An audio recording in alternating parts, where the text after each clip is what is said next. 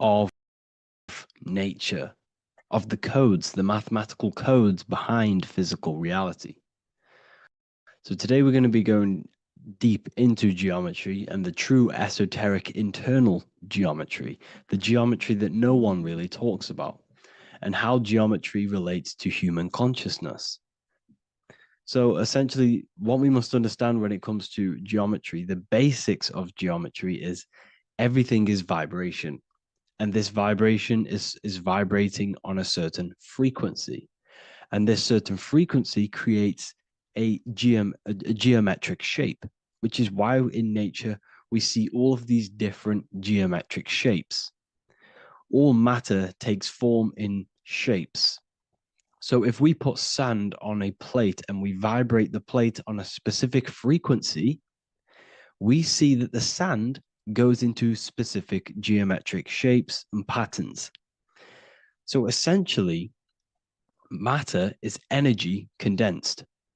It's energy vibrating on a low frequency, vibrating at a certain frequency. So matter is condensed energy. And each geometric shape is manifesting and showing a specific energy. Some shapes carry more energies than others. For example, the cube is what traps energy. A square is what traps energy. So geometry and the flowers are basically how energy manifests itself into physical matter.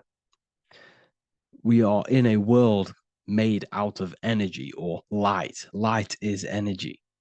So everything is vibration, everything is frequency, and everything is energy. Even the words, each atom in our body, everything.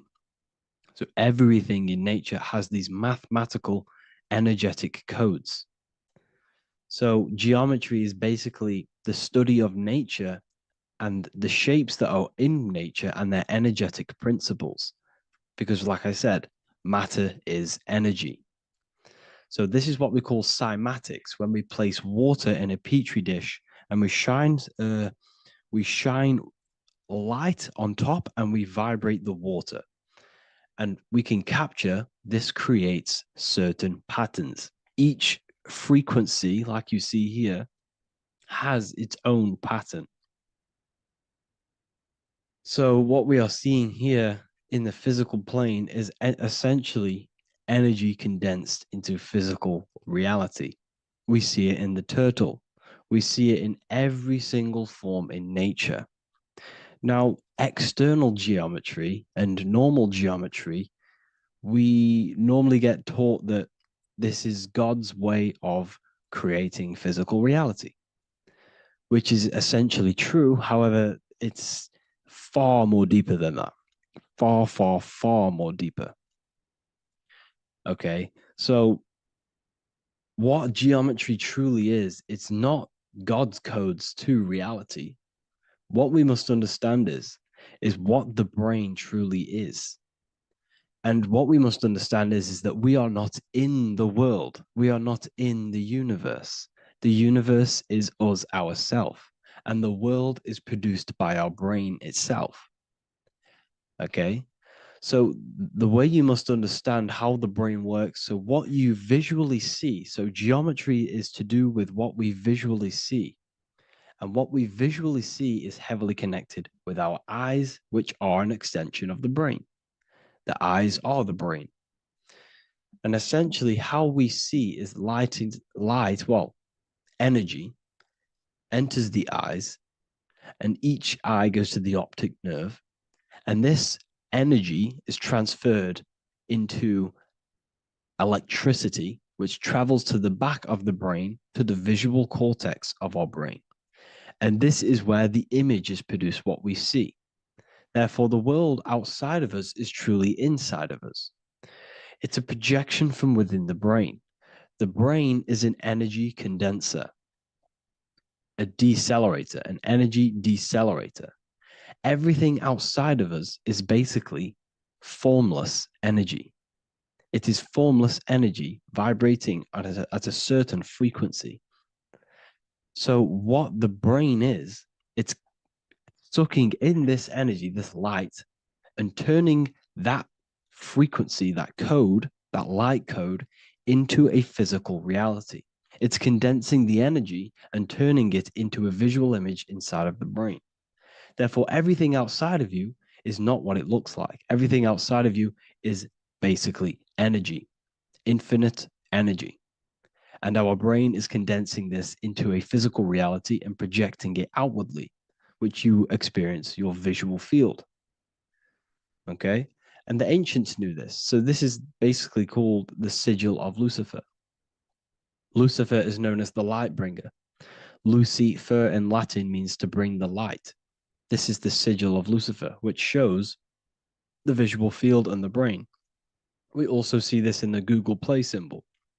It's a powerful symbol showing you the visual field, which is basically a symbol that tells you that reality is inside of the brain. The brain is what produces reality, but consciousness is not produced in the brain. The brain is essentially a consciousness downloader. It's a computer and it's a reality simulator. The body is a simulation of physical reality. You are inside of the body experiencing the body simulation. The body produces this reality. It's a piece of technology. So Lucifer is to bring the light. Lucifer is the light being produced in our brains. Okay. So this is why they say Lucifer can tempt you. Lucifer can be the devil because it represents physicality. It represents the false light. Lucifer can trick you because it represents the physical world can trick who you truly are. So now that you understand how the brain is basically an energy decelerator and it creates and simulates a reality to your consciousness, you are no longer a person in a universe. You are the universe itself experiencing itself. Therefore, geometry is heavily linked in with the brain. Geometry is essentially how your brain and how your eyes decode energy. So what you are seeing is the mathematical codes of your brain creating reality. So what they teach you is the external is that geometry is God's way of creating this world, and these are the mathematical codes God's created. But now I'm telling you the internal. This is the truth. Geometry is how your brain mathematically condenses energy and light into a physical reality. So therefore, your brain is a computer program. So now geometry is nothing outside of you. Geometry is not something created by something else. It's created by your brain. Your brain produces these patterns through mathematical codes by breaking down energy into physical reality. And this is why you see geometry in everything around you. This completely changes your view on geometry. It's in your ear, it's in your face, it's in everything. Geometry is everything. Okay? So now that you understand this, now, as we were talking about the visual field earlier, the ancients knew about this. The ancient Egyptians knew about this. We can see this symbolism inside of the casket, the Egyptian casket. See, this crossover represents the visual field. This represents the back of the brain. This is the left hemisphere, the right hemisphere. And now some of the most simplest teachings in geometry is that straight lines are masculine and curved lines are feminine. And we even see this in the human body. The feminine human body is curvy and the masculine human body is liney. And even with the genital reproductive area, we have a line and a curve, 0 and 1, the binary code of all creation, 0 and 1, because that's basically all that exists. Nothingness and one, nothingness and God, nothingness and consciousness. That's all that exists. Now that I've told you that, the basics of geometry and the line and the curve and the feminine and the masculine, what do we have here? You see this stick here? This is a curve. And what's the right hemisphere? The right hemisphere is the feminine, the feminine energy, the feminine aspect of our brain. Then we have a straight line. This is straight lines. Now, this represents the left brain. So the Egyptians are showing you the left masculine brain and the right feminine brain because of the curve and the straight line. And this is the visual field, the crossover. So there's a crossover in the brain. The left eye is connected to the right brain. The right eye is connected to the left brain. Okay, so the left eye is connected to the right brain. The right eye is connected to the left brain. The solar and the lunar. So, like I said, everything outside of you is basically energy. Your body is basically a holographic avatar, condensed energy produced by your brain. There's nothing actually outside of you. Your five senses are electrical threads of light. And when you touch something, this is basically electrical signals in your nervous system, which are reporting back to the brain. Therefore, what you touch is actually, you're not touching. The feeling that you feel when you touch something is not the true feeling. That's your nervous system you're feeling. You're feeling your nervous system in the brain. It's electrical signals to your brain. So the five senses do not decode, well, what you're experiencing as the five senses is not outside of you. This is your brain interpreting electrical signals. You don't experience the world, you experience your nervous system and your brain. The nervous system is an extension of the brain. So this is the truth. This is not woo-woo spirituality. This is true consciousness science that I'm teaching you here. Okay? So nothing is truly outside of you. It is a universe. You yourself are the universe, the fabric of the universe itself. The only thing that exists outside of you is essentially energy. That is it. And your body and your brain condenses this energy into reality. So when we look into architecture, why is architecture, the ancient architecture, so important? Because what did I tell you at the beginning? Shapes and physical matter is condensed energy. Each shape holds specific energy. Some shapes hold more energy, emit more energy. Some shapes condense energy. Some shapes transfer energy. Each shape, each geometric shape has an energetic principle because matter is essentially energy. So when we look into cathedrals and the ancient buildings, they were filled with geometric patterns, geometric shapes, because they understood the energy principle. Architecture is basically solid energy. It's physical energy. If we create this pattern here is an energy code. And if you stand next to it, you're going to gain that energy. It's going to be imprinted on your body. So essentially, they filled their buildings with high energy geometric shapes. Points, triangles, pyramids are very, very energetic. This is why you have crystal pyramids made, orgonite pyramids. They're always in pyramid shapes. That's why the Egyptians built in pyramids, because pyramids hold high energy. They emit high energy. So this is why you see all these different geometric patterns. Okay. So in the real reality, in the energetic plane, this building would basically look like this: lines and grids of energy. Okay. This is what it would look like in the energetic plane, a blueprint of the energy body. So as you see here, these are the different frequencies in a petri dish, of water in a petri dish. And you can see they are specifically aligned up with these specific patterns. You can see geometry even within geometry. It's fractal. So essentially, when you would stand inside of these buildings, they would imprint the energy of the building in your body, because your body is healed through energy. You have an electromagnetic field around your body. So by creating buildings with geometric patterns, we are essentially increasing the energy of the building, because the building itself is energy. Okay. So when we fill it with geometric patterns, we're increasing the energy. We're giving it a certain energetic imprint. So when you stand inside of that building, you're being imprinted with that energy. Okay. So especially with these windows, these stained glass windows. Well, why are they stained glass? Well, color is frequency. So when you have all of these different colors, and not only were they just painted, some of these colors are specific gemstones, crystals, natural stones, which all hold energetic principles. Each crystal is vibrating on a certain frequency.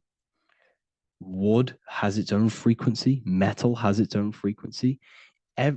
What you must understand is that everything in nature is not just a piece of matter. It's vibrating. The atoms of wood are vibrating on a certain level, which give it a certain energetic principle.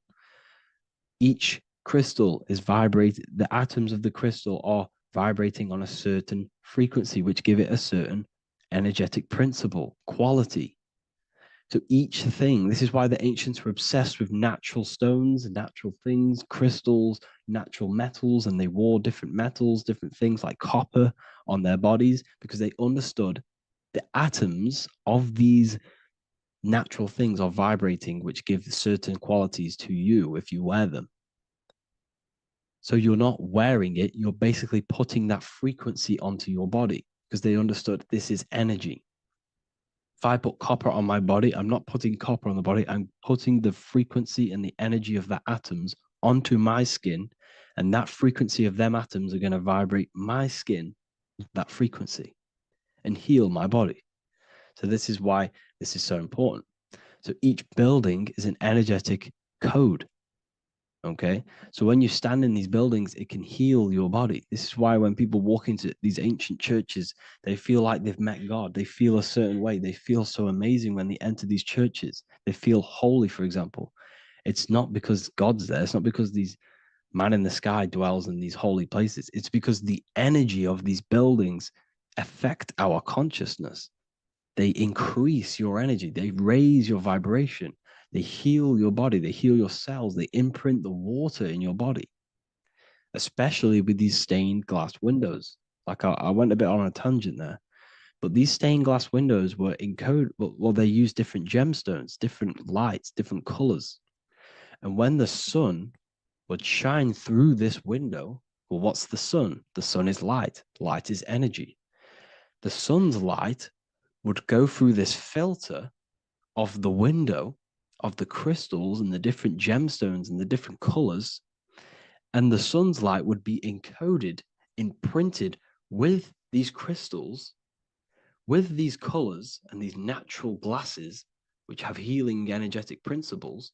And when you are inside that building, the sun's encoded energy of the window would be imprinted into your body, into your energy field, and it will heal your energy field, and it would heal your body, your cells on a cellular level. Because your body is what? 60 to 70 to 80, some people say 80% water. And water is encoded with vibration. If you say certain things into water, it gives it a specific geometric pattern, like I broke down in the beginning. If you say love to a water and then freeze it, it will go to this. If you say hate, it will go to a distorted pattern. So when you are in these buildings, you're being imprinted by the energetic codes of these buildings, the energetic principles of the windows, of the structure itself. The ancients never used to build in squares. Their buildings, their insides were never square rooms because they understood squares trap energy. They always had pointed roofs so energy can escape. So there's many little things that we need to look into geometry. For example, when you see magicians, when you look at ancient magic, why do they stand in circles with different geometric patterns? They use different geometric shapes. Why? Because shapes are energy. They hold specific energy. So when the magician stands in a circle with a pentacle, they're working with the energy of that pentacle. You can work with different energies based upon the different geometric shapes that you draw. And you can use this in your structure, in your architecture, in your work, and it can influence everything. So this is the true geometry. I hope you gained a deeper understanding on geometry and how it relates with you and your consciousness. Like I said earlier, your brain produces geometry. It's basically how your brain decodes energy. It's not God, how God creates this reality. And no, you're in this reality. You are the reality itself. Your body produces the reality. Therefore, geometry is one with you. So therefore, if I play with the geometry of the buildings, for example, like the government have, everything's in squares. If you look outside, everything's a square, everything's a rectangle. You go to a city, every window is a rectangle, every building is a rectangle. You live in a box room, everything is boxed and squared off in this reality, in this modern society. Why? Because they're trapping energy. The cube is the most simple geometric shape, which basically condenses energy and it traps energy. And if you subconsciously see squares all the time, your phone's a square, your TV screen, everything's a square, your keyboard, your desk. Go and look at the ancients. They never used to build in squares and cubes. And if you go into nature, you'll never see squares and cubes. Nature doesn't create squares and cubes. Everything in the modern society is squares and cubes to simple your consciousness down, to dumb your brain down. So the ancients built very, very complex structures. Why? Because they understood what we see affects our brains, because our brains decodes reality and creates reality. If you see a sophisticated building, this is going to give you a sophisticated mind and raise your IQ levels over time, subconsciously. I'm not saying if you look at this building, you're going to become smart. I'm saying if every single building in your environment, ment is mind, mental, every single building in your environment was this complex and complicated, it would increase your IQ on a subconscious level. It'd make you more complex, make you more intelligent. So they've dumbed everything down. They've dulled everything down. Look at everything. Everything is being dulled down. So anyways, I hope you all gained a better understanding on this. If you want to gain more occult knowledge and esoteric knowledge, make sure to read the Book of Wisdom, Volume 2. If you're inside the university, you can get this book for free.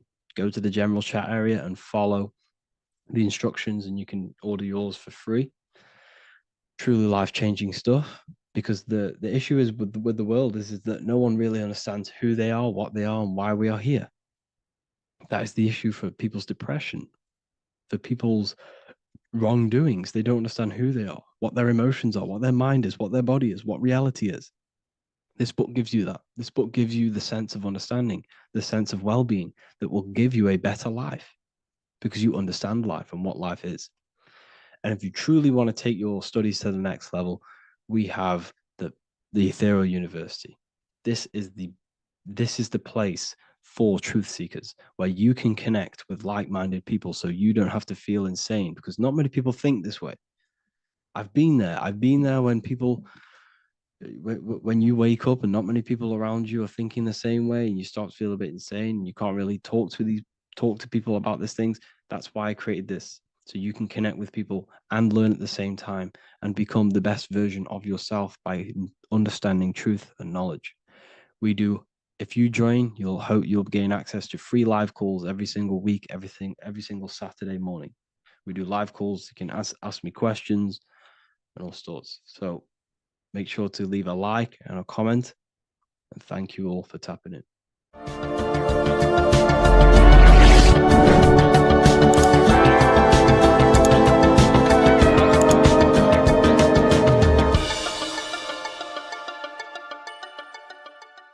Welcome to Revival of Wisdom. Welcome people. We're back with another video. In this video, we're talking about how Jesus Christ and Christianity is all sun worship. The Holy Bible of Christianity is not meant to be taken literal for history. It is a story and has lots of metaphors. Starting with the symbol of the cross of Jesus. This cross originates from this ancient cross of the sun.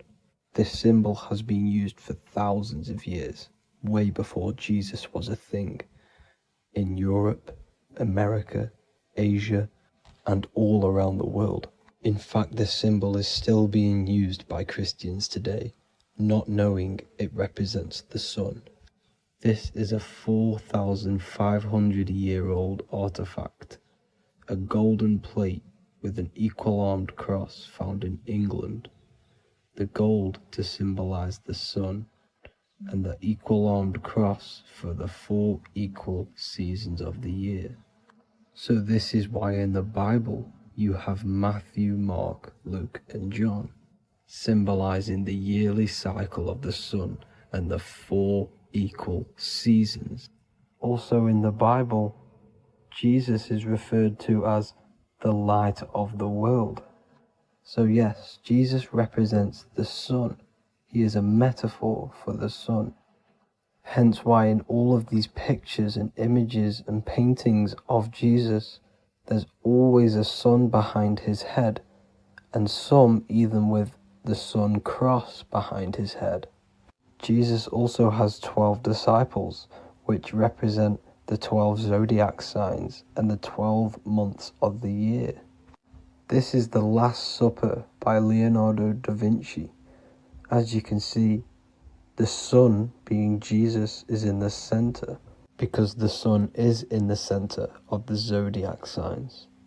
There are 4 groups which symbolize the 4 equal seasons. Each group contains 3 people symbolizing the 3 months and the 3 zodiac signs in that season. There is only 1 female in the painting, which is Virgin Mary, who symbolizes Virgo, the astrological sign. So yes, Jesus symbolizes the sun with his 12 zodiac signs and 4 gospels for the 4 seasons of the year. However, there is another phenomenon. The 25th of December is known as the birth of Jesus Christ, which is known as Christmas today. Jesus symbolizing the sun and is born on December 25th. This is the day the sun moves 1 degree northward, bringing back the warmth, the growth of crops, the life and light back to the northern hemisphere. Everything is springing back to life, as we call it, spring. So it is said that the sun is born again on the 25th of December, and Jesus is known as the risen Saviour, because the sun is our risen Saviour, because it gives life to the whole of this realm, the warmth, the crops, and without the sun rising in the morning, we'd all die in about 2 weeks. And we all know how Jesus died on a cross. The sun also dies on a cross in the southern hemisphere. It dies on the Southern Crux constellation. And on December the 22nd, 23rd, and 24th, the sun remains in the same position. So the sun dies for 3 days, and it is born again on December 25th, when it moves 1 degree northward. And this is when the sun is born again, or resurrected, just like Jesus. Constellation Virgo is prominent in the spring sky in the northern hemisphere. So therefore, the sun is born a virgin, Virgo. And as you see in this image, you see Virgin Mary holding the sun. Us as humans do not own the sun, so therefore God owns the sun. So yes, the sun is the Son of God, and this is what Jesus is symbolizing. And just how Jesus sacrifices himself for humanity, that's what the sun does. The sun gives out all of its energy so we can live. There are many other Bible verses which represent Jesus as the sun. Now in Matthew 8:23-27, his disciples are in a boat and there is a massive storm. Jesus is asleep, meaning the sun has not arose. And the disciples say, "Save us, Lord, we are perishing." Quote, "Then he rose and rebuked the winds and the sea, and there was a great calm." End quote. Now this is a metaphor for the sun rising and calming the storm, because in the ocean, when the sun is down, that's when there are great storms. The worship of celestial bodies go back thousands of years, and it's called astrotheology, and it can pretty much be traced back to all ancient civilizations. Now, going back to the ancient Egyptians, the god Horus, the god of war, and he symbolized the sun in the morning. Ancients used to say that he walked over the sky in 12 steps. Yes, this could symbolize the 12 zodiac signs. It also symbolizes the 12 hours of daylight. So we have 12 hours of Horus, but now they've rearranged the word to hours. Horus and hours. And when the sun rises, Horus rises, we say horizon, which is Horus is rising. That's the etymology of horizon. Another Egyptian god called Amun-Ra was known as the god of all creation. He was the first god of them all. Amun was also a sun god. Therefore, after every Christian's prayer, they say Amen, sending their prayer through the sun to God. So this all goes back to the worshipping of the sun. Sun worship was around way before the Romans. However, in the Roman times, their sun god was called Mithra. Mithraism was the main religion before Christianity came into play. Mithra was the son of God. He died on a cross, and he was dead for 3 days and resurrected, just like Jesus. So the Catholic Church was not made in heaven. It was made by the Roman Empire.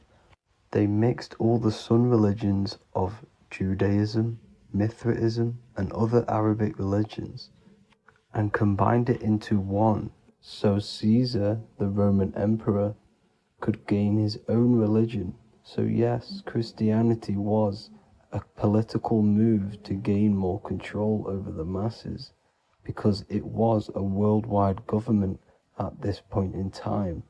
So here is a Sumerian helmet with the rising sun symbol. And then the Romans also used this rising sun symbol on their armor. So sun worship has been going on for thousands of years, and it still goes on today. However, with all the programming and the low IQs, today we do not get the full interpretation of the Bible and these stories from the past. And Christians and other religions are all brainwashed to not question their religion and not realize their true origins and where they come from. I do advise you all to do your own research and come to your own conclusions. However, I'm just pointing out the facts and connecting dots for you all to see. That's it for this video, guys and girls. Thank you all for tapping in. God bless.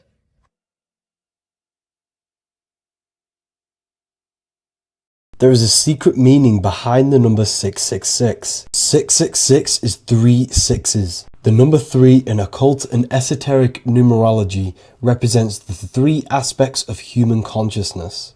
We see this symbolism in the all-seeing eye with the light and the triangle. The triangle is the number 3, the eye represents consciousness, observation, and the light represents the light of consciousness, because consciousness is pure light. The 3 aspects of our consciousness is thoughts, emotions, and actions. Every thought creates a feeling, and the feeling creates the action. All physical manifestation is driven from these 3 aspects of our consciousness. All physical manifestation comes from thought. Every object you see around you, this screen, the phone you're on, the laptop you're using, or the iPad, was a thought in the invisible realms of consciousness.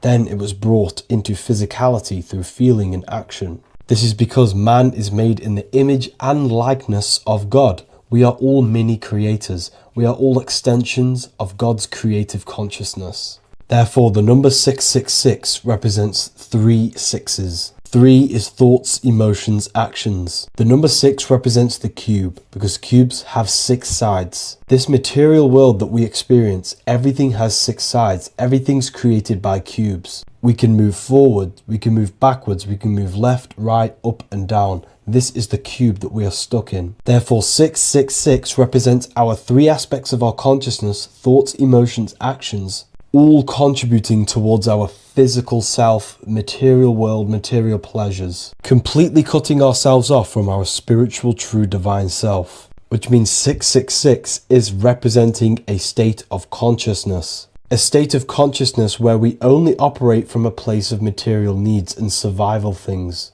As humans, we possess a physical material body in the physical material external world, but we also possess an invisible inner world, which is what we call spirit. When we disconnect ourselves from our inner worlds, we become lost in this materialistic way of thinking and acting, which can lead to no life purpose, a feeling of emptiness and voidness in our hearts. Humans possess the ability to transcend our animal instinctual natures and turn to the divine mind, to the spiritual inner world. It is our inner world that is projecting our outer world. The outer world is just an effect of our inner state of consciousness. It's important as we go through this human life to not lose ourselves and look for our validations outside of ourselves. The external world is simply just a mirror, mirroring with mathematical precision what happens inside our consciousness. When we change our inner world, we produce effect in the outer world. To get back on track about this number, this represents when we are lost in our material self and we are completely cut off from our true divine self. The devil is always having goat horns, which represents a ground animal. This is the lower animal self of man. He's always red. The frequency of red is the lowest vibrational color, and it also represents the root chakra. This is all to do with survival mode and our physical needs and physical self. Red represents chaotic and intense emotions like hatred and anger. This is why the devil is always red, because it represents anger and an uncontrolled state of emotion and consciousness. You see, we've been taught in the church and all through religion indoctrinations that the devil is an external deity which influences humans. And in fact, this is nothing but a metaphorical story. The devil is a character which represents an aspect of the human mind, the lower aspect of the human mind, a facet of our own consciousness and psyche. The voice that we have in our head that tells us to do these negative things is not an external deity pushing us to do something bad. This is an aspect of our own mind. Jesus and Satan are just two characters which represent the two voices that we have in our own consciousness. In fact, the word devil was never present in the early Gospels. Instead, what was mentioned was a spirit of evil. A term spirit of evil was not meant to denote a specific deity or being, but rather any force of negativity, whether it manifests as a destructive thought, emotion, or action. The spirit of evil represents the darker sides of our mind, the part that leads us astray and brings forth negativity in our lives. The reason why they want you to believe in a devil is because they don't want you taking responsibility for your creations. They don't want you to realize that the external world is truly a mirror of your inner state of consciousness. Instead, when something bad happens in your life, you blame it on some external devil or Satan who tempted you. Everything is your creation in your life. When you realize this, you take full control and you begin to reshape your external world by changing your inner state of consciousness.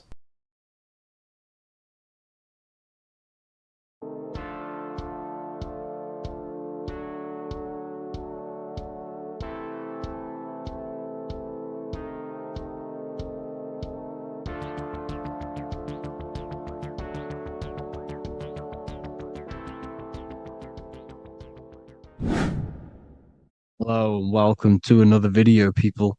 Before we start, please like, comment, and subscribe if you wish to see more content. Today we're going to be talking about the mental universe and how everything is mental. This is the number one law on the Kabbalion. If you've never read that book, it's called The Kabbalion.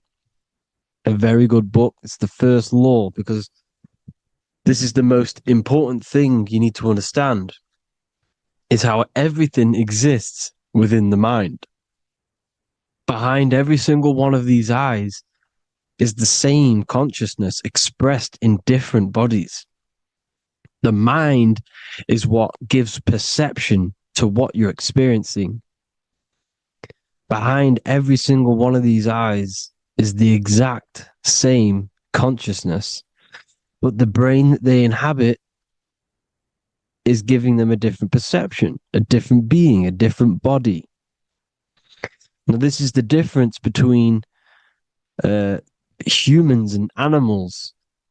Humans possess a advanced consciousness, an advanced mind that gives us the ability to be aware of ourselves mentally, physically, and spiritually. We can reflect on ourselves.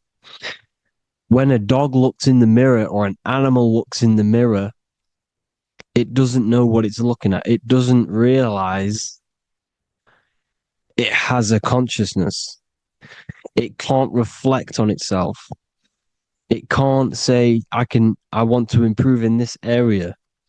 It doesn't have that consciousness. We have a divine consciousness. Take away the N for divine, and you get with a D, put it with a D, you get divide, because we have a divided two-way consciousness. An animal only has one. However, it's still the same mind. We're all mind. We're all mental. We all exist within the mental plane. Look at this person walking. The body, the brain is sending electrical signals through the 12 cranial nerves, which the 12 disciples that spread the gospel of Jesus, right? You have 12 cranial nerves in your brain. There are 12 disciples which spread the gospel of Jesus. Jesus represents the mind, the intelligence, the invisible intelligence that we all are, the same intelligence, the same exact consciousness, which then sends a command into the brain. Then the brain sends these 12 electrical signals through the 12 cranial nerves to control the rest of the body through the nervous system. This person walking is not, the body is not walking. The mind is telling it to walk. And the brain is it's a supercomputer which is decoding these demands given to it by the mind. Because the pineal gland will have something to do with the ether, because the ether is physical and non-physical. The mind is sending the commands through the ether to the pineal gland, which is then getting broken down into electrical codes within the brain and sent throughout the nervous system to control the body.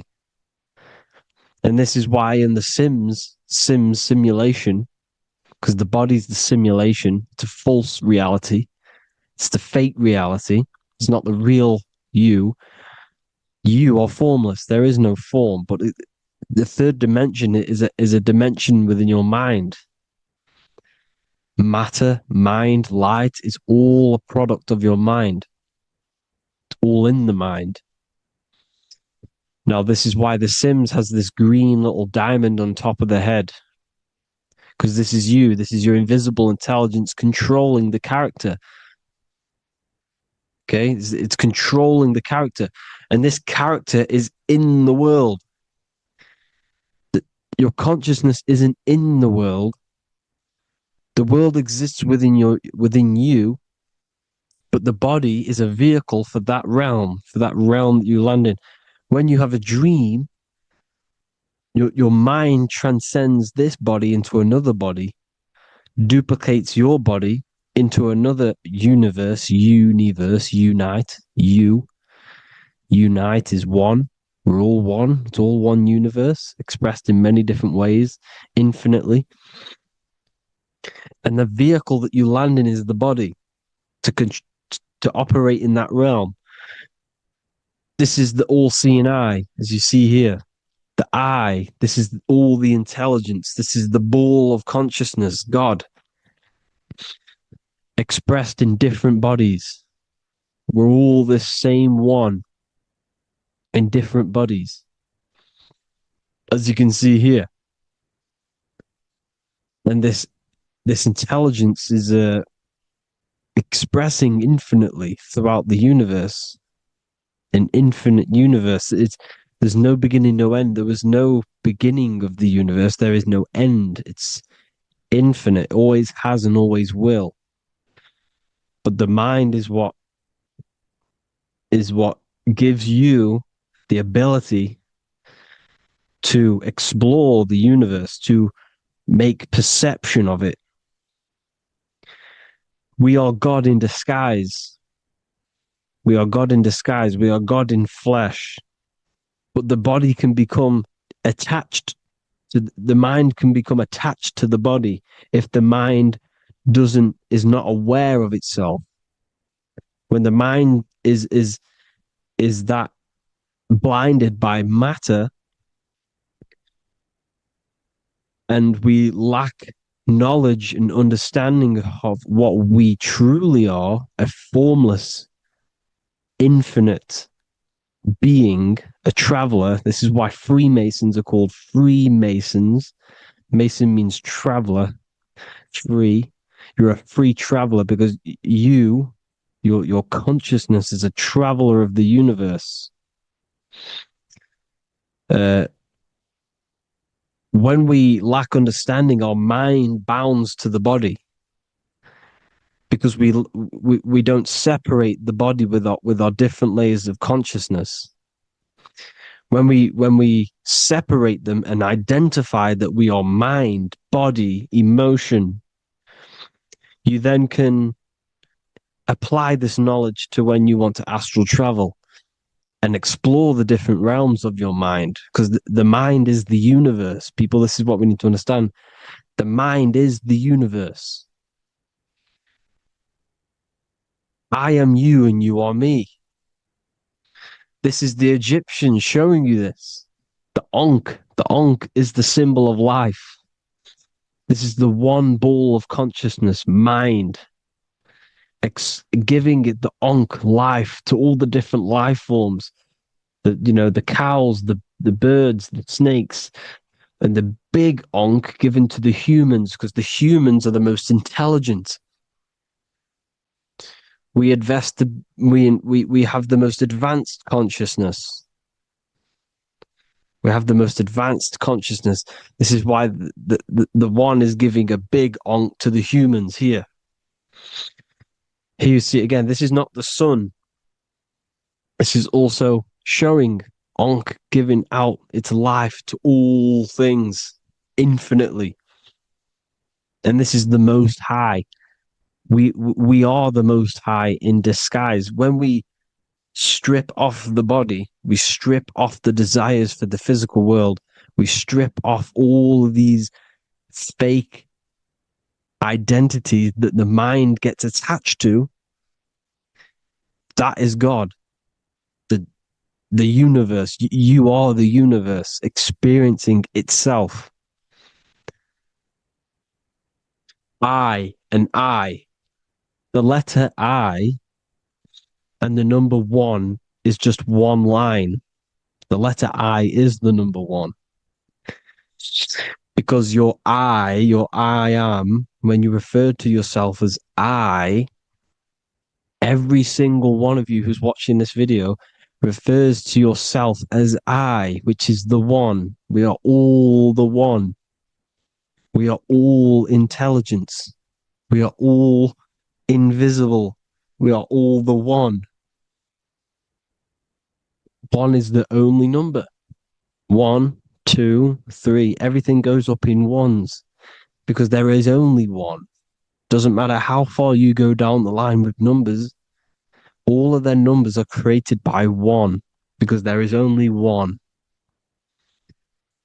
It's me and you are the exact same consciousness expressed in different bodies. Mind Cause. There is only one cause. There is only one mind. There is only one being. But because we lack understanding of this, we think we are the bodies. And this causes division because the physical world's the most illusionary world. It's an illusion. It's all an illusion. Now you see with the two, you look with the two eyes, but you see with the inner eye, the mind. Okay, the mind is the mental plane is a shared plane, and it gives perception to what you're looking at. The mind. I'm affecting you when I speak because the mental plane is shared. We all share mind. We all express mind. When I'm speaking to you, I'm affecting you because we are mind. So the words that I'm saying, which are being manifested from my mind, are being manifested through my body into vibration, is affecting you. I'm affecting you with what I'm saying. And these words are having an effect on your mind because we're all mind. This is why you need to be careful what you're listening to, music and all sorts, because music can also create thought loops within your mind. Because the chorus, we shouldn't be listening to choruses. Choruses are loops. And what they're saying in the chorus is being looped. And this can create thought loops within your mind. Go and listen to an old song that you used to listen to about 5 years ago, 10 years ago, 20 years ago. Go and listen to an old song, and you guess what? You will get nostalgia. Why will you get nostalgia? Because that song will trigger the thoughts that you were thinking in that time of listening to that song. So songs with choruses create thought loops, and they reprogram your subconscious mind.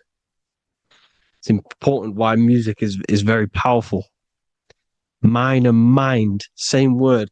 See, language is the truth, people. This is why I use language in all of my presentations, especially the English language. It's riddled with occult truth. I is my me, I, you, and me, or I, one. We are not the name, we are I. Every single one of you is I because we are all the one, all mind. Now, the only thing that is truly mine is my mind. When you say something is mine, it's an illusion. It's not yours. The only thing that is mine is mind, my mind. Okay? It's my mind. It's the only thing. It's the same word, mind and mind. Like I said before, everything's one. Hot and cold is different degrees of the same thing, of the one substance, of degrees. The 7 colors are different frequencies of the one white light.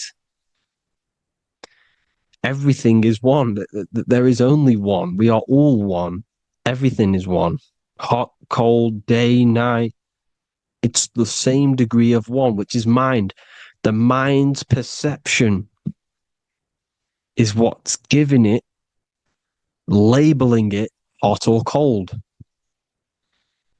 The mind's perception of colors is what is giving it red or purple, hot or cold. There is only mind. The mind gives things perception. There is only one, that is mind. The conscious and the subconscious mind. The male and the female, these are married. The subconscious mind is your hidden part of the mind. Okay, it's hidden. You can't really, you can access it through different meditations and Reiki teachings. And dreams are manifestations of your subconscious. This is how you know mind and matter are one, because your mind creates matter in dreams. Your subconscious manifests everything in a dream, in the astral realms. The conscious is what you're conscious of, what you're consciously thinking of. So me, I am conscious that I am speaking into this mic and creating this video. My subconscious mind is the hidden part of the mind, which is speaking to my heart, telling it to beat.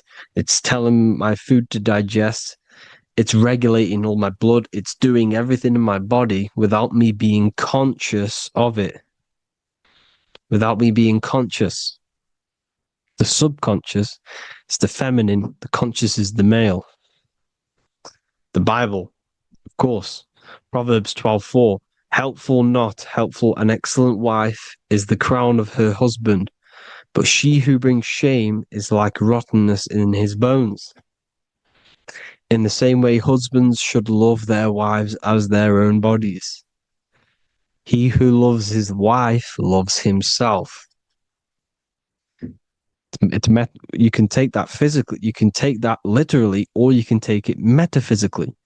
See, the Bible's written in such a way where you can take it as your level of realization. He who loves his wife loves himself. If you love your subconscious, if you love yourself, you speak good about yourself, because your subconscious takes everything literally. If you say, I hate you to someone, your subconscious does not know the difference between me and someone else. It only thinks me, me, me. Why? Because mind is the only thing that exists. You are mind, I am mind. If I say, I hate you, you're saying that to yourself. Your subconscious picks that up and says, I hate myself. And that's telling your subconscious that's what you want. Because your subconscious manifests 90% of your behavior. The programs within your subconscious. Tying your shoelace is a program. You don't need to be conscious of it. You can just do it because it's a program. It's deeply interwoven in the subconscious.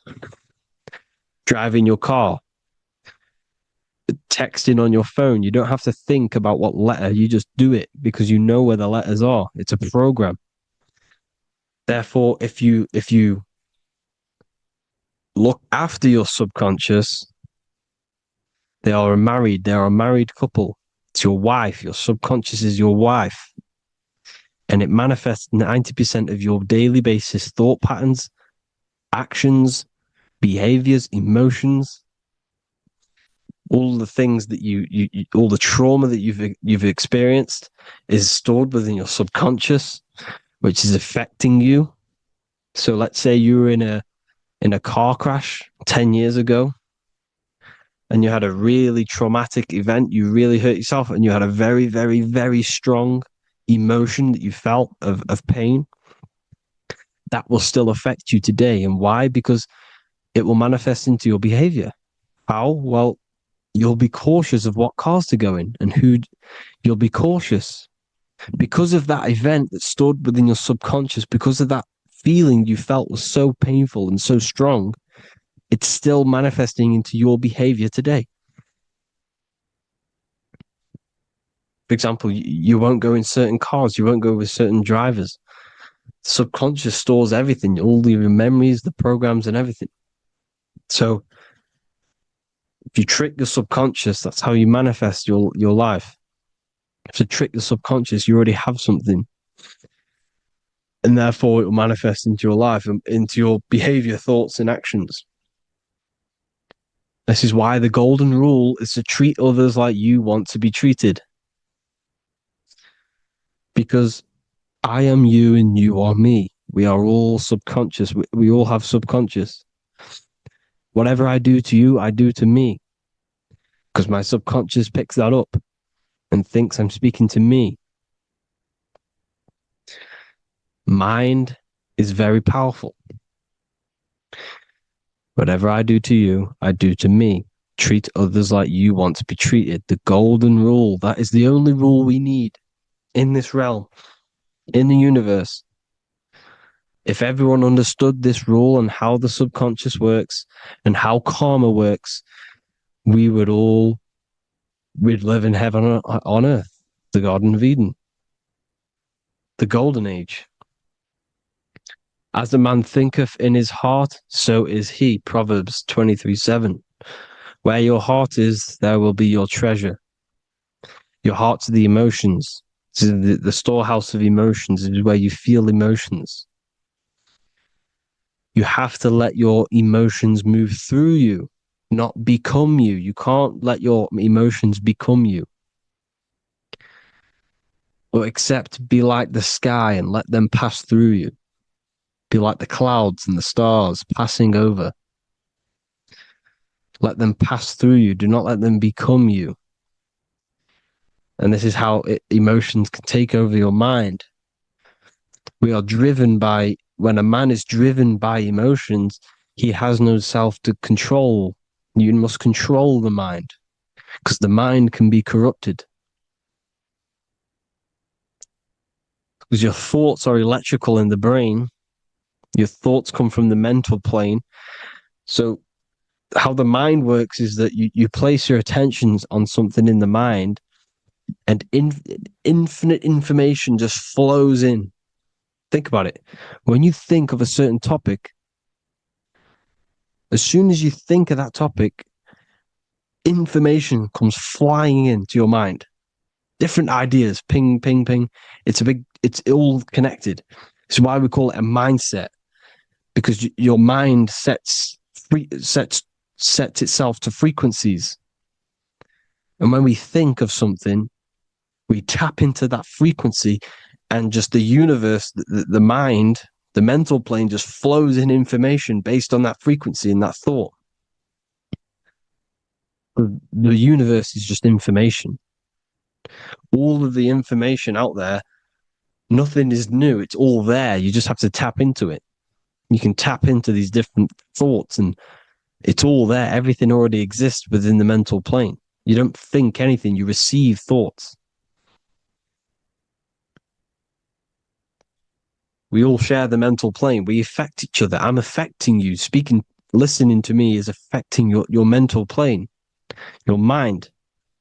The physical plane is the lowest plane. It's the world of effect. Everything you see in the physical plane is the effect of mind. Like I said, the person walking is the effect of their mind telling the body to walk. The physical plane is the lowest dimension of your mind. Mother Earth, we are in a mother. We're in the womb still. The Earth is feminine. It looks after you. It provides you with food for free. It grows on trees with water. It's Mother Earth. It's the womb. The dome above your head is your mother's belly. Okay? Is your mother's belly. You're in the womb still. You're forever in the womb because your mind's constantly expanding. Because when the baby's mind figures out that there is a reality outside of its mother, it starts to hear the people on outside of its mother, what does it do? It figures a way out of the mother, and it becomes born again in the water, in a hospital, into the other world. It's the same with our minds. When our minds figure out there is other worlds beyond this physical, we explore them. The astral plane, for example. You figure a way out of the body. Because when you're the firmament, look at the word firmament, meant at the end. Firm is firm, something strong, something like a rock is firm. If your mind is firm like a rock, you will be stuck under the firmament. So, for example, people who are very programmed and can't think outside the box, they have a firm mind and they'll be stuck under the firmament because your mind is the only thing that's keeping you under the firmament. It's the only thing. When you're doomed, Doom is dome. This is the dome, which is your head. Your head is the dome. Above your head, above the earth is the dome, the ethereal barrier. But that's just an external manifestation of your head. You don't leave the earth, you leave your body to leave the earth, because your body is the earth. It's a dimension within your mind. So when you're doomed, you're domed. Your reality is your level of realization. You realize something, or when you have an idea, the mind, and the EYE or I. Same thing, mind. It's all mind. Reality is your level of realization. You realize there's other worlds. That's your reality. Your perception's your reality. Mind in Latin is mens. Jesus was known as the fisher of men, which is the fisher of minds. He was fishing minds worthy of knowing the higher truth, the deeper occult knowledge. Jesus figured out that we are all God. And he got killed for it, because in that age they were trying to suppress this information. Jesus figured out he was God, because we are all God, every single one of you, and they killed him. Because we're all mind. We are not the body. We're the invisible intelligence, which is God. But you are not God if your mind is attached to this physical world, to the worldly pleasures. If you master your mind and travel the depths of your mind, that is God. Mental and men. Look at the word mental. It has men in it. Men in the Bible means mind. Here you see Masonic. The Masonic symbol with the eye, the mind. Looking over everything is the one. Everything comes from the one. All the lines coming off it, giving its life to all of the life forms. Down here on the bottom, you have duality, black and white. Up here, you have singularity. One and the two. Unification and division. The lower self is divided into the left and the right. So the Bible even says, I forgot what verse it is, but it says, it's better to go through life with one eye than to have two and be cast into the fiery abyss of hell. I'm not sure what verse it is, but you can research it yourself. It's better to go through life with one eye, to be unified consciousness, dimension. No-brainer.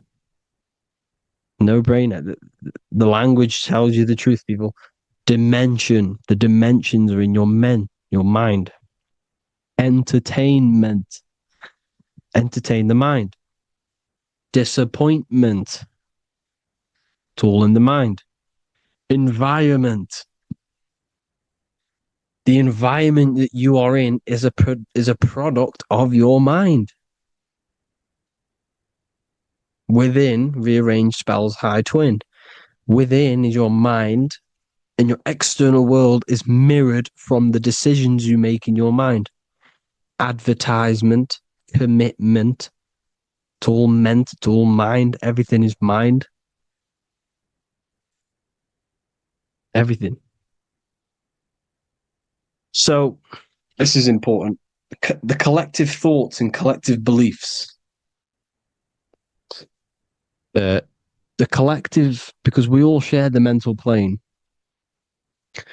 And because of this is why we are in a weakened state of consciousness at the moment.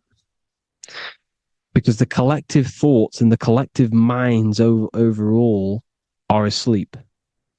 And they don't believe in anything. You see, everything is true within the mind. You think of something, it is there instantly. You think of a chair, it's there in your mind. You think of anything, it's there instantly. So everything's true within the mind. Anything can happen in the mind.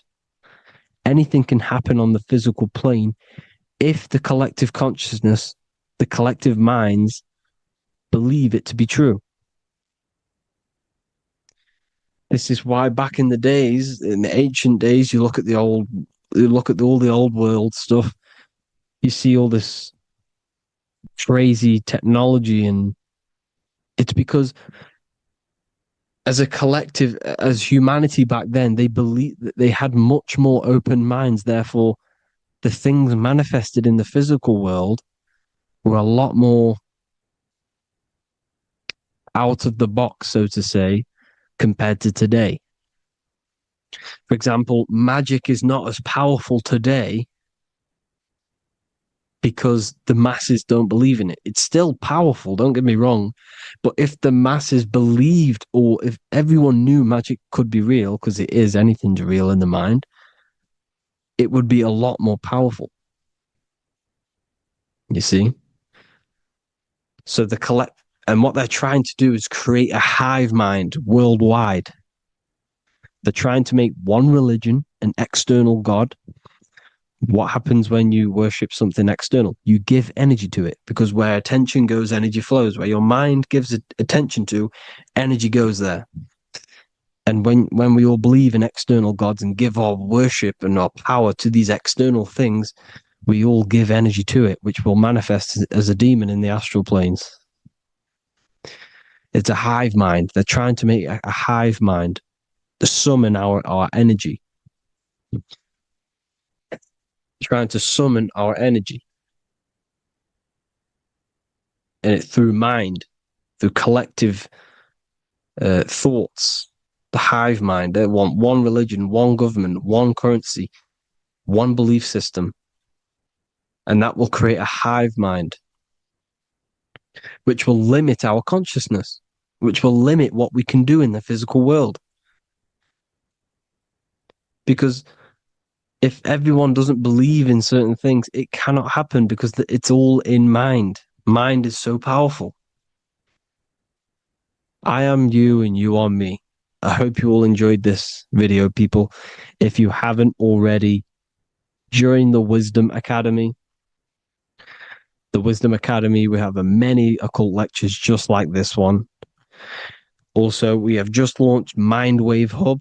If you want genuine frequencies, genuine binaural beats, because the ones on YouTube, the ones on Spotify, Apple Music, they're all tuned to A440 hertz, which shuts down the right hemisphere of the brain.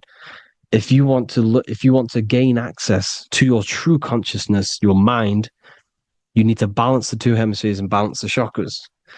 You can do that externally by listening to binaural beats. If you want true frequencies, true binaural beats to hemisync the chakras, hemisync the brain, to gain access to the different dimensions of your mind, well, you can gain access anyway, but it's going to help you if you're trying to learn this. Join Mindwave Hub. The link will be in the description. Listen to the binaural beats, meditate to them, listen to when you go to sleep. They'll massively benefit you. Thank you all, people. Hope you had an amazing, lesson. Hope you learned a lot. And please subscribe. God bless you all.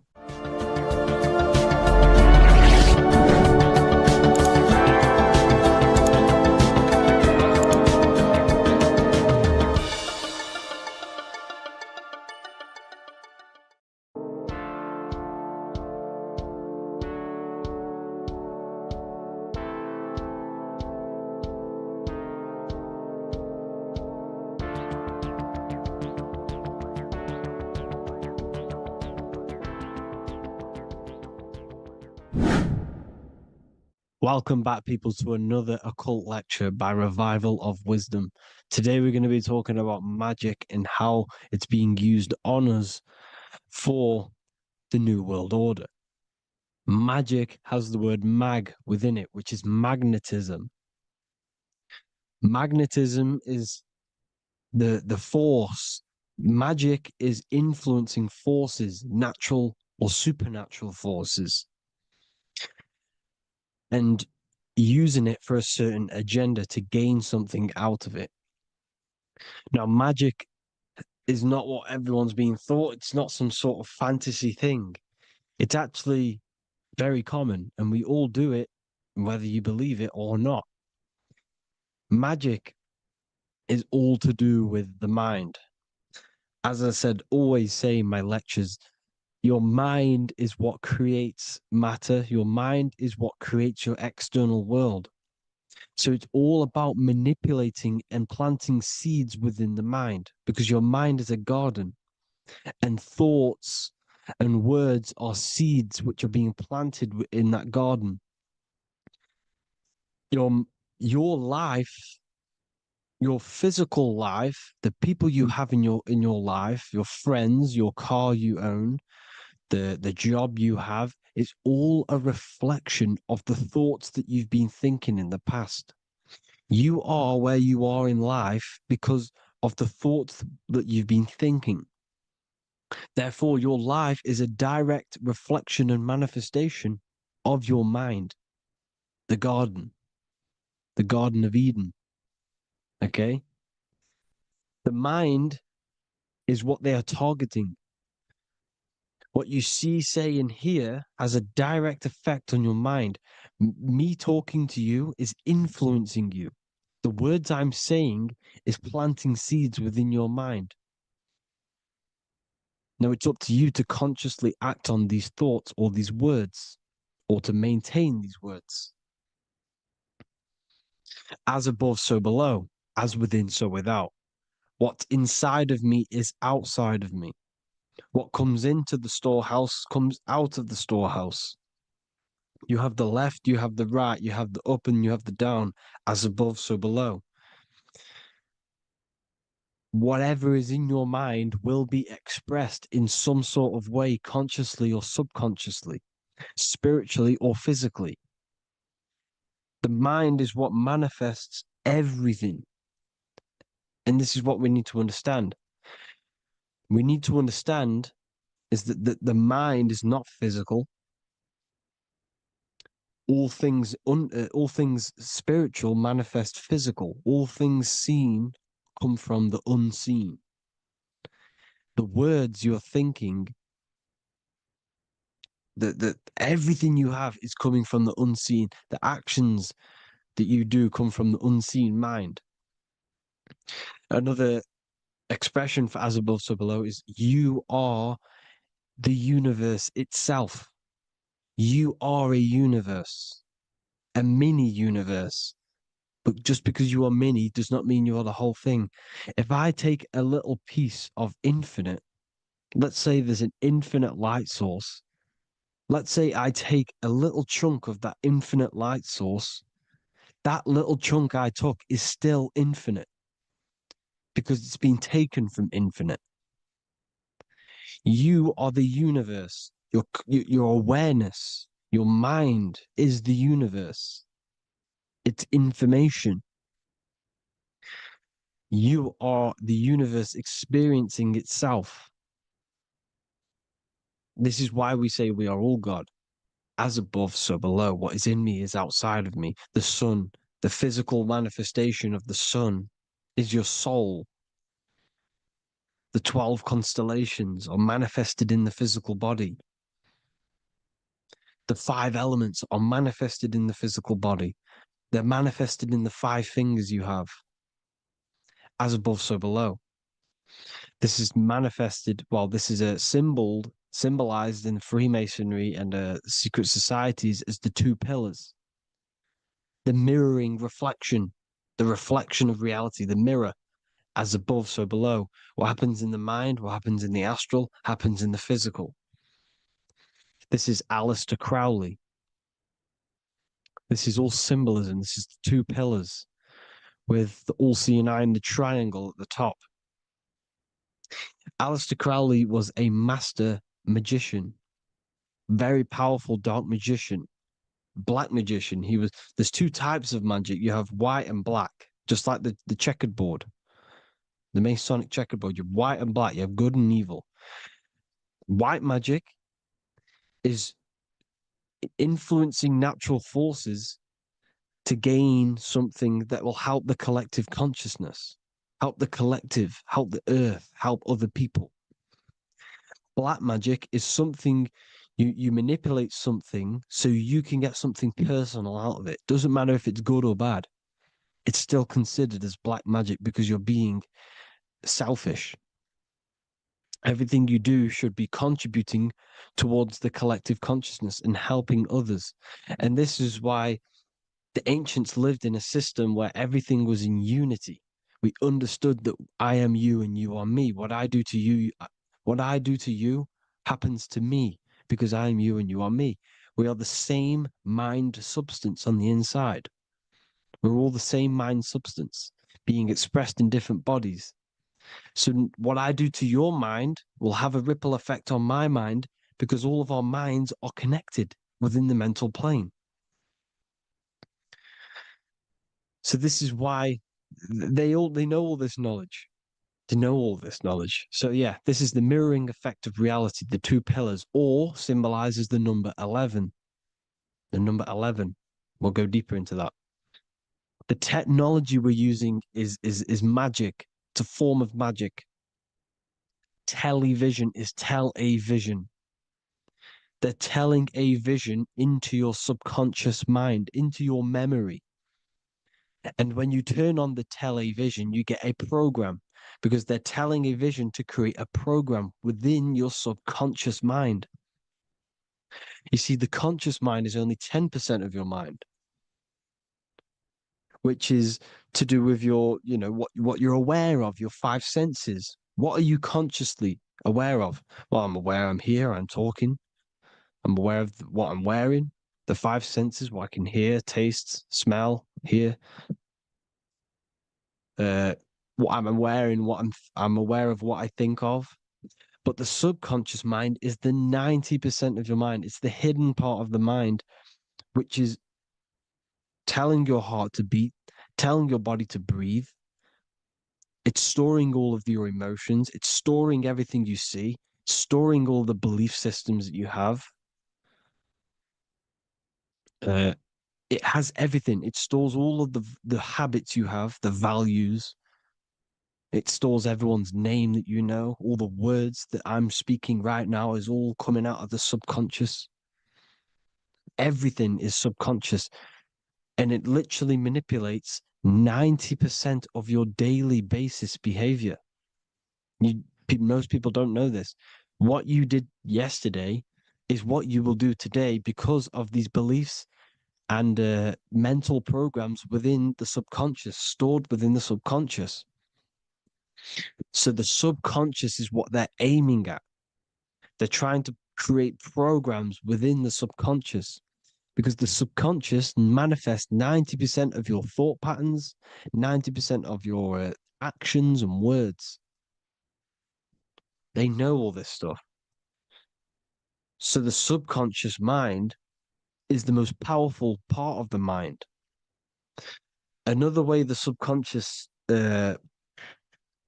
manifests and influences your life is, let's say you were in a car crash years and years ago, 10 years ago. Let's say you're in this car crash, right? And you really hurt yourself. The emotion you felt in that time when you were injured in that car crash had a great impression on your subconscious mind. You see, the stronger you feel something emotionally, the stronger impact it has on the subconscious. You can remember and recall that moment and very vividly because of the impact it had on the subconscious. For example, you become that terrified of cars that it manifests into your life today, that you are wary to go in certain cars. You don't want to go into cars at all, maybe, because of that moment that stood within the subconscious. And it will manifest into anxiety. It will manifest into not going into cars. It will manifest into depression, maybe. These things, these emotional, very emotional, traumatic events have a great impression on our subconscious and they control your life. This is why you need to meditate and let go go deep within yourself and let go of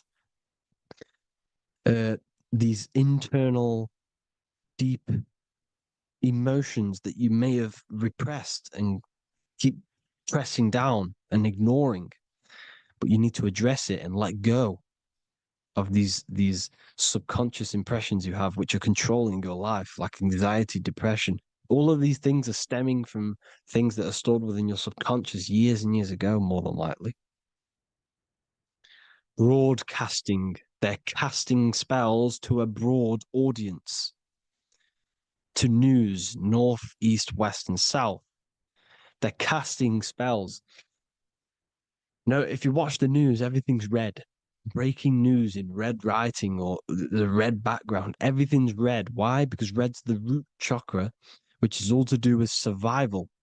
They want to stimulate this root chakra because they want you down there in survival mode. They want you in survival mode because you're easier to control. They control out of fear. And not only they're casting these spells as if, because most of the things they cast in the news hasn't already happened. They're constantly bombarding you with there might be a war breaking out, war this, war that, kill here, kill there, murders. It's impressing, it's casting spells on your subconscious mind. So when the event does turn up in real reality, in physical reality, you're less emotional, you're less surprised. You're not as surprised because you've already heard it before. Your subconscious has already heard it all before. If you never heard of a war and then a war broke out, you'd be going crazy. So they subtly program your subconscious mind through the words, because the words they say is impressing your mind. It has an effect on your mind, which will have an effect on your behavior, your words, your conversations you have with people. They're casting spells to north, east, west, and south on the tell a vision. They're telling a vision by broadcasting, by saying spells. This is why we call it spelling. Even the word, listen, the words we say cast spells. Bless. Oh, bless you. That's be less. The subconscious mind only picks up literal things. You see, when I say bless you, your conscious mind picks that up as, oh, thank you, you're blessing me. But your subconscious picks up as be less. You see? Because the subconscious it has no filter. It's just, it is what it is. Everything is factual in the subconscious. Therefore, if I call you an idiot, your subconscious, my subconscious will think I'm talking to myself and calling myself an idiot, and it will take that as true. That is truth. Everything is truth within the subconscious. And the subconscious manifests your behavior. The devices this is the biggest one. Black scrying mirrors, device, the devil's vice, the device. Okay? Black scrying mirrors, black screen is scrying. Black scrying mirrors were used to communicate with spirits within the astral plane in the medieval times. They're still being used now by black obsidian mirrors. And look at your phone, it's a black mirror. And there's some sort of, I'm not saying this is facts, but personally, I believe these are portals for spirits and ethereal entities to come into your life, to come into your surroundings. So this is the next big thing: the TVs, your iPhone, your iPod, all black mirrors, and mirrors are very, very powerful. Even just a normal mirror. Mirrors have an effect. Whatever you say into a mirror, what you say is energy. And when you say something into a mirror, you're saying it into yourself. It's an infinite cycle of words of energy because it's being reflected infinite times. When you say something into a mirror, it has a massive effect. You're saying it directly into your eyes, into your mind. So what you say in a mirror should be said with precaution. Never say anything negative into a mirror, because mirrors are very, very powerful ways for you to reprogram your subconscious mind for the good. You can say very positive things into mirrors and it will reprogram your subconscious mind. Okay? Manifesting is all magic. It's all magic. Everything is magic. But consciously doing it is what they're doing. They hid this knowledge. Your phone is magic. It manipulates your mind. The iPhone, okay. See, magic isn't all of this with wands. See, Harry Potter, okay, that was created to give you this perception of a mystical and amazing form of magic with magic wands and all sorts of stuff like that. Yes, that stuff was true when the collective conscious minds were on a higher level and our belief systems believed in these things, because the universal mind, all of our minds contribute to reality. If the masses don't believe in magic, in if the masses don't believe in a certain thing, it's going to have an effect on physical reality. So when the collective minds are higher and have more open minds, things like Harry Potter can come true. See, it's all in the mind. The iPhone, the eye is the symbol for the mind, the invisible intelligence. The triangle is the ethereal plane. Okay. So the eye in the triangle is the eye that sees into the beyond the ethereal planes. The square is the physical plane. So the iPhone, your phone is a black box, just like the Saturn black cube. It's a black mirror. It's taking photos of you every 2 seconds. And it's a it's a it's your mind. Your mind is in that phone. Everything you like, everything you text, everything you type in Google, everything you say to someone, every conversation is all recorded on the phone. Therefore, it is a direct reflection of your mind. Your mind is imprinted into your phone because your mind, everything you think in your mind, you're manifesting into typing, saying, taking pictures into the phone, and it's collecting it and storing it. And what they're doing, and this is for all forms of magic, it's manipulating the mind. It's all manipulating the mind. Reels, Instagram, TikTok, this is all dopamine. It's all controlling the mind. Every like you get, every follow you get, every share that you get is dopamine within your brain. They're literally targeting your brain and mind.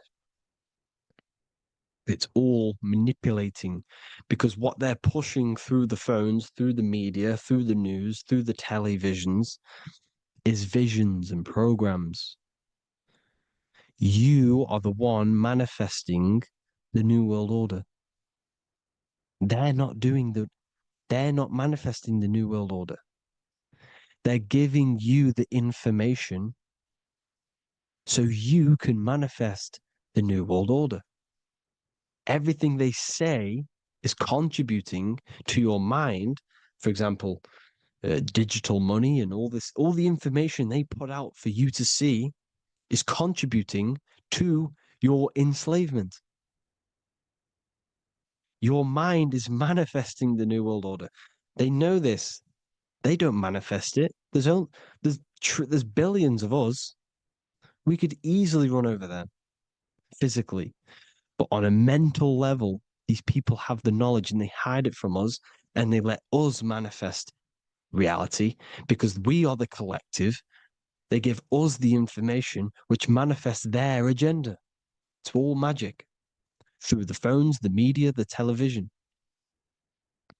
So your phone is a manifestation of your mind. It's a record of your mind. Hollywood, holly tree, holy tree. They used to make wands out of holly trees, holy trees, because it was the most holiest wood, the best for casting and transmitting energy. So they used holly trees to cast spells. That's what Hollywood is. And in Hollywood, they have the red tear, the blood drop next to the Hollywood sign, because it's all satanic. They're all black magicians. They use Hollywood to cast the spells through the music, through the films. You see, music is a form of magic. All of this is magic. Everything they do is a form of magic because they want an agenda behind it. But it's not black magic. They're letting us create our prison. This is what you have to see. Yes, they're evil, but they're not doing anything evil, or else they would face the karma. They let us manifest this agenda through giving in the information by telling you what's going to happen in the movies. Everything that happens in a movie, it's all there on purpose to program your subconscious, to plant a seed within your garden, your subconscious, your mind. Because when the mind is already seen something, when it comes up and turns up in physical reality, you will be less shocked and you won't rebel. So they lure you slowly. They make you aware of these things over time. They make you gradually think it's okay. Like the technology, we never used to use these phones. How did we become so addicted and reliant on them? Well, because first they gave you a little flick phone. Well, no, sorry, they gave you a phone in your house. And then once you got used to that, they say, oh, here's the newest version of a little flick phone. You started texting your friends. Everyone was loving it in high school. They could now meet up without saying, let's meet on the weekend at this point at this time, like your parents probably did.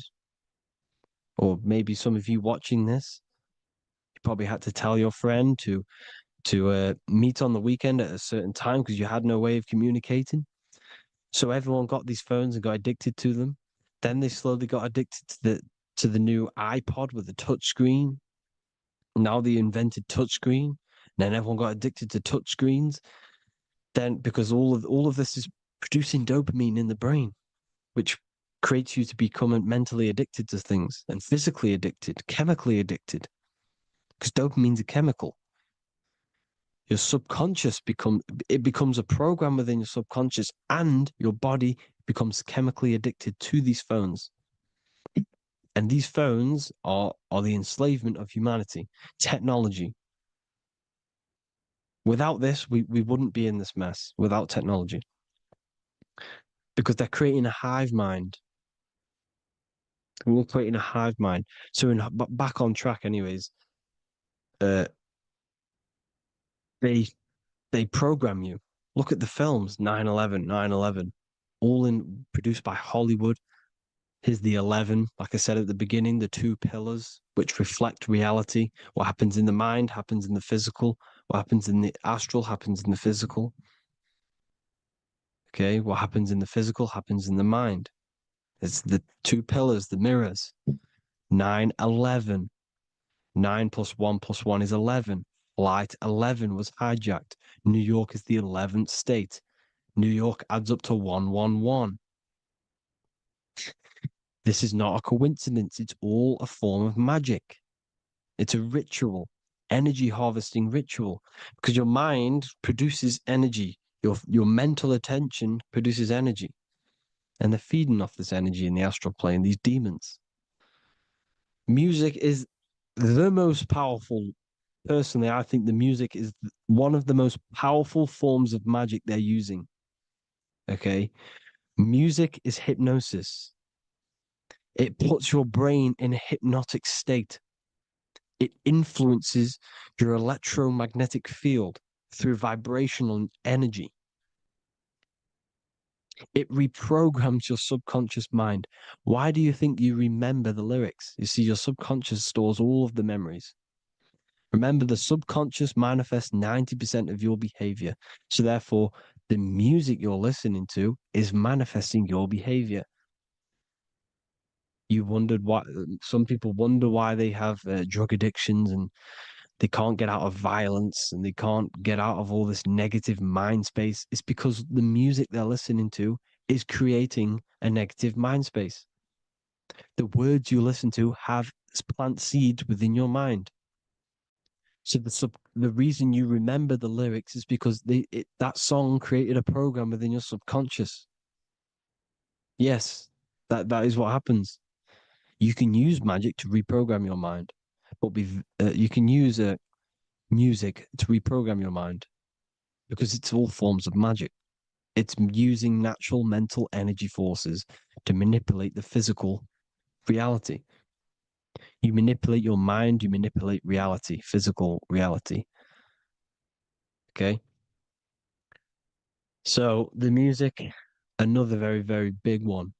When you turn on the radio, it's just all talks about alcohol, drugs, and sex because they want you down in the lower three chakras.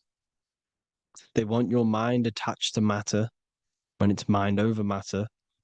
Your mind's not physical. You see, the word spirituality is the new trend. It's not about your spirit.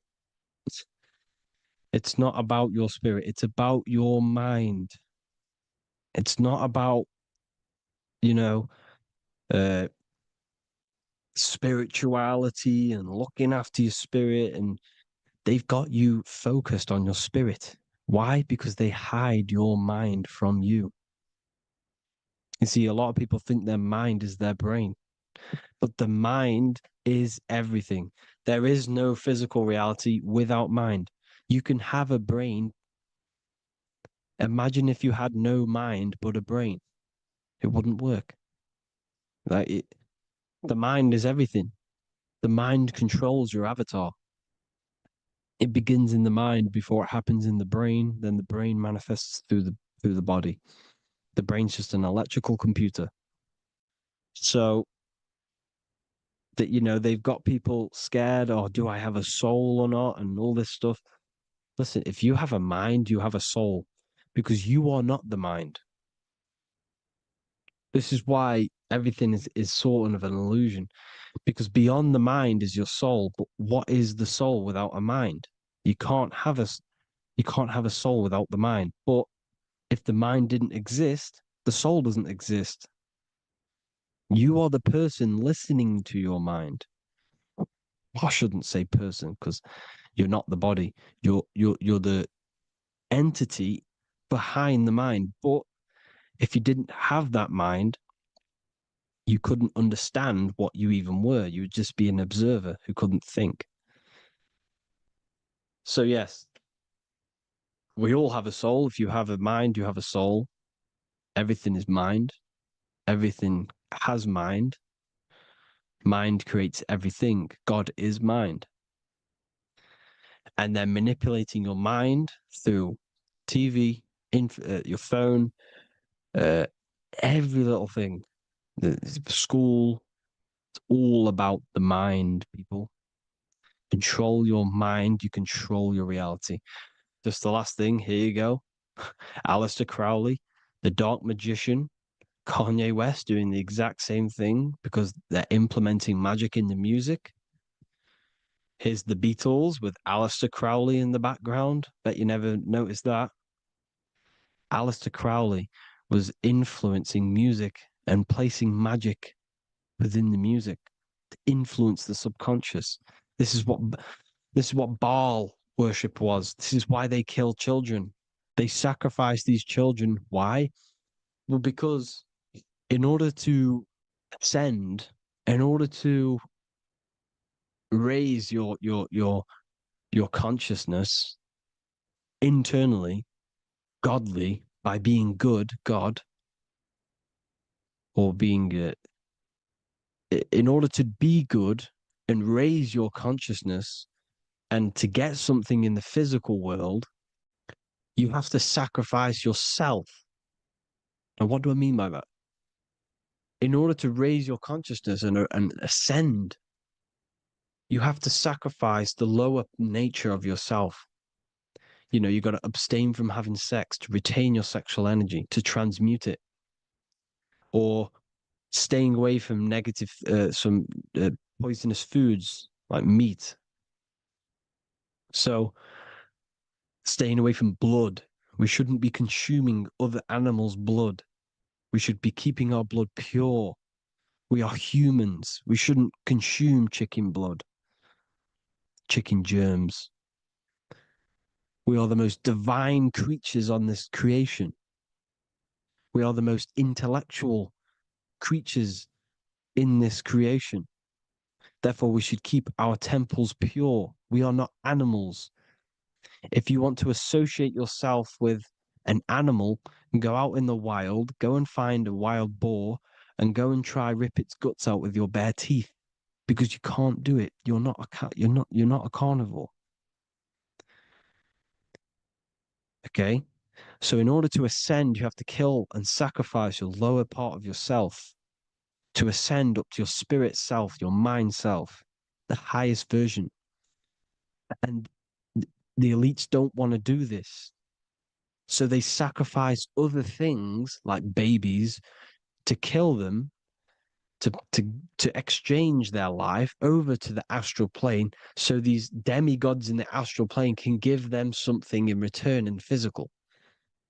They don't want to sacrifice their lower self, so they sacrifice other things for exchange, for physical pleasure. But the godly person sacrifices their lower self for their higher self to do good and ascend. So this is what all the Baal worship is, people, and this is why they're doing it. Hope you all had an amazing lecture. If you haven't already, go and get the Book of Wisdom for more information. You know, I don't go into dark stuff in this book, because all I do is enlighten people in this book. You can get it in Spanish, English, German, Italian, and French. Worldwide shipping, you can get the PDF or paperback. Or there is also a new one called the Human Health Guide 2.0. It gives you a list of all the foods, grains, oils, nuts, you know, everything that's alkaline and positive for the body and not man-made and hybrid. It tells you all the products to stay away from, how to fast, how to improve vision, how to improve everything, literally. So the Human Health Guide has been released. If you want that, I'll put all the links in the bottom of the description. Hope you all enjoyed the lecture, people. God bless you all.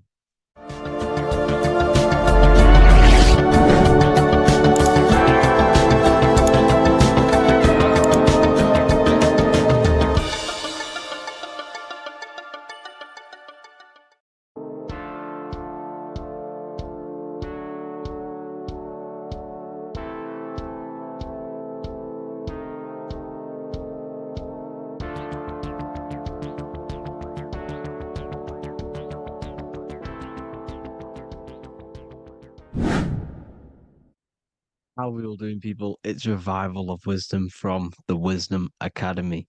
Today, we're going to be breaking down God, consciousness, and the higher and the lower self, and how to overcome the lower self. Now, the first thing you need to understand is that you are the invisible intelligence within the brain, within the body. This invisible intelligence is known as the mind. But you are not the mind. You are the observer of the mind, which is the soul, the invisible entity. The mind is your intellect, your intelligence. Now, the mind is, it's hard to put this in words, but the mind is something that gives you the ability to explore the universe. And this inner self is the I am.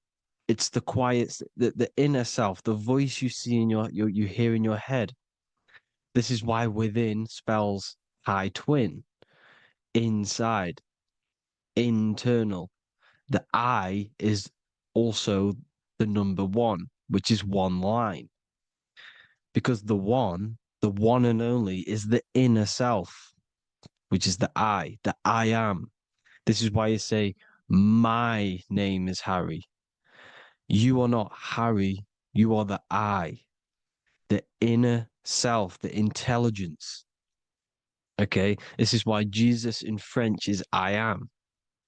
You look with the two eyes and you see with the inner eye. I and I, the same thing. Okay, because the I inside is what gives you the perception of what you're looking at. So when someone's trying to explain something and then you catch on saying, I see now, it's because you're seeing with your inner eye, the one that gives you perception, gives you intelligence, gives you the the the ability to understand things. This is the internal eye, the invisible self, which the physical body is nowhere near as complicated as this inner self. Is in infinite potential, infinite potential. God, God, generator, operator, destroyer, soul, mind, and body, Brahma, Vishnu, Shiva, the Father, the Holy Spirit, and the Son. They're all the reason why you see God is always a triad is because it represents yourself. Your invisible intelligence is God. Me and you are the same invisible intelligence. We are the invisible intelligence experiencing the program being run by the central nervous system and the brain. I always say this in my videos, but I have to, in order for you to understand the things that I'm going to say later on in the video, you need to understand this concept, is that you are the consciousness experiencing the nervous system, the tree of knowledge of good and evil, which is you here. You would be in this invisible intelligence right here in the center of the brain.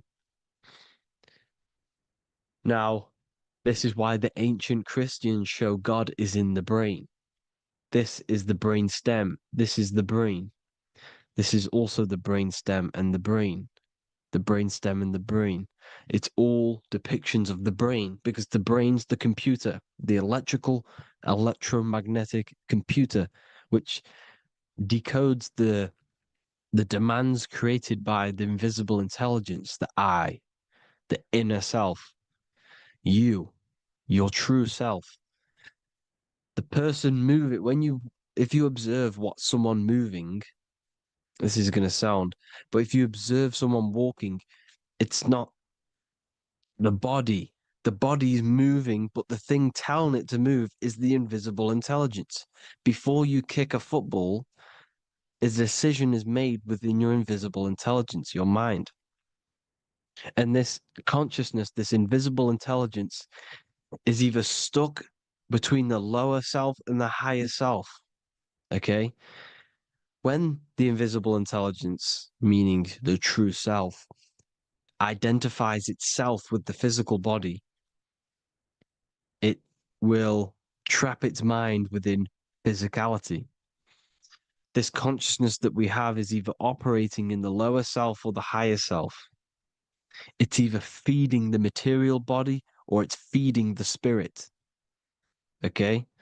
But because we are physical and spiritual, we need to be even.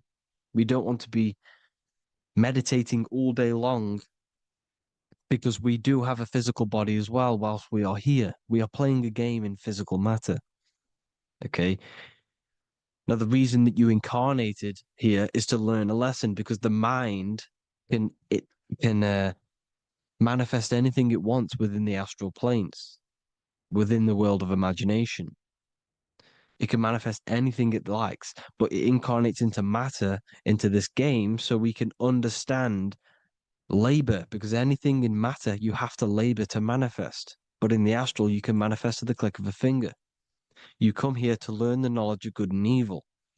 And your consciousness, I came out a bit off topic there, but your consciousness is experiencing the lower or higher self. The lower self is manifested in the lower parts of the body. Sex, food, and power, the lower three energy centers.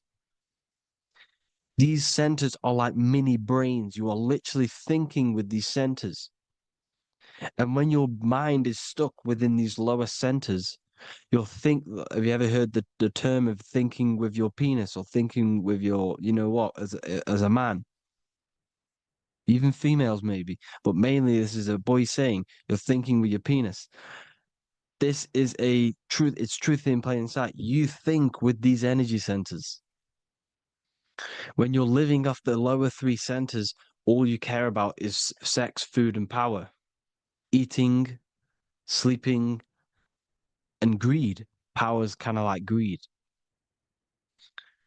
Now, when we move up to the higher parts of the body, when we live our life within the higher parts of the body, this is considered heaven. Love, expression, intuition, and wisdom. This is what we need to be aiming to do, moving out of the lower half of the body and living our life within the higher self, the higher parts of the body, thinking with the higher energy centers, thinking with love, expression, intuition, and wisdom, spreading love, expression, intuition, and wisdom to others. Heaven is even. This is why Jesus is pointing at the heart chakra, always pointing at the heart. Earth rearranged his heart because in earth you're manifested as a physical being. You're in the heart, good and bad. You need to be balanced between the good and bad. Because love can be a demon too. That's a whole nother video, but love can be a demon. Now, the seven chakras are known as the seven seals in the Bible. When the Lamb opened the seventh seal, there was silence in the heaven for about half an hour. This is a verse from the Bible. The Lamb is Aries, which is the higher brain, the cerebrum, the cerebram, Aries. Because when the Ram opens the seven seals, you enter the kingdom of heaven. Because these chakras seal your invisible intelligence. They seal your true self. You are behind these seven seals, your true invisible self, your true consciousness. Because behind these seven seals, you do not think about anything materialistic. Your intelligence is not material. It's not physical. It's not from the physical world. It does not desire the physical world. The body is the beast. The body's the animal, the lower self, which can corrupt our intelligence. It can corrupt the intelligence. Okay? Now, we need to balance these chakras so that we gain a deeper connection between this intelligence and the brain. Because when there's a strong connection between the brain and the intelligence, your body and the intelligence, you have a strong connection. Therefore, you can manifest what the intelligence is saying at all times. Meaning, when, for example, your higher self, this is intelligence, the higher intelligence is always speaking to you. It's always guiding you. It's always telling you the right thing to do. You can feel it when you're doing something wrong. You can feel that you're doing something wrong because this higher self, this intelligence knows what it needs to do here. And when there's no connection between the body and this our intelligence, our true self, when we strip away, when you close your eyes for long periods of time, you will figure out you are this invisible, infinite, creative being. There's no words that I can't describe what it is, but it's the voice inside of your head that you can feel when you close your eyes. You are this being inside of the heaven, because this is heaven, this intelligence. And when there's a strong connection between the body, you can manifest everything it's saying. When everything is balanced, when you're no longer thinking with the lower centers, when they're all balanced, you're not thinking in particular with every center, you balance them all, you can manifest everything it says. Your body will act out what the intelligence is always saying. This is God in the brain, the intelligence, trying to touch Adam, representing the lower self. This is why they're not touching. Notice how Adam is resting, but the intelligence is always reaching out, stretching, symbolizing metaphorically saying it's guiding. I'm always reaching out. The intelligence, your intelligence is always guiding you. It's always reaching out to you. But Adam is ignorant of it. The lower self is ignorant of it. And that's why he's so relaxed and God is so stretching out. Because at our highest self, that when you think of when you want to better your life, that highest true version of yourself is God. When you're manifesting this, your highest self, this is God. Your truest form, your most perfect form, that is God. Your highest version of yourself, that is God. Emotions are not what you've been taught. Emotions are not something that should be reactive. Okay, you should not let the emotion be you, except that you should experience them instead of letting them become you. You need to understand there's a separation in our consciousness. You have the soul, which is the person who is observing your thoughts. When you think a thought, who's the one observing that thought? The soul, you, the I am, the I, the inner self, the one and only. And inside of every single body, inside of me, inside of you watching this video, there is this same intelligence that is inside of me, inside of you. And it's the exact same intelligence, experiencing a different body. And this is what we mean by the universe is mental. We all are all sharing the same ball of consciousness in a different body. The animals, the fish, the cells, all expressing this one consciousness. Me and you are the same. This is why the golden rule is treat others like others should be treated, because I am you and you are me in a different body. Now, going back, you need to identify that there's different levels of consciousness: soul, mind, emotion, and body. Okay? Your emotions are on a separate layer than the body, the mind, and the soul. So when you identify there's a difference between all of these, you do not let them become you. You do not let your mind rule you, because your mind can be corrupted. Your soul is the one that is pure good, pure love, but your mind can be corrupted. Okay? Your emotions can be corrupted. The body can be corrupted, but the soul can never be corrupted, only layered on top. You can only throw piles of programs within the subconscious, layering the soul down, but deep down inside of every single one of you, there is a loving being. Because love comes from the heart. Love is the universal emotion, expression. Now, your thoughts can become bondage, your emotions can become bondage. Now, what do I mean by bondage? By conquering the lower self, we need to conquer our own mind, because the mind is what's manifesting the lower self.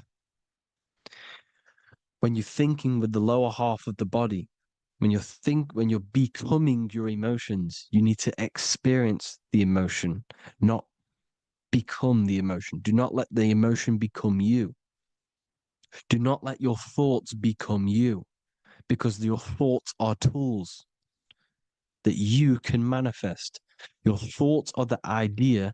Your emotion is the energy that you can use to manifest that thought. Your emotion is energy in motion, emotion. You use emotion to manifest, to feel as if you already have the thought. Therefore, you become that vibration. Therefore, your emotions are actually a creational force that is given to you to manifest things, because you're a human, a manifester. You're here to manifest things. You're a creator. You are a God. Your inner self, your intelligence, your I am, the one and only inside of you, the inner self, the quiet one, the one that's deep, deep down, the invisible intelligence is it's creating things all the time. All the time. Speak no evil, see no evil, hear no evil. This is the astronauts, they're Freemasons, but they understand this because thinking, seeing, and hearing can corrupt your mind. And when you have a corrupted mind, you'll have a corrupted subconscious. The subconscious will manifest into the body because 90% of your behavior comes from the subconscious mind. So you got to speak, see, and hear no evil. But sin, what is a sin? To overcome our lower self, to overcome our lower self, the 7 deadly sins are not something that goes against an external God. A sin is something that goes against your inner guide, your inner conscience, the inner self that's always speaking to you. It's always telling you the right thing to do.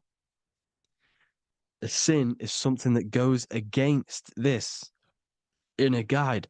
And this is why you can feel something where you can feel you're doing something wrong because the inner guide is speaking constantly. And when you commit these 7 deadly sins, which are 7 internal states which keep your invisible intelligence bound to your physical body. Because evil, right? Evil love bondage. This is why they stay in this realm and they control this realm because they love the bondage of the body. They like matter. They want to stay in matter for eternal life. They don't want to ascend back into the heavenly realms where you do not have a physical body. You can explore the universe within the astral planes. They stay bounded to the body, bounded to the 3D construct of the physical world. They have greed, lust, envy, gluttony, wrath, sloth, pride. They want all of this. And if you want that, that's okay. But deep, deep down, you don't want that because your soul is always telling you the right thing to do. Your soul knows what to do to get out of here. It needs to detach from the external world. Detach from all of these 7 internal states which bound you to your lower self, your lower centers. That's what a sin is. You know, you have a left and right brain. The left brain is always analytic. The right brain is metaphorical. So the right brain is producing a holistic view of reality.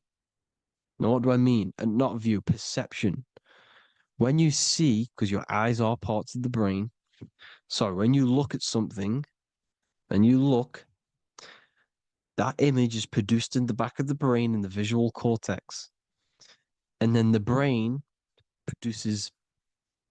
right brain produces a perception, a holistic, it breaks down what you're seeing into a holistic image, a holistic perception. So, for example, if you're in a woods, the right brain sees the whole woods as one big woods.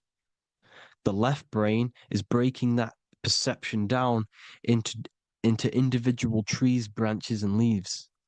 So the left brain's to do with duality, the right brain's to do with wholeness, unified.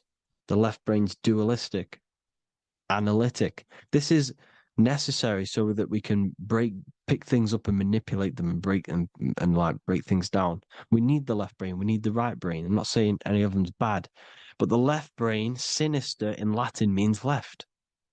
Because when you're left-brained, you see everything in dualistic. You see everything is dual, when everything's actually one. We need to be focusing and strengthening our right hemisphere. I'm not saying sit in the right hemisphere all the time, but we need to be strengthening our right hemisphere. And this is why left is sin and right is right.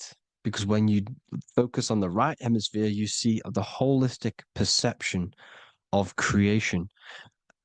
The right hemisphere sees humanity as one unified consciousness. The left hemisphere sees everyone as individual persons and egos, because the left hemisphere is dualistic. And this is why the Bible says, cast the net onto the right side of the ship and ye shall find. John 21:6. What does that mean? Cast your energy, cast your perception into the right hemisphere of the brain, and ye shall find unified consciousness. You shall find your higher self, the one and only. If then you have been raised with Christ, seek the things that are above, where Christ is seated at the right hand of God. Wow. Powerful. What does this mean? Seek the things that are above, where the Christ is seated at the right hand of God. God is your consciousness, your invisible intelligence between the two hemispheres. The right hand of God is the right hemisphere. Seek the things that are above the heart. Love, intuition, expression, and wisdom.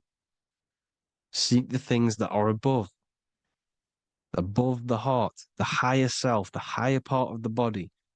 Because when you seek the things of love, expression, intuition, and wisdom, you create a strong aura. You attract the same frequency. And this frequency is heaven, God. This is the Sumerian artwork showing the Lamb. This is a step symbolizing stepping upwards, raising up. He's stepping over the Lamb up to the bird. His hand is going to the bird. The Lamb symbolizes the lower self. Okay?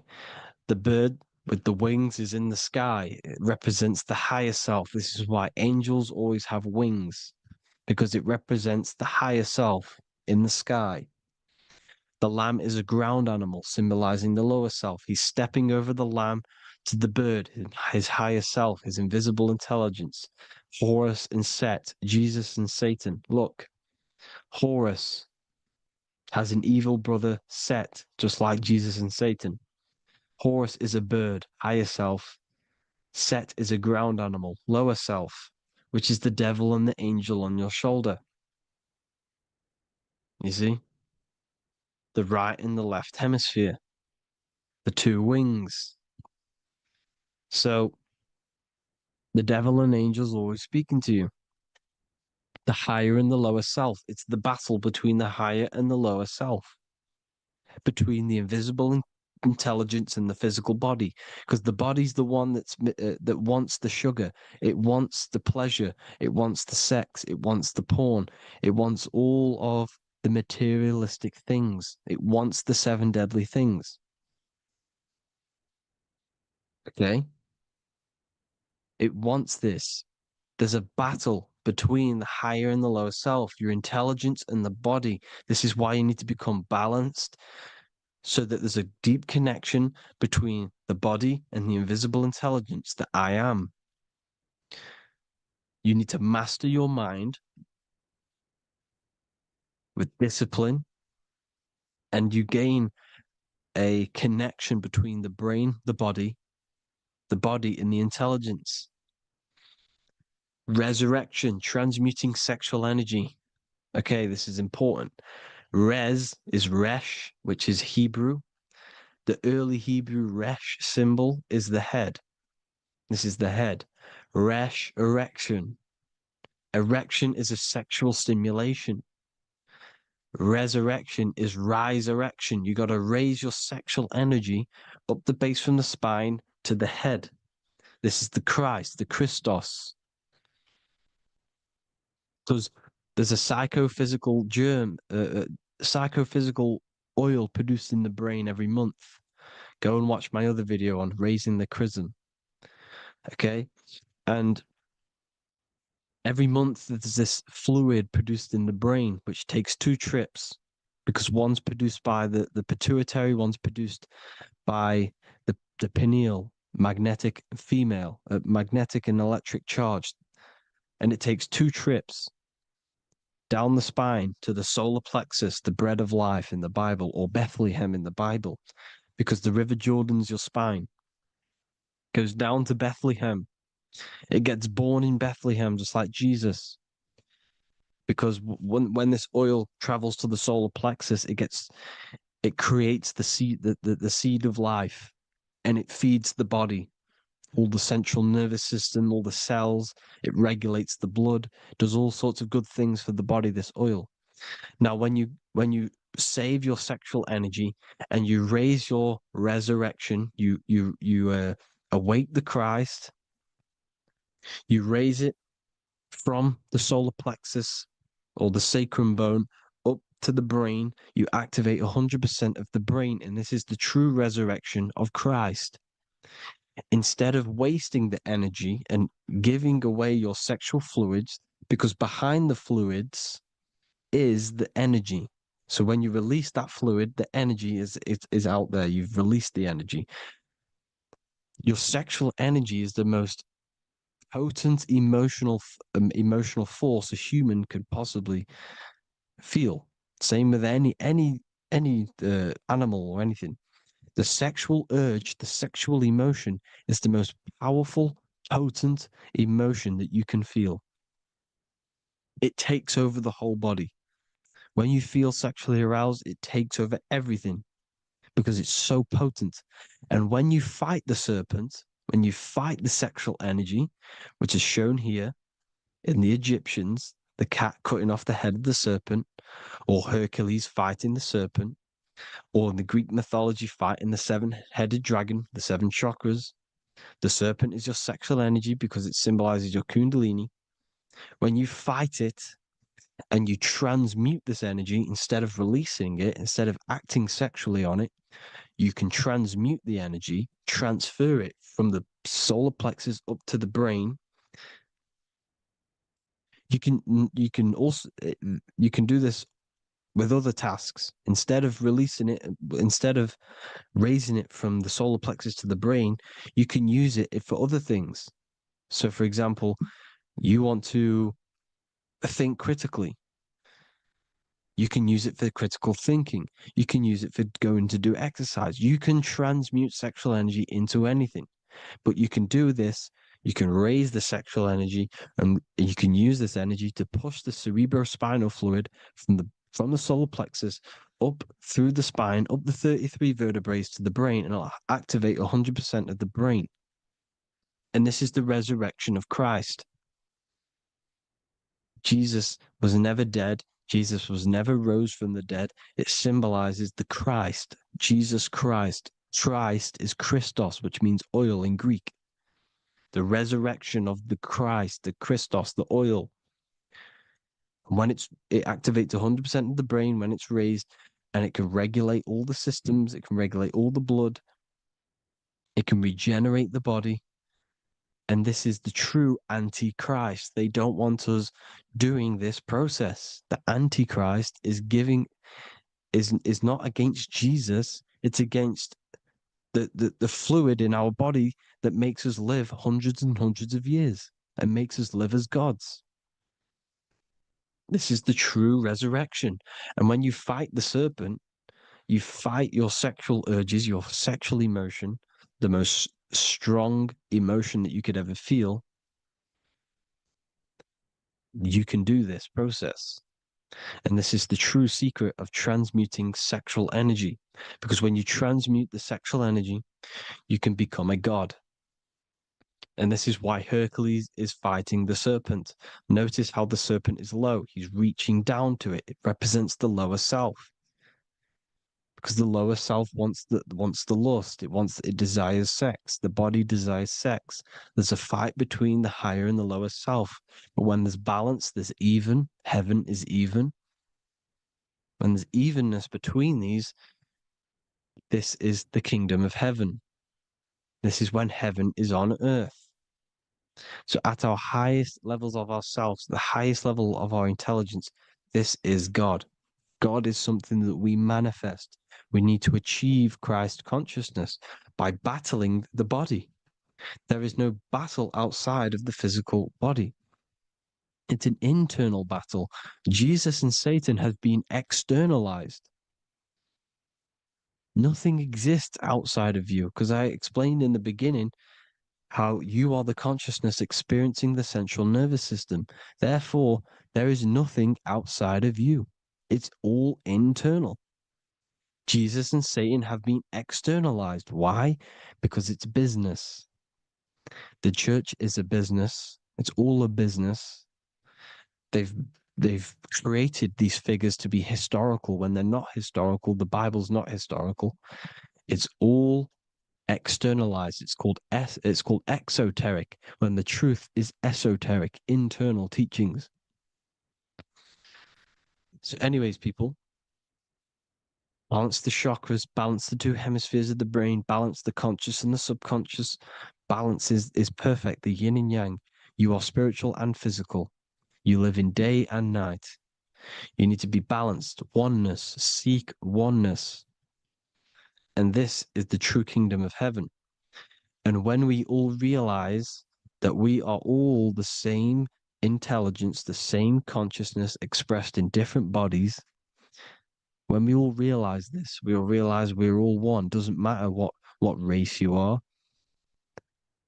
It doesn't matter what race you are, where you're from, your nationality, because none of you are actually from here. None of you are from the physical world. You're manipulating the physical world through the physical body. You are the I am. We all have a soul. Every single one of you has a soul. We all have souls. The reason why they say some people don't have souls is because they're trying to suppress your mind. They don't want you to know that you have a mind. That sounds crazy, I know. But a lot of people haven't realized that they have an infinite intelligence called a mind. And behind that mind, if you can observe your thoughts, the person who is observing the thoughts, you have a soul. Everyone has a soul. Don't listen to all these people saying some people don't have a soul, some people do. We all have a soul. Every single one of us. So anyway, you need to break the lower nature of yourself. At our highest levels, we are gods. Our intelligence, our universal intelligence, the I am, the intelligence that's inside of the brain, is God. Our minds are being corrupted within believing that you are the body, and the result of this is a society like today, because everyone thinks they're the body, and everyone's living in the lower nature of self, where everyone only cares about themselves. But when we realize we're all one big consciousness ball, we're all the same consciousness expressed in different bodies, there will be peace. So thank you all, people. If you do want to learn more, if you do want to read my book, it's called The Book of Wisdom. I'll put it in the description. It's an amazing book, people. It's going to give you the best understanding possible about creation, yourself, and the world. It's amazing. The Bible, everything. I have just launched a new cymatic library. A friend of mine has just added this to the website. He creates beats and he creates the purest beats. So they are actually the frequency that it tells you. Most of the stuff on YouTube and Spotify and Apple Music it says it's a certain frequency, but we know these major platforms are all playing with the frequencies of the app. So if you want a real binaural beats, solfeggio scale frequencies to meditate on or listen to throughout the day, join the Occult Library. You can get a 2-day free trial. I'll put the link in the description. Thank you all, people. Hope you all enjoyed this video. God bless you all.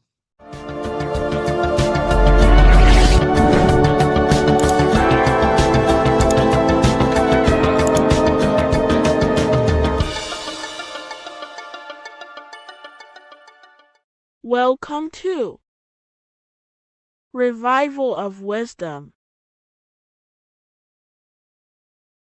Today, we're going to be talking about portals, portal symbolism, what portals are, okay, and how they show them to us, because they have to tell you the truth, guys. This is the thing with the universal law. They have to tell you the truth. And they tell you through symbols, they tell you through movies, and different things like that. But let's jump straight into this. So first I want to talk about the Freemasonry symbols. Okay, so first we got, obviously this is some Freemasonry art, but notice how you've got the ladder with a key. Okay, so this is ladder symbolism with a key. So maybe this is talking about ascending. Okay, because look, because this is ascending into the heavens, because it's a ladder with humans going up it with a key. In order to ascend, you must have the key. Okay, so what else do we have with a key? Well, the Netflix show Lock and Key, which is all about portals and keys. Because what do keys do? They open doors, gateways. Okay. So what's interesting about this is that they've got this key here, which represents the Kundalini energy rising up the spine. Okay, but we'll come back to this. But it's that same portal key symbolism. We've also got the Vatican. The Vatican is in the shape of a key. Okay, so you can see the start of it here and the end. So this is key symbolisms. Keys open doors. And notice how it's got the 8-pointed star. Okay, what is the 8-pointed star? Okay, we'll come back to this. This all ties in, guys. I'll break it all down for you. But then you've also got the god Janus. Janus, okay, is known as the god of the doorways. He's an ancient god of Rome, and they worshipped him. However, he's not a god, he's more like a high-level ranked demon. Because he is the god of the doorways. And notice how he's got two faces. Because doorways always have two sides. You're going into somewhere, there's always two sides of a door. And he's always depicted with two sides of a face and a key, because he holds the key to the doorways, to the portals, to other worlds and realms. Okay, as you can see, he's always got two faces and a key. Okay, so now we have the Sumerians, the Anunnaki, and they are always depicted with the two faces. Why do they have the two faces? Because they're symbolizing doorways, and the Anunnaki come to Earth through doorways and portals. So these are what these gods are symbolizing in their artwork. But they always have the 8-pointed star. Okay, what is the 8-pointed star? You see how they always have. Look, let me try to find another one. It's the 8-pointed star. This 8-pointed star is Polaris. Okay, Polaris, just like the Vatican has the 8-pointed star with a key. Polaris is the center star. Polaris is a fixed star, it doesn't move. Okay, so the Anunnaki symbol is also the 8-pointed star. So this is symbolizing the portals and doorways that they come through in order to get to the earth. But Polaris is that center star which does not move. It's always symbolized with the 8-pointed star, just like a compass. Why is a compass the 8-pointed star? Because at the center of our realm is where the most electromagnetic energy is stored. as you can see, we have an aura field, an electromagnetic aura field. So does the Earth. And in the center, so like our heart, for example, is where the most energy is stored. And like the center of the Earth, this is why all compasses point to the center, because this is where the most electromagnetic energy is stored. It's at the center of our realm. Okay. So like I was saying with the lock and key series, see this here? The Kundalini energy rising up the spine, just like your Kundalini energy rising up the spine. Let me try. Oh, I can't zoom in, but you know what I'm trying to say here. Let's go back to Polaris, because at the center is where pole. Can you see the pole of electromagnetic energy? Polaris, the North Pole. It's symbolized. The truth is in the words. It's like a pole of electromagnetic energy. And this is where the aurora borealis comes from. Notice how it's got the word aura in it, because it's the Earth's aura, electromagnetic field. Just like you have an aura, also known as the northern lights, because it's coming out of this center hole in the center of our realm, where the black sun is. And this is where the electromagnetic energy is coming up from. And this is what the aurora borealis is, or the northern lights. It's just electromagnetic energy. And it's symbolized through our symbols, the original O, okay? Because it's like a pole through the middle, Polaris. So this Polaris is the sky vault. It's the portal into this realm, because this is what the Anunnaki are always talking about, always symbolize it with the 8-pointed star. And just like a compass is the 8-pointed star pointed to the center, to Polaris. Okay. See here on the Sumerian tablets with the 8-pointed star again. And how we know it's talking about portals with this 8-pointed star is because CERN 666 are opening up portals to the underworld, letting in demonic entities into this realm. How do we know it's a portal? Because their Hydra Collider has 8 points, just like the 8-pointed star. So they are creating synthetic portals to the underworld to let these demonic entities into our realm. But what is the key?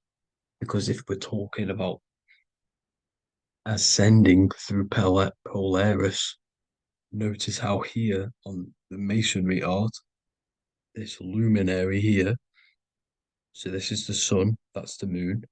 This is Polaris because it's a luminary with what? 1, 2, 3, 4, 5, 6, 7, 8 beams coming off the luminary, just like the 8-pointed star. So you see the ladder with the key going up to Polaris.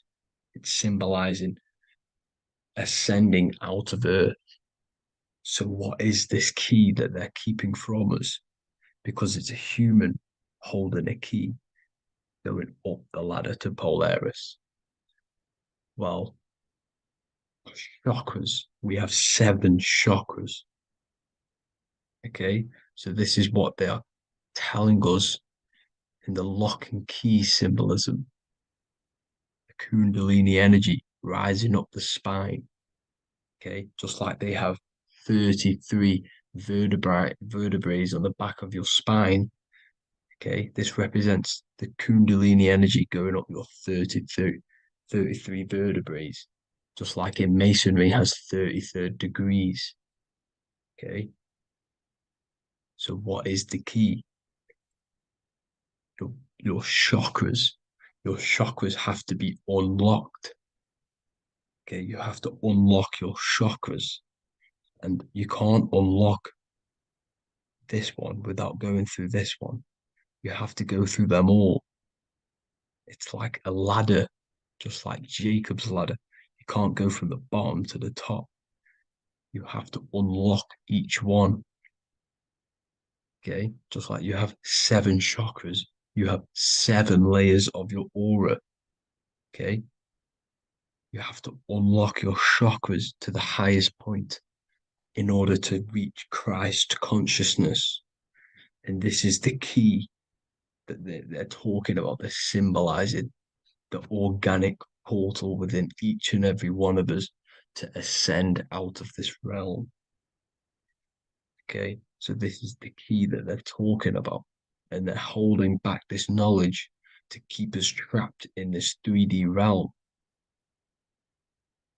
Okay, so like I was saying with the 33 vertebrae and the Kundalini energy coming up the spine, 33 vertebrae, you can see this sort of symbolism going up to the light, because it's the light you see here. Your crown chakra turns on and becomes enlightened, just like the Illuminati symbol. Can you see it? But also, Jesus also died at 33. So this is symbolizing, okay? They're symbolizing the death of the ego, the body. So once you open up your chakras and reach Christ consciousness, which is your 33rd vertebrae, once your Kundalini energy goes up your 33rd vertebrae, your body technically, not physically, but spiritually dies, because you then become formless. You reach Christ consciousness. So then you can travel other worlds. Okay. This is what they're talking about with Vatican, 8-pointed star, and the key. Janus with the key. The Sumerians with the 8-pointed star. Anunnaki, the 8-pointed star. Polaris, 8-pointed star. So Polaris is the way out of this realm, which is at the center. Pole, North Pole. Okay. So the key is that they're hiding from us is the knowledge to unlock our chakras. Okay.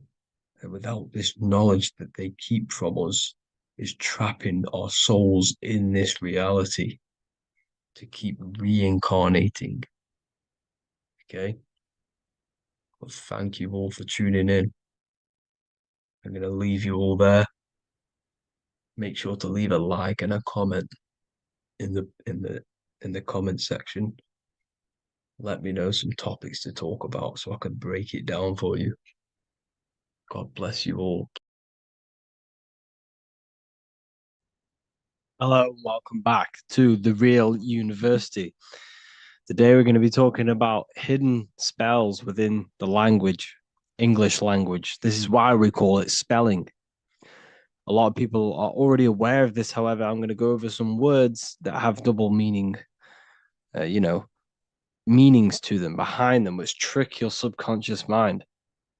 So the word grammar comes from the word grimoire, which is also known as the book of spells or a magic book, on how to create magical objects like wands, amulets, how to perform magic spells, charms, and summoning and invoking supernatural entities such as spirits, which are on the other side of this physical reality.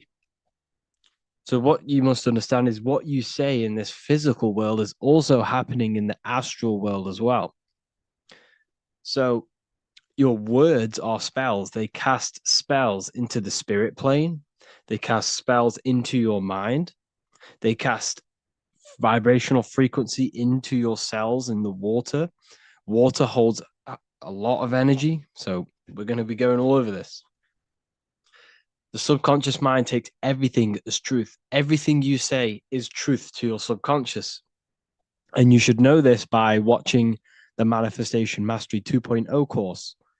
I talk about this. This is so important that you understand this, because everything is truth within the subconscious. It only knows you. Your subconscious mind, if you watch the course, you should know this, it's responsible for 90% of your daily basis behavior.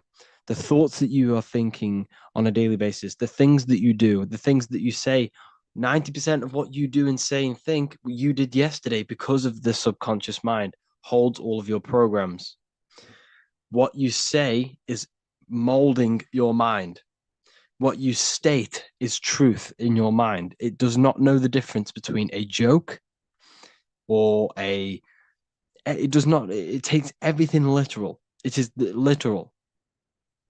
Your mind is this manifesting supercomputer, and whatever you say into it, it says that is what I want. So whatever you tell your mind, that is what you'll have. That is what you'll believe. So every word you say is truth within the subconscious. So this is why double meaning words have an effect on your subconscious. And this is why I'm raising awareness here. So talking is a tall king. You are either a tall king by talking, by using your words wisely, or you're a small king, because you create big, or you destroy yourself with your words. So talking is Phoenician. This is phonetics. So this is etymology, is when you take the root words, but phonetic etymology is when you take the sound of the word. So talk and tour are the same, because when you talk, you're creating sound waves, which is a form of a light wave. And when light waves expand in all directions, it creates a torus field. And everything is torus fields. So if you affect one torus field, it affects every torus field in creation, as above, so below. So what you say is affecting the torus fields around you in your body. You are made out of these torus fields. This is why talking is torusing. You're creating light waves, sound waves, and you are permeating creation. And this is why the Bible tells you the tongue has the power of life and death, and those who love it will eat its fruit. So the tongue is what creates these sound waves that we are producing when we talk or speak. Okay. So this is what we are essentially doing, creating sound waves. And these waves are vibrating and they affect the cells in our body and everything. This is why words are swords. This is why the word is within sword. They are swords. They cut, they damage, because frequency is the only thing that can penetrate you without your consent.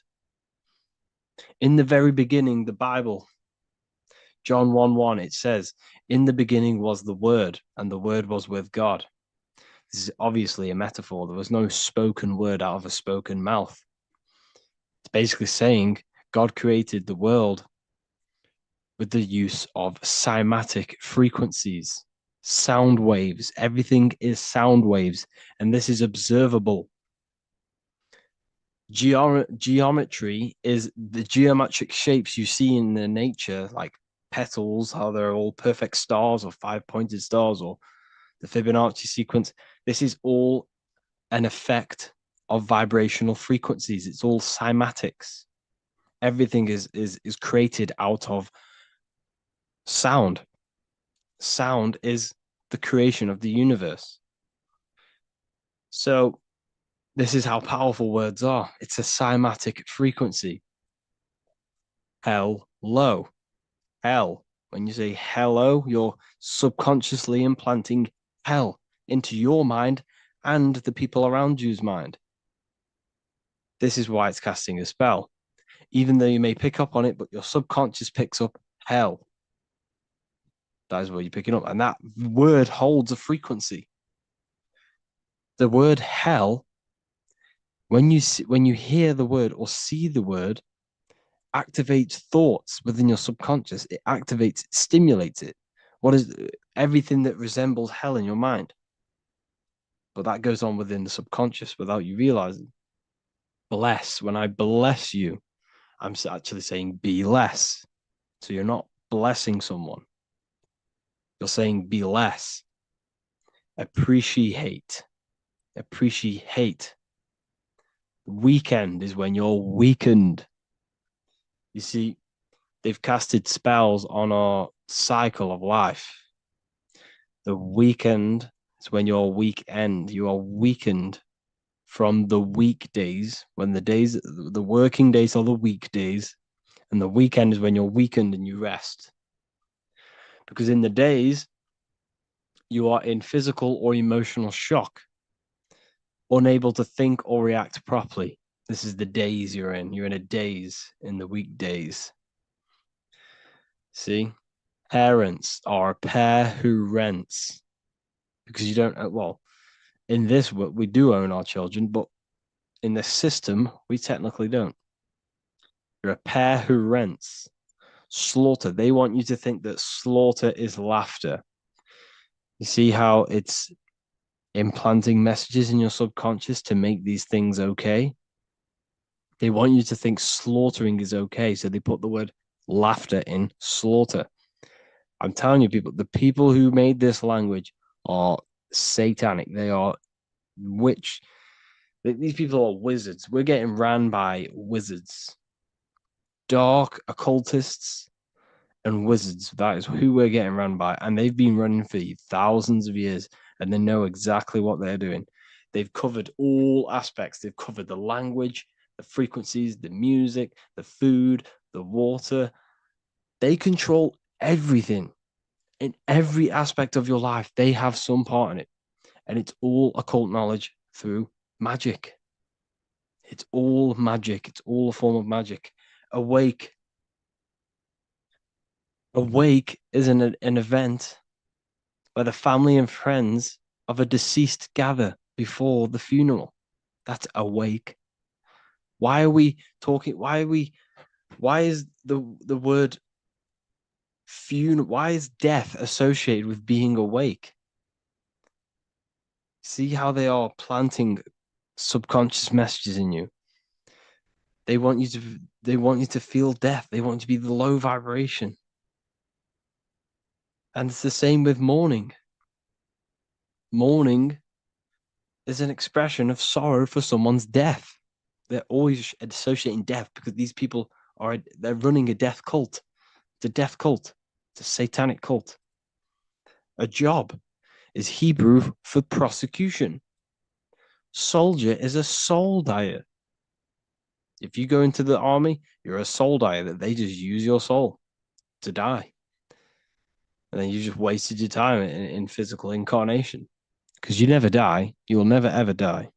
Ever. You're eternal. You never, ever die. This body is just a suit. So you're a soul dyer if you go in the soul, if you're a soldier. SOL means soul or sun, because the sun is a soul. Music. So we say music. See, MEU sick. Music. See how it's me, you sick? Music. Me, you sick, because music is frequency, and frequency penetrates your body without your consent. The music we listen to today is making people sick, mentally, emotionally, and physically. What you hear, what you see, goes into the mind, it goes into the body and the spirit. It destroys you. It's hypnotism. Music is hypnotic. It's a form of hypnosis. When you listen to music and you can't think. You can't think. It makes your body move without you even being conscious of it. It's hypnosis. It makes you sick. The right music is good, don't get me wrong, but the music they use today is making you, me and you, sick. And that's another one. When we say things are sick, oh, that's really good. So we say sick. It's another spell that you're casting. You're calling yourself sick. Your subconscious mind doesn't know the difference. You're calling yourself sick, ill. Spellcasters will often use the word abracadabra when spellcasting. This is because the word abracadabra in magic means I create when I speak. Every word you say is molding your mind in some form of way. Not only is it molding your mind, you're casting frequency, you're producing frequency, light waves, sound waves into the ether around you. Okay. This is another good one. Look at the 5 vowels. A, E, I, O, U. They tell you to speak it in this order as well. They teach you this order, this exact order. A, E, I, O, U. I, O, U. Subconscious spell on yourself without you even realizing it. It's a subliminal message that you will not realize, but your subconscious will pick up. We are taught to speak them in the specific arrangement because the last 3 letters have a double meaning. You were never taught how the history of money, how it works, and how to obtain it, because your role in this system is to remain a slave. So they teach you this, A, E, I, O, U, and they do that when you are very, very, very young, because since the age of 7, so from 0 to 7, that is when your subconscious mind is wide open. So when a baby, why do you think they pick up on everything you do? If you say one thing, the next day they're saying it. It's because their subconscious is wide open to programs. Why? Because they're trying to learn what this world is. So their subconscious mind is wide open, taking in everything that you do, everything you say, your body language, the way you handle yourself, the way you talk to other people. They're taking in every little thing you say and do and making that a program so they can understand this world and the people around them. And at the age of 7, that is when their programs are written for life, and they will basically go off them for the rest of their lives. This is why it's important to look after what you do in front of your children, not just what you say, your body language, the things you eat. They pick up on everything. They're trying to make a sense of the world. From the age of 0 to 7 in school, you learn this. I owe you. It belittles you. You owe nothing. No one has right over you. This should not be real. There should be no government. We should not have. No one should be over you. Everyone is equal. Everyone is the I. Everyone is God manifested. So we don't owe anyone anything, but it's a spell in your subconscious. Signature. Sign your nature. Sig is sigil. A sigil is a magic. Is a is a symbol used for magic. A sigil nature. So your signature is your sigil, and when you sign that, it gives mental power over you. Once you have put your sigil into that paper, they now have mental power over you. It's magic. It's all a form of magic and brainwashing. Okay, when we say the word we're saying we're trying to use God to manifest that. Okay, because the comes from theo in Greek, which means God. So when we say theology, ology means the study of. Theology is the study of God. That's what theology is. Theo, when we say I am we are using God to bring it into existence. God is the I am. The I behind you, the I am, that's God. That's what manifested everything in your life. Everything in your life, that invisible creator inside of you has manifested everything you physically see. You are the invisible architecture, the invisible artist behind your life. The I, that's God. The only one.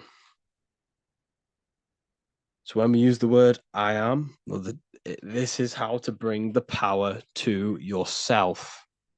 When we say I am strong, I am wealthy, I am free, I am financially free. When we say this, that I am, this is when we are bringing, we are directing vibrational frequency into our own being, into our own magnetic field, and into our own life. This is how we direct vibrational frequency and direct our word. So when we say I am directing my frequency into myself to manifest something external. Also known as the chi or the prana. It's just basically your magnetic energy. So speaking has the ability to change your genes and DNA expressions. When we listen to affirmations over and over and say them over and over for a long period of time, your genes will change. And your genes are a code for your external world, pretty much. Anything that is written in your genes will manifest into your external world. Okay. All of this is just done by your intentions, thoughts, and what you say. And if you think this is a conspiracy theory was a term invented by the CIA to discredit, confuse, ridicule, and disqualify any alternative information that contradicted the mainstream narrative. That's what a conspiracy theory was. It was created by the CIA for any belief that went against their mainstream narrative. Hollywood, the biggest spellcasting scheme cult in the world. Hollywood. I'm going to make a whole lecture on this. Hollywood is Holywood, which comes from a holly tree, which the ancient Phoenicians and magicians used to take the Hollywood, the holy wood. It was called Holywood because it was the best wood to make wands out of and cast spells. That's why they get their name. And what is the films? All the films, all the music that comes out of Hollywood, it's all a form of magic, subconscious spells to fill your mind with ideology, fill your mind with this narrative. That's what they're doing through the movies and the music. Anyways, I hope you like this lecture. Thank you all for joining the Real University. I hope you're all learning a lot here, and looking forward to making some more awareness for you and more knowledge. Have an amazing day, people. What if I told you that reincarnation is real and that there is a metaphysical, spiritual science behind this? Most people leave this world just as lost when they entered it. That they carry their fears, attachments, and addictions with them, only to be born again, trapped in the same cycle, repeating the patterns of lifetime after lifetime. This lecture is not just about preparing for death. It's about mastering yourself before death, so you don't take them burdens with you. Because the truth is, whatever addictions, fears, and unresolved emotions you cling to in this life, you carry with you into the next. Unless you break free now. You must master yourself before death. Death is not the end. It is the great passage. But how we transition depends on our mastery of the self. This was symbolized by the Ouroboros, the snake biting its tail. Every ending is a new beginning. It's an infinite cycle of consciousness. Now, your human body is basically an antenna tapped in to a stream of consciousness. Just like a radio is tapped into a specific frequency to play that radio. Your body is basically an antenna, a crystal picking up the consciousness of God. You are on an ever-ending journey, a journey of learning and expansion of the mind into new fields of thought. This was symbolized as the Ouroboros. When you die, it is a new beginning. It's a transitioning, not an ending. Everything is eternal in this universe as consciousness is formless and constantly transforms into new forms of life. Let's break down the word death. Death contains the word ether. Now, the ether can be found in the word heart or earth. Ether. Everything in this plane comes from the etheric plane. The etheric plane is the barrier between the physical plane and the spiritual plane, the astral plane. The astral plane is the screen that you have in your mind that allows you to imagine a red apple, for example.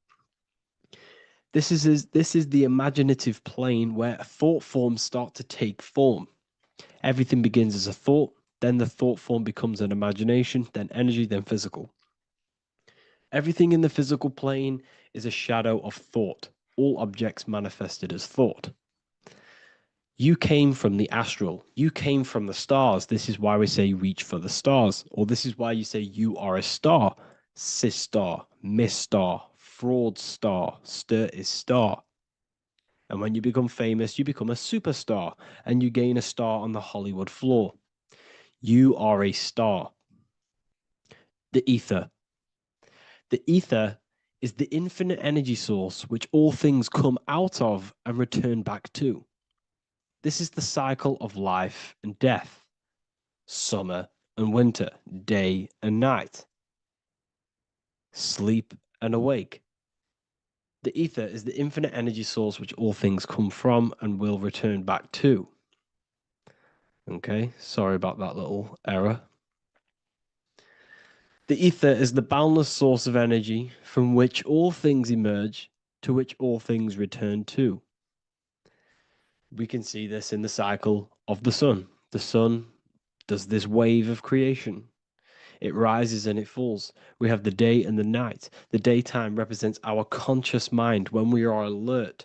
The nighttime represents our subconscious mind when we are inside the spiritual realms. The nighttime is spirit, the daytime is matter, spirit and matter, awake and asleep, conscious and subconscious. We see this in the yearly cycle. Summer is life, winter is death. Spring is the morning, summer is midday, autumn is evening, winter is the night. Everything is a macro and a micro cycle of being born out of the ether and returning back from life and death. Life and death is manifested within the cycles of the sun and everything outside of you, as within, so without. This is why we say sleep is the cousin of death. The macrocosm is death, the microcosm is sleep. Every time you go to sleep, you are essentially it's a miniature death. You're entering into spirit and then returning back into matter in the morning when the sun rises. Everything is a reflection of the macrocosm cycles. Preparation for death. The first thing we must do in order to prepare for death, for life after death, in order to stop being reincarnated in this cycle of materialism, in order to progress as a soul, because remember, you are a soul in a body. Just like the sun gives power and life to the earth, your soul gives power and life to your body. When you say I, you're referring to the soul. And your soul can be stuck underneath layers of false identifications. Who you believe yourself to be is merely a collection of subconscious programs running within your mind. Now that's very deep. That is very, very deep. Who you think you are is a part of your thinking mind. Your name, your job, your reputation, your family, your friends. These things are not you. They're all aspects of the thinking mind.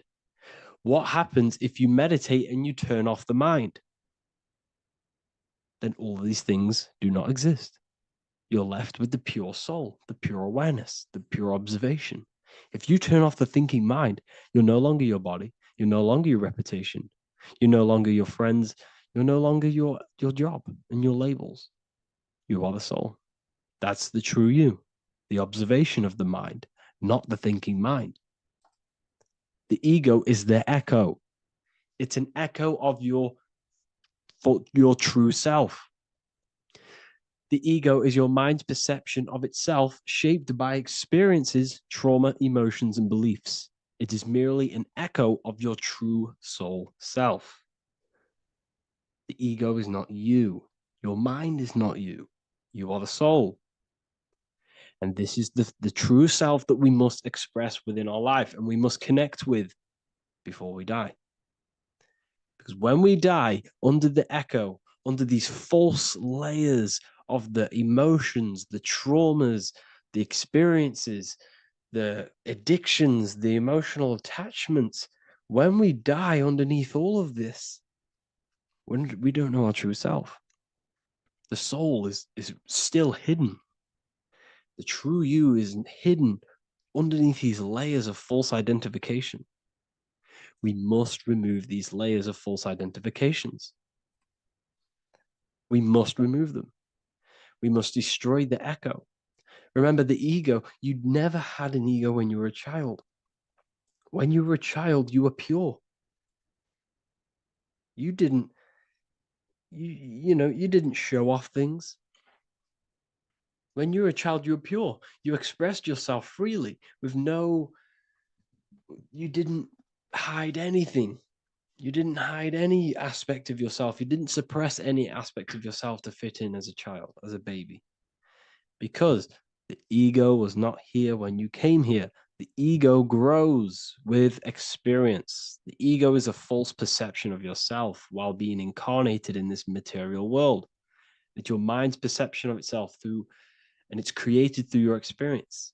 Remember, you are unconditioned consciousness, and your experiences, thoughts, traumas, emotions, and beliefs have conditioned your consciousness into believing you're only a physical body, but you are the soul. We have to remove these layers. How do we remove these layers? Like I said, the best thing, meditation. Meditation. There is a great meditation that you can do every single morning and every single nighttime. You can sit there and repeat over and over before you meditate. You can repeat that you are not this, you are not that, you are not this. You can label them one by one. Start with, I am not my body, I am not my job, I am not my name, and then detach from absolutely everything until you are left with nothingness. And when you start to meditate, detach from everything. Nothing matters. I am here right now. And what will be left? The only thing that will be left is the language that your mind is using. Now, this is very deep. Not many people will tell you this, but I've lingered in meditation many times. And I can tell you from experience that the only thing left once you detach from everything is the language that your mind is attached to. So whether that's English, Italian, French. Once you detach the language of the mind that that little voice in your head's using, you're left with the soul. Once the mind is switched off, you're left with the soul, and you have detached from all of these external things. You're left with the soul. That's you. That's the power. That's the source of all creation, where everything you've ever done has come from. Every thought, every idea has come from your soul. Number two, that's meant to say number two. Sorry about that. Mental addictions and emotional addictions. Okay. These two are very important. Mental addictions, this could be thought patterns. This could be the labels that we've just been talking about. Then you have emotional attachments, which is maybe you're too attached to an external thing. Maybe you're too attached to your phone. Maybe you're too attached to family. Maybe you're too attached to loved ones. Yes, I'm not saying don't love them, but what I'm saying is do not rely on anything in this world to make you happy, to fulfill your emotional needs. Everything is found within you. You must look within, and if you're looking without, if you're trying to find yourself in the outer world, you'll never find yourself. You'll constantly be looking around in loops. Because you cannot find yourself in the outer world. Nothing will give you long-term validation. Seeking validation in the outer world will leave you soulless, leave you feeling empty inside and sad and depressed. You have to find yourself within. You have to detach from everything you are relying on to give you emotional stableness. You have to detach from all. Yes, love your children. Yes, love these people, but do not rely on them. Because everything in this world is temporary. Do not conform to this world. The Bible tells you this. Everything in modern society nurtures the body, but neglects the soul. They keep you addicted to as many things as possible. Smoking, you have to detach. Drugs, you have to detach. Alcohol, detach.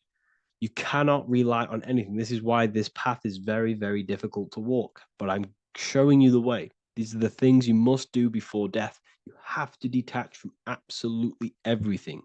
If you die and your mind and soul is still addicted to these worldly things, then guess what? You're going to reincarnate.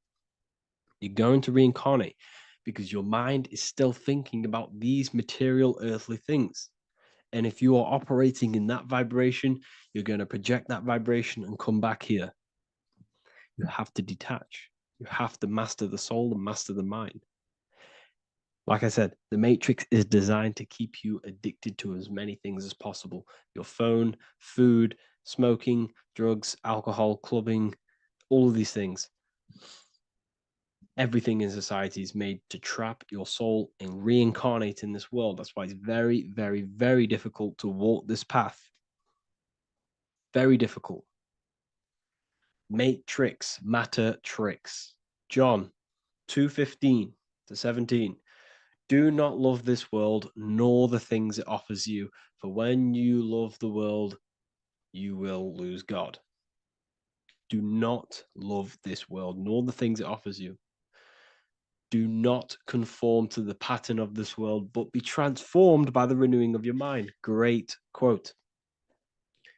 Do not conform to the pattern of this world, but be transformed. Let this world transform you. Learn from this, expand from this, but do not be mentally and emotionally attached. Okay? What good will it be for someone to gain the whole world yet forfeit their soul? Like I said, everything in the Bible is telling you the truth. You just got to read it correctly. This is spirituality. This is spirituality. The Bible is spiritual. It's a spiritual text. We must disconnect from everything outside of us and connect with the true soul.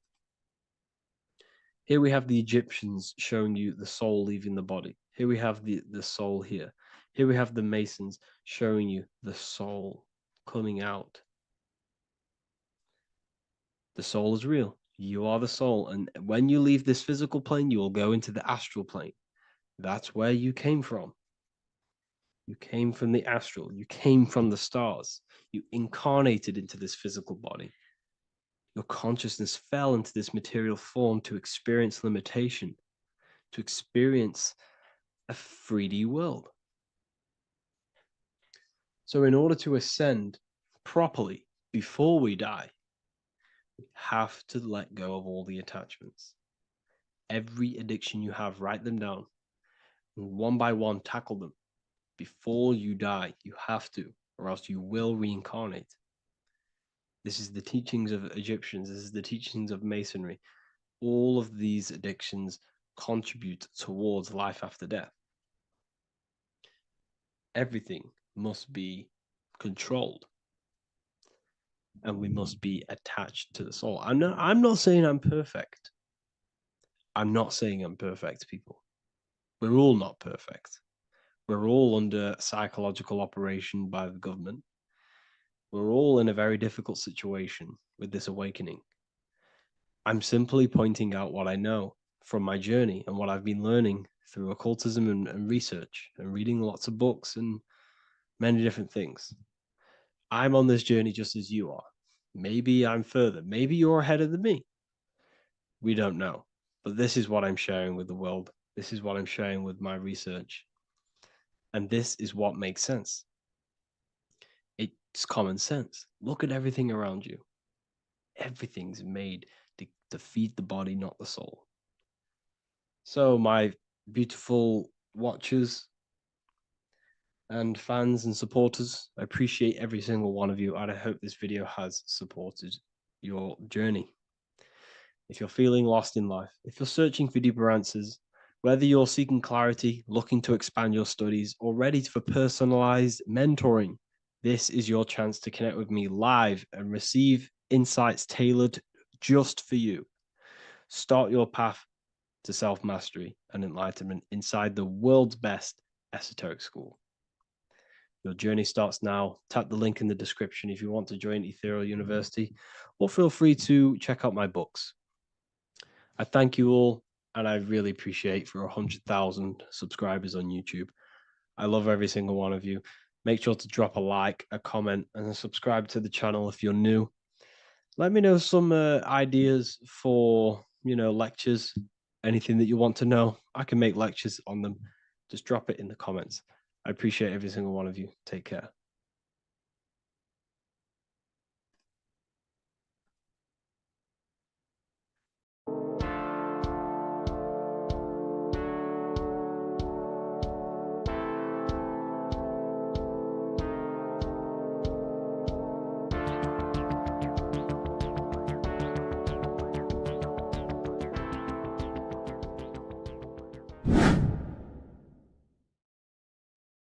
How are we all doing today, people? It's Revival of Wisdom, and today we're going to get real deep. This video is going to get real deep. A lot of people are not going to be ready for this sort of knowledge. Okay, you really have to do is to really deprogram the mind, because everything we've been taught is a complete lie, is to keep us trapped. Okay, this is really advanced knowledge. Now, let's get straight into this. All of the ancients depicted other worlds, and they called this place Midgard. Midgard is the mid garden, the middle garden. This is why the Masonic symbolism on the floor is always a black and white checkered board, symbolizing the polarity here, the good and bad, because we're in the middle garden, the heart. Earth rearranged spells heart, because we're in the heart of this system, of whatever it is, a super quantum computer, whatever you want to call it, simulation. Now, in the Quran, it talks about the 7 layers of heaven. All of these ancient artworks are depicting these different layers of reality. Okay, and look at the Egyptians here with the boat outside of the firmament. Boats travel on water, and this is exactly what the Masons are doing. So they're still using the same symbols. Why? Because it's the same knowledge, just hidden. The Egyptians have the same knowledge as the Freemasons. It's just hidden. Now, this cosmology that they're showing here, which is probably made maybe 100 years ago, this painting or artwork, is the exact same as the one we see here, with the arch, the boat. It's similar, because the boat is symbolizing traveling these other worlds, because the ether is also symbolized as water, because if you look up at the stars through a telescope, it looks like it's water. It's shining through water, because this ether, whatever this substance is outside of this world, was symbolized as water. Okay, and look at all these ancient depictions showing these different layers of reality.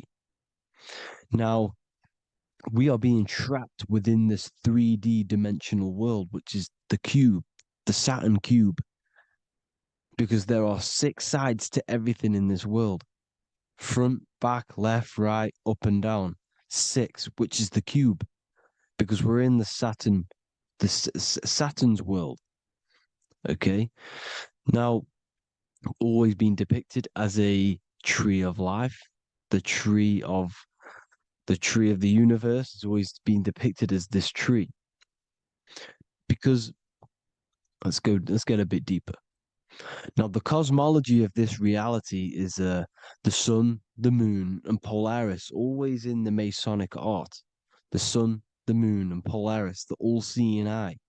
If you go inside of the temples, of the Masonic temples, they always have this star in the middle, shining light beams. Okay? Look here. The light beams coming from the big star in the middle, which is Polaris. This eye is God. It's God's light shining down from his abundance. Now, when you astral travel, you will see this big ball of light above you, and this big ball of light is God. But you cannot travel towards it until you are pure. Doesn't work like that. You have to become formless. You have to become pure before you can become one with the light. In all these Masonic artworks, it's all depicting the star in the center. This star is Polaris because Polaris is the way out of this place. And this is why you see the stairway to heaven all the way up to the light beam, the light source. What does it say in the Bible? God is light because everything is made out of one substance, and that substance is light. And it symbolizes the eye because God is an eye. All things that are alive have an eye. And we all say, I am. We all see these realities through eyes. God is an eye. He's the all-seeing eye. He sees all things at all times. And he is projecting this light. And this light comes down to create all the different levels of the worlds. And this is what the two pillars symbolize the number 11. 11, the number 1, is just a vertical line. It's the one. It's a 1 point. 11 symbolizes the mirror nature of reality. Everything's mirrored. As above, so below. Now, the 11 also symbolizes openings, doorways. And as you can see here, an opening to the all-seeing eye. And you see it here again, an opening to the stairway all the way up to the light. This light is the light of God in the astral worlds, beyond this world. Now, Polaris has also been symbolized as the UFO. They put the truth in plain sight. So, you know, in the films, how the UFOs suck people up. That's what Polaris is doing. If you ascend beyond this world, if you do not ascend beyond this world, you will be reincarnated in this world. The whole thing is to outgrow this consciousness to the plane above. And I'm not just making this up. I'm going to be bringing in scriptures after this. But you can see with the Christmas tree, we always put a high, big star at the center, at the top, which is the star of Polaris, which is exactly what the Masons are doing here. The star at the top. And it's on top of our Christmas trees. And all of these symbolize the other stars because Polaris is the most high star. And all the other stars are wrapped around the firmament lower than Polaris. And that's exactly what the Christmas tree is. And it's a triangle. It's a triangle, just like light beams travel from one point in the triangle, just like the all-seeing eye. It's a triangle. The light is coming from one point and sending its rays downward. You see, it's kind of like you see here with the water. And the lower you go, the darker it gets, the more evil it becomes. And this is what the ancients would call hell. Now, this all-seeing eye is Polaris. And below Polaris is Mount Meru, the North Pole, the magnetic North Pole. The Tower of Babel, which is in the Bible. The etymology of the word Babel, Ba meaning spirit, which gives the ability to move the soul through the worlds, which is that's the ancient Egyptian description of the word Ba, meaning of the word Ba. You have the Ka, the Ba, the Ak, but the Ba is the one that gives the ability for the soul to move through the worlds. Your soul can't speak into a world without incarnating into it. Now, the Tower of Babel symbolizes Mount Meru because it's the word Ba is the spirit which gives the ability for the soul to move through the worlds. The Tower of Babel is the magnetic North Pole, Mount Meru, which gives the ability to move through these different worlds. And you can see the ancient Tibetans always showing this depiction of these different worlds coming from the center. Because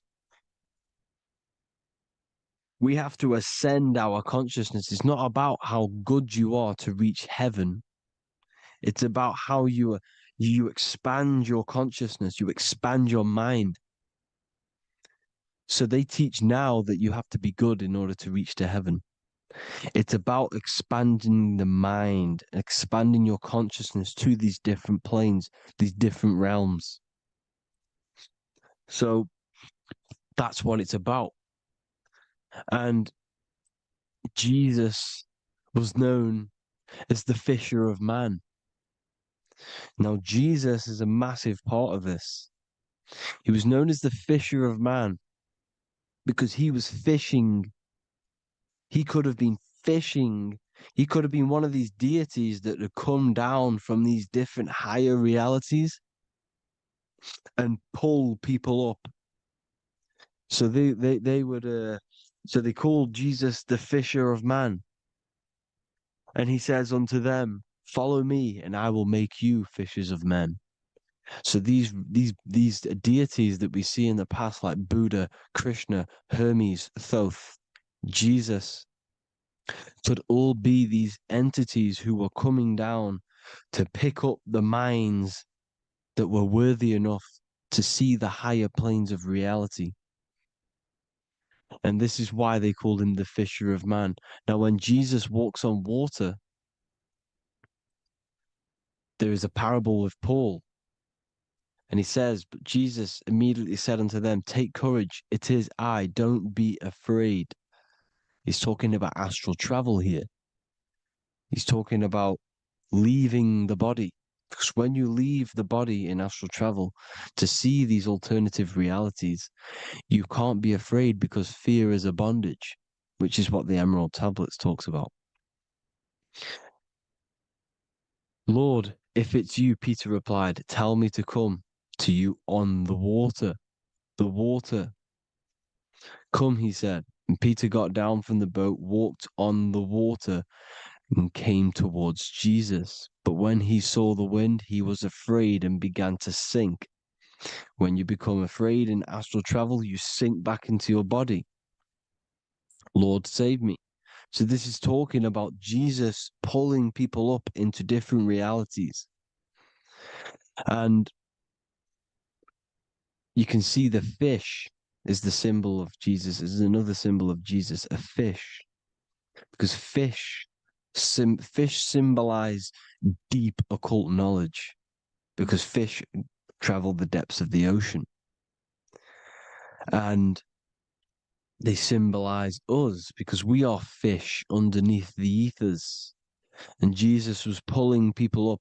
You see, so the Bible is a people today believe the Bible is a book telling you how to reach to heaven, how to become godly and reach heaven.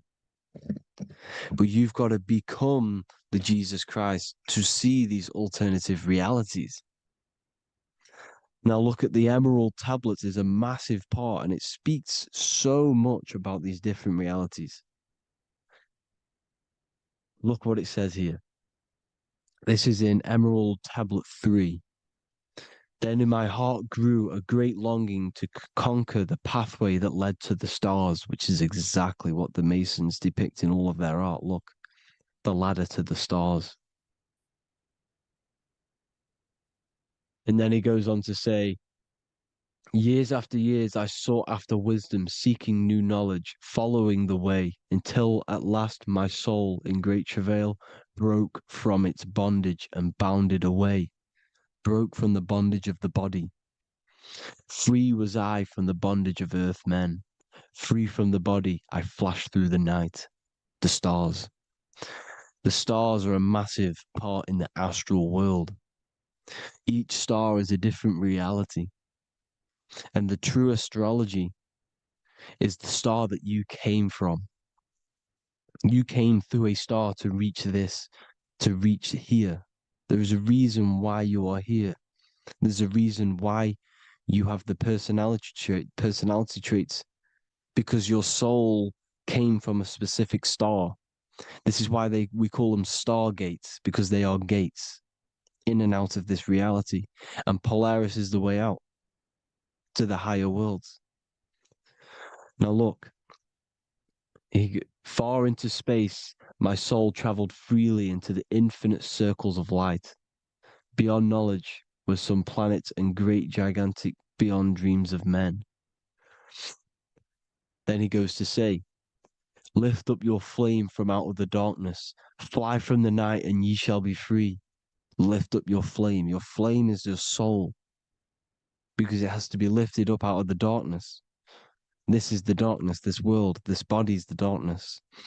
Because it's a bondage. You need to break free. You need to learn how to astral travel, people. You have to learn this. If you want to get out of this world,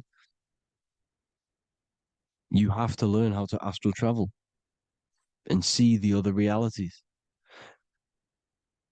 Traveled I through space-time, knowing my soul at last was set free, knowing that now I must pursue wisdom until at last I pass to a plane hidden from knowledge, known not to wisdom, extension beyond all that we know. So he's talking about he went to a place where we cannot even comprehend here, a place that is not even known to earthmen. He's telling you he's ascended out of this world to the planes that are beyond. And it says here in the Emerald Tablets, man is in process of changing to forms that are not of this world. Grows he in time to the formless, a plane on the cycle above. Know ye, ye must be one, ye must become formless before ye are one with the light.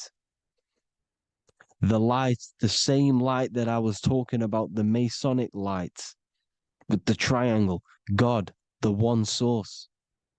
Ye must become formless before ye are with the light. Formless, you have to leave the body. You have to leave the body. You have to gain the ability to leave this body and travel to these other worlds. Now, it says here, not as man am I, for free have I become of dimensions and planes. In each I take on a new body. In each I change my form. Know I now that the formless is all there is of form. You see, all things created come from the things that, all things that you see come from the things that you cannot see. All of us have the same spark of consciousness, the same I am. Every dog, every animal, every human has this same I, this same thing which sees through the eye. It's formless. It takes this formless entity is the same entity of us. We are all the same entity in different bodies. And this entity it was represented as the flame, the cosmic flame, which is inside of all of us. And this is why the Masons depicted your spine as a candle or the Holy Grail. You would either see this or a candle with a flame on the top, because the Holy Grail is your consciousness, which is on top of your spine, which is the candle. Now, Jesus, Thoth, Buddha were all these deities which were coming down to lift people up because they were fishermen of men. And he would lift you up to the higher worlds, out of this world, to the ones above. Now, Thoth, you can see him here, he's leading the way. He's holding someone and he's leading the way with knowledge and power. He was leading the way to other worlds, out of this world. There's no point trying to change this world. This world will stay the same. It will stay the same. You have to get out of this world. And that's what they're telling you. That's what they're keeping you from. They're keeping you stuck within this thin layer of reality. So what the Masons are doing, they have the ability to astral travel. They're living not stuck and bound to one reality, but living within the different layers of reality. And this is what Morpheus was doing in the Matrix.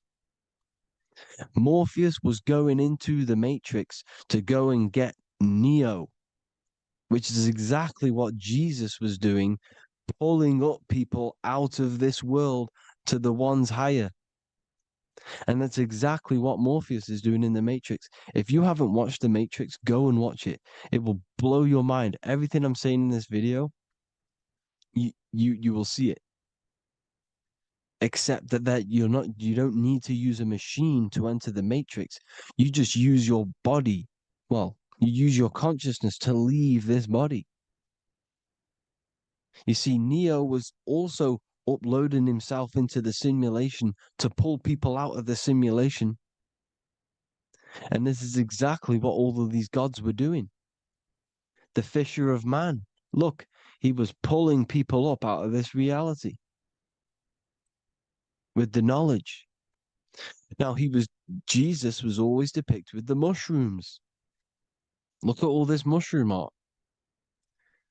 Mushrooms were literally the origin of Christianity.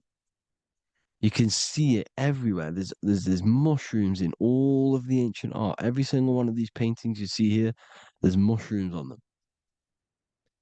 Mushrooms have the ability to see alternative states of consciousness.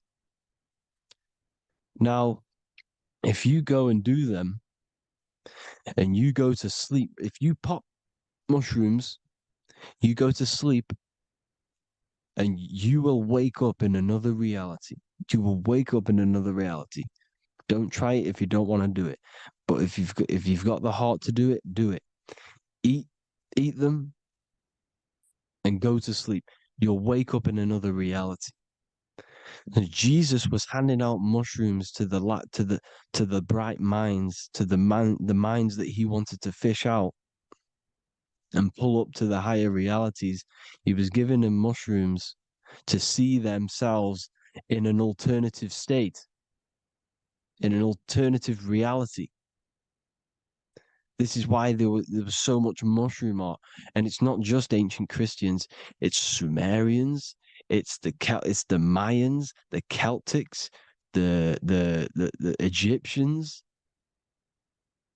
all used mushrooms. All of them. Look at all this art. It's on stones. It's everywhere because mushrooms. See, everything in nature is a micro macro. Look at the form of a mushroom. It's literally your spine and brain because they alter your consciousness. Your body is just a radio receiver.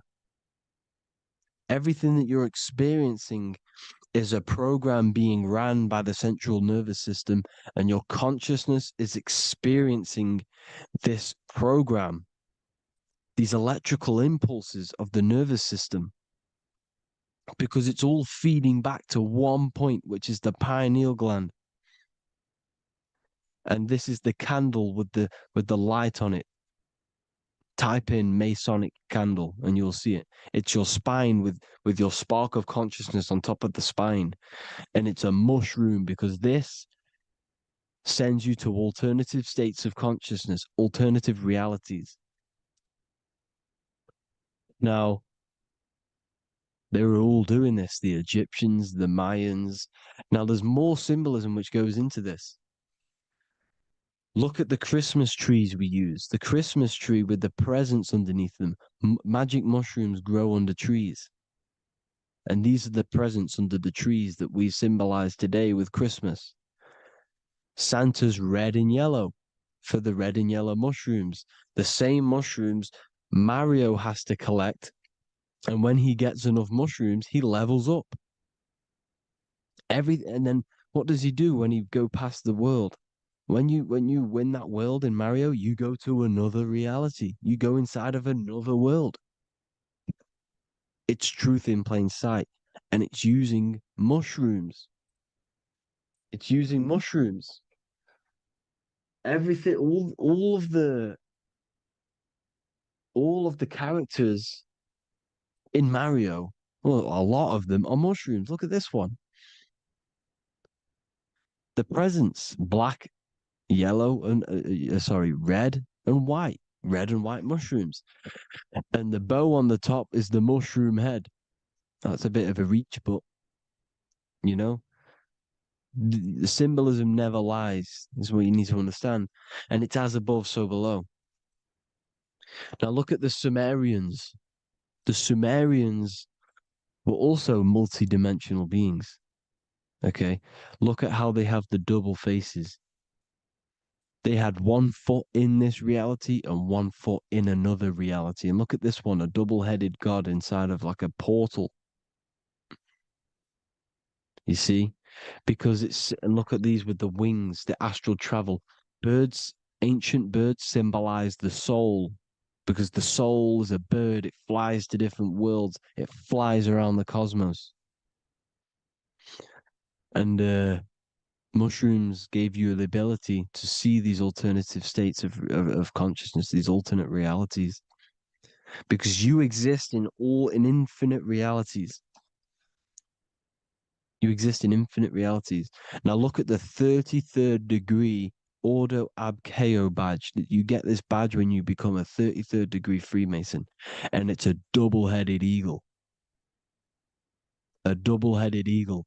And you can see this in Sumeria first. Sumeria have the same symbol, a double-headed, well, bird. You can see it here as well. And the Masons are still using this symbol today. And when you become a 33rd degree, 33 vertebrae on the back of your spine, above the vertebrae is your consciousness, and it's a double-headed eagle. One reality in one. You become a multi-dimensional being in the 33rd degree. And I've heard many interviews of Masons say it becomes Luciferian. You see, they speak in code. These Masons can't tell you about what they learn about, but they will speak in code. They said it becomes Luciferian. The word Luciferian is lucid. The root word of Luciferian is lucid, and lucid is lucid dreaming, alternative realities, dream worlds. You become a god. Luciferian means you're becoming your own god, pretty much. Because you are becoming a multi-dimensional being living in between the different layers of reality at the 33rd degree of Freemasonry. And look at the double-headed eagle, because the birds symbolize the soul. And they reach high, they fly high, just like the soul wants to fly high to the light, to become one with the light, like the Emerald Tablet says. Now look at Janus. Janus was another god, and he's known as the god of doorways. Janus always depicted with a double head. Janus is why we say janitor or January. And January is entering a new year. Janus is known as the god of doorways with keys, always got a key, because keys open doors. That's why the janitor holds all the keys. And Janus always has double heads, because he had 1 foot in this reality, 1 foot in another. He was a multi-dimensional being, a Luciferian,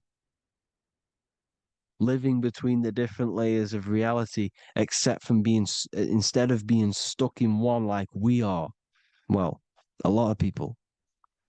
And that's the whole point. You see, all of this stuff is about like changing the world and stuff like that. This world will probably never ever change. It's probably been like this forever. Well, forever, for a long time. But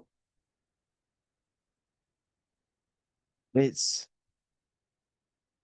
about moving out of this reality to the higher states. And the Masons always depict the ladder to the luminaries, the stars, with a key, the same key of Janus. The Vatican is a key, and it's in charge of all the religions. Why is it a key? Because they're holding back the key.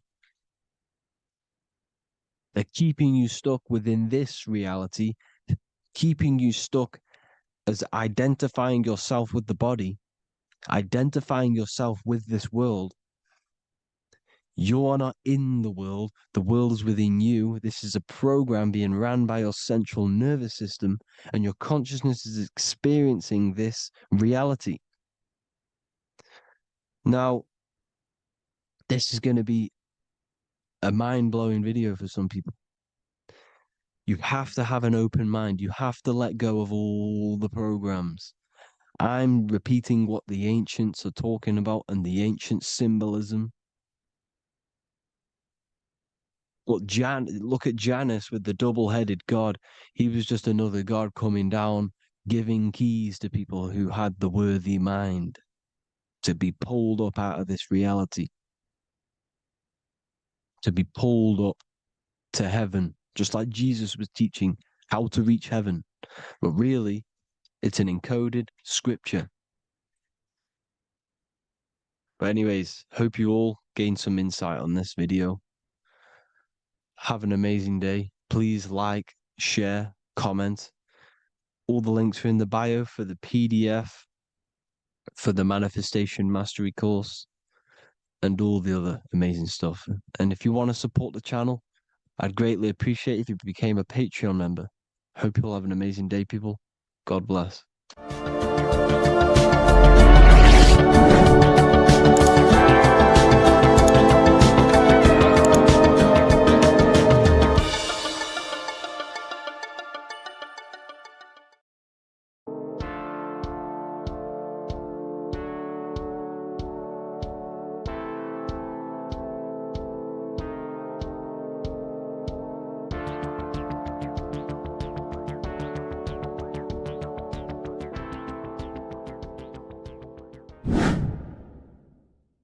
What is good, YouTube? Today we're going to be talking about the astral plane and how the cosmology fits into the astral plane. Okay, so first let's go over the astral plane and go over the different layers of reality so that you can understand reality more. You are a multi-dimensional being. You are not you are in all of these realities at the same time. They all interweave into one big reality. But there are different planes. They are different vibrational dimensions. There are different dimensions of reality. The mind is the root cause of reality. We're living in the mind of God. Everything is being thought into existence from the root cause, from the universal mind. This is why the ancient Egyptians said, all is mind. We're living in the mind of God. And we are a microcosm of this mind. This is why we all have the same mind. This mind is the world of thoughts. Now, this world of thoughts is just the thought alone. For example, it is the thought of a chair. But then when you start to imagine this chair and you start to mentally see the chair, you're now manifesting the thought, the singular thought, into some sort of form. So now you're imagining the chair. You're imagining the form of this chair, which is then manifesting into the astral plane. The astral plane is the world of thought forms manifesting. So when you are imagining something, you are seeing into the astral plane. Okay? Your third eye, it is an eye because it sees the astral plane. It is seeing the other side through imagination, through dreaming. Well, we'll go over dreaming later. So the thought of a chair is a singular thought. The imagination of the chair is the manifestation of the chair. And in the astral plane, it's basically the world of all the chairs that could ever exist. So you're thinking of the chair as a singular thought, which is the mental plane. The astral plane is the imagination of that chair, is the thought, the manifestation of it. depending on the vibrational state of the thought, will depend what level of the astral plane it will go to. For example, if you're thinking about a chair to torture someone on it, it's going to go on the lower astral plane. Or if you're thinking and imagining happy things, it's going to go to the higher astral plane. So wherever your mindset is, that we call it a mindset because your mind is setting frequencies to certain things. Thoughts are frequencies. And a mindset is setting your frequency, setting your mind to a certain frequency. So when you set your mind to a certain frequency and you imagine something in that frequency, you're going to match everything in the astral plane that are on that similar frequency, just like you would in the physical world. Because we're all in these worlds right now as we speak, but we can't see them with the two physical eyes. We can feel it though. When you're around someone and you've just met a new person, for example, you can feel their vibration. And if you're not on a similar vibrational match, you will not get along with that person, or you just won't not get along, but you won't connect with that person because you're on two opposing frequencies, not matching. And this is something you can't see, you can only feel because it's the astral plane. It exists within the astral plane. Everything in the astral plane is made out of vibrations. So if you do astral project, and if you already know how to astral project, you will see beings and people and things that are on the same frequency as you. This is why before you astral project, you need to sort your vibration out before you astral project, because you are projecting your consciousness into this. It's the mind. The mind is the bridge. It can move between realities. You are a observer. You are a observing soul which observes different realities. And the mind is the bridge between all of these different realities. The mind can choose. If you want to project into the astral, you set your mind to it, you can. Okay? So let's not get off track. The lower astral plane is where demons are. The higher astral plane is where heavenly beings are. Heaven and hell are kind of a real thing. The etheric plane is a powerful substance, the ether, the fifth element that they don't tell us about. If you type in on Google the 5 elements, they will try to remove it with wood or metal because they don't want you knowing about the ether. Ether is the energy double behind all physical objects. So the ether is very important. It is the 5th element. It is part of the physical world, but it's also part of the astral world. It is on either side. You see how they're showing you the truth in the language? Ether and either are the same word. The ether has 1 foot in the astral and 1 foot in the physical world. It's a substance that connects the physical to the astral world. It is the either. It's on either side of reality. It's on the other side. Other, either, same word. Ether is connecting the physical to the astral plane. It's the world of frequency. Frequencies, EMFs, torus fields are in the etheric plane. It is the energy plane. It's where energy moves through the ether. Okay. So then you have the physical world, the world of effect. Everything you see in the physical world is the effect of the higher planes. Each plane is a product of the plane above. So, and it melts into each plane. The physical plane is the lowest plane, it's the most densest, and the highest is the most fluid. This is the most fluid, this is the most dense. This is where we get the saying, as above, so below from. As above, so below comes from the different planes of reality. And magicians understand this. This is why magicians always say as above, so below. because they understand if you manipulate the higher planes of reality, you manipulate the lower planes, because the astral plane is a direct copy of the physical world, but in the astral plane. It is mirrored.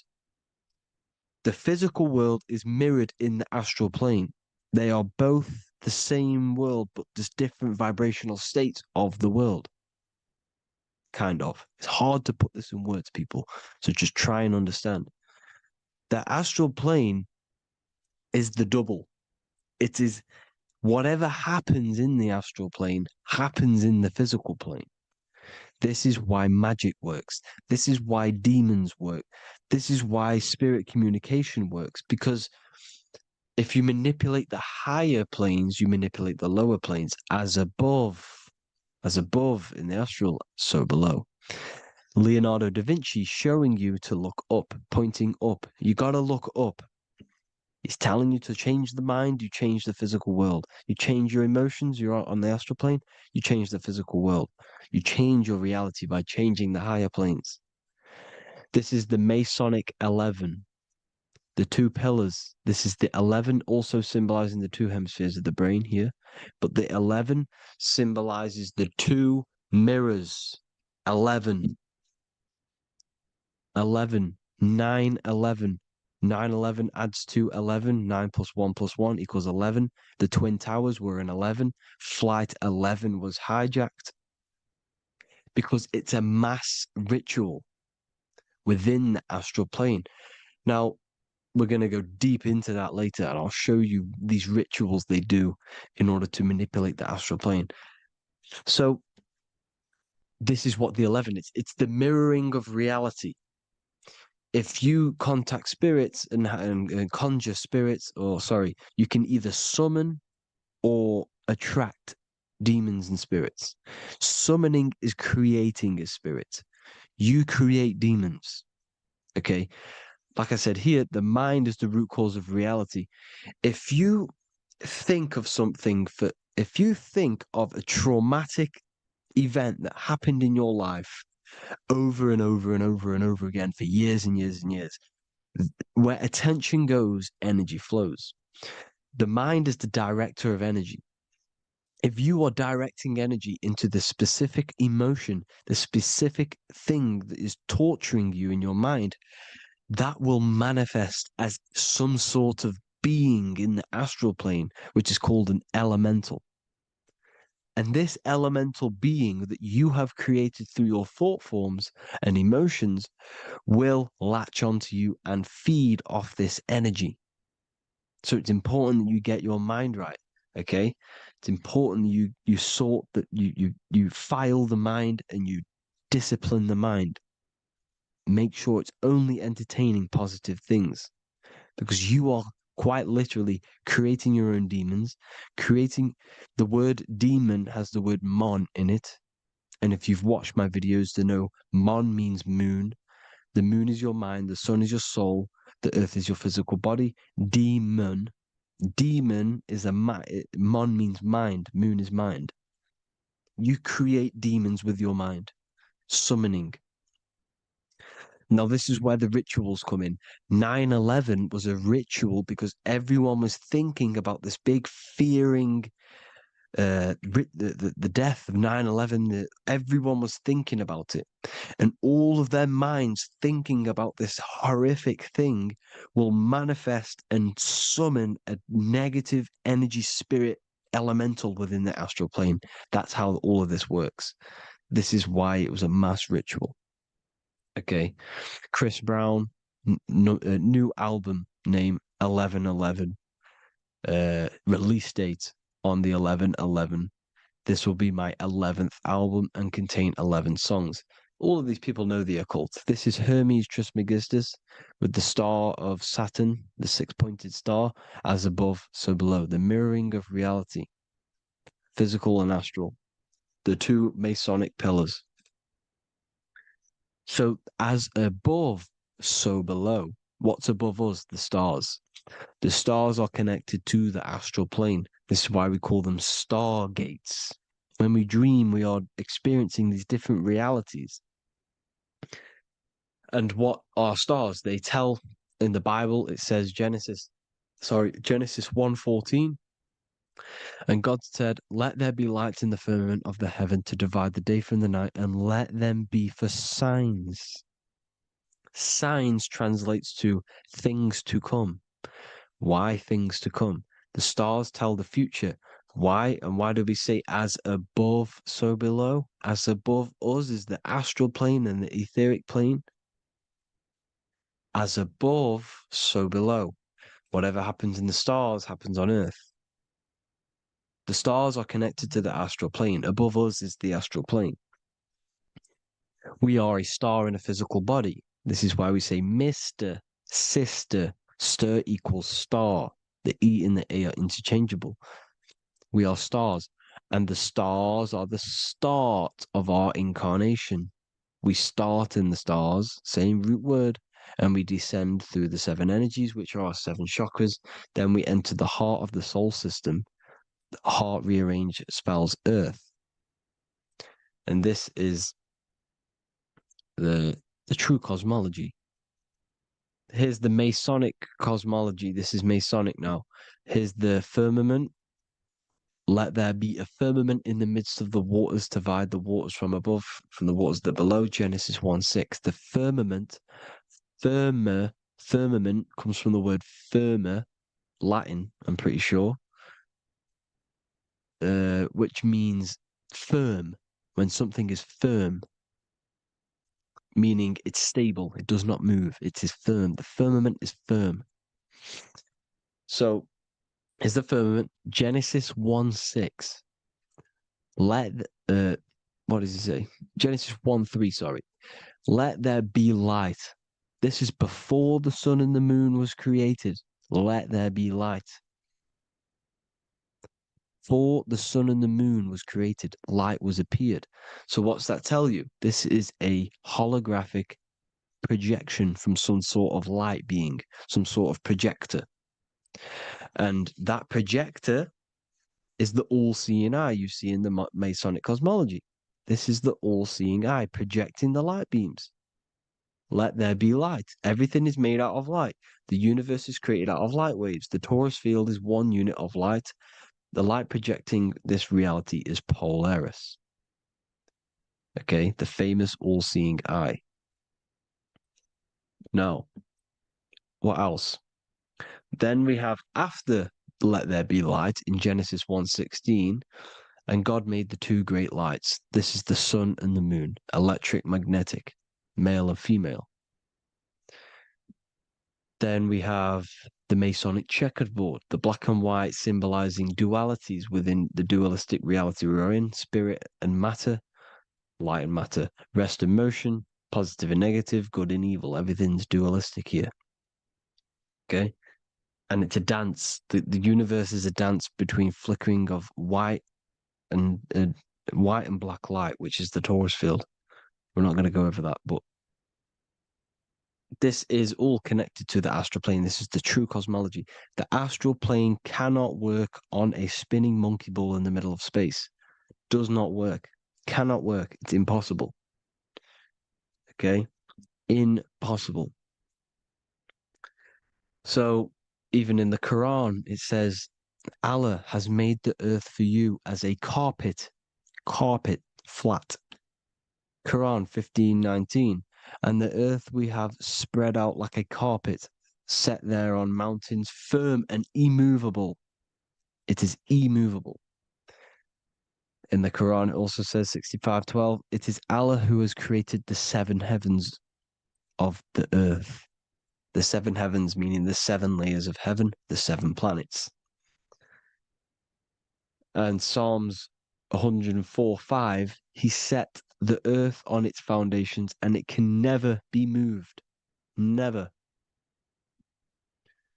So here you see in Isaiah 40:22, he sits enthroned above the circle of the earth and its people are like grasshoppers. He stretches out the heavens like a canopy and spreads them out like a tent to live in.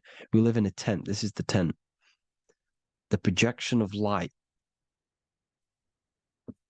Here you see an ancient picture here.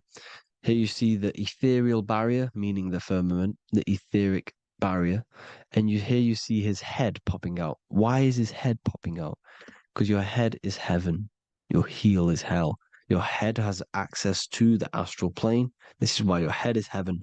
The pineal gland, when stimulated, has access to project itself, project consciousness into the astral plane.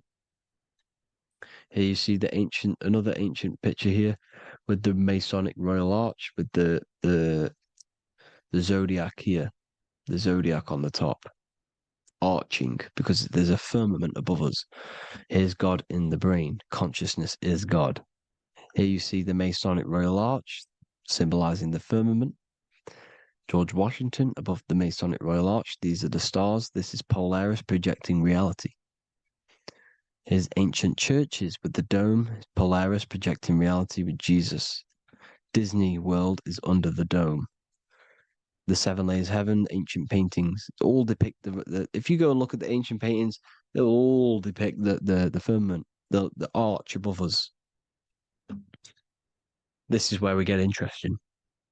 The Masonic Royal Arch has the 6-9, which is Cancer. The constellation Cancer, which is 6-9 is associated with portals, because CERN is the 6-9. Okay, CERN is opening portals. They're trying to create a portal to the other side. Cancer has the word CERN within it, so there's a link between Cancer and the opening, the firmament opening above us, to ascension. Here you see the Masonic art with the Royal Arch and the light and the opening. Here you see the light and the opening. This is the opening of the firmament. Here's the Hebrew cosmology with Sheol, the underworld, and the opening. So Cancer is definitely some sort of portal in and out of this reality. I'm just connecting dots here. Now, we're going to go change a bit now. These celebrities that you are seeing they have not sold their soul to Satan, okay? They have not sold their soul to Satan. Satan is a demonic, low vibrational energy that has been summoned over the thousands and thousands and thousands of years of evil occult arts. So since Babylon was summoning this demonic energy, and this demonic energy in the astral plane will grow and grow and grow. It has no form. It has no physical form. Okay, but you can see it in the rappers. If your third eye is open, you can see clearly that these people are demonic. You can sense the energy that they're manifesting. Selling your soul is not what you've been told. It is gaining, because your soul is pure love, okay? Your soul does not want to do anything bad. So when you sell your soul, you're gaining physical wealth, for example. Like for these rappers, they will be given millions of pounds because the people in control of the music industry, which is the dark occultists trying to brainwash the masses, the people in charge, they're dark occultists. They understand Satan and the energy. They are satanic energy, which has been summoned in the astral plane.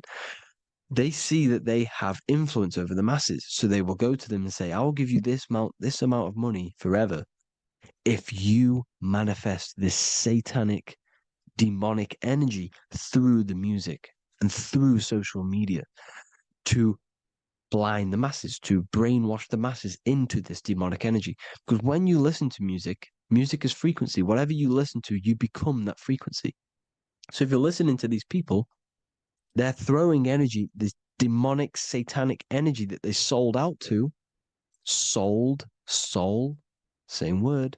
When you sold something, you've got your soul involved. They have exchanged money, physical gain, so that they manifest this satanic energy within the astral plane and through the music, through the videos, through social media to keep us in this vibrational frequency, in this low state of consciousness. This is what it actually is. It's not, you're not selling your soul to some sort of devil. This satanic energy has no physical form it is formless in the astral plane.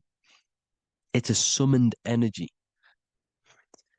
Now, the root chakra is red. This is why the devil is red, because it symbolizes the animal nature of man. When you are operating off your root chakra, you will kill, you will fight, you will do anything to survive, because it's all about survival mode in the root chakra.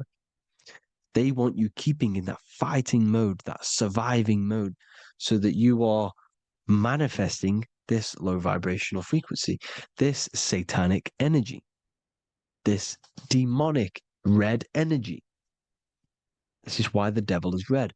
And the devil has a tail with the red arrow pointing down because it symbolizes your light body. This is your Merkaba. Your Merkaba is your light body. Mer equals light, Ka equals spirit, Ba equals body.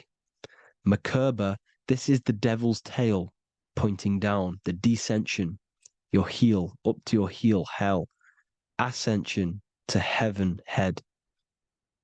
You see? This is the all-seeing eye with the illumination coming off it, your head, when you're illuminated. The Merkaba is your celestial sphere to portray different planes of reality. It is the vehicle of ascension. It's your light body. It's in the word Kabbalah, Kabbalah, Ka, spirit, Ba, body, La, light. Same thing, Kabbalah, Merkaba. Same thing. It's all about the light body. This light body sees different realities.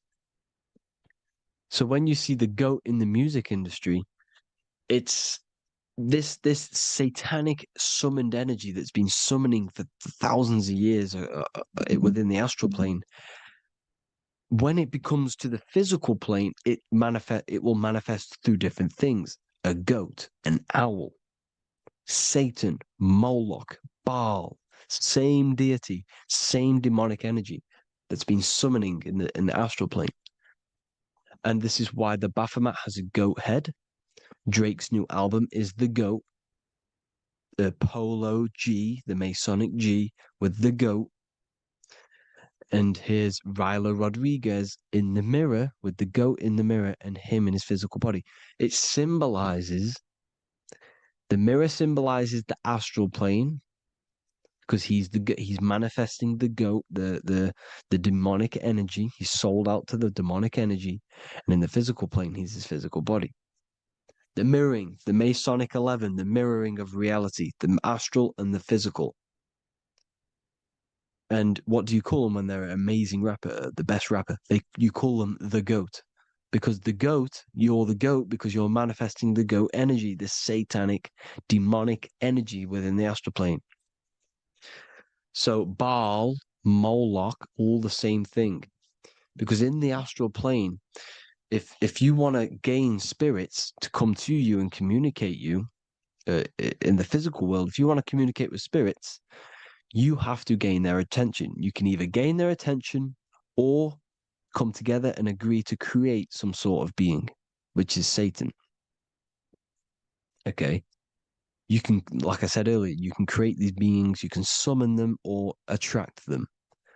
One way to attract them is sacrificing. In order for you to become God, man, to turn to God, you have to sacrifice your life.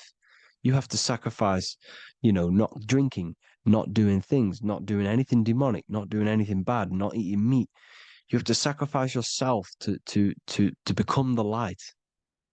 However, if you want quick, instant gains in the physical world, you can sacrifice something else to communicate with these spirits, because these demonic energies feed off demonic energy, your demonic energy. So these dark occultists will give away babies, they'll sacrifice, torture babies so that they gain, so that they can communicate with these spirits for physical exchange. Yes, you can do this. These powerful spirits, these powerful demons can give you powers. They can give you certain things. And this is what they are doing. They're summoning and attracting these demonic energy. This is why, trafficking is one of the most, Balenciaga. Baal is the demonic energy in the astral plane, which requires child sacrifice for his presence. Balenciaga, and they were trafficking children. They were trafficking, killing them, and offering them to the spirits. This is what they are doing. Balenciaga. It's in the name. Here you see, you can see here a stick man with two horns. The goat, obviously, it's all the same deity. Baal, the goat, Moloch, Moloch, the owl, the Egyptian owl, because it comes from the owl of Moloch, which is Baal, which is Satan, all the same demonic energy. And it's on the dollar bill, a tiny dollar bill, on the $1 bill. All the same thing. Bohemian Grove, they worship the big owl, Moloch. It's all the same thing. It's all one big demonic energy which has been summoning in the astral plane. And it's trying to take over Earth, the physical plane. That's what it's doing. So I hope you all gained a deeper understanding of the astral plane and what's actually going on in the world. Please leave a comment if you can to help the algorithm. Drop a like if you like this content. And hope you all learned something today. And God bless you all. Thank you all.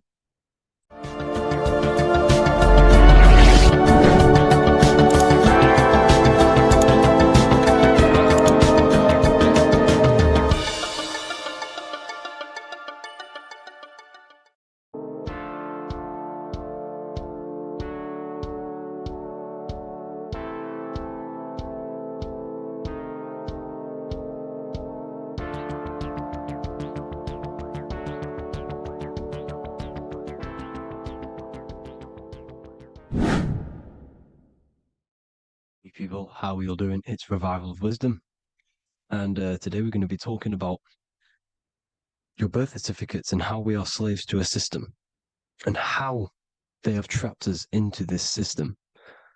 Okay, so the first thing you need to understand about this system is there are two types of laws. You have the law of water, which is admiralty law, and the law of the land. So the admiralty law is the law of water, and this is what money is. Money is water. This is why we say liquidity, currency, the current. A current is water, something moving through something. Cash flow. And this is why banks are called banks, because a river bank is on either side of the water, and it directs the currency. You see? So money is water. And as you can see here, Ripple, the cryptocurrency, Ripple, water Ripple, and they're building a bridge over water, overseas, international banking with cryptocurrency. So money is water, and this has specific laws about water, but water is the same everywhere, you see. What the difference is with the law of the land is that you can have different laws in different lands. I can't do certain things in the UK that people can do in America, for example. You see, that's the law of the land, but the law of water is the same because water is everywhere. Now, this is very important to understand when it comes to, these birth certificates. So, Pope Gregory, this is where we're going to start off. Pope Gregory in 1582 took the Orthodox Eastern sunrise calendar and changed it to his own Gregorian timeline, not a calendar, a timeline. This timeline was copyrighted by Pope Gregory under the name of the Vatican. So the Vatican owns the timeline that we are using today, 2023. They own it. They own the title of this Gregorian calendar. Okay. Therefore, anyone who is born under this copyrighted timeline, not calendar, they are subjected to Rome because Rome owns the timeline. They have a patent, a copyright for that timeline. What is on our birth certificates? That timeline. We are born underneath, we are subjected to the Vatican. This is why all birth certificates go to the Vatican. They own every single birth certificate. Okay? So when we use this timeline, we are subjecting ourselves to this timeline. Okay? Which the Vatican has a claim over. This calendar or timeline is set to sunset, not the sunrise, which is associated with death, darkness, and the moon, lunatics. You see, so this is a sunset calendar timeline. Okay, this is now, they've changed a couple things, right? They say that the new year is January the 1st. Okay, when we know this is in winter. January is winter, which is associated with darkness, death, the death of nature. So this is a death cult, people. These people are evil. They're so evil. The Vatican. And this is why we use April Fool's Day, because April is in Aries, and Aries is always the start of the zodiac. This is why Aries rules the head region. 12 zodiacs, 12 systems of the body. Each zodiac is associated with each part of the body, and this is why Aries is the head, cerebrum. But we're not going to talk about in this video. But yes, that is what April Fool's Day is. They're putting it in your face. April Fool's Day is the real start of the year, when the sun starts to rise again, when the risen Savior is resurrected, when it's born again. This is when the Jews celebrate the Passover. This is when the Christians celebrate the resurrection of Jesus, and they eat lamb. The Jews eat lamb because we're in Aries, the new year. The sun is now born again, our risen Savior, the light of the world. So yes, this is what April Fool's Day is. It's the first day of the year, which they changed. Pope Gregory changed. So you need to understand is that you are in the womb. You are inside of a ship, because every ship, literally a ship, every ship is female. This is why they say she delivers the product, because she does deliver the product, you, the baby. Same thing with a ship, they deliver products. They are a she. And when they pull up to the bay, like you can see on this picture, they're pulling up to the bay. This is now called the birth canal. The ship is now in birth on paper. Okay, this is law. And when they pull up, they tie up to the bay, and now they get a certificate of manifest certifying all of the products which are on the ship and what they are bringing into that nation. Okay, so you're bringing in this many of that, everything's on the certificate of manifest. And this certificate as manifest is also your birth certificate, because you are traveling through water when you are in the birth canal of your mother, because you are in water when you are in the womb. And you travel through the birth canal, and when you arrive, you get a certificate of manifest with the name, how many, the quantity, that's your birth certificate. Okay. And this is what it is. We are a we're not a corporation, but we represent a corporation, which is your name in full capital letters. That is your corporation. You cannot physically tax a body, but you can tax a corporation. This is why we get charged. This is why we get taxed, because it all goes down to the corporation, which our name represents, which we are subjecting ourselves to. We are my name. I am subjecting myself to this name, and that name has a corporation which I represent, which I subject myself to. You see, this is how we are attached to this straw man, this character that they have built on paper. So it's a character which is on paper. This is what we represent. So when the woman gives birth, she delivers the baby, and then she has another substance. Now I'm going to break down how they attach this name to us, how they do it. Okay.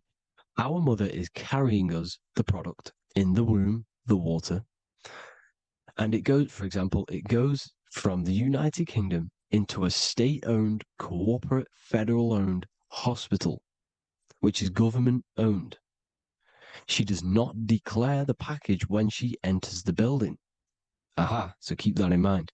When she delivers the package in the federal territory, she does not declare the package either when she leaves. Therefore, there is no evidence that we exist when we arrive on paper. On paper, there is no evidence that we came into the building or left the building. We have not been declared. So we do not exist on paper at this point. When the woman gives birth, she delivers the baby, and then she has another substance, which is called the afterbirth material. Okay? This afterbirth material has the same DNA as our physical body with the body, mind, and spirit. Okay? This is how they get this cooperation. Hold on. The afterbirth material does not get claimed by the mother nor anyone. Therefore, they salvage that substance because we are under the Vatican. Every state is all Catholic. Your birth certificate is Catholic. No matter what religion you think you are, every single birth certificate is Catholic because we are subjected to Rome. All roads lead to Rome. Rome runs all of this. Okay, we're still under the Roman Empire. Okay, so Rome are Catholic and they believe in salvation. This is how religion comes into this. This is how they use religion to get this. So they salvage the afterbirth material and they claim it and they salvage it and give it and charge it to Rome. And they give it a name. Here's the legal term, born alive. Here's what it says. Each product of such birth is considered live, born, and fully recognized as a human person. So each product of such birth, so that could be anything, the afterbirth, the person who actually comes out, the baby. So your afterbirth, which we do not take with us, we take the baby with us, they keep that in the hospital, they collect the afterbirth, and they salvage it, and they give it the name, which, it is us. We are a representative to that afterbirth material, which they put the name on, they claimed, which is subject to Rome. So we are walking around our whole lives as a representative to that claimed salvaged afterbirth material, which the federal state have. Okay. We are under the Catholic Church, Vatican. Therefore, the afterbirth material is a child of God.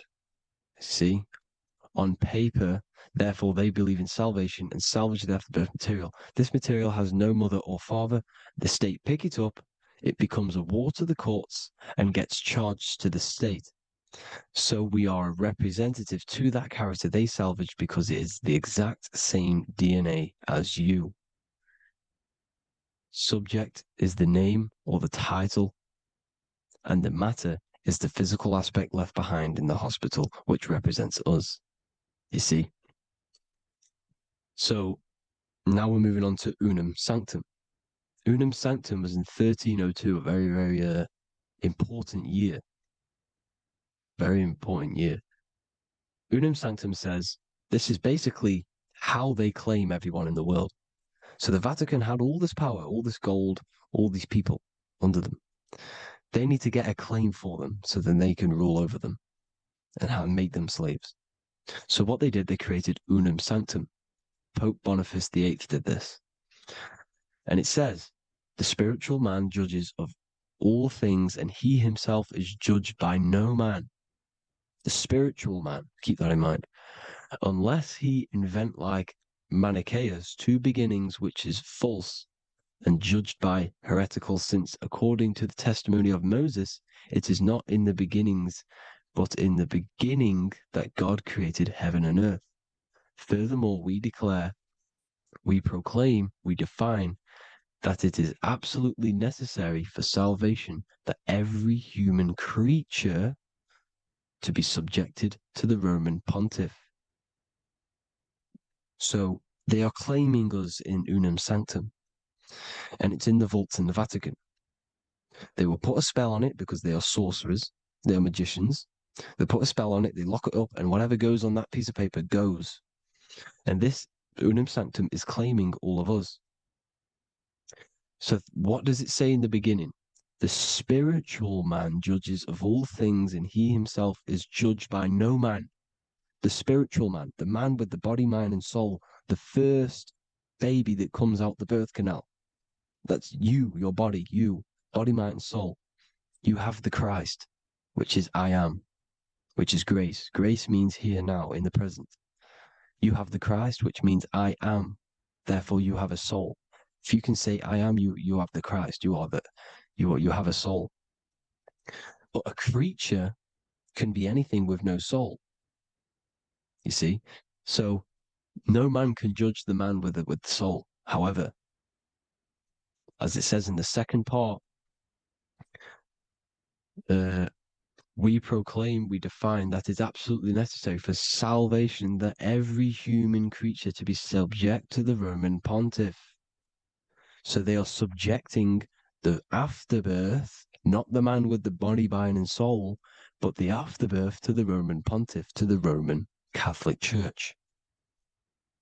We are the ones who are claiming to be the afterbirth material, which is our birth certificate, which is our representative.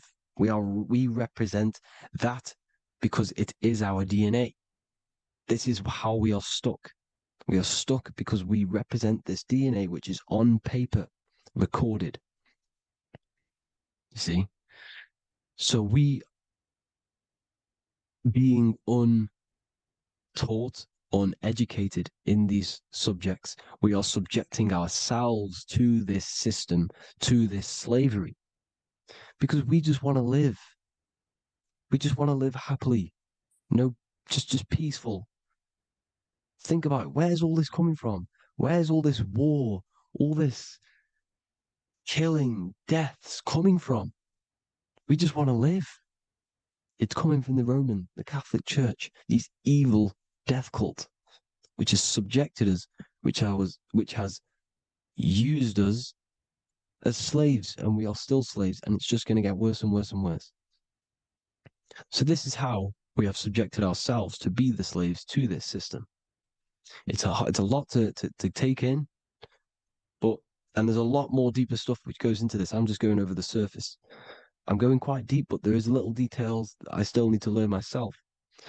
But this is the general how that we've been stuck to this slave system. So we are batteries, okay? This is why we get charged. When you go in a court, you get charged, okay? Because you're a biological battery. This is why cities look like motherboards, because we are feeding energy to this matrix. Okay, when we look outside of ourselves, when we give power to so-called Jesus Christ, worshipping idols outside of ourselves, where attention goes, energy flows. We are feeding the matrix with energy. By looking within, placing your attention within yourself, you are taking back your power. Because the I am is Christ. The you, the soul, is Christ. It's God. The awareness is God. Okay? However, we are subjecting ourselves to this system. We're subjecting ourselves to this system and the feeding of our energy. So what we need to look for the future is that, think about it, with the end goal is to change our DNA, is to literally make us robots, transhumanism, slaves. This is why we have smart cars. smartphones, smart watches, smart meters, smart cities. And all of this is going to be connected by the smart grid, which is 5G. This is why 5G is rolling out. 5G is going to connect all of these technologies to one. It's like a big net system. And you know why they're doing this? It's because all of this is going to be connected through AI, through this 5G, and that 5G is going to be controlled by the elites. So you say anything wrong, you do something wrong, you say the wrong thing online, they'll turn off your car, they'll turn off your phone, they'll turn off your smartwatch, they'll turn off your TV, because it's all going to be connected and controlled by the smart grid. And this is what the Great Reset is, people. But they're going to trap us inside of these 15-minute smart cities so we can't leave the area, because they're going to use climate change as a tool to enslave us to not travel because of so-called climate change and the fumes that we are putting into the air, which is all BS. They're doing this to push these new cities, to push all of it. But listen, they're trying to get inside of your body. The only way they can do that is to get you addicted and using this technology. First, they got on the body with the smartphone. Well, first of all, we use the technology. We get used to it with it in our hand. The next step for them was to get on the body, which is the Apple Watch, as you see down here. They have now successfully got onto the body. The next thing is to get inside of the body. This is the brain chip. You see how they've slowly lured their way in, slowly got you addicted to this technology, got you dependent on this technology. And what they're going to do is that they're going to mold society to be dependent on the brain chip. So in order, for example, if you want to go and pay for food, you're going to have to get a chip to pay for the food, because it's all going to be digital money. And that digital money will be connected to the chip, and you'll need the chip to pay for things. You see? So this is how they're slowly transhumanizing us. These phones, these apps, these things which are all we are all using was created by Freemasons. Mason means traveler, because they travel the depths of the mind. They understand human consciousness. They understand the brain. They understand the mind. By the deepest root cause, they understand it. This is what Masonry is. It's the occult. So these technologies is designed by these people. This is why they're so addictive, because they understand how it works. They understand how to get people addicted, because they understand human consciousness, the brain, the body, and the mind. So this is the advantage Freemasons have over us. And these secret societies, which have gone through the orders of Freemasonry and progressed onto these secret societies, which are the evil side, because I'm not saying Freemasonry is evil, okay? But the societies which they go beyond Freemasonry, because you can go beyond the 33rd degree into these secret societies, and they use this knowledge for the bad, to enslave people. And this is what's going to happen. Transhumanism. So I hope you all learned some insight for today. Please do a bit more research on, the birth certificate and stuff like that, the straw man. And have an amazing day, people. Please like, comment, and subscribe. Peace.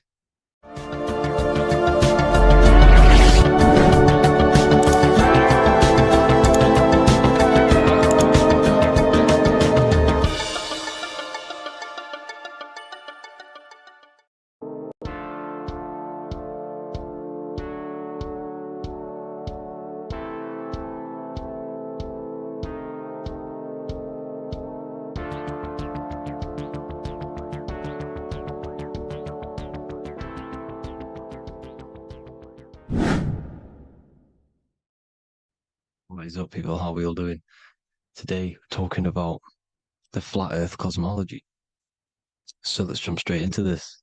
Please drop a follow and leave a like to help the algorithm.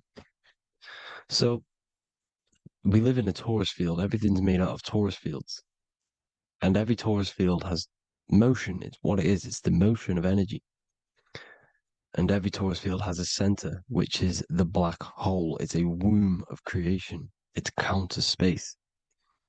Now, this is why the North Pole is magnetic, because the center of this torus field is the most magnetic part, the strongest part of the field.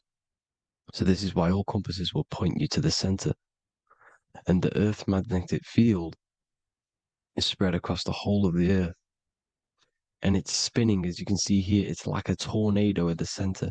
And this tornado is the force which is spinning the sun and the moon around us.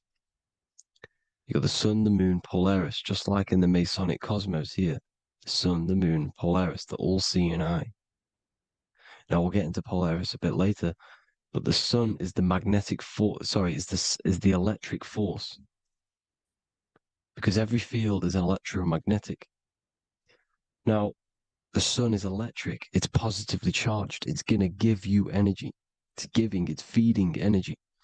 The moon is more magnetic energy, which is taking your energy away from you. And this is why you become sleepy when the moon comes out. Because it's taking away your energy. So these two forces is the balance. It's the yin and yang. It's the balance. Everything in this creation is balanced. Because the torus field is the Earth is the plane of inertia, the 0 point within the field. Because physical matter is a result of two opposing forces equalized on the plane of inertia. And that is where matter crystallizes into physical results. And this physical plane is the plane of inertia, planet Earth. And at the center of this plane is the black hole, the womb of creation. And outside of this black hole gives birth to light. So the torus field is constantly rotating, going into counter space, the black hole, and then out of counter space gives birth to the white hole, white light. You see? So it's going around, black hole, birth again, black hole, birth again. And it just keeps going around. It's an infinite cycle of energy. And this is where the infinity sign comes from. This is the motion, this is the force which is creating everything to spin inside of this circle. Okay? And it's making the stars spin. It's making the sun and moon spin around us, around this center point. Now here you see Horus and Set. Horus and Set putting their feet inside of this dome. This is the royal arch, the arch of the dome above us, which is like you see in the Masonic cosmos, the royal arch of Freemasonry. This is the dome above us, the firmament that the Bible talks about.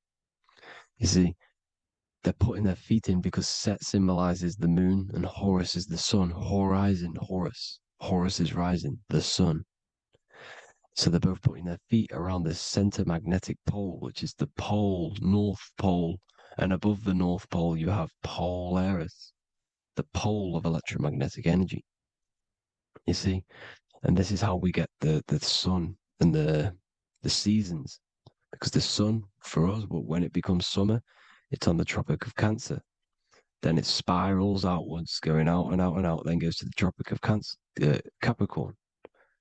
That's winter for us. Then it comes back in and creates summer again.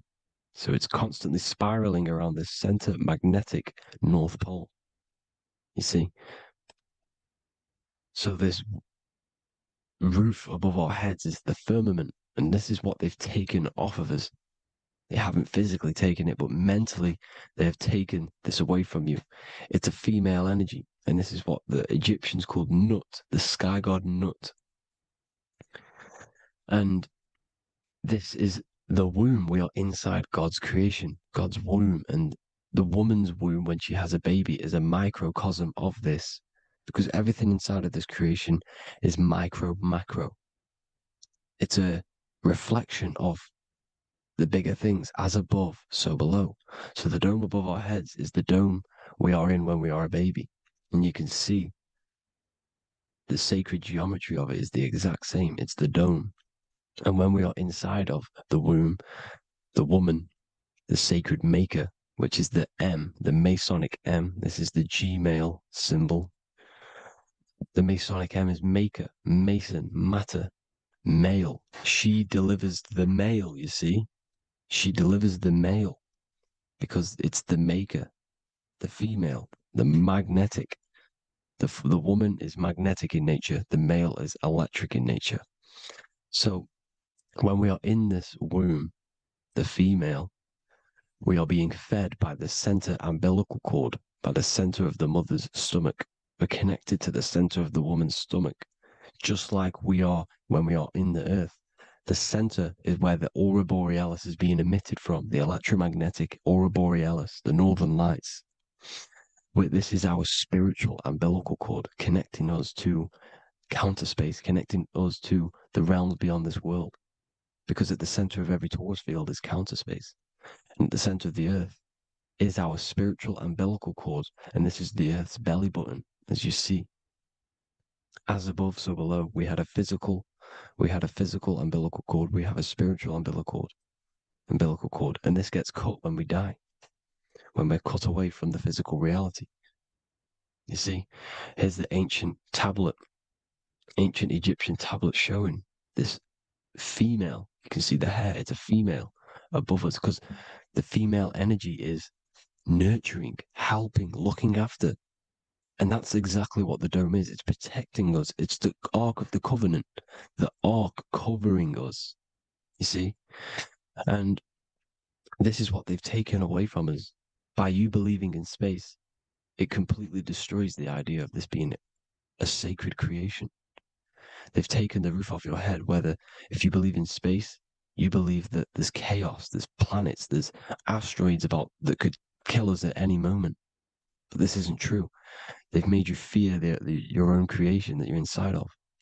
They've made you fear what's above you.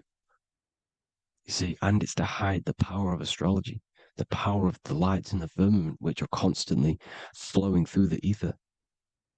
These powers which are above us are sending rays down to the earth, which are influencing our psychology and how we behave. And this is what astrology is. It affects human consciousness. It interacts with our consciousness. And there's a different energy every day because the planets are in different houses, different alignments. And this is, we'll go into this a bit deeper later on.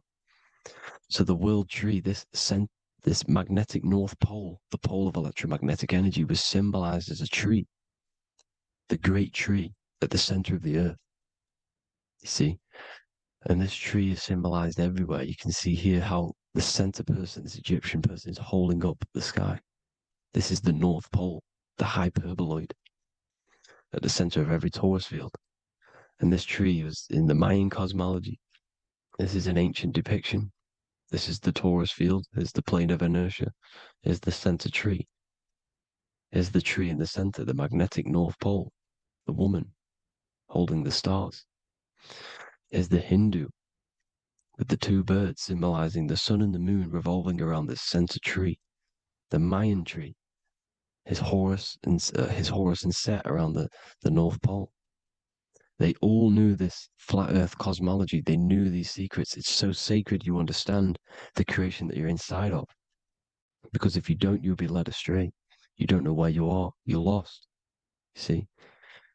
And here's the Masonic art with the rays of the stars coming down with the tree in the center. So it was personified as a tree. And we are in Asgard, Midgard, the middle garden, where there's good and evil. So the 7 layers of heaven, which is talked about in the Quran. Each planet has a different layer of the firmament, and this is the 7 layers of heaven, and these are our 7 layers of the energy centers in our body. So we start in the stars, so we are stars in a physical body. And this is why we say Mr., sister, fraudster, sinister. Stir is star, and we are in the stars, and our star descends into the soul system, not solar system. And as we descend into the soul system, we enter Satan's kingdom, Satan's world. As it says in the Bible, Satan is the god of this world. Well, if you've been into my research for a while, you know Satan is Saturn. Saturn's world, because Saturn's the outermost ring. He's the Lord of the Rings. And you enter his kingdom, the kingdom of time, and this is why Saturn's the time god. As soon as you go past the rings of Saturn, you're now in the solar system, you're now in time, you're now bound by space and time. And you're bound to the earth plane, the heart. Earth is heart. It's a rearrangement, it's an anagram for heart. And the heart of the electromagnetic color spectrum is green, and that's why the earth is green. And above green is blue, and this is why the sky is blue. In order to go to heaven on the macro scale, you have to go through the blue sky, through the 7 layers of heaven. In order to reach heaven in your body, whilst you're here, you have to go through the blue chakra to your head, which is heaven. It's micro, macro. Everything is micro, macro inside of this creation. It's an ancient. I think this is a French image, piece of art from the ancient French, with obviously the 7 layers of heaven, which they all depict. And notice how it's like a dome. We'll go into this dome symbolization, the Royal Arch of Masonry, which is next. But these 7 layers of heaven give us the 7 metals, the 7 days of the week, the 7 diatonic tones, the 7 chakras, the 7 everything. It's God's favorite number. And this is why the Masons use the G inside of the compass, because the G is the 7th letter and God starts with G. You see? So it's 7. God is 7. Here's another depiction of the heart, the soul system, the 7 layers of heaven. La fermente, la fermette. You see, la firmament, with the stars on the outermost layer. Here are the 7 planets: Jupiter, Mars, la Sophie, the sun, la Luna, the moon. So Saturn. So we are in the heart of this soul system. In order to ascend, we need to ascend up our chakra system, reach 144,000 hertz, God consciousness, the God man. You have to unfold God man, master of the mind, mastery of the mind. So what are the stars? The stars make everything unique. The stars are constantly rotating around the center, magnetic North Pole, the tornado at the center, which is stirring everything. It's stirring the ether. The center is the ether, and the 4 elements are born out of this ether. There's 5 elements: ether, spirit, water, air, and earth. The ether gives birth to the 4 other physical elements, which the whole of creation are made out of. About them 4 elements. 4 is the number of stability. You know, a chair, a table has 4 legs. It stables things. It's a foundation, and these 4 elements are the foundation of this creation. You see, and this magnetic North Pole is stirring this, and the 4 vibrational states of the ether are the 4 elements. Now let me get back to the stars. I just wanted to give you that. The stars are being stirred around this center point, center. It's stirring everything, and they're always in different alignments. Every millisecond, they're moving in different placements of the stars. And the planets are called the 7 wanderers because they're not fixed. The stars are fixed, but the planets they're called the 7 wanderers, the 7 layers of heaven, because they move faster and slower than each other. Each planet is slower and faster, has a different rate of speed it's moving. So these alignments are mixing in with the energies of the different 12 constellations. And this is why you have a unique characteristic. You have a unique look, a unique energy, a unique personality.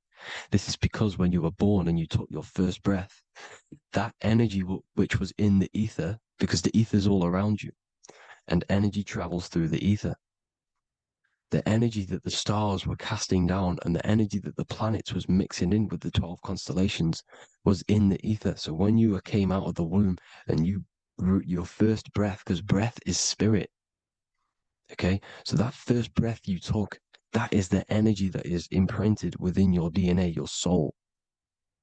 And you reflect that energy, you emit that energy. That's the energy that is with you forever until you die, till this physical body dies off. And that's what the stars are. The stars are giving a unique energy, characteristic, personality to every living thing. Every dog, every cat, every animal has a unique personality because it was born at a different time and place in the sky. Okay, the stars are your destiny. Now, the stars are constantly changing as well. If you look at stars through a telescope, they're constantly changing and forming different forms. You can see here, it looks like water. It looks like light through water because it's the ether above us, a sea of ether. And this light is being emitted through it, and it's just constantly changing, giving different energies, each star. So this is why this is what the zodiac is. It's the expression of energy. It's the expression of the stars. And each constellation has many different personality, different energies, different traits. Each planet has different traits, depending where your planets are, depending what energies you hold.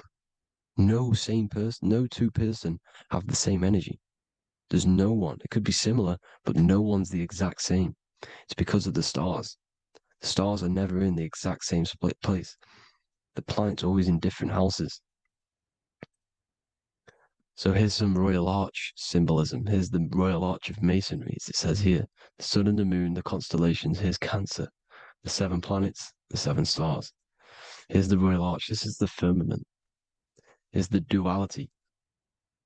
Black and white, duality, good and evil, rest and motion, dielectricity, magnetism. See? So this is what the Royal Arch is. It's symbolizing the cosmic dome above us.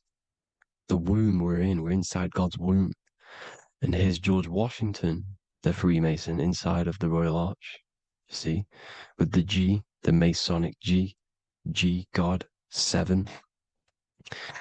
Here you see another depiction of George Washington with the stars in the dome above his head, his Polaris, the sky vault, Polaris. We'll get into that later. Go inside of all of your ancient churches, you will see the dome. Go to the Vatican, you'll see the dome.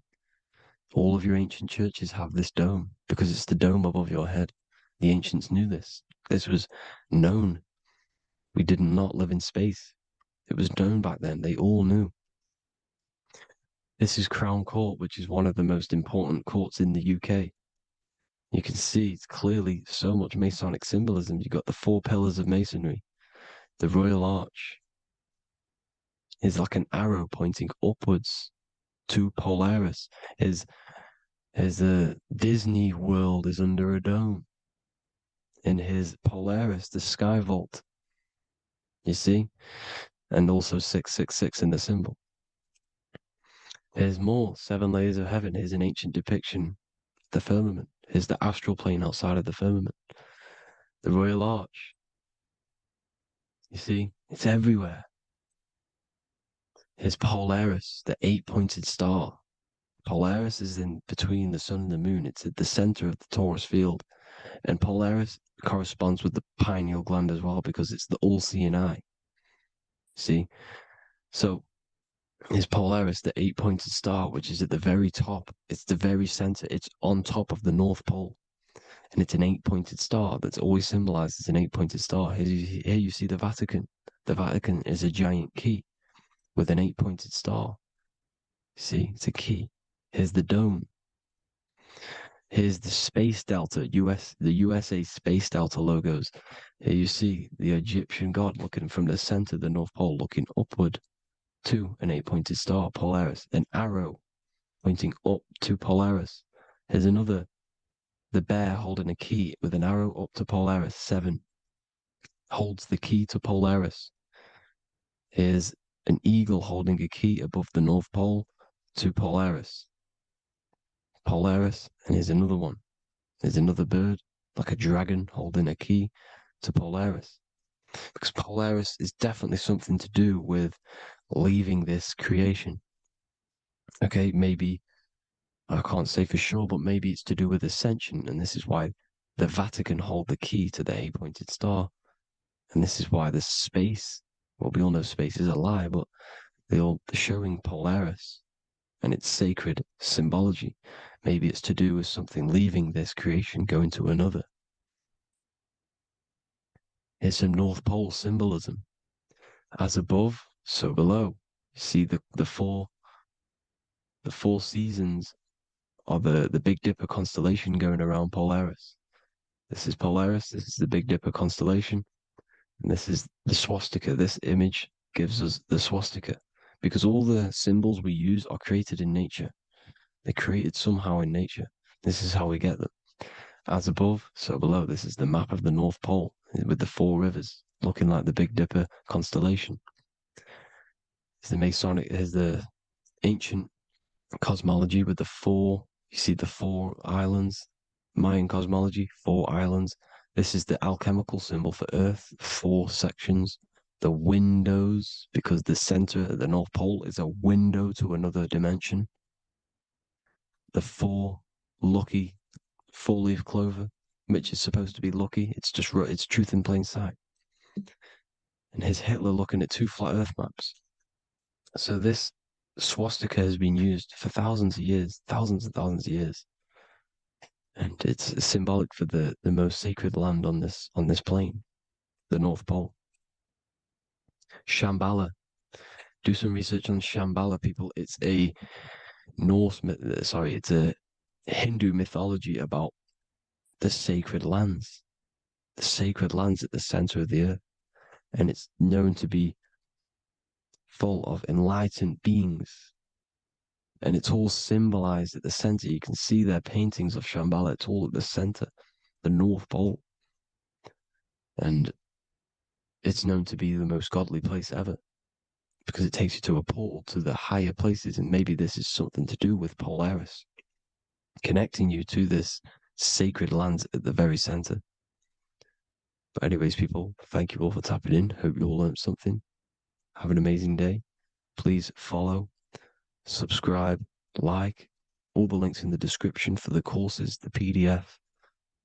Please have an amazing day. God bless.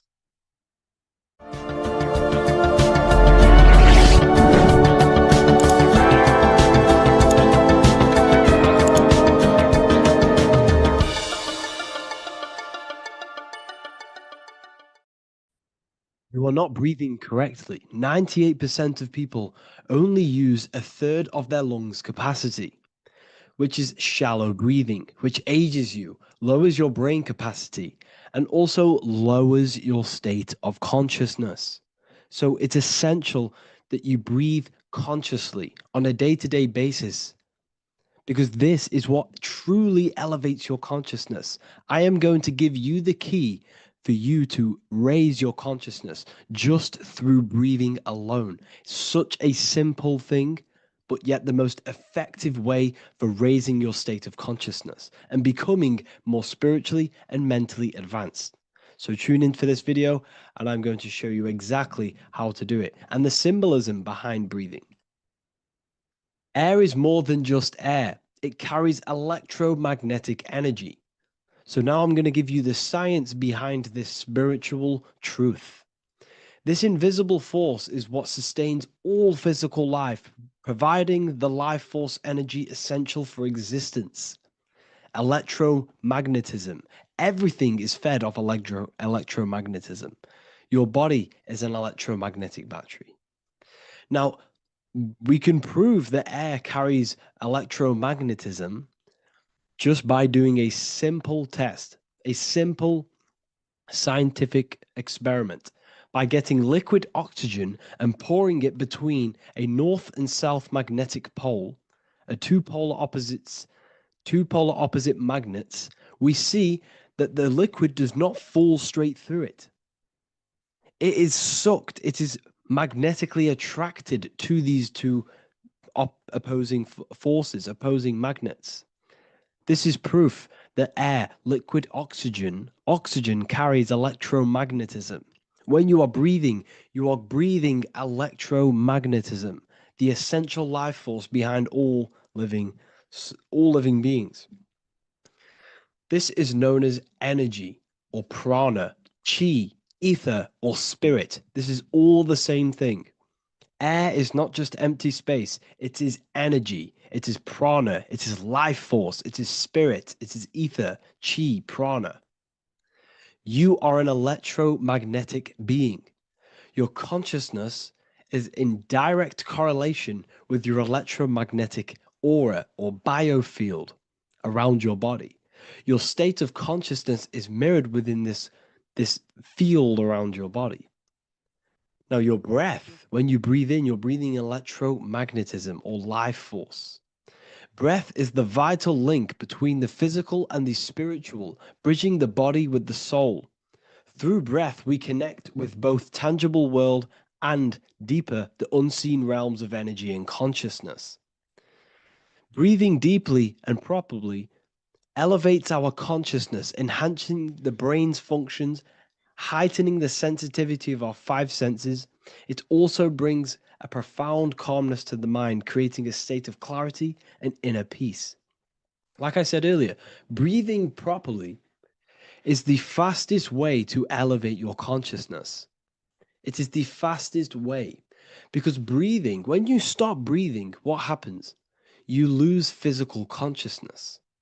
Your body will shut down if you do not breathe in this vital electromagnetic energy in the oxygen. If your body does not get this for 5 minutes or however you can last without breathing, this makes you lose physical consciousness. Your body will not survive without this essential life force energy. Therefore, air is one of the most overlooked things. This is why we see the symbolism of Buddha having a big belly. Why does he have a big belly? Because it's symbolizing breath work, proper spiritual breath work, the certain teachings of breath work, of when you breathe in through the nose, you have to breathe in through the nose. You don't want to breathe in through the mouth because the nose acts as a filter which catches dust particles and filters out the air before it enters the lungs. The mouth does not do that. The nose is for breathing inward. We breathe in through the nose, and when we breathe in, we breathe into our belly, not our lungs. When we breathe into our belly and our belly expands outwards, we are then moving this energy down from the nose down the spinal column. And when we breathe back out, the belly goes in, which is raising the energy up the spinal column, back out through the mouth. This is the true way of breathing, because when we breathe, we are moving energy. We are moving electromagnetic energy. When we breathe in through the nose, the energy travels down the spinal column. And when we breathe out, we are raising this energy back up the spine, some of it going out the mouth, and some of it reaching the brain, activating dormant brain cells in the brain. But when we breathe, we need to make sure we are using 100% of our lungs' capacity, because the lungs is what transforms this special energy into consciousness, physical consciousness. So this is why Buddha has a big belly. It's not because he was fat. It's not because he was overweight. It's symbolism. It's symbolism of breath work. So try this. Do this for 2 minutes while you watch this video. Breathe in through the mouth as hard as you can until you no longer can fill any more air into your lungs and belly. Breathe it into your belly, not your lungs. And breathe out through the mouth. Do this for 5 minutes or 2 minutes, however long. I promise you, breath affects your consciousness. You will notice the difference. If you do it quicker, the quicker it'll affect your consciousness and you might go lightheaded. But that lightheaded is you activating your spirit, your energy body. So try this just when watching this video. When you breathe consciously, you are renewing both your energy body and astral body, aligning your consciousness with a higher state. This practice feeds new life force energy into the body, revitalizing and enhancing your overall well-being. Like I said, your brain requires the most amount of oxygen. When we have shallow breathing, this is reducing the brain's capacity. Because when we are not breathing properly, which 98% of people are only using a third of their lungs capacity, we are essentially only using a third of our consciousness, because your breath is directly correlated to your consciousness, your state of consciousness. When you breathe in through the mouth, out through the mouth, out in through the nose, out through the mouth, consciously and deeply for 5 minutes, you will notice that your senses are more powerful and sensitive. Your brain is quicker.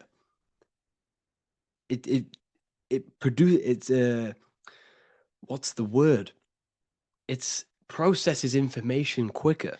You become quicker. You become a superhuman, and you feel more spiritual because it activates your spirit, your astral and energy body. So when we meditate, it's definitely important to breathe in through the nose and out through the mouth as deeply as possible to align with a higher state of consciousness. And this is the easiest way to separate your consciousness from the body. When you breathe in deeply for long periods of time, while meditating, while taking no thought, when no thought is present and you gain a rhythm of deep breathing, this is the gateway. This is the gateway to opening your consciousness. Because when you stop thinking, other aspects of your consciousness can open up. All of our lives we've been thinking, which is blocked off the higher states of consciousness. So breathing is very, very important. It affects our overall well-being. And this is Yahweh, the in and the out of breathing. When we breathe in, this is Yah. You can hear it. It sounds like Yah. And when we breathe out, that is Way. This is the name of God, apparently. But God is within you. You can connect with God. You can connect with source consciousness within you by breathing, by raising your state of consciousness through breathing and meditation.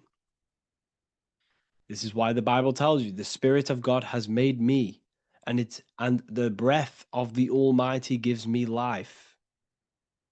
You are consciousness. You are God. You're an extension of God's consciousness. Job 27:3. As long as my breath is in me and the Spirit of God is in my nostrils. The Spirit of God is through breath. John 20:22. And when he said this, he breathed on them and said to them, receive the Holy Spirit. The word spirit means breath. In Greek, Hebrew, Latin, it all means breath or wind or air. The Holy Spirit is a certain way of breathing, a breathing technique that elevates your consciousness, that syncs you up to a holy consciousness, an elevated state. That is the Holy Spirit. That's why it tells you in the Bible, when he said this, he breathed onto them. He breathed onto them and said, receive the Holy Spirit. You must breathe to receive the Holy Spirit. When you breathe, you are renewing the body's energy. You're taking in new life force, which is regenerating your cells, regenerating your brain, nervous system, and also connecting with consciousness, pure consciousness. This is not something that we should be doing during meditation. Yes, it is. We should be doing it during meditation, but this is something that we need to apply all of the time. This is the fastest way you can raise your consciousness. I just want to say, all of this knowledge is inside of the Book of Wisdom, Volume 2. Make sure to give a like and a comment on this video to help the algorithm. And let me know what you think about the last book or this book if you have read them, to let the new people know what they're looking at with this book. This is truly life-changing, the Volume 2 and Volume 1 is truly life-changing. You can get them in a bundle also. Learn hidden knowledge inside of the Ethereal University. This is where truth seekers belong. I'm not here to try sell you this, but this is the place for truth seekers. And if you are serious about your spiritual journey and serious about gaining knowledge, which gives you the advantage over life, join Ethereal University. This will definitely help you. Thank you for watching this video. Please leave a like and comment. Make sure to give me any suggestions on videos you want me to make in the future. Thank you all. You don't just have a physical body. You have a physical, mental, spiritual, and emotional body. Each one of these aspects are a body of its own. Body does not just refer to a physical substance. You have a mental body for thinking, an emotional body for your emotions, a spiritual body for your energy in your astral form, and a physical body to encapsulate all of these. Each four of these aspects are essential for the human experience and essential to balance. Now, today we're going to be syncing the four aspects of your consciousness with the four seasons and the four elements and how this ties into the Bible. So we have four physical elements. We have 5 elements in total, spirit being the most important, but spirit is pure invisible.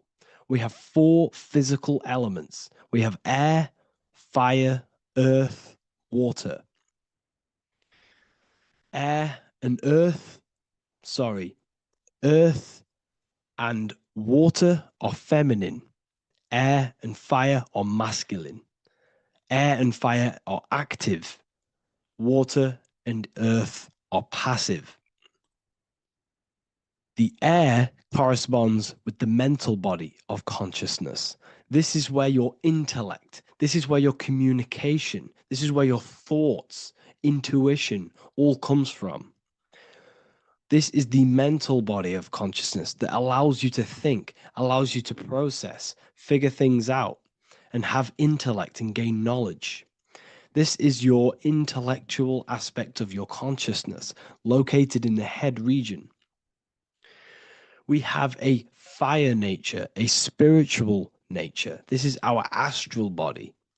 Our astral body is all to do with the subconscious realms, the higher realms of consciousness. This is the body that allows us to be free from the physical body. Our spirit is more of our energy. Water is our emotional body. This is what allows us to feel things, that allows us to gain intuitive feelings of conscience. So emotion allows us to understand what is right and what is wrong. When we feel something bad, we know that this is wrong. When we feel something good, we know that we are doing good.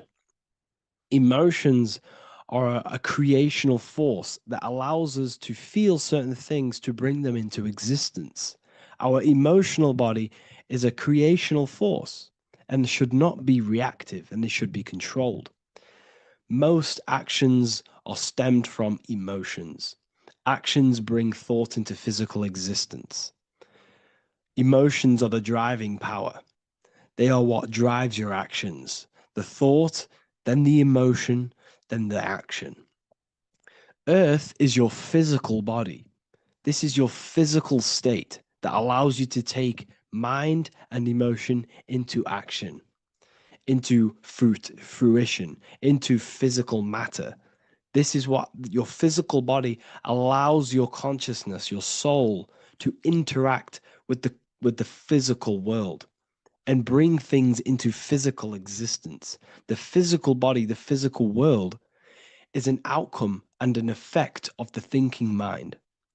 All physical substance comes from the thinking mind. The pen, the phone you're holding, the microphone I'm speaking into, all began as a thought in the thinking mind, then it was brought into physical reality. Earth is the most dense. So it goes in this order: body, emotions, spirit, mind. The higher you go up, the more lucid and fluidic it becomes. The lower you go down, the more dense and dull it becomes. Air is the mind, fire is the spirit, water is the emotion, earth is the physical body. So this is why you are a microcosm. You have these 4 things within you. You contain of these 4 elements, which correspond to the 4 bodies of your consciousness, the 4 bodies of the soul. You are the soul. You are the spirit. So this is why in Theologians 4:17 it says, "Caught up together with them in the clouds to meet the Lord in the air." You don't meet God or the Lord in the physical air, in the clouds. This is clearly a parable. A human being cannot go up to the clouds and meet a mystical man in the clouds. This is obviously a parable, a metaphor. The air is your mind.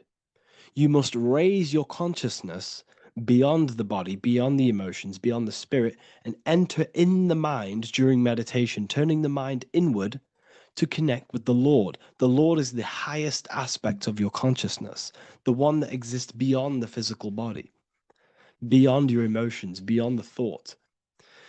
So you meet the Lord in the air, in the mind. The mind represents the air. This is why in America there's a saying called an airhead. You're an airhead. This means that you are stupid, or you don't think, or you have nothing in your mind. You have nothing in your head. When someone's very stupid, you call them an airhead, because air represents the mind. The air is elevated. The air is invisible. The mind is totally invisible to the human eyes. It is a metaphysical substance. In fact, it's not a substance at all. It's so fluidic, it's everywhere. The mind can be everywhere at all times. It can be anything. Nothing is impossible within the mind. Now, this is synced with the 4 seasons. The 4 seasons represent the 4 aspects of human consciousness, the 4 bodies of your consciousness, the 4 bodies of your soul. The sun is your soul, okay? And the sun travels around 4 seasons. Summer, when the sun is the most hottest point. Autumn, when the sun starts to move away from the hottest point. Things start to die. Then it goes to winter. This is when everything dies. This is when things enter in within itself. This is when darkness occurs. Then spring. This is the reignition of the sun. This is when the sun starts to bring back the warmth back to the summer. You have 4 seasons, which correspond to the 4 bodies of consciousness. Fire is the spirit. This is when you are passionate. This is when you are taking action. This is when you are fiery. The sun is blazing. You're taking action. You're very passionate. You're very spirit. You're in the spirit. Autumn is water, emotion. This is when you start to become very reflecting. This is when you start to feel emotional. Because in autumn, there's lots of water. This represents the emotional body of consciousness. Winter is the mind. This is air.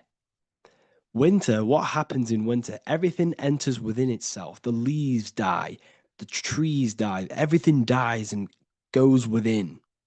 This is the mind. The mind is the darkness, remember. You close your eyes to enter within the mind. The winter represents meditation. In the winter, what do people do? They stay inside of their house. They research more. They read more books. They become more intellectual. They think more in the winter because we are so we're stuck inside. So we're more reflective. We're thinking more. We're more communicative. We're more intellectual. In the spring, this represents the earth, the body. This is when we start to come out of the mind and we awaken to the body, and things start to grow again. The plants start to grow. The earth is growing again and reborn again. This is the body. This is when you become more active in the spring. And then the summer, back to the summer, we then take action on these thoughts and these thoughts that we gained over the winter. Essentially, this is just a massive cycle. And this is a daily cycle also.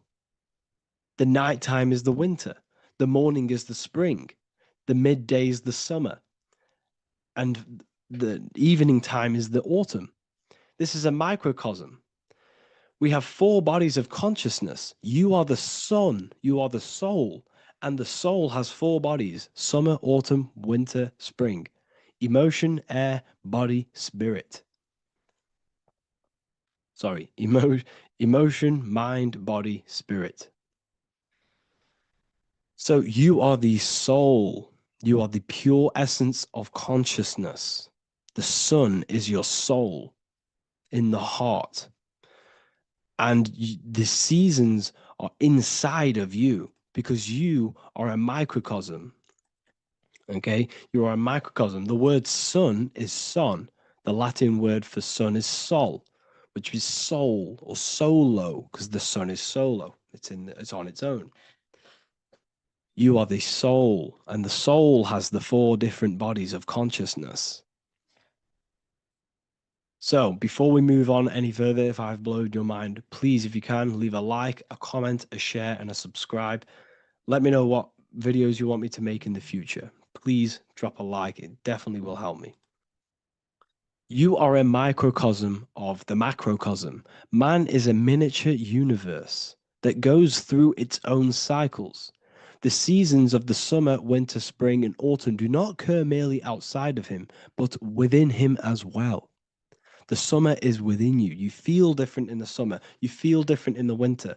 You feel, depending on the body of consciousness, it's your soul's interacting with. So the sun in the sky is your soul inside, and the sun goes through these cycles, which is affecting your bodies of consciousness, because the cycles represent your bodies of consciousness. Now, this ties in with the Bible. This is why we have 4 Gospels. This is why Matthew, Mark, Luke, and John are always seen with the 4 different zodiac sign animals or symbols. So you always see each one of the Gospels. If you just type in on Google Matthew, Mark, Luke, and John, type in ancient pictures, paintings, or pictures of them, and you will find these 4 zodiac signs are always standing with each one. Taurus, the bull; Leo, the lion; Scorpio, the eagle. An old symbol for Scorpio was the eagle, and a man for Aquarius. Here you see very, very ancient paintings and artwork. Here we see Matthew, the man, Aquarius. Here we see John, the Scorpio. Same here. We also see it on the tarot cards, on the world card. We see the 4 fixed zodiac signs. Here we see it as well. These are called the 4 fixed zodiac signs. Now, when we look at the zodiac, we're no longer looking at the sky, because what you must understand is as above, so below. What is above you is inside of you. What is above is what is below. What is outside of you is within you. The zodiac is inside of you. The zodiac revolves around the sun. The sun is your soul. These are different energies of your soul. Like I said earlier, the 4 seasons are the 4 bodies of your consciousness. And in each body of consciousness, you have these different energetic energies that you can work with. Okay, so this is the true astrology. This is the true astrology, the internal esoteric astrology. You can't find much information on this at all. Very hard to find. So what we're looking at are the 4 bodies of consciousness. Obviously, when we look in the middle of each season, spring, the middle of spring is Taurus. The middle of winter is Aquarius. The middle of autumn is Scorpio. The middle of summer is Leo. These 4 signs are known as the 4 fixed signs. Okay, Scorpio is fixed. It's the middle of autumn. Scorpio is a water sign, emotion. Aquarius is the air sign, the mind. Taurus is an earth sign, the body. Leo is a fire sign, the spirit. This is why we see Matthew, Mark, Luke, and John with the 4 fixed signs of the zodiac, which represent the 4 bodies of consciousness. Leo, the spirit, fire. Luke, Taurus, earth, body. Matthew, Aquarius, air, mind. John, Scorpio, water, emotion. Each gospel is depicting Jesus and showing Jesus in each gospel.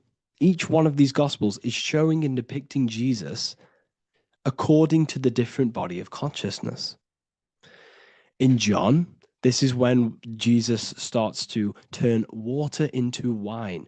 Water is emotion. Wine is transmuted emotion. This is when he does miracles with his emotions, water into wine. Aquarius, which is Matthew, air, the mind. Inside of the Gospel of Matthew, this depicts Jesus as an intellectual person, a person who's communicating and using his mind, his mental body a lot inside of the Gospel of Matthew. Go and read it, and you will see this.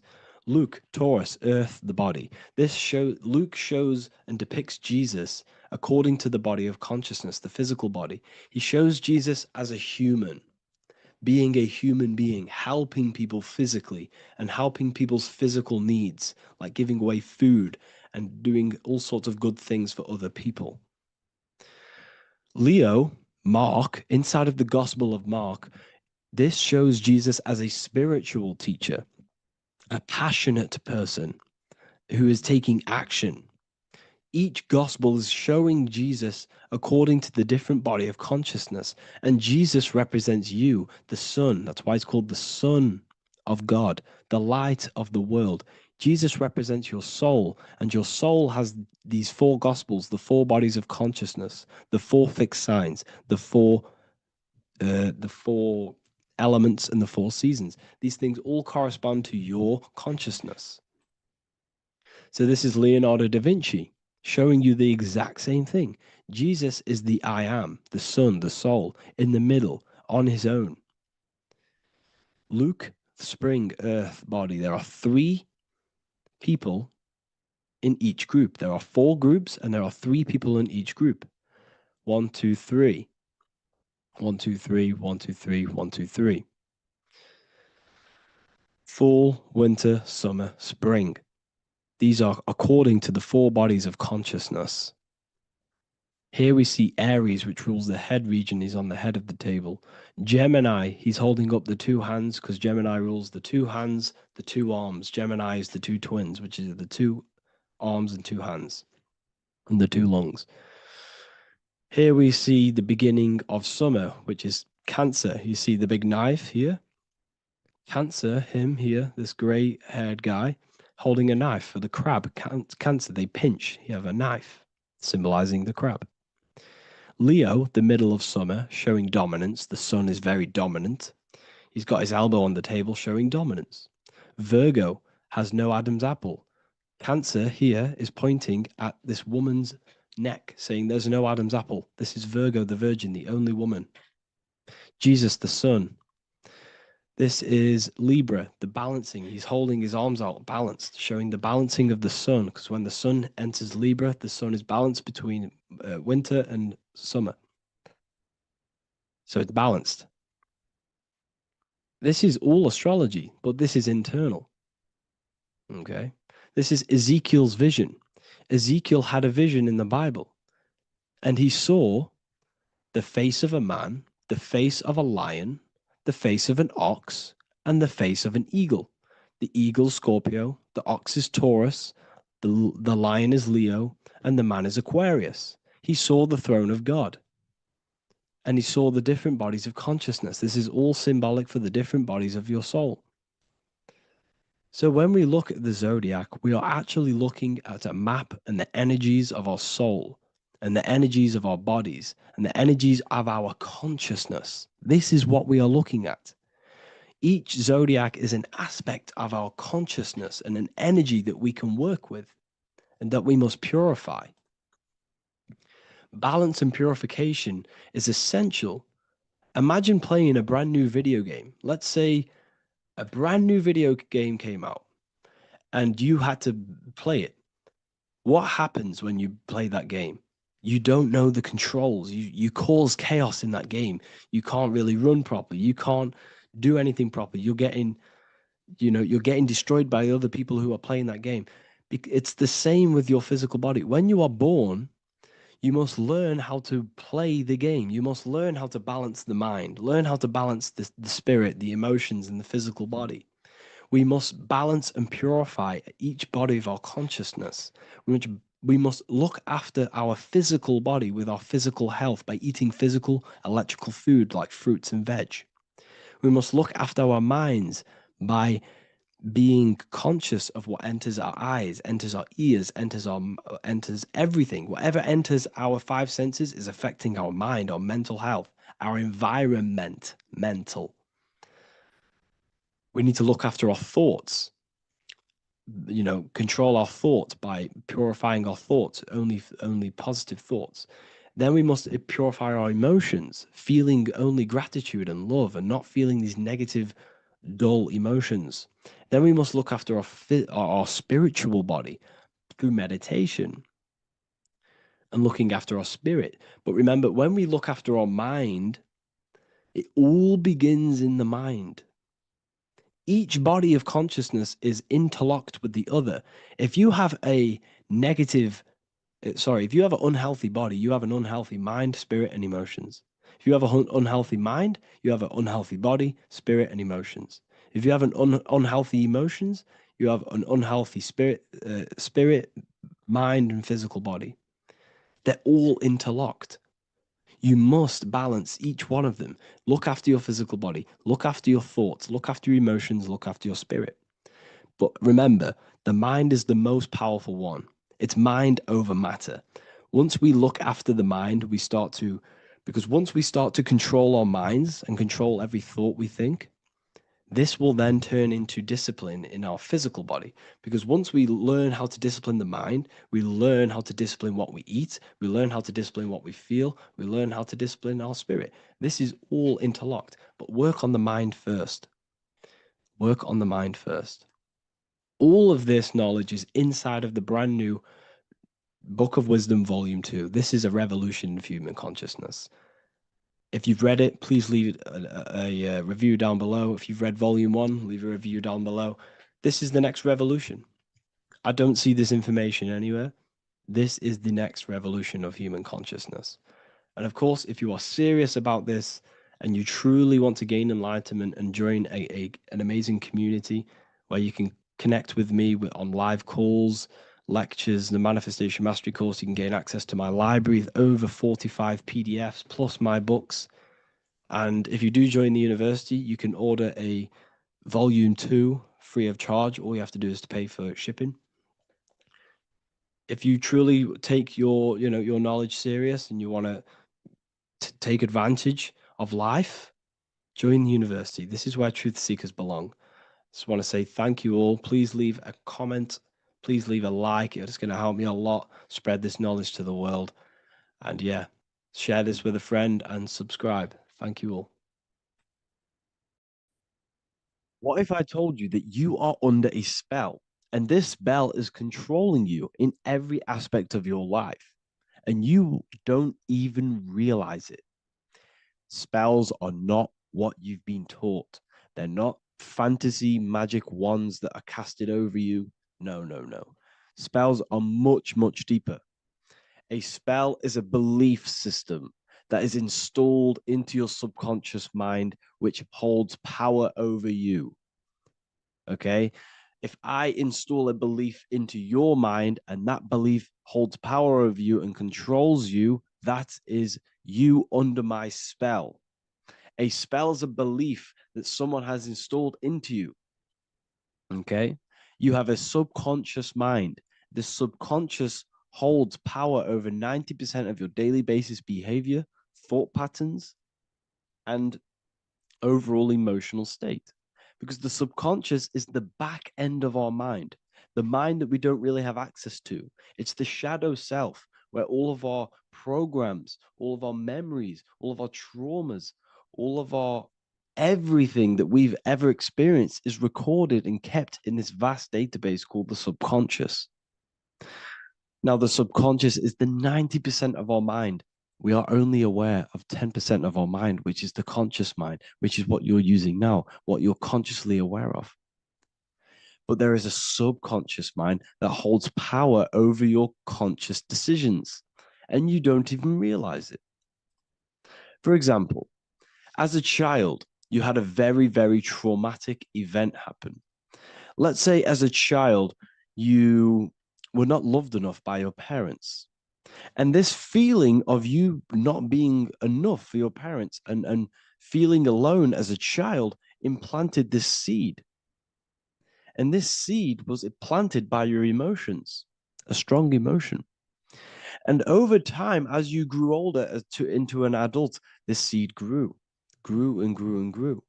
And what this seed grew into is you being very needy, you always seeking validation from others. Okay. But you taking this conscious decision 10 years down the line actually stems from this hidden cause within your subconscious mind, within this little feeling, this seed inside your subconscious where you don't feel like you are worthy. So this results in a conscious decision of you seeking validation from others, being very needy from others. Okay. This is what the subconscious is. The subconscious holds power over us. For example, posting on social media. Why are you actually posting on social media? If you take a selfie with your new watch, new car, and you go and post that onto your social media, why are you actually doing that?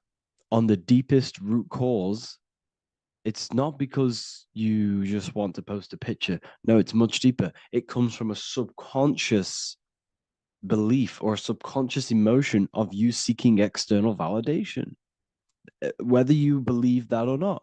But that's what it is. If you're posting on social media, you're seeking attention, you're seeking validation from others on a deep level, on a subconscious level. You may not even realize this because it's subconscious. Now, this is what a spell is. Money is a type of spell. Remember, money doesn't actually exist. Money does not exist. Money is a physical object inside of the material plane. But the physical object has a belief in the mental plane. See, the mind is the highest plane. This is the root cause of reality, the mental plane. Okay? So our belief in our mind has given this piece of paper value and a meaning. But in reality, it's just a piece of paper with a belief behind it. But this subconscious belief behind this piece of paper is controlling your daily basis behavior, is controlling your emotional state and controlling your life without you even realizing it.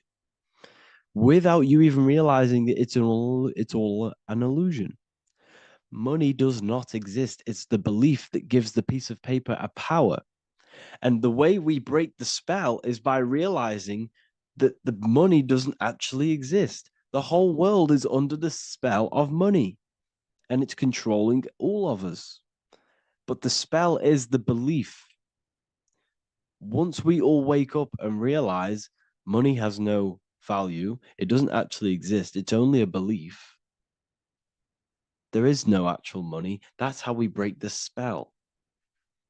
The spell is broken when we figure out that we are under the spell, under the belief, under the illusion of this piece of paper having value, and it's controlling our lives.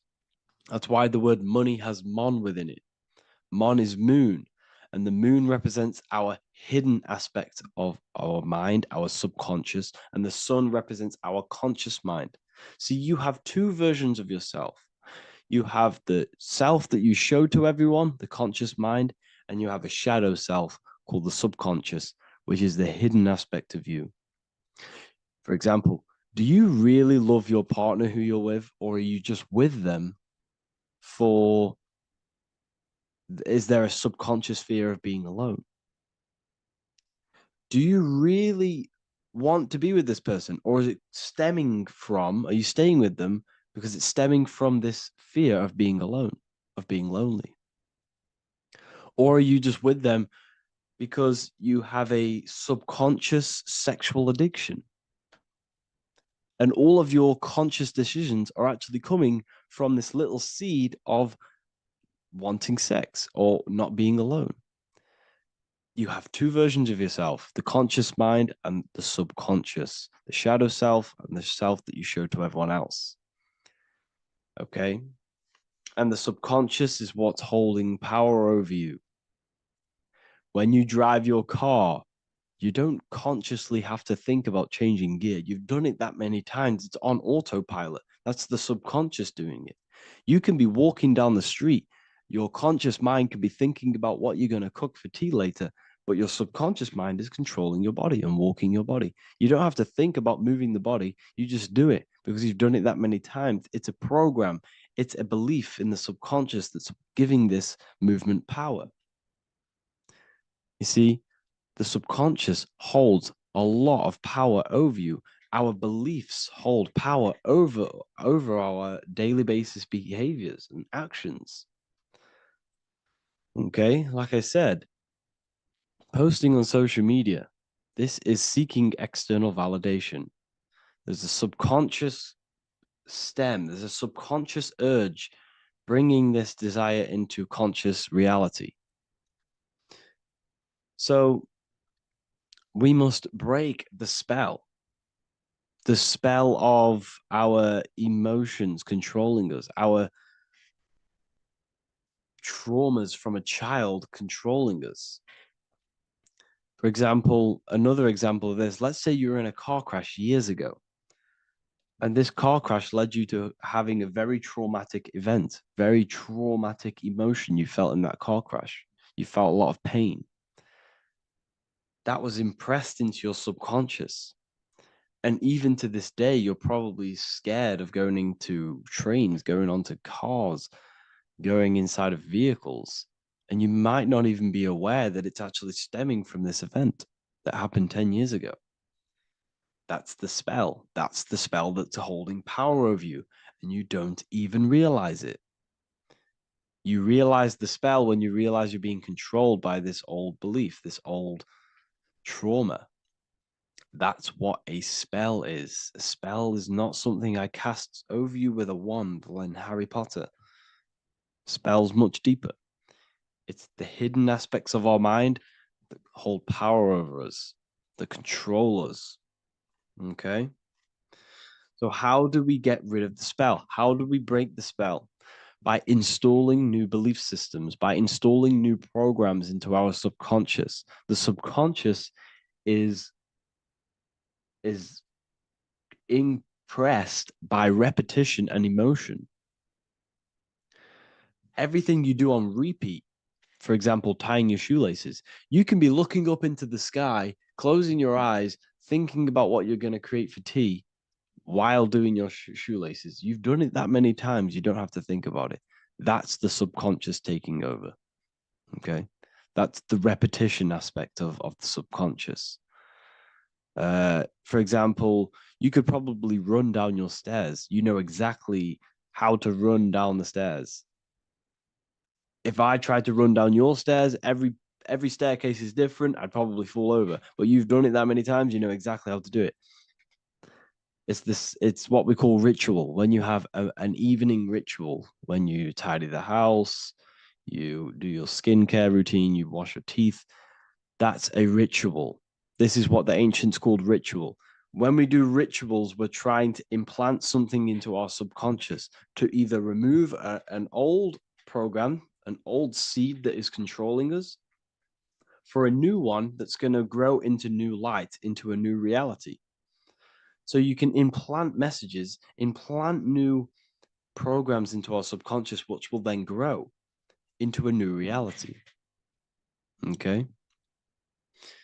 Because if I tell you something over and over and over again every single day, for example, if I say, you do what I say every single day I repeat this statement into your ears, about a month or 2 months in, you're going to start to believe in that statement and you're going to start to be under my spell. You're going to start to do everything that I say. So this is what spells are. Spells are subconscious beliefs that hold power over you, and you don't even realize it. So we need to remove these old programs we have that are controlling us for new programs. And we do that through ritual, affirmation, and imagination. Repetition and emotion is key to impressing the subconscious. They are the two ways that spells are created, that programs are created. The subconscious only knows the now, and it only knows you.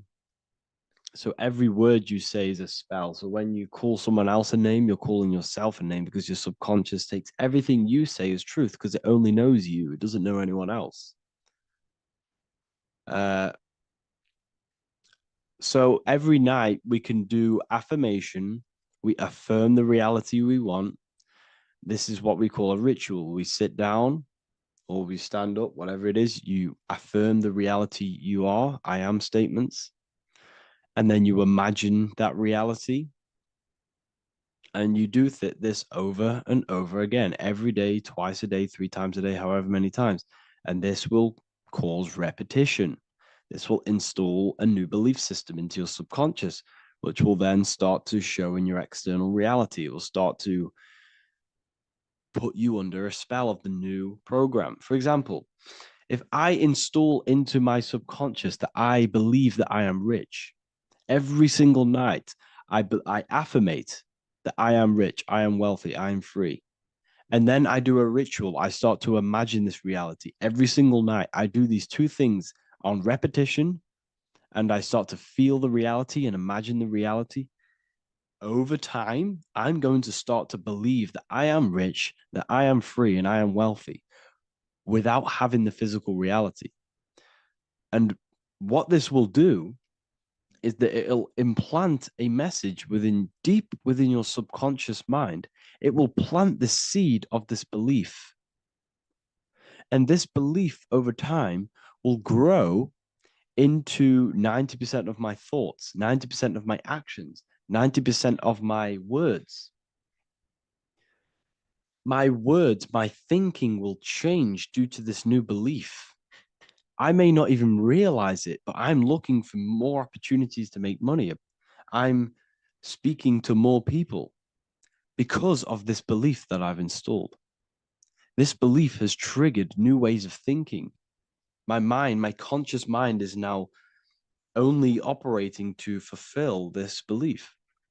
And my conscious mind might not even be aware of it. You won't even realize that you're manifesting this belief of being rich. And that's how it happens. You implant the belief within your subconscious. You implant the spell into your subconscious, which will then gain control over you. So we need to make sure we're removing the negative spells, the negative programs that are controlling us, for new regenerated ones, for new ones that are going to create new realities, a better life. Okay? You don't want negative traumas, negative seeds controlling you and growing into your life. If you don't cut them off, they will continue to grow and grow and grow. Your anxiety will get bigger and bigger and bigger. Your depression will get bigger and bigger and bigger. But it's all actually stemming from one belief system or one trauma. Okay? So this is important. Everything in this physical plane is an effect of the higher planes. It's a shadow of the mind. Everything we think, all physical objects, began as a thought, then an imagination, then energy, then a physical reality. So we must change the mental plane. We must plant seeds into our mind to change down into our physical material life. It's about manipulating this higher plane so we can create change and effect in the physical external material plane. That's what magic is. This is what spellcasting is. This is all what it is. It's not fantasy. This is the manipulation of the higher planes of consciousness, which your mind has access to. You have access to these higher planes. Okay? This is exactly what I teach in my university. I teach different rituals. I teach specific rituals to get rid of certain things, certain belief systems. I teach all different rituals, all different ways for you to create your own reality and live the best reality you want. We also have all of these different courses. We have activating the inner eye. This will teach you exactly how to lucid dream and activate your inner vision of imagination. We have the sexual alchemy course. This will give you the power of transmuting your sexual energy into creativity. We have electromagnetism studies. We have esoteric exchange, an exclusive live call that we do every single week, and I connect with all of the students. They can ask me questions, can speak with me one-on-one inside of these live calls. We have the real numerology section. We have the health section. We have a lecture section. Look at all of these lectures we have on occultism, symbolism. All of these lectures are designed to gain you power, to give your personal power back to you, to make you realize things about you. We have a meditation section. We have a library section where you can download all of our library, all of our books, different books on occultism, symbolism, Freemasonry, astral projection. And of course, we have the Manifestation Mastery course, which teaches you exactly how to create reality so you can live that desired reality that you want. This is the last chance to lock in the price of $55 a month. This is less than $2 a day. You can really level up your life because the price is going to increase as the value of the university increases, because there's a new symbolism course coming out. And if you join now, you'll get this course for free, because obviously when this course releases, the price will go up. The symbolism course will teach you the language of esoteric and occult symbolism. I'll leave the links in the description. Make sure to leave a like, comment, subscribe to the channel if you want to see more content. Thank you all, people. Have an amazing day. As above, so below. This is one of the most crucial teachings within esotericism, occultism, or what we like to call it today, spirituality. I don't like calling it spirituality because it's not spirituality.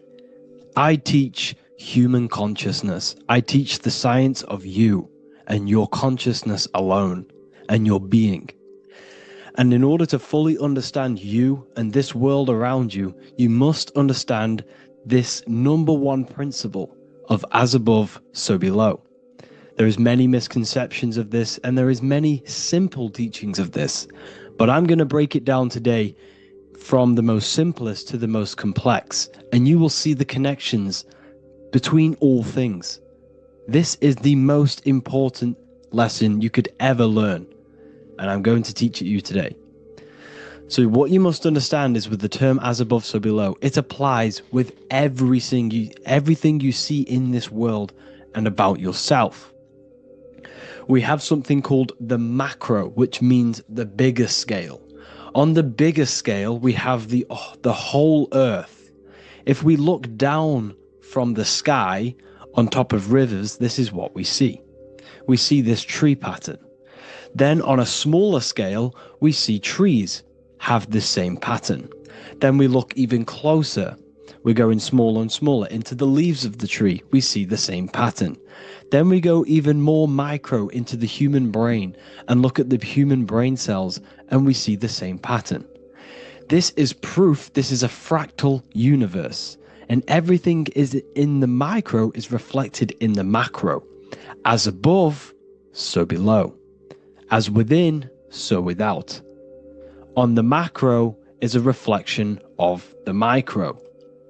So now that you understand this, we can go a bit further. A yearly cycle of spring, summer, fall, winter is a macro. A micro is a daily cycle. So a day is a mini year. The summer is the midday. Autumn is the evening. Night is the winter, and spring is the morning. This is a macro, a reflection. We have a miniature cycle of the zodiac every single day. And this cycle is also reflecting the cycle of life and death. We live, we are born, which is the spring. We live, which is the summer. We then age, which is the autumn. And then we die, which is the winter, and then we are reborn again. This is the cycle of life and death, and you do this every single day. You see, death is a macrocosm of sleep. This is why we say sleep is the cousin of death, because you die every single night. You do this process of life and death every single day. As above, so below. What's in the micro is in the macro. So when you go to sleep, you are essentially dying. And then in the morning when you wake up, you are then born again. This is a fractal cycle that we live in. Everything in this whole world is fractal. Everything applies to as above, so below. We have the sun, we have the moon, we have the day, we have the night. We have the life, we have the death. We have the conscious, we have sleep. As above, so below. We have the conscious mind, because now we're diving into as within, so without. As above, so below more refers to the external world. As within, so without is referring to your inner world and the outer world. What you must understand is about yourself. You exist in two realms. You're an individual. The dual nature of you exist in two realms at once. You have an inner world of your thought, emotion. This is the inner world that no one else can see but yourself. And you have an outer world with a physical body which everyone can see. So you exist in two worlds. You have the inner voice, you have the outer physical voice, which I'm speaking to you with now. But I also have an inner voice, which no one can hear, only but me. So you exist in the light and you exist in the darkness. The sun represents your external self, your physical, conscious mind. The moon represents your shadow self, the inner self, the psyche self, the spirit self. There is an as above, so below. The sun is within you. The moon is within you. Everything is within you. Now that you understand as above, so below, what is your body? Your body is a miniature earth. Let me repeat, your body is an earth. Your body is the earth. Okay? Because like I say many times in all of my videos, you are not in the world. The world is you. You are the universe. Your brain is a computer creating this reality. What you see with your eyes is produced in the back of the brain called the visual cortex. You don't look into the world, the brain produces the world. The body produces the world. When you touch something, you're not actually touching something. This is the electrical nervous system. When you touch something, what you feel is actually electrical signals on your nervous system reporting back to your brain. Therefore, when this body dies, you leave the earth because this body is the earth. Okay? As above, so below. You have the mental plane, the astral plane, the etheric plane, and the physical plane. This is essential for understanding reality and the teaching of as above, so below. Everything in this material plane began in the thinking mind. For example, the microphone I'm speaking into, the phone you're watching this video off, or the laptop or iPad. Where did this begin? It didn't begin in the factory. The first ever place this item begun was in the mind of an individual. The invisible realms of mind is where all physical things and physical items begun. Essentially, this physical plane is the effect of the thinking mind. This world is the world of effect. It's the world of outcomes. When you see something, it is already manifest. It is already being manifested. It is an effect. And in the effect of the cause, which is the thinking mind. Therefore, the mind creates thoughts, which is the mental plane. Then after thoughts creates imagination, which is the astral plane. These two are spiritual. They are non-physical. So spirit kind of means non-physical. Then you have the physical planes, the etheric and the physical plane. As above, so below. What happens in the mind is manifest on the physical plane. Like I said, the phone that you are holding, it was a thought, and then it brought down into a physical reality. As above, so below. You change the mind, you change your reality. your environment. The word environment has ment in it because your environment is mental. So now that you understand this, so what is the world around you? The world around you was created by the mind of God. It was manifested through God's thought. So you are living in the mind of God. You are a thought in the mind of God. God thought you into existence. But like I said, we are all fractals. Everything is fractal.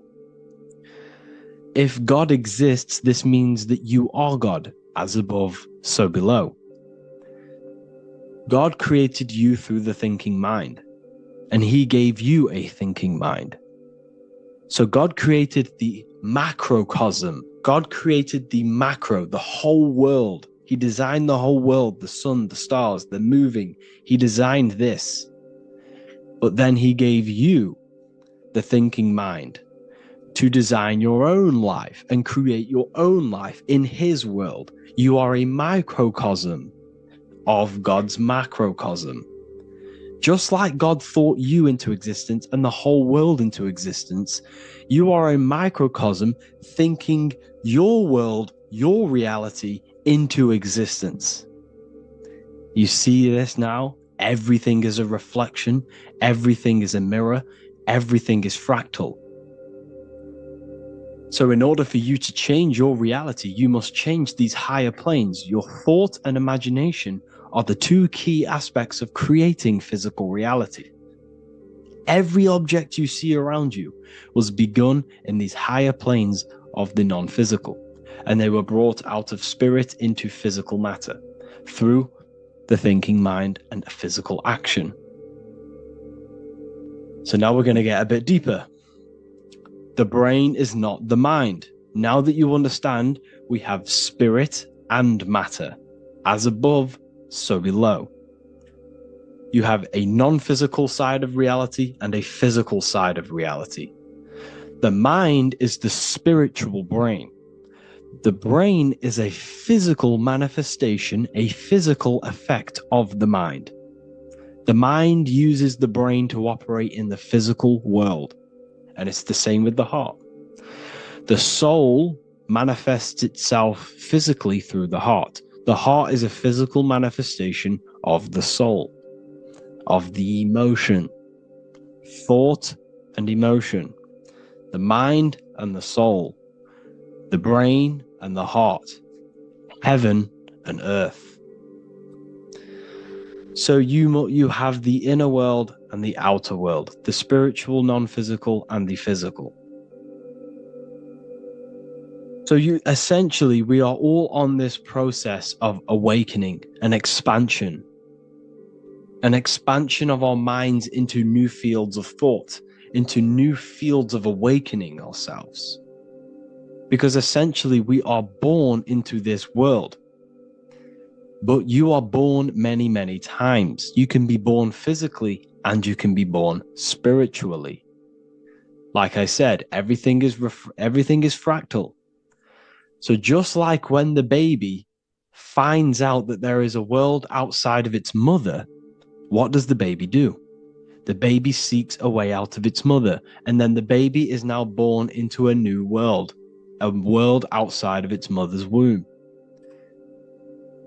It's the same with you and your spiritual process. As your mind becomes aware that there are other realities beyond your physical body, it then seeks a way out. And this is why you are probably watching my YouTube, because you are now on the path. Something within you has guided you to this path of knowledge, truth, enlightenment, and expanding your consciousness.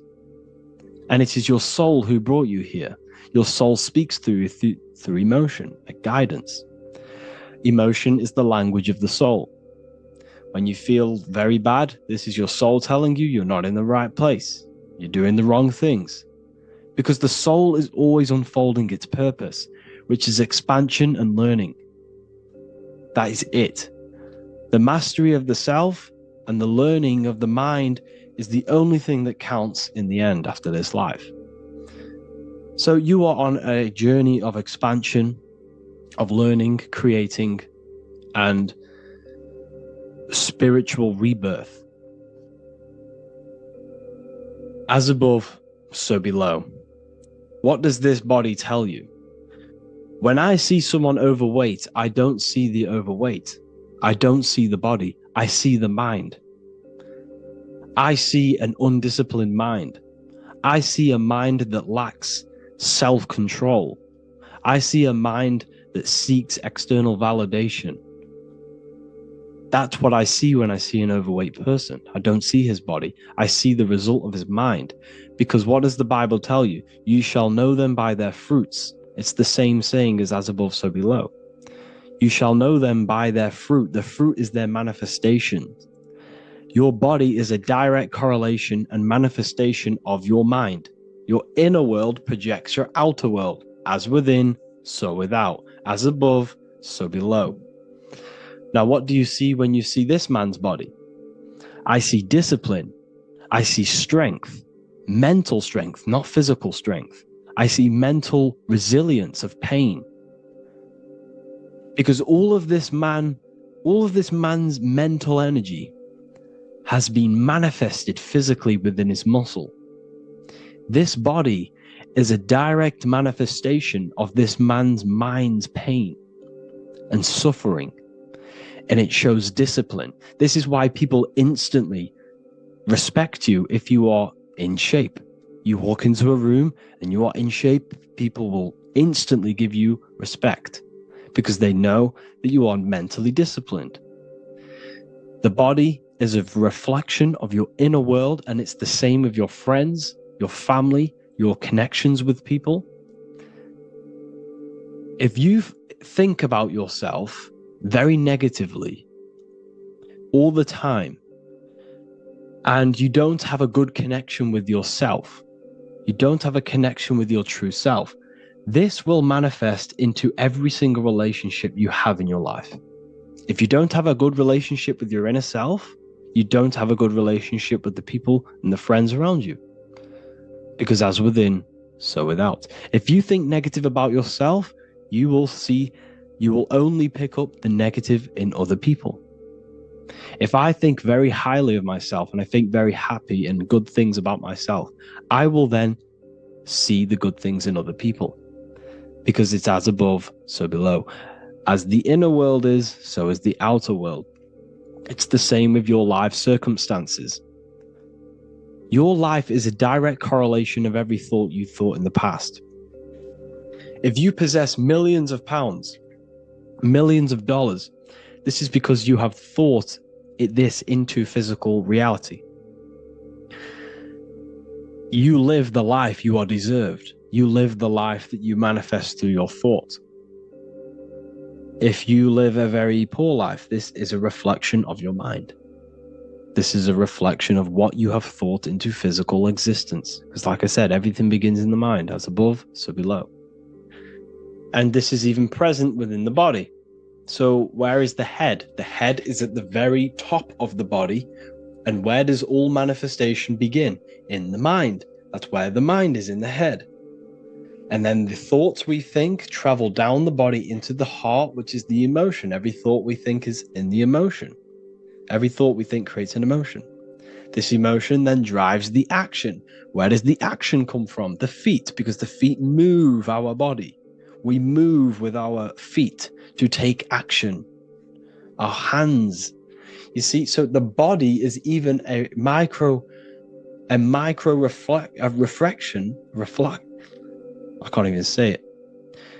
Reflection of the order of manifestation. This blew my mind when I figured this out. You see, the head, the thoughts begin here. This is the beginning of all manifestation. Then it comes down to the heart. This is the emotion. Then you take the action. The thought and emotion then sparks the action, which is taken with the hands and the feet.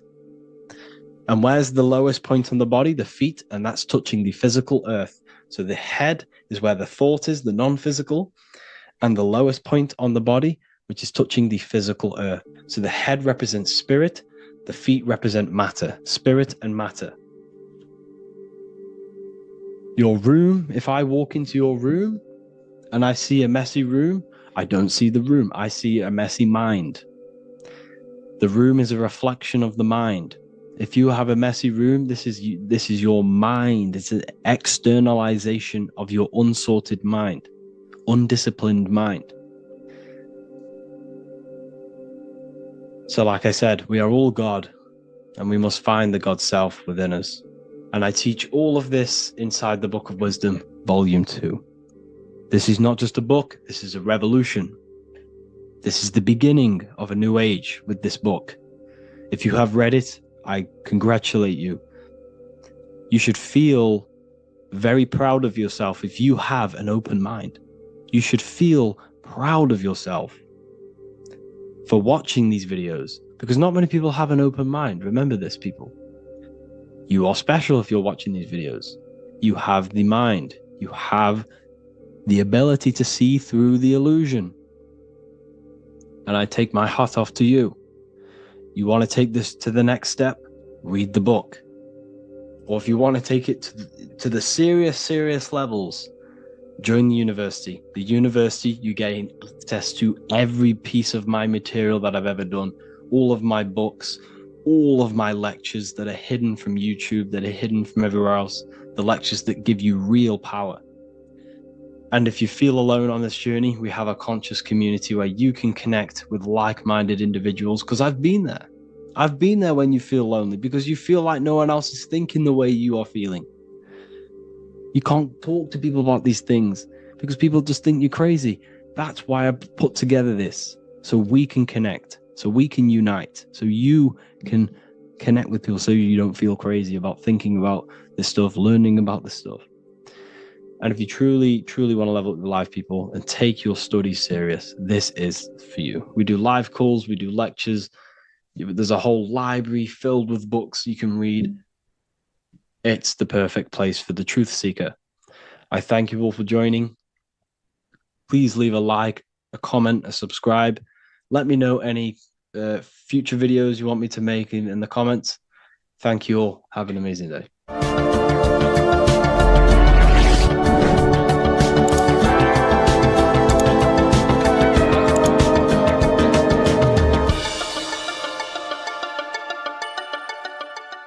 Welcome to Revival of Wisdom. Today we're going to be breaking down Saturn worship and how the occult are linked in with Saturn. Okay, so first of all, let's start with the celebrities. All these celebrities are doing 666. Okay, covering the one eye, which also symbolizes the all-seeing eye, which is another occult symbol. But we're focusing on the 666, the 6 with the 3 fingers. Also, we have CERN with the 666 within their logo. Also Disney, okay, as you can see here, 666 within their logo. Pepsi, Coca-Cola, and even Cadbury's. Monster Energy with the 666 in Hebrew numerals. Unleash the beast. So what is 666 to do with Saturn?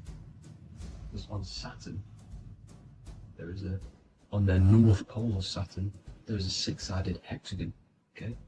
So Saturday is named after Saturn Day, the 6th planet. It is also the 6th day of the week, and has a 6-sided polygon on its north pole, 666. Not only that, when you create a star out of the hexagon, you will create a 6-pointed star. Okay, with 6 triangles within the star and a 6-sided hexagon, which all adds up to 666. Okay, so this is why all these symbols contain 666. So why do they worship 666? Saturn. Because Saturn is the god of time and death. Okay, and order and lessons. Okay, Saturn is a very cold and dry being. That is the 6th planet from the sun. Okay, Saturn represents the winter, which symbolizes death. Okay, because all nature dies within winter because the sun's not there. So it represents darkness and death. It rules the zodiac sign of Capricorn. Okay, so in the celestial cycle, Saturn is always opposite the sun. So it's the opposite of the sun. So they're worshipping this energy which is death-like. Okay, this God which is death and does not bring life. Okay, also is the God of time. Okay, also in the Roman and in Greek it's called Chronos. Okay, which is just a translation for time. It's also known as the Father Time, aka the Grim Reaper. Okay, the Grim Reaper. Keep that in mind. We'll come back to this. Here are some more logos for the Saturn. Okay, NAG, Internet, Wi-Fi. Okay, all these occult logos all worship Saturn. They are a satanic occult. They worship this death god, this evil god. Okay, this is where the cube now comes in. Okay, because what colour is associated with Saturn? It's black, because it's the absence of light. It's opposite the sun. So black is the colour associated with Saturn. Each planet has its own colour associated with it. Okay, so when you make the cube, okay, as you can see here, the cube out of the polygon, it creates what? A black cube. Okay, and the Kabbalah, okay, Kabbalah means cube, Allah means the God, the cube God. These religions are secretly worshipping this cube God, the God of death, Saturn, Satan. It's the same entity behind it all. Okay, so also we have these black cubes in Australia, Denmark, all around the world, these black cubes, because this occult is worldwide. It's Saturn, Satan taking over this realm.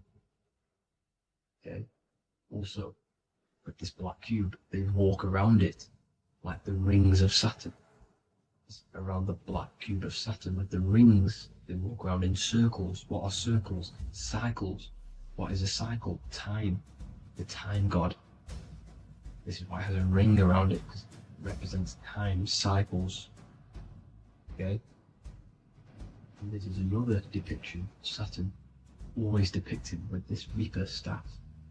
Okay, keep in mind this staff, just like we associated with aka the Grim Reaper. The Grim Reaper also wears a black robe, representing Saturn with the same staff. Can you see it? This is where it comes in. Okay, the same thing. Look, the same staff with the black robe. Black representing Saturn, the god of death. Okay, the Grim Reaper, Satan. Okay. Also, when you graduate from university, what do? You wear a cube on your head, a black cube with a black robe. This is Saturn worship. See, this is how Saturn, Satan, has tricked the world into worshipping him, not God, the sun, which represents God. So what is a corona? Because a corona is a crown, a circle, okay? A set of concentric circles of light seen around a luminous body. So Saturn. So this is why they used to worship Saturn by wearing crowns in ancient days, and we still do to this day. The king or queen has a crown, a corona. Also, corona, the drink. Corona adds up to 666, just like Saturn is 666. But like you see in the corona, you see the staff. You see this staff, just like the staff of Saturn, the Saturn god, like the Grim Reaper, with the black robe and the staff, just like the Saturn god. What is the Grim Reaper? It's a killer. It represents death, just like Saturn, the god of death and time. So all these occults and secret societies all worship the 666 god, which is Saturn, Satan. all of our energy is being put into Saturn. Okay, and Saturn, Satan, is harnessing all of this energy. So gradually, this is what the mark of the beast is. Like it says in the Bible, the mark of the beast, or the name of the beast. Here is wisdom. Let it know that you have to understand and count the number of the beast, for it is 6. It is the number 6 of a man, and is 600, 3 score is 6, 666. So this is what the mark of the beast is. They are going to eventually put green chips, just like Neuralink, which is what Elon Musk is pushing. Okay, so this chip is the mark of the beast, and it's going to be implanted to our hands or brains. Okay, and they will manipulate our consciousness, and it will manipulate our DNA, and it will directly connect us to AI, and AI is linked in with Satan, as the demons and the people who rule this world are in love with AI. They want to connect humans to AI, and this will control our consciousness completely and give all of our energy back to Satan, this deity that they all worship. Just like when you get married, you wear a wedding ring, the rings of Saturn, over the finger, which represents the sun. So you're basically seeing Saturn over the sun. The sun is the son of God. It represents the sun, represents God. So you're putting Saturn over the sun. So thank you guys all for tuning in. I'm going to leave you guys here. Please leave a like, comment some topics that you want me to talk about. And please subscribe for more amazing content. God bless.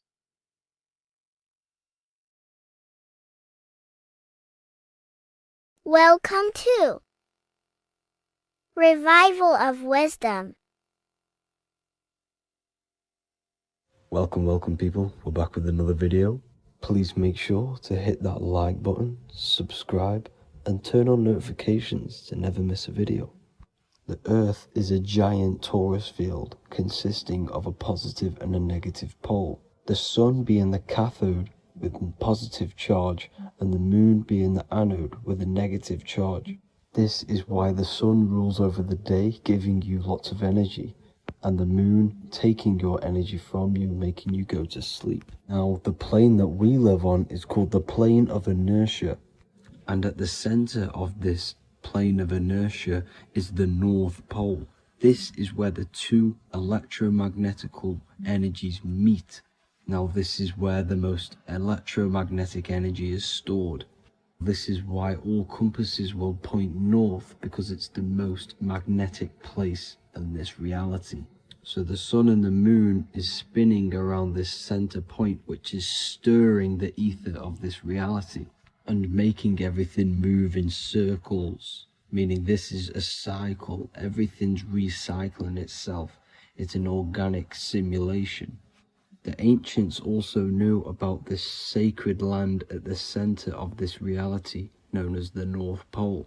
As you can see on this map from the 1500s of the North Pole, you can see 4 islands around this center black rock. Ancient civilizations like the Mayans, the Buddhists, and ancient Chinese also depict these 4 islands. The endless symbology of these sacred lands at the center has been going on for thousands of years. These sort of secrets are now kept by the elites, but as always they have to show the truth in plain sight, and this is what they are doing with the Windows symbol and also the Wizard of Oz. Now in the Wizard of Oz, as you can see, there's something called Munchkin Land.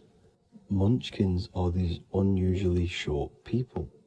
Then on the ancient 1500s map it says pygmy, and then the pygmy people in mythology are also these unusually short people. Just like Santa and his elves, they come from the North Pole, and elves are these unusually short people. These stories that we are told about Santa and Munchkins are putting truth in plain sight about this sacred land. This sacred land at the center of the earth is where the aurora borealis comes from and is being emitted from this black hole in the center, also known as the black sun. The aurora borealis is the Earth's aura, hence why it has the word aura inside of it. It is the life-giving essence to all life within this realm. As this dualistic reality we live in consists of both physical and spiritual, the black sun is like our sun for the spirit. It's our spiritual umbilical cord, connecting us to the spirit realm.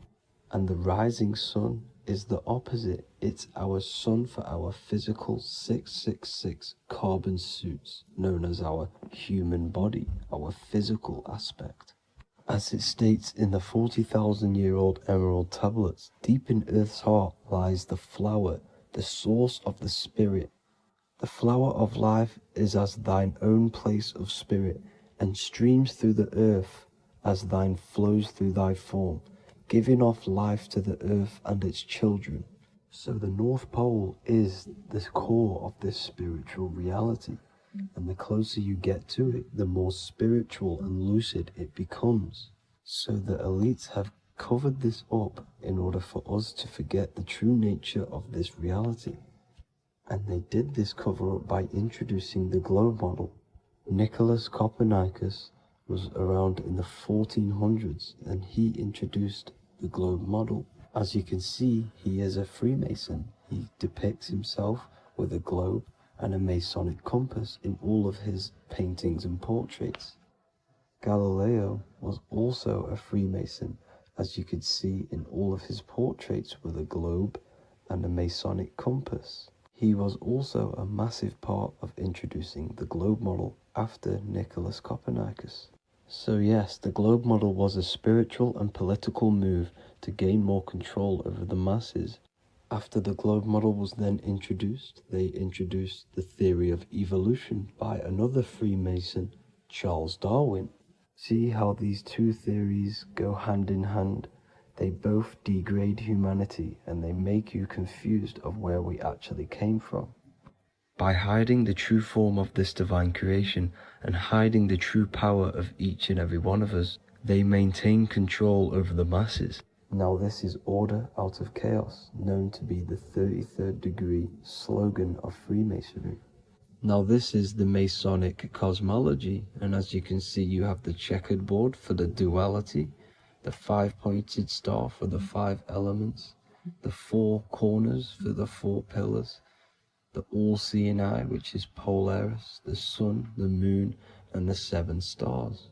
So even Freemasons are taught the flat earth cosmology and the true form of this reality. Now the true nature of the sun, the moon, and the earth is shown and reflected through the Masonic compass. The Masonic compass is the sun, the moon, Polaris at the top, and the black sun at the bottom. It makes sense why all the scientists who introduced the globe model all used the compass and the globe together, because it's truth in plain sight. As I explained in my other video, all Freemasons have to take the oath, so it goes to show, why are we all learning these theories from Freemasons who can't talk about certain topics that they learn about? Why should we believe their theories when they're holding back the real truth about this reality? Now going on to NASA. NASA means to deceive in Hebrew, and they are also funded by the government. They are not a private company. The old owner of NASA, Werner von Braun, on his grave has the Bible verse Psalms 91. The heavens declare the glory of God, and the firmament showeth his handiwork. Now why would the owner of NASA put this on his grave? Seems a bit suspicious to me, alongside with the NASA astronauts are all Freemasons. And not to mention the countless mistakes they've made on their live videos in space stations, the moon landing, and the CGI footage of the Earth, which is obviously photoshopped. Just by tricking the masses that they live on a spinning ball, the elites gain the perception of the masses. Not only does it hide the divine creation we're inside of, it hides the divine spark within you. It hides the creator, the source. And by believing in space and we live on a spinning ball, it makes people come to the interpretation of that we are a coincidence and we do not have any purpose. And of course this is false. When you come to realization that we are all a divine creation and we can create our own divine life in this reality, life becomes more sacred and you start to enjoy little things. The elites want you to believe everything exists only in the five senses. They want you constantly looking outside of yourself because they know that will keep you on lower states of consciousness. Now this brings me to our next point. By tricking the masses into the heliocentric model, the elites started to advertise aliens in the movies, in cartoons and magazines in the late 1940s. Now this is subconsciously programming us about aliens and extraterrestrial threats, which then they can use to their advantage. And this is something called Project Bluebeam. They are more than likely going to fake an alien invasion to push this 2040 agenda, which is for one government and one ruling currency. That's it for this video, guys and girls. Hope you all enjoyed. Please make sure to leave a like and a comment. God bless you all. What if the word Yahweh is proof that God is embedded in our very own being? Stay with me, because what I'm about to show you might change the way you see yourself forever. Today's topic is decoding the mystery name of Yahweh, the sacred name of God from the Hebrews. By the end of this video, you'll uncover the true meaning of the word Yahweh and how your connection to it unlocks your own personal power. When we look at the word Yahweh in Hebrew, we flip it on its side. We're actually looking at the human body. These are the legs, this is the torso, here are the arms, and here's the head. So if we actually switch this on its side, we see the human body. The Hebrew name Yahweh often translates to I am. The I am. Now, what is the I am? The I am, when you say I, you're referring to your highest self. Everything with the letter I in the beginning, most of them words are referring to our inner self, inside, intelligence, internal, in. The I represents the inside self, the invisible self. You cannot see the I am because this is the spirit, this is our consciousness. It's the intelligence controlling the human body. When you say I, you're not referring to your name, your job, your reputation, your ego, or your thoughts. You're referring to the observer who is beyond the thoughts, the one who's observing the thoughts. That's the soul. Look at the word Yahweh, Yahweh, the sacred name of God. Yahweh can be observed in the natural rhythm of the human breath. When inhaling, we subtly hear Yah. When exhaling, we hear Way. Do this yourself. Breathe in through your nose, you'll hear Yah. Breathe out, you'll hear Way. And in fact, the letter H, H, when it's pronounced, it carries the soft sound of wind or breath, a gentle exhale that mirrors the very essence of life, giving air. Breath is the spirit of life. It's what connects us with consciousness. If we stop breathing, we lose consciousness. The body shuts down. We're breathing the spirit of breath. We're breathing in the spirit of life. It's the very essence that gives us physical existence, and we're constantly staying connected to this breath at all times. Now let's look at Yahweh. 1, 2, 3, 4. There are 4 letters. The tetragrammaton is the 4-letter Hebrew name for God. Okay? Tetra meaning 4. We have 4 gospels of Jesus. Jesus is depicted with a cross with 4 sections. Jesus has the 4 sacred animals around the side of him, always depicted with these 4. A bull or an ox, an eagle, a man, and a lion. These are the 4 fixed signs of the zodiac. Aquarius, the man; Scorpio, the eagle; Leo, the lion; Taurus, the bull or the ox, which are related to the elements. Leo is a fire sign. Aquarius is an air sign.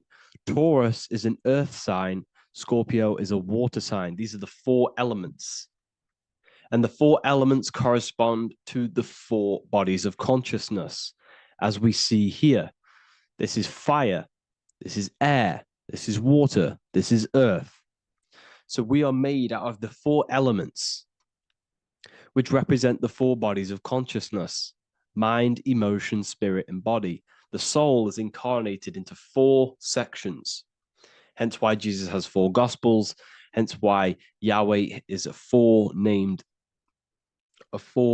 word, because we are tetraform. We have 4 bodies of consciousness. There are 4 pillars to reality: the mind, emotion, spirit, and the body. So what we're actually looking at here is the name of the very essence of the self. Yahweh represents the universal consciousness that we're all tapped into, because the body is like a radio. The body is basically a radio antenna, which is picking up the stream of consciousness, and we're all the same consciousness, just experiencing it in a different body. And Yahweh is the name for this intelligence that we're all acting out, that we're all manifestations of. So now let's look at the word Yahweh, where we read it this way in Hebrew, which is 10565. 10565 in the Hebrew letters and the numerical values. And the DNA is made up of 4 bases. These 4 things which create the DNA.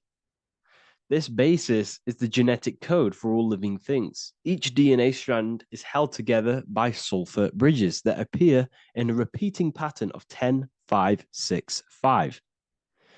This pattern matches the numerical value of the Hebrew letters of Yahweh, Yod, He, Vah, He, which are 10565. This means the structure of DNA, the code of life, follows the same number sequence as the sacred name of God, Yahweh. This is a factual observation. So we're looking at 10565. So let's look over this one more time. Yahweh represents the breath, Yahweh, inhale, exhale. It translates to I am. It's written in our DNA. The word Yahweh on its side looks like the human body. Now, this is where things get a little bit deeper. 10565 adds up to 26. The number God, well, the word God adds up to 26. Allah adds up to 26. There are 206 bones in the human body, 26. 26 adds up to 8. 8 is the number of infinity. We are all the infinite consciousness. Consciousness will never die. It's immortal. It's infinite. We are all infinite. We are not these skeletal structures. We are Yahweh, the universal consciousness. The creator of all things is our essence.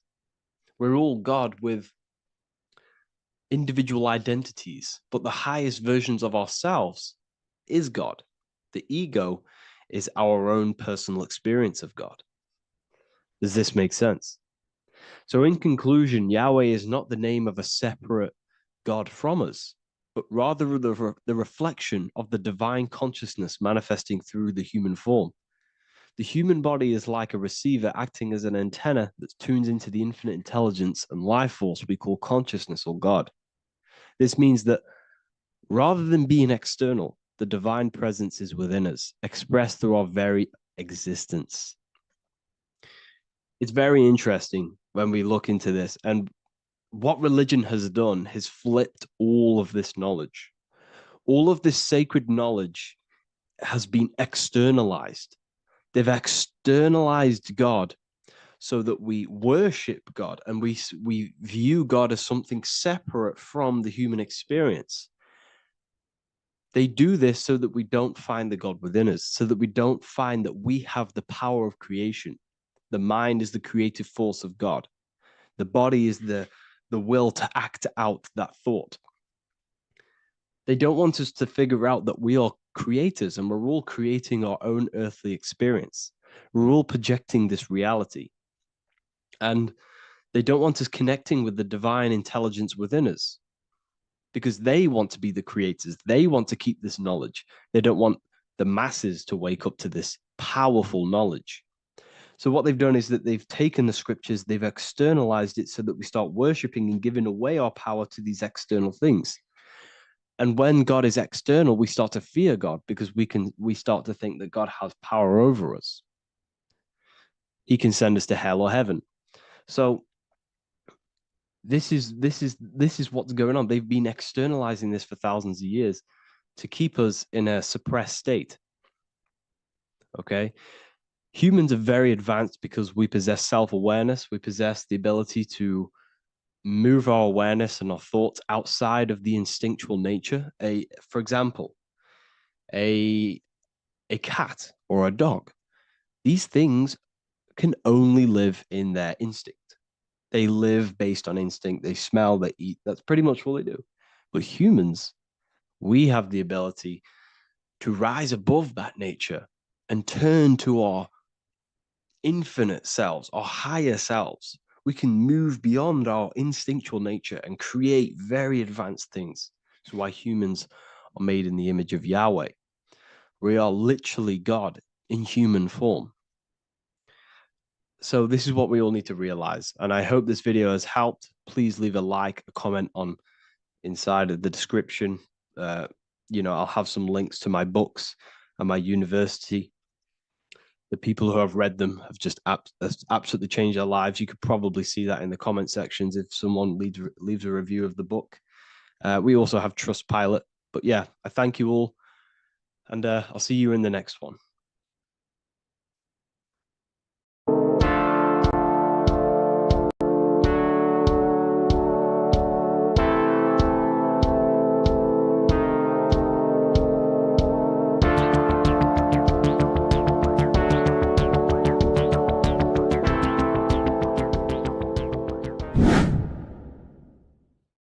What is good, people? We're back with another video, and this is going to be talking about the connection between the micro and the macro. You are the universe, everything is inside of you. So the first thing you need to understand is that the law of mentalism, we are a thought in the creator's mind, everything's being thought into existence. We have a spark of this mind, this same mind of the creator. And everything is a state of mind. Particles or atoms, whatever you want to call them, are a mental thing. They're a product of the mind. Everything's thought into existence. Thoughts influence everything. Thoughts are energetic effects which send out waves into the quantum field around you. And your consciousness is actually the universe experiencing itself, expressing itself, and viewing itself. So we are the creator, but viewing itself in separate bodies. And this is why they call the material world the world of illusions, because everything's separate here, but we all forget that we are all one. We've all been brainwashed to think we're all separate, but we're all one. We're all the same mind, the same consciousness, everything. So everything's created out of toroidal fields. God created the toroidal field. That's the only thing that exists because atoms are toroidal fields. And it's the basis behind all creation. As you can see it in the owl's eyes, it creates the infinity symbol. And this was the apple. That apple is a toroidal field. And the toroidal field is made out of dielectricity, which is ether.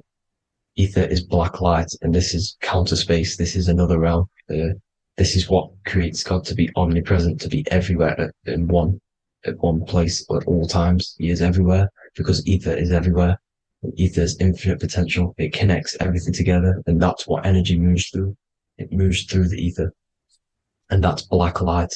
Everything is light, as it says in John 4:2. God is light. Everything's a vibrational state of light.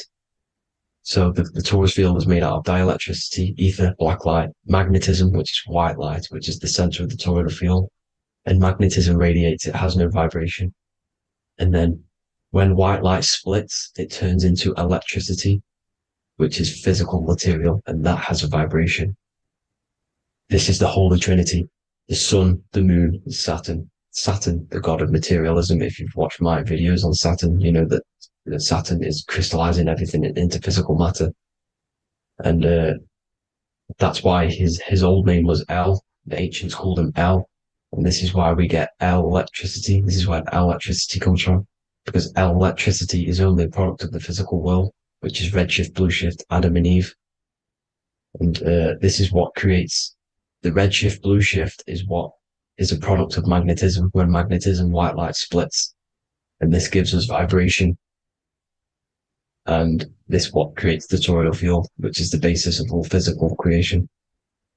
The sine wave is created out of the magnetic wave and the electric wave. The electric wave is the blue wave, and the magnetic wave is the straight wave, which is radiation. This is vibration frequency. So the magnetic wave is straight, and then you have longitude and amplitude, which is depth, which is dimension. You see how the electric wave has depth and a dimension. This is why you get the cross. This is the cross of Earth. This is the symbol of Earth, of bondage, of physical matter, because it consists of magnetic wave and depth, which is electric wave. And this is where you get the sun cross or the Earth cross, whatever you want to call it. It's the cross of physical matter, and the ancients knew this. This is why they used that symbol. Redshift, blueshift, which is the toroidal field, is the basis of all creation, physical creation. And this is why you have the police siren is red and blue. The Matrix movie, red pill, blue pill. You have red blood and blue blood in your body. The Democrat and Republic, the two parties, red and blue. Like your taps on your taps, you have a red and blue tap. One's generative, one's destruction. Fire, destruction, water, generative. So this is the basis of all things. And electric wave has dimension, like I've already said, depth, material, and it's measured in hertz. It's measured in hertz because it hurts you. It decays because the electric wave has a vibration, and vibration always has to go back to a standstill point. This wave cannot go forever, but the magnetic wave will go forever. It's radiation. Magnetic is radiation. It radiates forever. It pulses. But the electric wave will at some point come back to a standstill point, and that's why it hurts. It decays. That's why our physical body decays, because we contain of electricity. This body is an electric body, and it will return back to stillness like a guitar string. If you vibrate a guitar string, you pull it, it will vibrate, make a sound, and then go back to a standstill point. It's the exact same with every single toroidal field within the body. It will decay, and this is why our bodies decay, and everything in creation decays. So we're born into sin, the sin of Eve. The sin of Eve is us biting into the tree of knowledge of good and evil, which is the systems in the body. And the sin of Eve is biting into the sine wave. We bit into the sine wave. The sun moves in a sine wave. Our DNA is a sine wave. Time is a sine wave. Everything in this creation is a sine wave. This is why the dollar bill is a sine wave. Magnetism and electric waves in one. And this is the sun doing its sine wave, which creates, when you go bowling, it kind of creates that pin that you hit over. That's the pin of the sun. The zodiac sign is a sine wave, because the zodiac sign is an expression of the toroidal field, because magnetism unfolds into 12ness. And that's why you have 12 zodiac signs, 12 systems in your body, 12 cranial nerves in your head, in your brain. So if you can imagine this, see where my pointer is. Always starts with Aries. Aries is the head. It's the first thing that's created in the womb. And this is Aries, the ram. And this is why it's called a cerebrum in your brain, which is the first thing that creates when you're in the womb. And what's the element of Aries is fire. Fire is the first element. Fire, first, because it's the first thing on the wheel, the first expression of energy. As you can see here, my pointer, this is the center of the toroidal field. It would go Aries, Virgo, Capricorn, Pisces, Scorpio, Cancer. Then we go back to Libra. Libra would be center. But you see how the toroidal field is the expression of the 12 energies. That's what the constellations are, the energy expressions of the toroidal field. So it would go outwards, starting from Aries here, all the way back to Pisces, which is beyond the bottom half. But Libra would be the center. That's why Libra is the equinox. It's the equinox. Libra is when it goes from summer over to autumn. It's the equal. it starts to transition into the winter side, equinox, equal, which is Libra, and that's why Libra has the two scales. It's symbolized with the two scales. That's because of the sun moving over. It's being judged. It's equal now, but then it's going to tip over into the winter. That's why Libra is here, the center of the sine wave.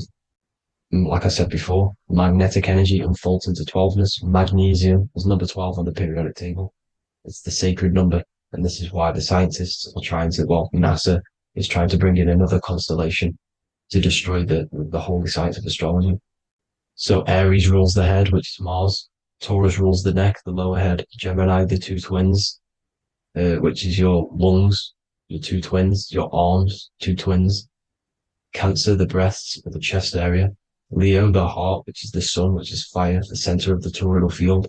Virgo, the belly, which is the intestines. Libra, the kidneys, the two scales, the kidneys, balancing out everything. Scorpio, the sex organs. Sagittarius, hips and thighs. Capricorn, I've missed that out, which is the kneecaps. Capricorn, kneecap. Aries, which is the ram, which is the cerebrum in your brain. And then Aquarius, the calves and the ankles. And the Pisces, the two fish, the 2 feet. So everything corresponds, as you can see here. This is an ancient way of depicting it, of the folded human. And this is everything. Each constellation rules that part of the body, gives energy to that part of the body, makes you do certain things. So magnetic energy unfolds into 12ness, electricity unfolds into 7s. That's why when you get electric, the light spectrum that we see, it consists of 7 colors. Why we have 7 planets. The 7 planets give us our 7 metals and the 7 solfeggio scale frequencies. So the rotor, this is the rotor, and rotor is an anagram for Torah, the Torah, which is I think it's the Hebrew Bible. Don't quote me on that, but it's one of the holy books, which is the Torah, the Taurus. Everything goes back to the Taurus field because it's the basis of all creation. So the chief cornerstone, it says in the Bible that the builders rejected the chief cornerstone. The chief cornerstone, you are the builder. You decided to incarnate into the physical world, into the electric world, El, the world of El, Saturn. When you are created in the womb, it takes you 9 months for you to be created. So, for example, if you went into the womb here, it'd take you 9 months. So let's say you're born in Scorpio. So you'd go back 9 months, 1, 2, 3, 4, 5, 6, 7, 8, 9. You consist of all of these 9 energies because it takes 9 months or however long you took to be born. Some people are born earlier. You'd have to find out how many months you were in the womb for. But you consist of these 9 energies, and each constellation has a cell salt associated with it. And these cell salts are vital for your health. And your cells and the optimal health of your body. So the chief cornerstone that you rejected is these 3 cell salts, these 3 constellations. So you're mineral deficient in these 3 constellations. For example, fluoride, magnesium, phosphate, and potassium sulfate. So that's the chief cornerstone. And a cornerstone, people always get it rejected with the cornerstone. The cornerstone is not, it doesn't say the cornerstone in the Bible. It says the chief cornerstone. The cornerstone is a cornerstone of a building, but the chief cornerstone is the top of the pyramid. This is where we get the pyramid of the wheel. So you're mineral deficient in whatever 3 zodiac signs you're not. You were not in the womb for. This is the chief cornerstone you rejected. So the human body is the micro. It is the universe in a physical form. It consists of everything in the universe.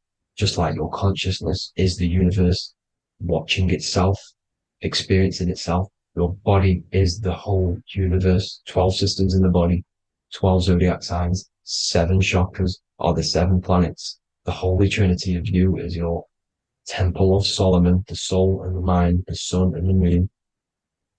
Everything is in you. You consist of everything, all the energies, everything. Heaven and hell. Heaven and hell is a mind state. It's a state of the mind. Head, H-E-A, which is heaven, and the heel, the bottom of your foot, is hell. And the bottom of your foot is the soul. So they're basically saying, well, it's wordplay. They're saying that your soul is in hell because, with the elites being in control. So they call the bottom of your foot the soul. trying to say that you're in hell. The Christ is in you. And this Christ is Greek for what? Christos. And Christos is Greek for the oil. And this oil is produced in the cerebrum, the Aries, the ram, the cerebrum. It goes down the pineal. Well, the pineal and the pituitary are underneath the cerebrum.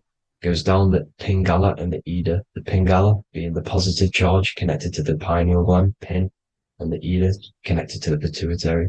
And this is the two serpents going down the spinal column. And this is why Jesus goes from Nazareth to Bethlehem, and then Joseph and Mary are waiting for Jesus in Nazareth.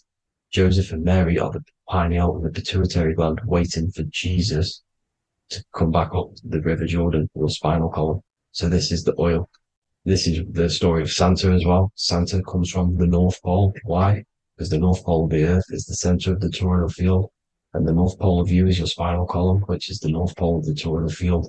The North Pole. He comes from the North Pole. This is the North Pole. This is the South Pole of the toroidal field. Comes from the North Pole, which is your mind. And he goes down the chimney and then back up the chimney. This is the chimney. And he drops off the present, which is the Christos, the oil. And this is why Jesus is crucified at 33, because he crosses over the vagus nerve at the top of your spine. When this oil comes back up the 33 vertebrae, these are your vertebrae here. When it goes up the 33 vertebrae, it gets crucified at 33 because it crosses the vagus nerve, and he's crucified on a cross at 33. This is the story behind Jesus and Santa. The Ark of the Covenant in the Bible is the two hemispheres which cover the vital parts of your mind, the brain side, which is the cerebrum, the pineal, the pituitary, etc. So the two hemispheres are the two angels, the Ark of the Covenant. This is the Ark of the Covenant covering the two vital parts of your brain. So these are the optic thalamus is another part, and it protects the Christ oil, which is inside at the center of the brain. See, the Bible is all a massive metaphor about yourself, because you are the universe. You are a microcosm of the universe. Your consciousness is experiencing itself, and the universe experiencing, and your body is the whole universe. Your head's heaven. So Moses crosses the Red Sea. These are the two hemispheres of your brain. This is the corpus callosum, the Red Sea. So he's pretty much saying that he's uniting the two hemispheres of your brain, because most people in this generation are stuck in the left brain, which is just logic, reasoning, science and maths, writing. And this is what school teaches you to do. It keeps you stuck in your left brain. And you want to cross over to you want to cross the Red Sea, which is the corpus callosum, to the right brain, which is awareness, art awareness, creativity, imagination, intuition, insight, using the higher mind, creativity, imagination. If you don't have intuition, then you can't read energy, you can't pick up on bad things. This is what Moses is symbolizing by crossing the Red Sea. And it's also the upper room where Jesus met the 12 disciples. 12 disciples are the 12 cranial nerves in your brain. It doesn't just represent the 12 zodiac signs, the 12 disciples. It symbolizes many different things. It's like I said, energy the universe consists of 12ness. So you have 12 cranial nerves in your brain, and that's the 12 disciples as well. And they want you stuck in your left brain, which is the five senses, materialism. So they say in the Bible that Satan blinds the mind. Satan is Saturn. If you've watched my videos, Satan is Saturn.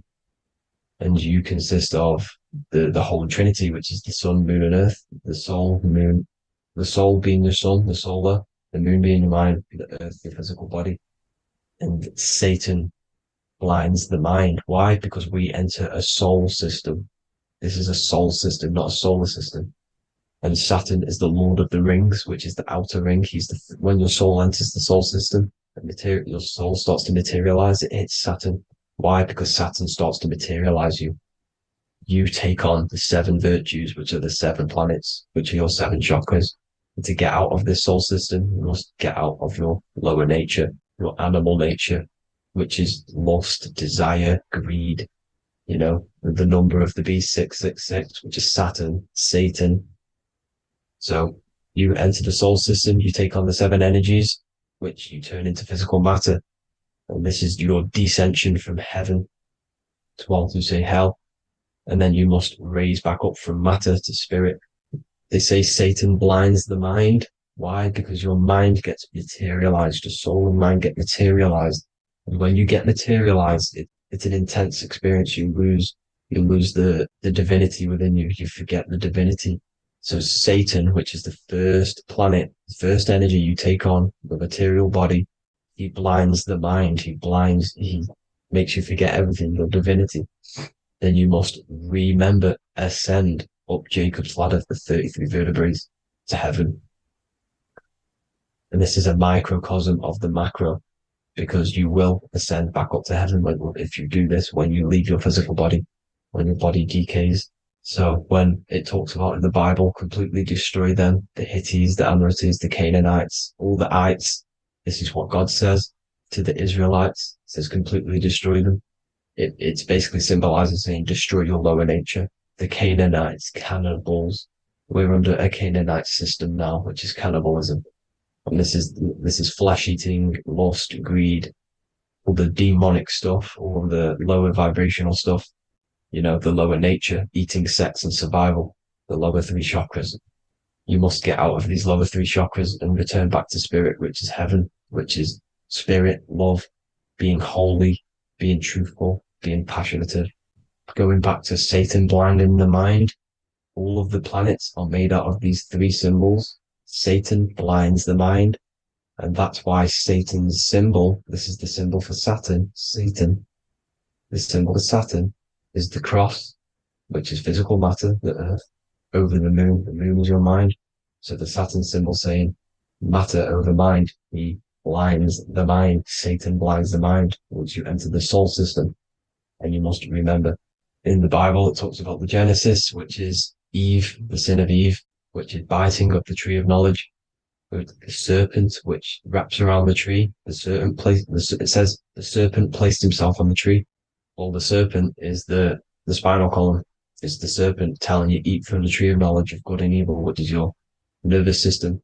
And eating from the tree of knowledge of good and evil is doing bad things. For example, over-sexualized, overeating, eating the wrong food. That's eating from your nervous system. It's decaying you, and it's preventing you from achieving the God self, the God consciousness. This is the symbolism of, the tree on the serpent, telling you to eat from the left brain, with the left brain being the sinister. Sinister is Latin for left.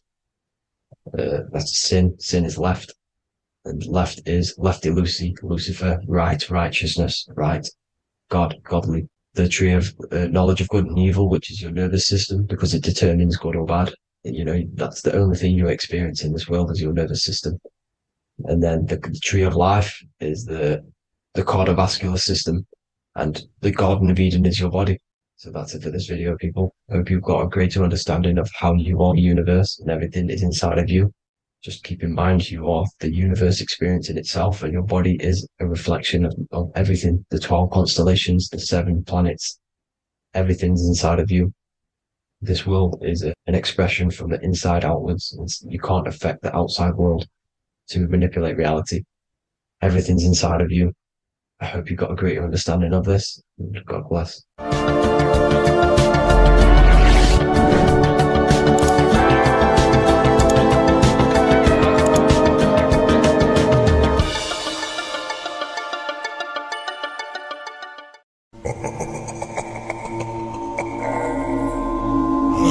If your ultimate goal is to be famous, then you're gonna do a lot to get there, like sign your name in blood in a contract with the devil.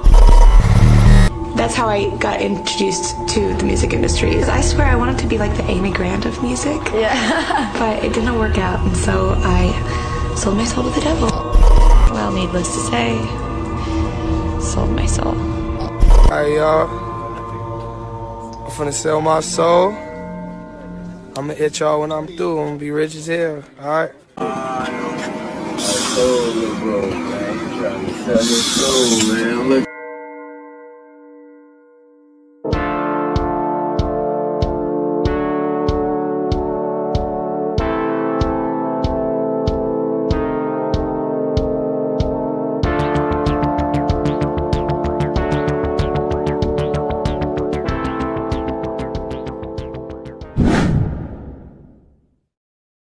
So what exactly is selling your soul?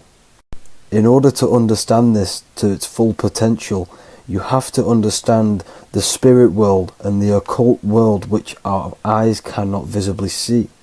The physical world we see is nothing but an illusion and a product of the higher planes of existence. For example, you can see someone's physical body, but you can't see the complex structure of the consciousness and the thinking behind that being. With that being said, there are forces and entities not attached to physical bodies, which they exist on the astral and etheric plane behind the physical plane. Now there are numerous videos and music with artists talking about this. For example, I sold my soul to the devil and the price was cheap. Why do you still do it? Why are you still out here? Well, it goes back to the destiny thing. I made a bargain with it, a long time ago, and I'm holding up my hand. What was your bargain? To get where I am now. Should I ask who you made the bargain with? with the chief commander. On this earth? And on this earth, and then in a world we can't see. So selling your soul is cutting a deal with an astral plane entity in exchange for wealth and fame on this physical plane.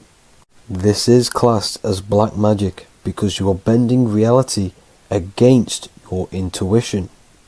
Now, making deals with entities beyond the physical plane, you always have to give something in exchange. When it comes with demonic entities, it always involves some sort of sacrifice, bloodshed, or humiliation. Now, there are countless of rappers who someone close to them have died just before their career takes off to the next level.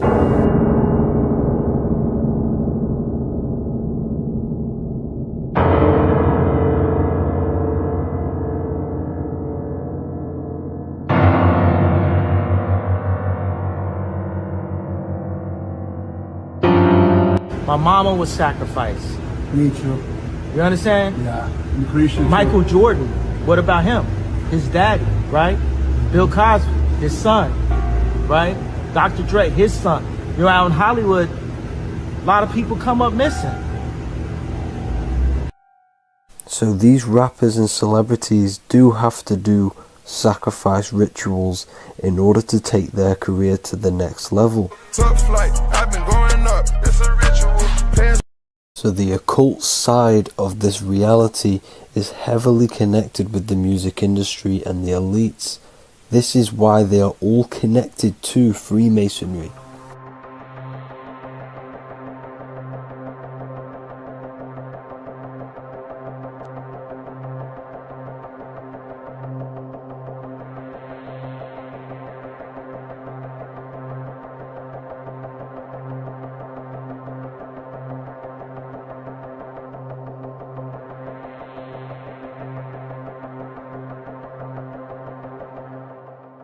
Now this is why the music industry is one of the most important industries for the elites to stay in control and keeping the masses on low states of consciousness. Frequency is one of the most powerful things in reality because it's the only thing which can enter your soul and body without consent. The frequency on Spotify and all major platforms are all tuned to 440 Hz, which was set by the Rockefellers. 440 Hz turns off the whole right side of your brain, and the right side of your brain is to do with critical thinking, imagination, and your intuition. Music has the ability to influence your intent, your emotions, your thoughts, and your actions just by frequency itself. By controlling the music the celebrities put out and the things they talk about, they're actually molding society because of the celebrities' huge amount of influence over the younger generation and cultures within society. This is why the music industry is mainly talking about sex, guns, violence, and hating other people. These are all very low vibrational acts and things to do which destroys humanity and societies, keeping us all conquered and divided in order for them to stay in power. Music can actually reprogram your subconscious mind, and it is a form of MK Ultra, which is mind control. It's in my brain. Do you know that? It's living rent free. I can't get it out. You did that. Yeah, it's hypnosis. Yeah, it's hypnosis. You're so awesome and dope. You do need to be very careful with what you're listening to and what frequency it's playing at, because all of this has an effect on your electromagnetic field and your state of consciousness. Now let's go back to selling your soul. When these rappers and celebrities sell their soul, they now gain eternal life on this physical plane. When you do sell your soul, you are allowed to live forever. And these people that are called youngins, rookies, new booties, like I was, had no idea that these people still live. They will prey, haunt, kidnap, anything to stay on top. This is their world. They have nothing but time, is what they believe. Now this explains why there's so much Saturn worship, because Saturn is the father time. He's the god of time and crystallization in the physical realm. If you want more information on that, go to my previous video. Now here is ASAP Rocky standing inside of a pentagram, but notice the way he's standing, it's an inverted pentagram. The pentagram is associated with magic, however, the upright pentagram is the 5 elements with spirit on the top. It's either called spirit or ether. It's at the top because it rules the other 4 elements, because it's the baseline of reality, which is spirit and matter. Spirit is behind the physical reality. However, when it comes to black magic, they invert the pentagram, so spirit is at the bottom because they worship the physical world. This is why the Baphomet is the inverted pentagram. These people are operating off their animal instincts. They do not want anything to do with spirit. These are antichrist. All of these celebrities know full well the effect that what they're doing on the rest of the world. They have sold themselves out, and the elites use them as puppets to push this new world order and mold society in the way they want it. This is why all the celebrities are linked to Freemasonry, because in Freemasonry you have to take the oath of silence, where you can't speak on anything that they learn inside of Freemasonry. This is the symbol of silence.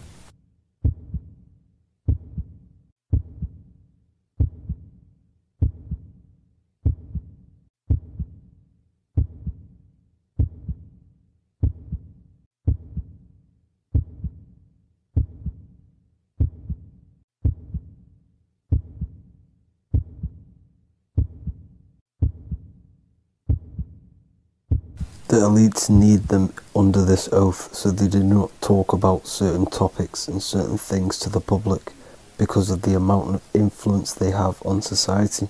Now, even the name Hollywood is an occult term, because back in the ancient days when they used to create wands, they used to create them out of Hollywood, out of the holly tree, because each wood has certain attributes and virtues when it comes to magic.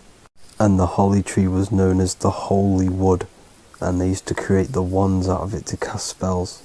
And Hollywood are still casting magic to this day through the films and through the music to the masses. That's it for this video, people. Hope you enjoyed. Please like and comment and subscribe. Peace and much love.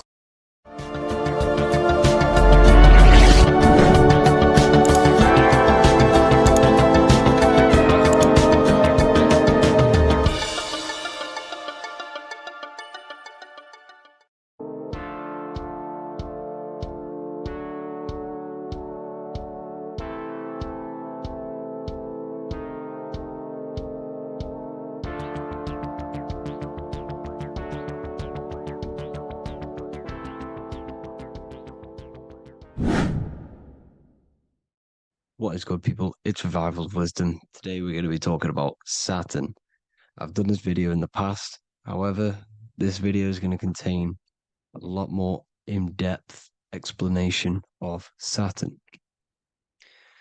So the 33rd degree Mason, Manly P. Hall, said, Saturn is the key to crystallization, physical matter. Light is matter, matter is light. They are interchangeable. Low vibrating light turns into matter, high vibrating matter turns into light. And Saturn is the god of this world, this physical world. He crystallizes light into matter. This is symbolized as the Masonic checkerboard, matter and spirit, matter and light, light and matter. He's also the god of time, destruction, justice. He creates and destroys, because all things in time die. He creates and destroys you. So,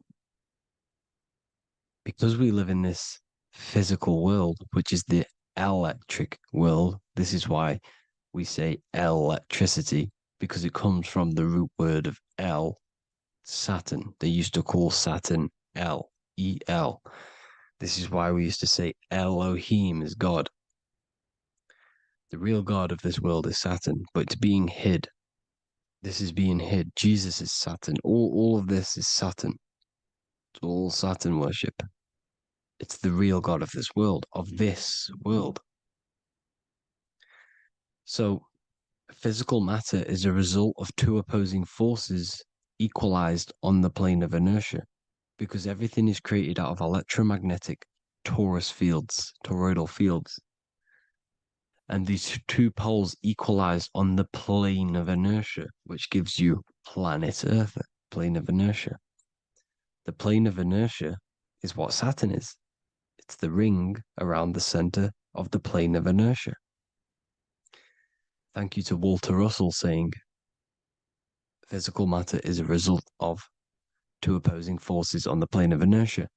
This is what Walter Russell says, so please check out his work. He's got many books, many books on light and electromagnetism and stuff like that. So I advise you to check him out. So the torus field gives you the binary code 0 and 1, the female vagina and the male phallus. This is the code for this world. Saturn crystallizes physical matter.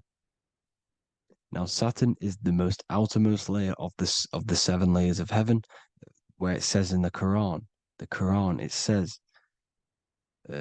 Allah, it is He who created the 7 layers of heaven. Saturn is the outermost layer. He's the top. He's the most high. So when we say the most high, we're referring to Saturn. He's the most high before the firmament, before the stars.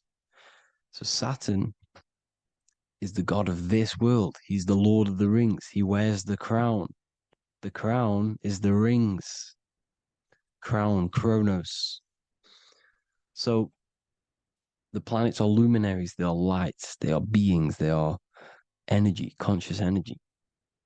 And we're in the heart of the solar system. Saturn is the outermost layer. He is the one of this world. He's the god of this world. Now, on the North Pole of Saturn, you have the hexagon. Add up all the sides. It creates the 6-pointed star. Or it can be created as a cube. The cube is very important. The 6-pointed star is very important. 6 points, 6 triangles, 6 side, 6, 6, 6. Black cube adds up to 6 in gematria. Now, what did I say in the beginning? Saturn crystallizes the physical world. He creates physical things out of light. You are a light being. This is why we say human. Hue means the light spectrum. Hue, man, we are light manifested into physical forms. Human. And we are incarnated through Saturn. Satan, same thing. The number of the beast is 666. And the 666 comes from the 6.6 triangles, 6 sides of Saturn, 666. We are all known as carbon-based life forms. Carbon, the atomic structure of carbon, is 666, 6 protons, 6 electrons, 6 neutrons. We are materialized into our physical bodies through Saturn, through the number of the beast. These bodies are the beast, it's the animal. The divine, the Christ, is the consciousness within, because you are a physical, spiritual being combined into one, hexed into one, hexagram. This is a hexagram. You're hexed into physical matter, spirit and matter, light and dark, combined into one. Now you contain of the mark of the beast, the mark of your body. Your body's the beast. It says in the Bible, Satan, who is the god of this world. This world. There are many different worlds, but this world is run by Saturn, and it says that in the Bible. Saturn is Satan. It's the same thing. And look at the crown of thorns are wrapped around the heart. The soul is in the heart. The mind is in the brain. The soul is wrapped around the rings of Saturn. You're wrapped in physical matter. This is what it's showing you. This is symbolizing the rings of Saturn wrapping you. And the cross on top is the cross of the cube. The cube, the black cube of Saturn, unfolds into a cross. So Satan, who is the god of this world, Corinthians 4:4 in the Bible, Satan, who is the god of this world, has blinded the minds of those who don't believe. Satan blinds your mind because the god of this world materializes you and he blinds your mind when you incarnate into physical matter. When you enter this soul system, not the solar system, you hit Saturn first. He materializes you. And look at the symbol for Saturn. This is the symbol for Saturn. All of the planet symbols are created out of the Holy Trinity. The Earth, Moon, and Sun. Body, mind, and soul. The Sun is your soul, the Moon is your mind, the Earth is your body. Your body's made out of the 5 elements. The Sun is your soul because the Sun is life force. Gives life to everything. Your Sun is a soul. Your soul is the sun of your body. The Moon is the mind. The Moon is the moon of your body, the mind of your body. Intelligence. So all of the symbols of the planets are created out of these. The Saturn symbol is created out of the Earth cross, matter, and the Moon crescent, moon, mind, matter over mind. This is why Satan, who is the god of this world, has blinded the minds of those who don't believe. He blinds your mind. Look at the symbol, it's showing you. The Saturn symbol is matter over mind when it should be mind over matter. So we descend into a soul system, into our 666 Saturn carbon suit bodies, and we are matter over mind. Then we have to move up the spine to go back up to spirit, to mind over matter, where you manipulate your own reality. Now look at this. It creates the number 5. 5 is the number of change. You're moving from this side of the number sequence over to the right side. You're moving from the spiritual into the physical world. You're incarnating into the 5 elements, the 5 senses. So the cube, the black cube of Saturn, is another major symbol. Very important symbol. Here you see the cube, and the color black is associated with Saturn because Saturn's associated with death. He creates and destroys. Light and dark. Death is associated with black, spirit, because you can't see spirit, which is blackness. So the black cube is black because Saturn rules the nighttime, which is dark, blackness, and he rules the winter, which is death, blackness. So Saturn is the black cube. Cubes have 6 sides. Up, down, right, left, back, and forward. Cubes are 6-sided. Everything is 6-sided inside of this creation because you're incarnating, you're materializing, crystallizing into the cube, the world of the cube. Everything's a cube. Everything's got 6 sides. Here's Leonardo da Vinci showing you that you're in the cube. Leonardo da Vinci did this famous painting. You're in the cube, you're hexed into physical matter, where you're incarnated into the 3rd dimension, the 3-dimensional world, which is a cube, 3D. And black cube adds up to 6 sides of the black cube. The Kabbalah means cube god in Arabic. And look at what they do. They worship the cube, the black cube, and they stand in rings like the rings of Saturn. Australia, Denmark, Manhattan, Santana all have these black cubes. You go to New York, you will see the black cube there as well. These black cubes are everywhere because it is the real God of this world, So look at the cross. The cross unfolds into the cube. Xbox, Nintendo GameCube, Sega Saturn, anything to do with a simulated gaming reality, they put Saturn in it because we're in the simulation of Saturn. This is a simulation. And this is why they reflect this through the Xbox, GameCube, Sega Saturn, anything to do with gaming, simulations, is all Saturn. Because we're in the cube of Saturn, the black cube. We're in the GameCube, the Xbox, the Sega Saturn. As above, so below. So they reflect it through the simulations that they create inside of this simulation. Cubes have 8 points for the 8 points of time and space. 8 is the number of time. Everything's cycling, infinity. So look at the cube. The cube is symbolized as in Judaism. The Judees have the black cube. They wrap themselves in a black band and they cover their eyes into blackness. The black cube, for the black cube of Saturn, they use the star of Saturn and they worship their god on Saturn Day because it's all Saturn worship. And look how the Saturn god is wrapped around with these thorns or leaves, just like Jesus is wrapped around his heart. And Jesus on the cross is us on the cross. We are in the cross. We are in the cube. The cross is the cube. And the cross is even in the Saturn symbol. This is another symbol for Saturn. There's 2 symbols. You got this one, the one I've just broke down. And there's this one. This is the cross of Saturn, the cube god, the simulation, the game cube. Now, Chronos is another word for Saturn. Chronos means time. When you clock into work, you go to the Chronos machine. Well, I did anyway. And I tap my card on the Chronos because Chronos is time. Anything to do with time is Saturn. He creates and destroys. Look at the artwork of Saturn with the sand, the time.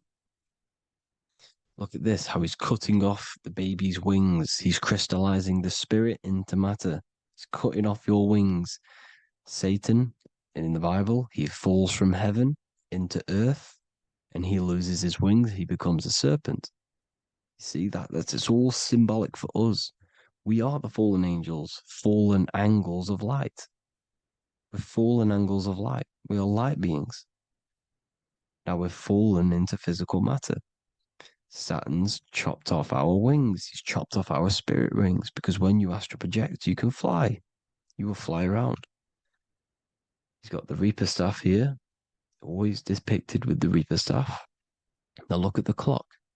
Saturn Day is the 6th day, the number of the beast 666. Look at the clock. 6 take away 12. 12 take away 6 equals 6. 7 take away 1 equals 6. 8 take away 2 equals 6.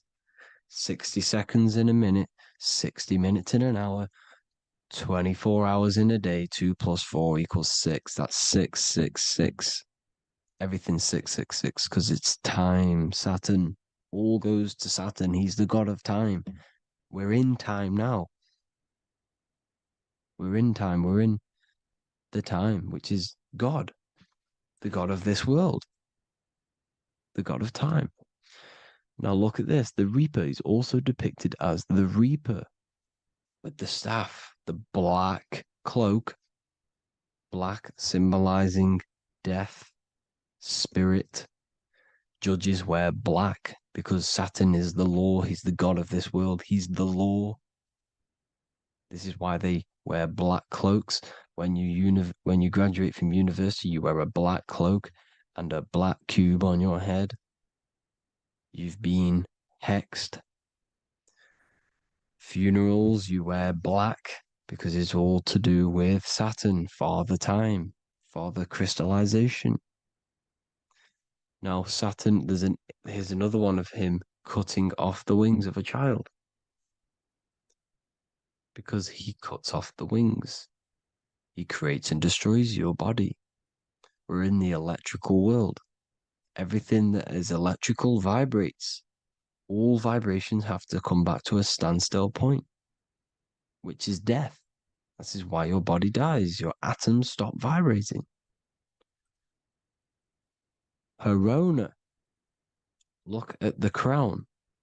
The crown is the corona. Corona means crown. And look at this is an alcohol brand for beer. You can see the staff of Saturn in the symbol with the moon crescent. Corona, which is the crown, Saturn, the crown on Saturn, the rings. And then you've got the staff. It's all Saturn worship.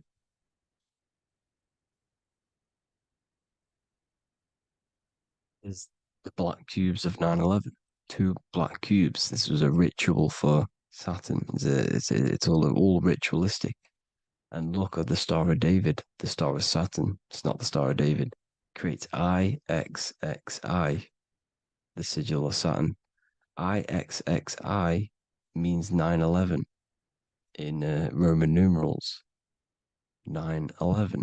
It's all a ritual for Saturn, and they have the 2 black cubes of Saturn. Now look, XX. There's more symbolism of Saturn now. We're going deeper.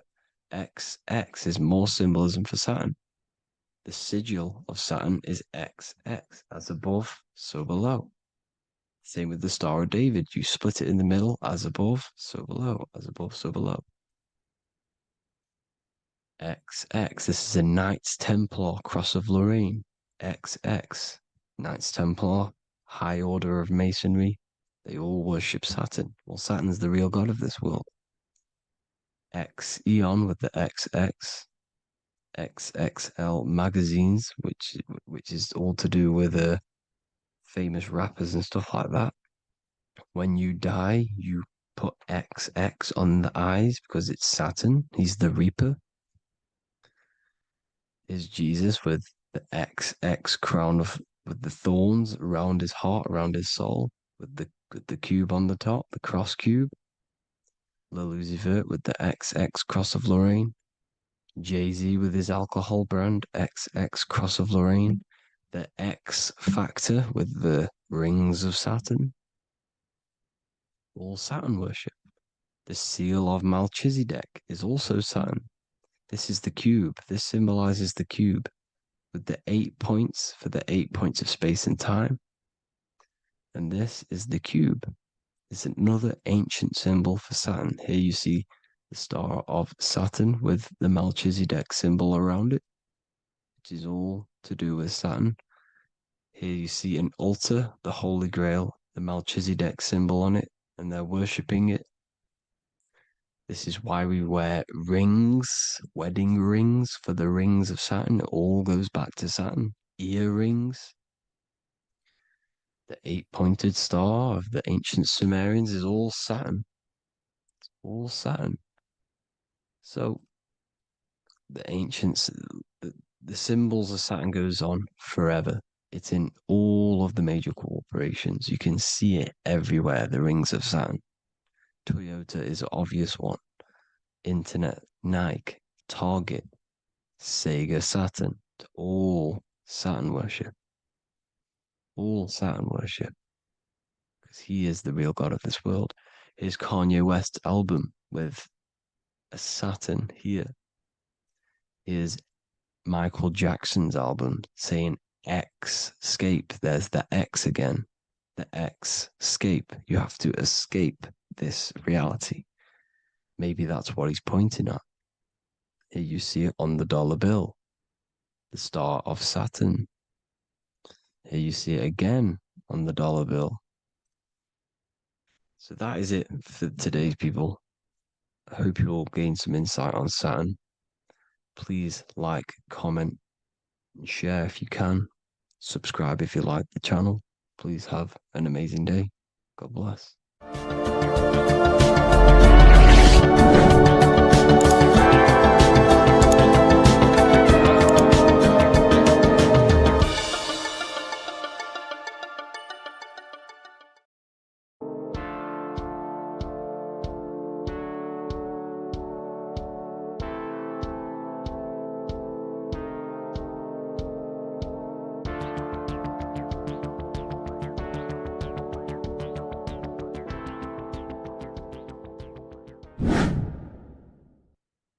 Left and right hemisphere, and what are they doing? How does it contribute towards your perception in this world? And this is what we're going to be talking about in today's video. We're going to be breaking down the two hemispheres of the brain and how they function in your life. So first, we have the left hemisphere.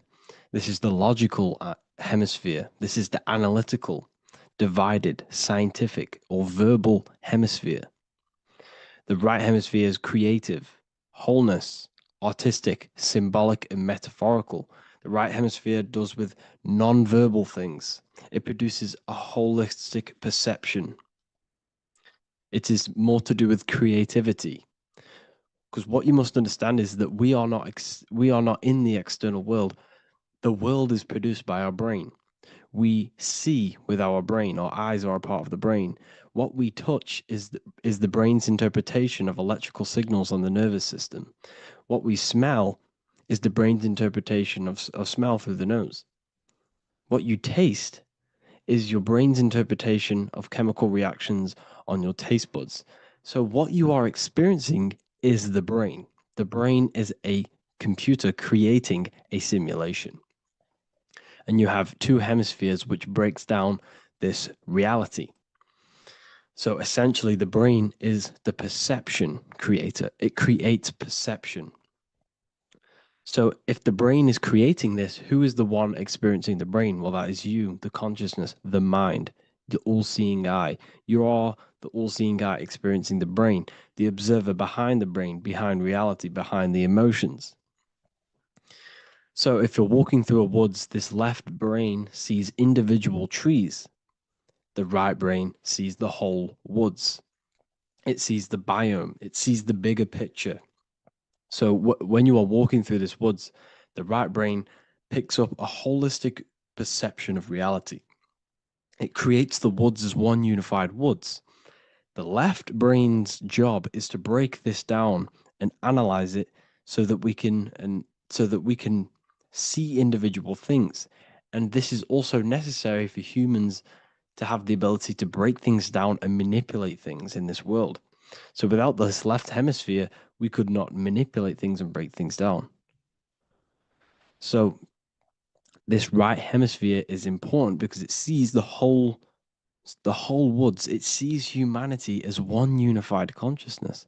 However, the left hemisphere sees individual egos. So the left hemisphere is the place of the ego because it only understands it sees the world very divided. Okay, so for example, here's another example of the left and right hemisphere. If someone pulls out in front of you in traffic, your left brain's going to start going crazy and analyzing them, calling them names. The right hemisphere, however, sees the bigger picture. Maybe he didn't see you. Maybe it's just a mistake. Maybe he's in a rush. You see how the two brains are very different. They do the same thing, but they function in different ways. The right hemisphere is feminine, the left hemisphere is masculine. So, like I said, this person pulls out in front of you, you start to think with the left. If you start to perceive that in the left brain, you're going to start analyzing them, you're going to start going crazy and calling them names because you're analyzing it. You're not seeing the bigger picture behind it. You're not seeing it from his perspective. So there is a crossover. So the left hemisphere of the brain controls the right side of the body, the right ear, the right eye. Everything to do with the right side of the body is connected to the left hemisphere, and the right hemisphere controls everything on the left side of the body, including your eyes, your arms, your legs. So everything is crossed over, and even your visual field is crossed over. So this is your visual field, as you can see here, and even the left side of your visual field goes to the right brain. There's a crossover.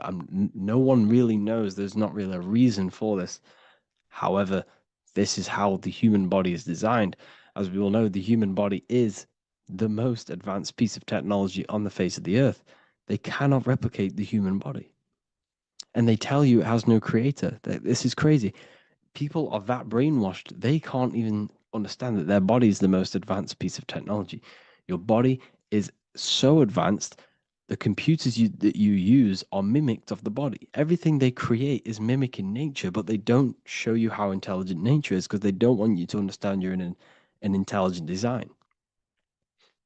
So anyways, let's get back on track. There is a crossover in the brain, and this is why they teach you to write with your right hand. And I was speaking to someone who's in a nunnery, or whatever you want to call it. They were a nun, or they knew someone who was who was a nun, and they forced these people, these nuns, to write with their right hand. You had to write with your right hand. This is why, I'd say at least 70% of the world, or 80%, is right-handed and right-legged, because they taught us this to activate the left hemisphere more, because of this crossover that happens in the body. So when we are using this right side more, we are using that left hemisphere more. Why? Why are they doing this? Well, they also called it writing. Writing is a spell, to cast a spell on you to use that right side of the body so that you use this left hemisphere, because they want you to see the world as a divided perception. They don't want you using the right hemisphere, using that left side of the body to activate the right hemisphere to see the bigger picture and see how everything is all one and everything is created. This left hemisphere domination keeps you from seeing the connections between everything, because that left hemisphere analyzes, it breaks things down. So when we are left hemisphere dominated by using the right side of the body, we are essentially seeing everything as divided. And this is why so many people will not understand my work, because my work connects dots and connects fields of knowledge, and makes you see the bigger picture. So people who are left hemisphere dominated will see my work and think this guy's crazy. But it's all about activating that right hemisphere. So they called it writing because every word you say is molding your mind in some sort of way. The things you see is molding your mind. Everything you take in through the five senses is molding your mind. And language is a massive spell, especially the English language. They called it writing so that you use that right side. It's a spell because your subconscious mind picks up everything you say. And 90% of your daily basis behavior and thought patterns is produced by these subconscious programs within the subconscious mind. Essentially, your conscious mind is only the 10% of you. The conscious mind is just what you're aware of, what you're wearing, how you're feeling, what you're thinking. That's your conscious mind. The subconscious mind is controlling every system in your body. It's telling your heart to beat without you being conscious of it. So essentially, this is what they're programming. They're programming this system in the back of the mind, which is controlling everything through the words. And this is what spells are, because it's all about creating perception in the subconscious. So they want you to use that right side more. I truly believe the ancients, they were balanced. They used the left and the right side of the body. They didn't have a stronger side because they understood this science of the body and how the body works. So this is actually called phonetics. It's not etymology. Etymology is the study of root words. Phonetics is the study of how words sound similar. The way words are spoken. So phonetics, phone, is why we call them a phone, because you speak into a phone. So this is write and writing, to use that right side to activate the left hemisphere more. So your hands are a manifestation of your brain. The left hand is the right brain, the right hand is the left brain. And as a child, we were always taught that when you place your hands together like this is the size of your brain, which is true because your Hands are a part of your brain. They're an extension of your brain. Everything, every part of your body other than your brain is an extension of the brain. Everything's working and feeding back information to the brain because you're experiencing the brain. So another trick that you can do, or another exercise, is looking in the mirror and closing one eye at a time. If you close your right eye, if you take your top off, for example, you'll analyze your body if you close your right eye because you're using that left hemisphere. Sorry, other way around. If you look at yourself through your right eye, you'll use that left hemisphere, which will analyze yourself. You'll see individual body parts. If you close the right eye and use the left eye, you'll see your body as a whole. You won't really analyze it. This is how you can analyze yourself using these two hemispheres. So this whole system is created to keep you thinking logically and to restrict you from creating and restrict you from understanding symbolism, allegories, metaphors, and teamwork. They want you stuck in a logical way of thinking and a logical way of seeing the world. This is why when you go to school, you are told exactly what to do. You're told to think this way and no other way. You're told to do orders, do this. It's a very left-brained system because if we all started to open up this right hemisphere, we'd all see, wow, everything is all one, everything's all connected. And this is what my work is doing. I'm showing you everything is one. The physical world is an illusion of duality, but everything comes from the one source, the one mind. The universe is a giant mind. I am mind, you express mind. We all possess mind. Behind the physical body is the same mind consciousness. And we are all expressions and fractals of this infinite consciousness called mind. And this is what they don't want us to figure out, is that we are all just one consciousness expressed. It's an infinite consciousness. It's even in the squirrel, it's in the dog. All of these different animals, they're just different bodies, but behind the bodies is the same consciousness, which is mind.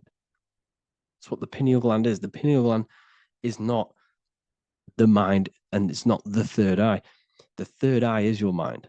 If you have a closed third eye, it just means you have a closed mind.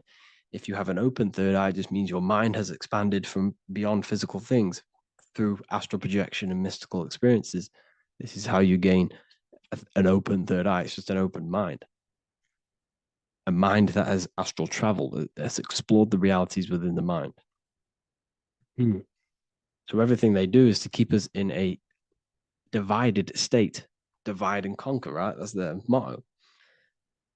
All to keep you thinking how everything is divided. Everything they've done is division. Postcodes, countries, everything is divided. Like football teams and all this stuff. It's also a natural process when you grow up, because as you grow up, your brain is constantly analyzing the world. So this is sort of a natural process of how you become more left hemisphere dominated, because your brain is always analyzing. And unless something awakens you, you can awaken that right hemisphere where you can start to see the bigger picture. Even the music, all tuned to 440 hertz, shuts down the right hemisphere of the brain. 440 hertz, Spotify, Apple Music, the radio. Every time you turn on the radio, it's tuned to 440 hertz. This was specifically tuned. It never used to be tuned to this. It was in the 1950s. It was changed. The standard music tuning was changed to 440 hertz because it shuts down that right hemisphere of the brain. They don't want you thinking, seeing the world in this way and perceiving things as one.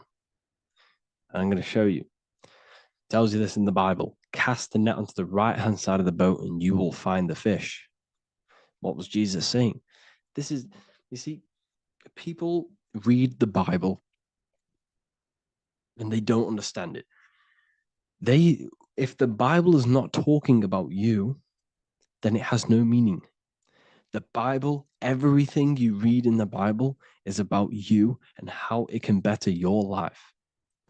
It occurs to you. So if Jesus says, cast the net onto the right-hand side of the boat, this is an allegory. The boat is your body. Cast the net. It's the awareness, the perception onto the right hemisphere of the brain, and you will find the fish. What's fish? What do fish do? They swim deep in the ocean. It represents the knowledge, deep knowledge.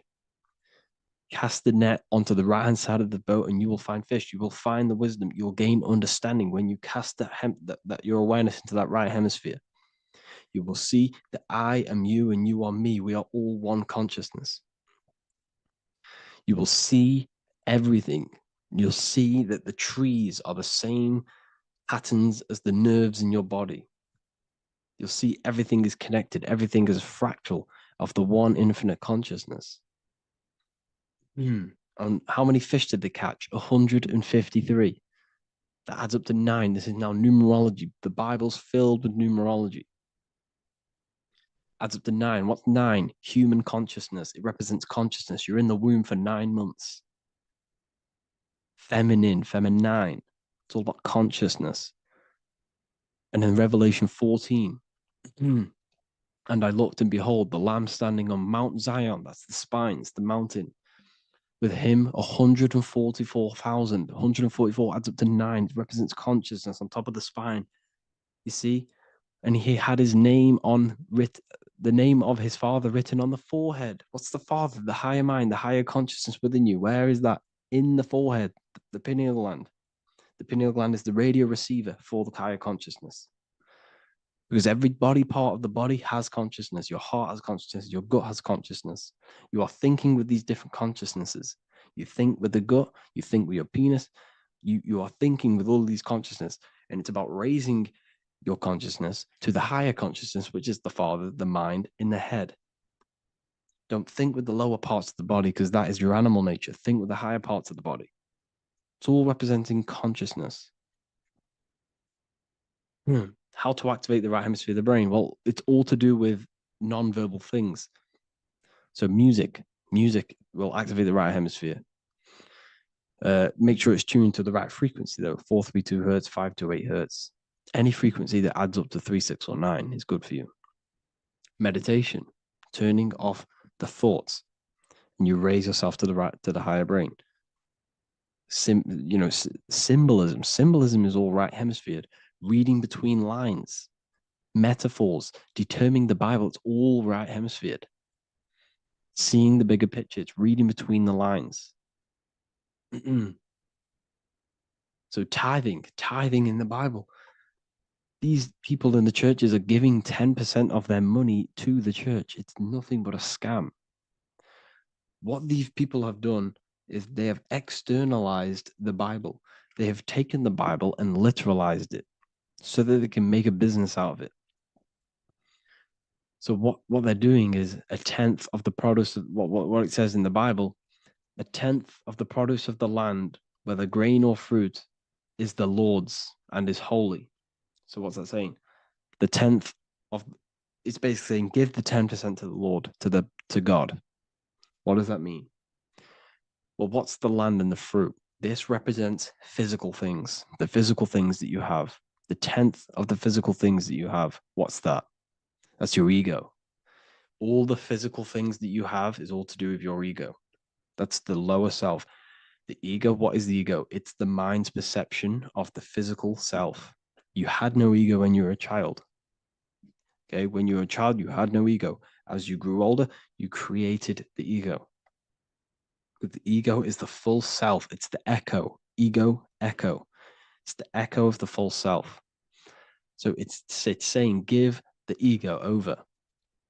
Take away the animal self.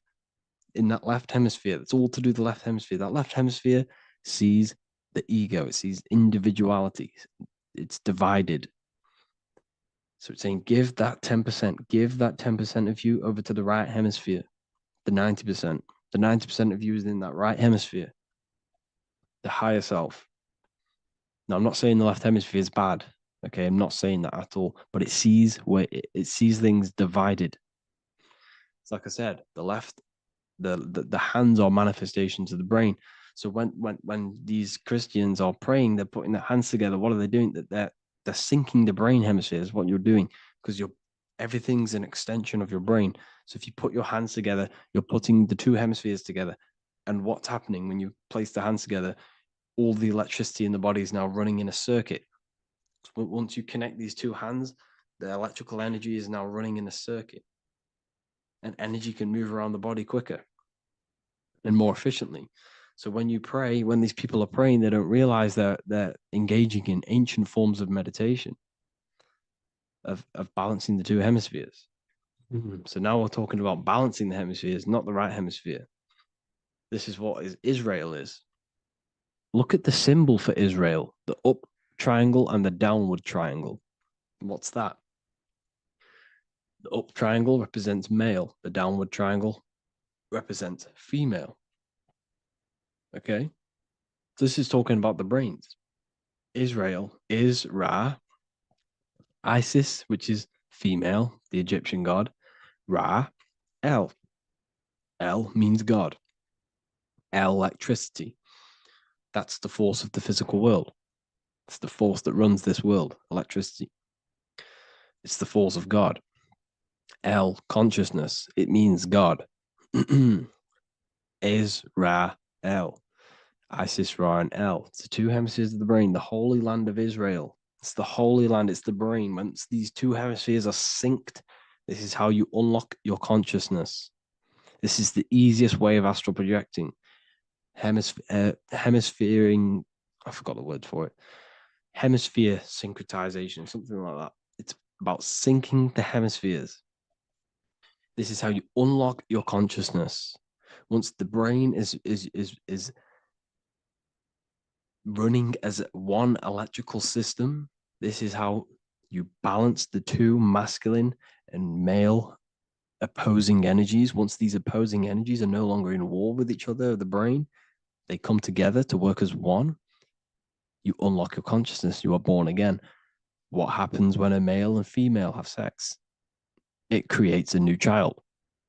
It becomes one. You are born again. Once the two hemispheres of the brain, you are born again. You can then have an out-of-body experiences. So this is why the symbol of the Holy Land, Israel, is the up and down triangle back combined together, because it represents unification of the male and female, unification of the hemispheres. You're born again. You unlock consciousness. And you can get this for free. It's called the Gateway Tapes on my website. Basically, it's a audio track from the government, and they did this in the Gateway Experience. It's a CIA document, and what they do is there are different forms of meditations you go through. I think there's about 5 waves of meditations you do, half an hour each one, and it will teach you. It will sync your hemisphere, because what does it do? They understood that playing one frequency into one ear and another frequency into the other, they understood that the right ear is connected to the left hemisphere, the left ear is connected to the right hemisphere. So when you play 2 different frequencies into both ears, what happens? The brain picks this up, the 2 hemispheres of the brain picks this up, and it syncs it. It syncs these 2 hemispheres, these 2 frequencies together. So now the brain is working as one to sync this frequency. So this is how you can sync your hemispheres, through listening to these frequencies. Okay, you can get them for free and do the meditations yourself. This will definitely help you. This is an easy way to astral project. So it's all about syncing the hemisphere and seeing reality from a unified perception. We should all aim to get out of that left hemisphere. I'm not saying don't use it, but we should now start to see. We should now start to read between the lines of the Bible, read between the lines of the symbolism they're showing. Study symbolism, study allegories and myths. What are they trying to tell us through these allegories? And, this is how we start seeing things in a better way. Once we understand that we are all microcosms of an infinite consciousness, we can all come to one, because love is the unifying force of this infinite consciousness. We are all divided. We are all disconnected from our hearts. Once we all connect with our hearts and see that everything is one, we can all start to love and come together as one. Because love is the unifying force of consciousness. So if you haven't already seen, I now have launched the Ethereal University. I will be doing lectures like this one, but even better, deeper, and even releasing knowledge that I can't talk about online as they are censored. I'll be doing lectures every single week. I'll be doing live calls every single week. You also gain access to my library, which is filled with over 45 occult books, filled with knowledge. Okay, I'll show you now. Plus, you get my book, The Book of Wisdom, PDF form, and the Human Health Guide, PDF form. You also get all of this stuff, the health section, Q&As, Ethereum meditations. We've got some celestial studies, cosmology, numerology coming soon. You also get the brand new Manifestation Mastery course, plus the library. And there'll be new books, new lectures, new live calls every single week. Or you can get the Book of Wisdom, use the code WISDOM in all capital letters to gain 40% off. This sale will be ending very, very soon. So if you're watching this, be very quick to get yourself a physical version or a PDF of my book. You can get it in all these languages. Hope you enjoyed this video, people. I'll see you inside the Ethereal University, the real university. Have an amazing day.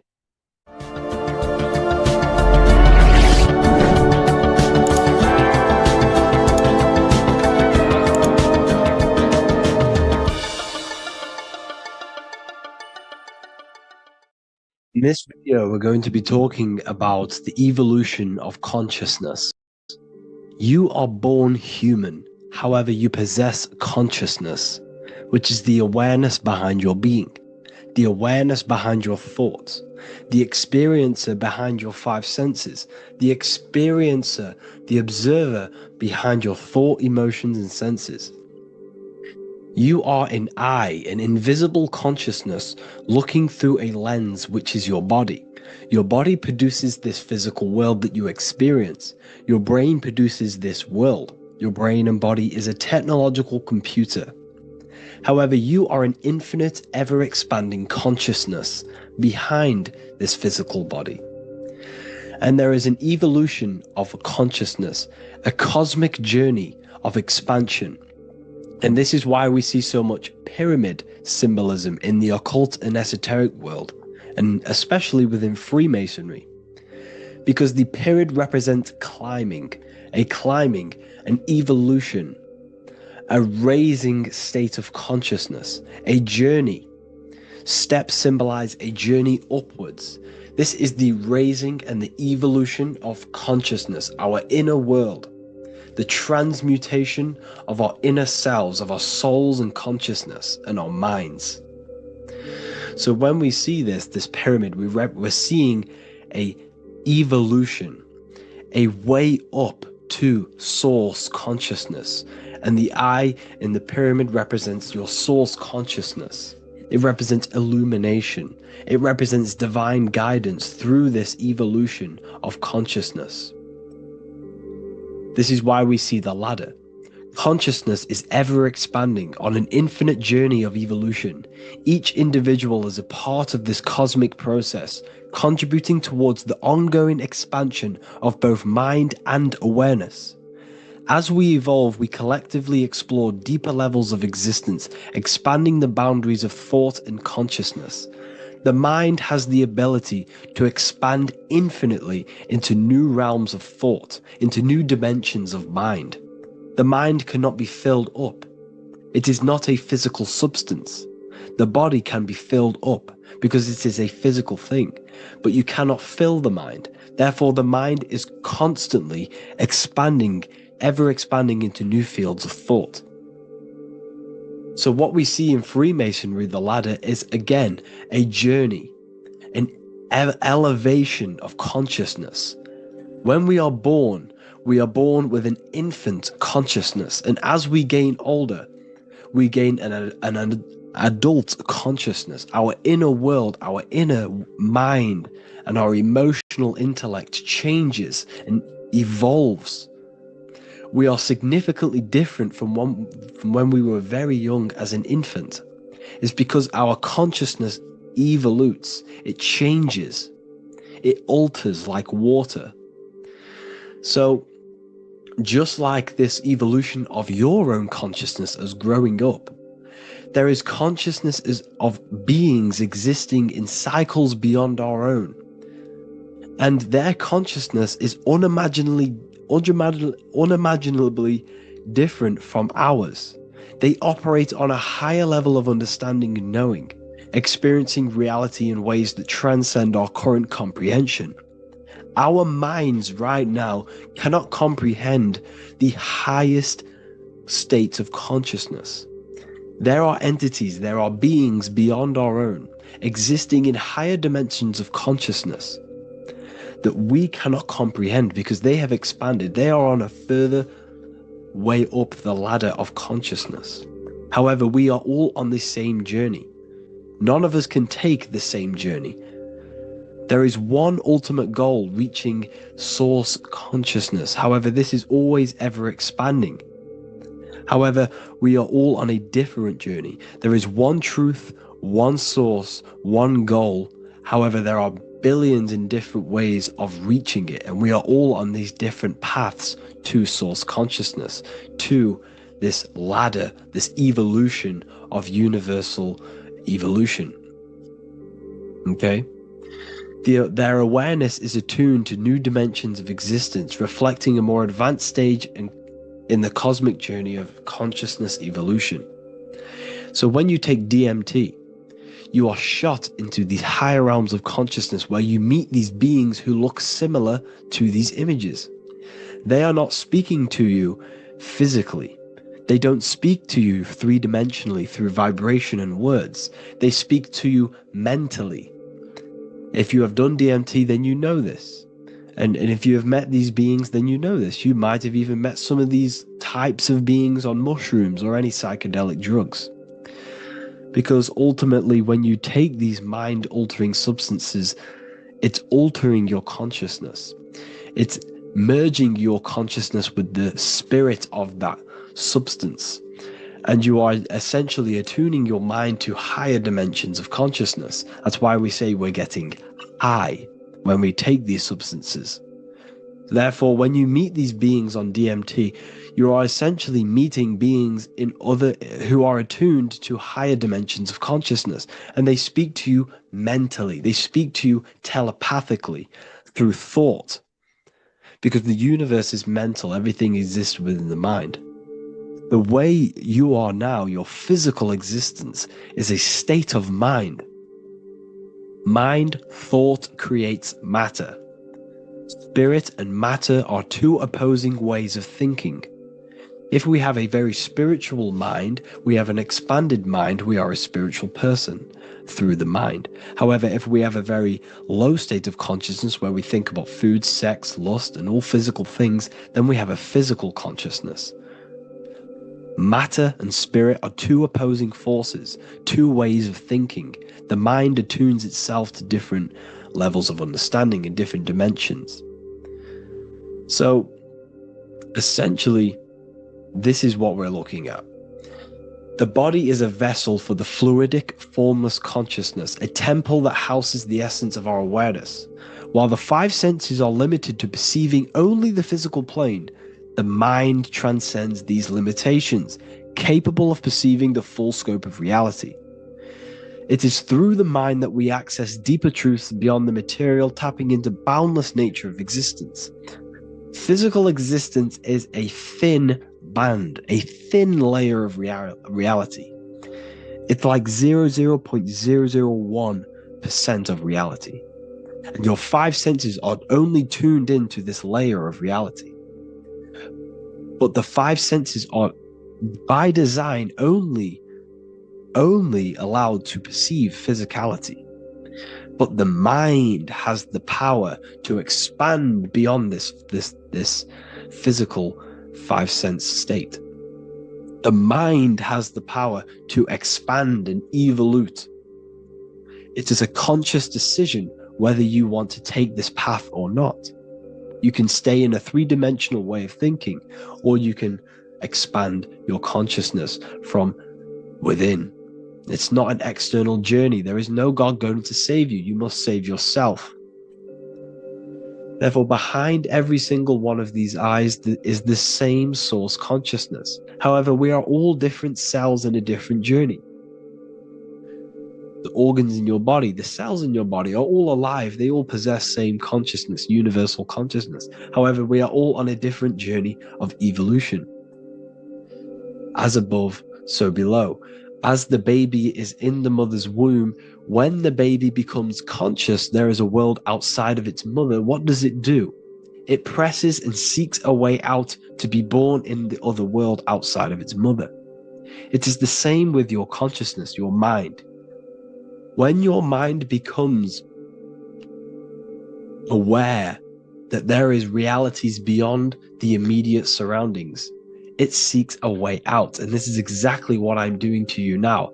I am now expanding your mind and telling you there is other ways of reality. There's other dimensions of consciousness which you can access through inner transmutation, through different ways of thinking, spiritualism, and meditating and connecting with yourself and detaching from external things.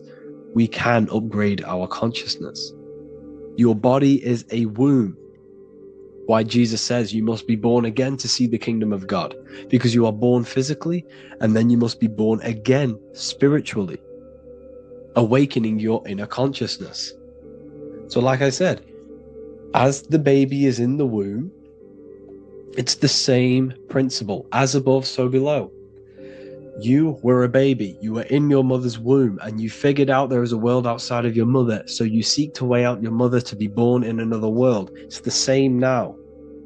You must do this now. This is your spiritual evolution. This is the evolution of consciousness. It's ever expanding. When you die, this is a transition. You must learn to not fear death. This is another part of your spiritual journey. You must master death. Therefore, like I said before, the mind has limitless capacity to expand into new realms of thought, continuously exploring uncharted ideas and concepts without boundaries. The mind can ever expand. It can never be filled. It can never ever know everything. There is infinite fields of knowledge, infinite fields of thought. Your current state is just one stage on an infinite pathway. You won't remain human forever. The human experience is a crucial phase where we learn to balance polarities, master the fundamental laws of the cosmos. It is a period of growth and transformation, preparing us for the next stages in our cosmic evolution. The goal is to strive for perfection, yet the true perfection is unattainable. It's like a tunnel, and there is a light at the end of the tunnel. And as you walk through this tunnel, the light is ever moving backwards. You should forever seek to meet that light, but you will never meet that light because consciousness is ever expanding. You should strive for perfection, yet knowing that perfection is forever unattainable. The journey is endless, with each step revealing deeper layers of understanding and experience. The pursuit of growth and expansion is itself the essence of our evolution. You can find all of this knowledge in the amazing book that I have read for years. I have read this book, The Emerald Tablets of Thoth, the Atlantean, by M. Dorial, translated by M. Dorial. I'm telling you now, this book, now that I've told you this, you have some context on the book. The whole book is about evolution of consciousness. He's talking about higher dimensions beings. He's talking about how you can transcend this physical plane. It is truly the most amazing book you will probably read. One of the best spiritual texts you'll see. It's hard to understand, so you must read it over and over again. And the more your mind progresses, like for me, I read this every couple months. And the more I learn about consciousness, the more I expand my own consciousness. And every time I read this book, I pick out something new that just completely blows my mind, because you can only understand this book to your level of consciousness, to your level of understanding. So now that I've told you all this information, go and read this book and it will absolutely blow your mind. And so will the Book of Wisdom Volume 2, which is now available. I released it the other day. I'm just going to read a page out now. This page is called Spirit and Matter. The Earth is not merely a dense, lifeless rock drifting through space. It possesses spirit, a living essence that animates its form. But what do we mean by spirit? Spirit in esoteric terms refers to the energy, the life force, animating the principles infused in matter. So essentially, what this page is talking about is how everything has spirit, consciousness within it. You are the middle, you are spirit and matter. You have the ability to expand your mind to the God self and raise above our animal instinct, our material self, and know the divine and expand. Animals cannot do this. Animals are not self-aware. Humans possess self-awareness. We can observe our consciousness. We can say, why do I exist? We can look in the mirror and know that we need growth. And this is what Anunnaki means. Anu means above. Anu was the supreme god of the sky, which is a metaphor. He represents spirit above, heaven. Anu came down to earth and married Ki, the goddess of the earth, which represents matter. It's a myth, it's an allegory. Anu married Ki and gave birth to the Anunnaki. Spirit came down and infused with matter and gave birth to the human, which is you. You are spirit infused in matter, Anu and Ki, Anunnaki. You are the Anunnaki. And this is just one of the teachings in my book. Honestly, this book is absolutely amazing. If you truly, truly want to expand your consciousness, give this book a read.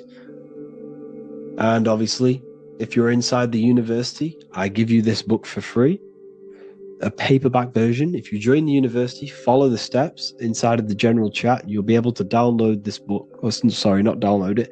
Order a paperback for free. All you have to do is pay for the shipping. You'll also gain amazing knowledge inside of my library, where your mind will just be overblown with the amount of esoteric books. There's over 45 rare occult books, plus you get a PDF of the Volume 1 and Human Health Guide.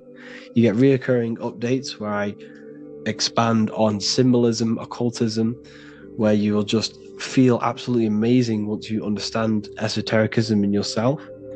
You'll also learn how to create the dream reality that you want with the Manifestation Mastery course, where I teach you how your consciousness creates reality. You'll have a real lectures where I post lectures on symbolism, occultism, esotericism. There's a conscious community and live calls and Q&A where you can ask me questions and I'll answer your questions. I just want to say thank you to everyone who has joined the university. Thank you for even liking and watching this video. Any support I just appreciate every single one of you. Please, if you can, leave a comment and a like on this video and let me know any videos you want me to make in the future. And I will start uploading a lot more to the YouTube. So yeah, thank you all for tuning in today. Have an amazing day.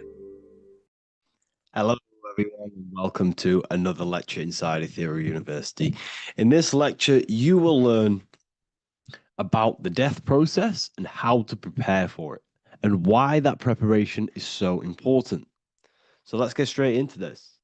You must understand, as a spiritual creature that you are, you have a visible nature and an invisible nature. You never truly die. You are an eternal soul experiencing a temporary physical world. The inner world of thought and emotion is eternal, while the outer world of matter is mortal. Everything that is seen is mortal. Everything that is unseen by the eyes is immortal. When you die, your external physical world will be stripped away, leaving only your pure consciousness in its raw form, drifting within the astral plane. So here you see your physical external body and your internal world. And your internal world is your state of consciousness. It's your state of consciousness. Your thought and emotion is one overall state. Okay? So you must understand these planes. You have the physical body, the etheric double, an astral body, a mental body, and the Buddhic body. When you die, you leave the physical plane. Then you will more than likely leave the etheric plane, because the ether acts as like a portal. everything comes out of the ether and returns back to the ether. I can break that down in another video in electromagnetism. But electromagnetism is ether, energy coming in and out of the ether. You will, every single day you die, every single day. There's a cycle of life and death occurring all the time.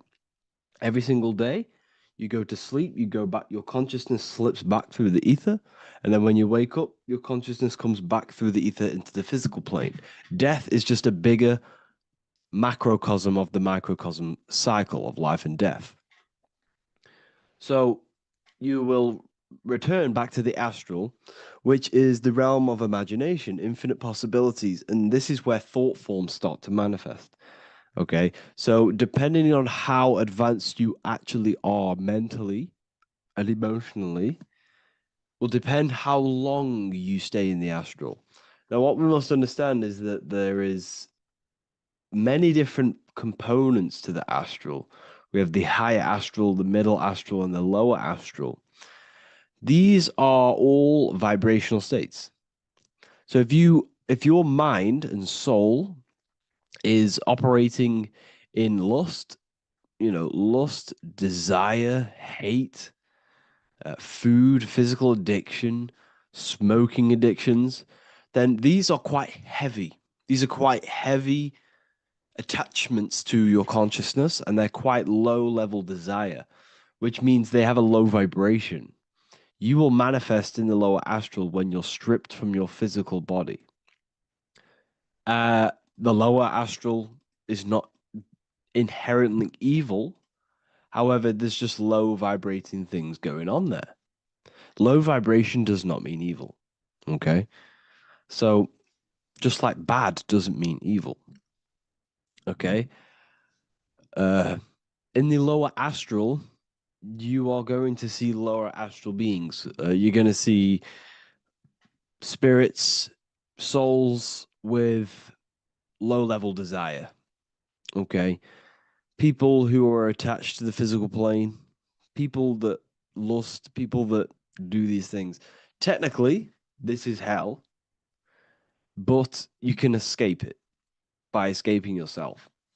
Now we're going to break all this down. I'll break all this down properly once you understand the full context. So depending on your level of desire, you will manifest in a corresponding layer of the astral plane. If your mind is still attached to the low physical desires, you will find yourself in the lower astral realms. But if you have few desires and have detached from the worldly attachments while you are encased in a body, then you will rise into a higher or middle astral plane, mainly the middle. Okay. The higher astral plane is very formless.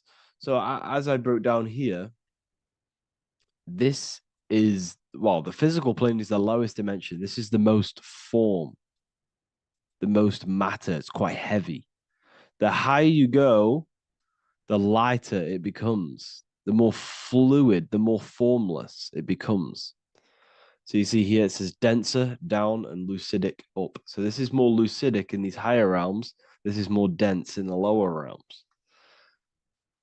So this is why the ancient Egyptians were always talking about, I'll show you this. This is showing you death. So first of all, we have Anubis, which represents death. Here you have the heart, which represents the soul. And here you have a feather. And this is a scale. You see how this is a balanced scale? So what this is symbolizing, this represents death. This represents your heart, and this is a feather. So when you die, your heart must be as light as a feather, which means your emotions, your soul, should have no attachments to the world. It should be light. It should be detached. This is why the word light and light are the same.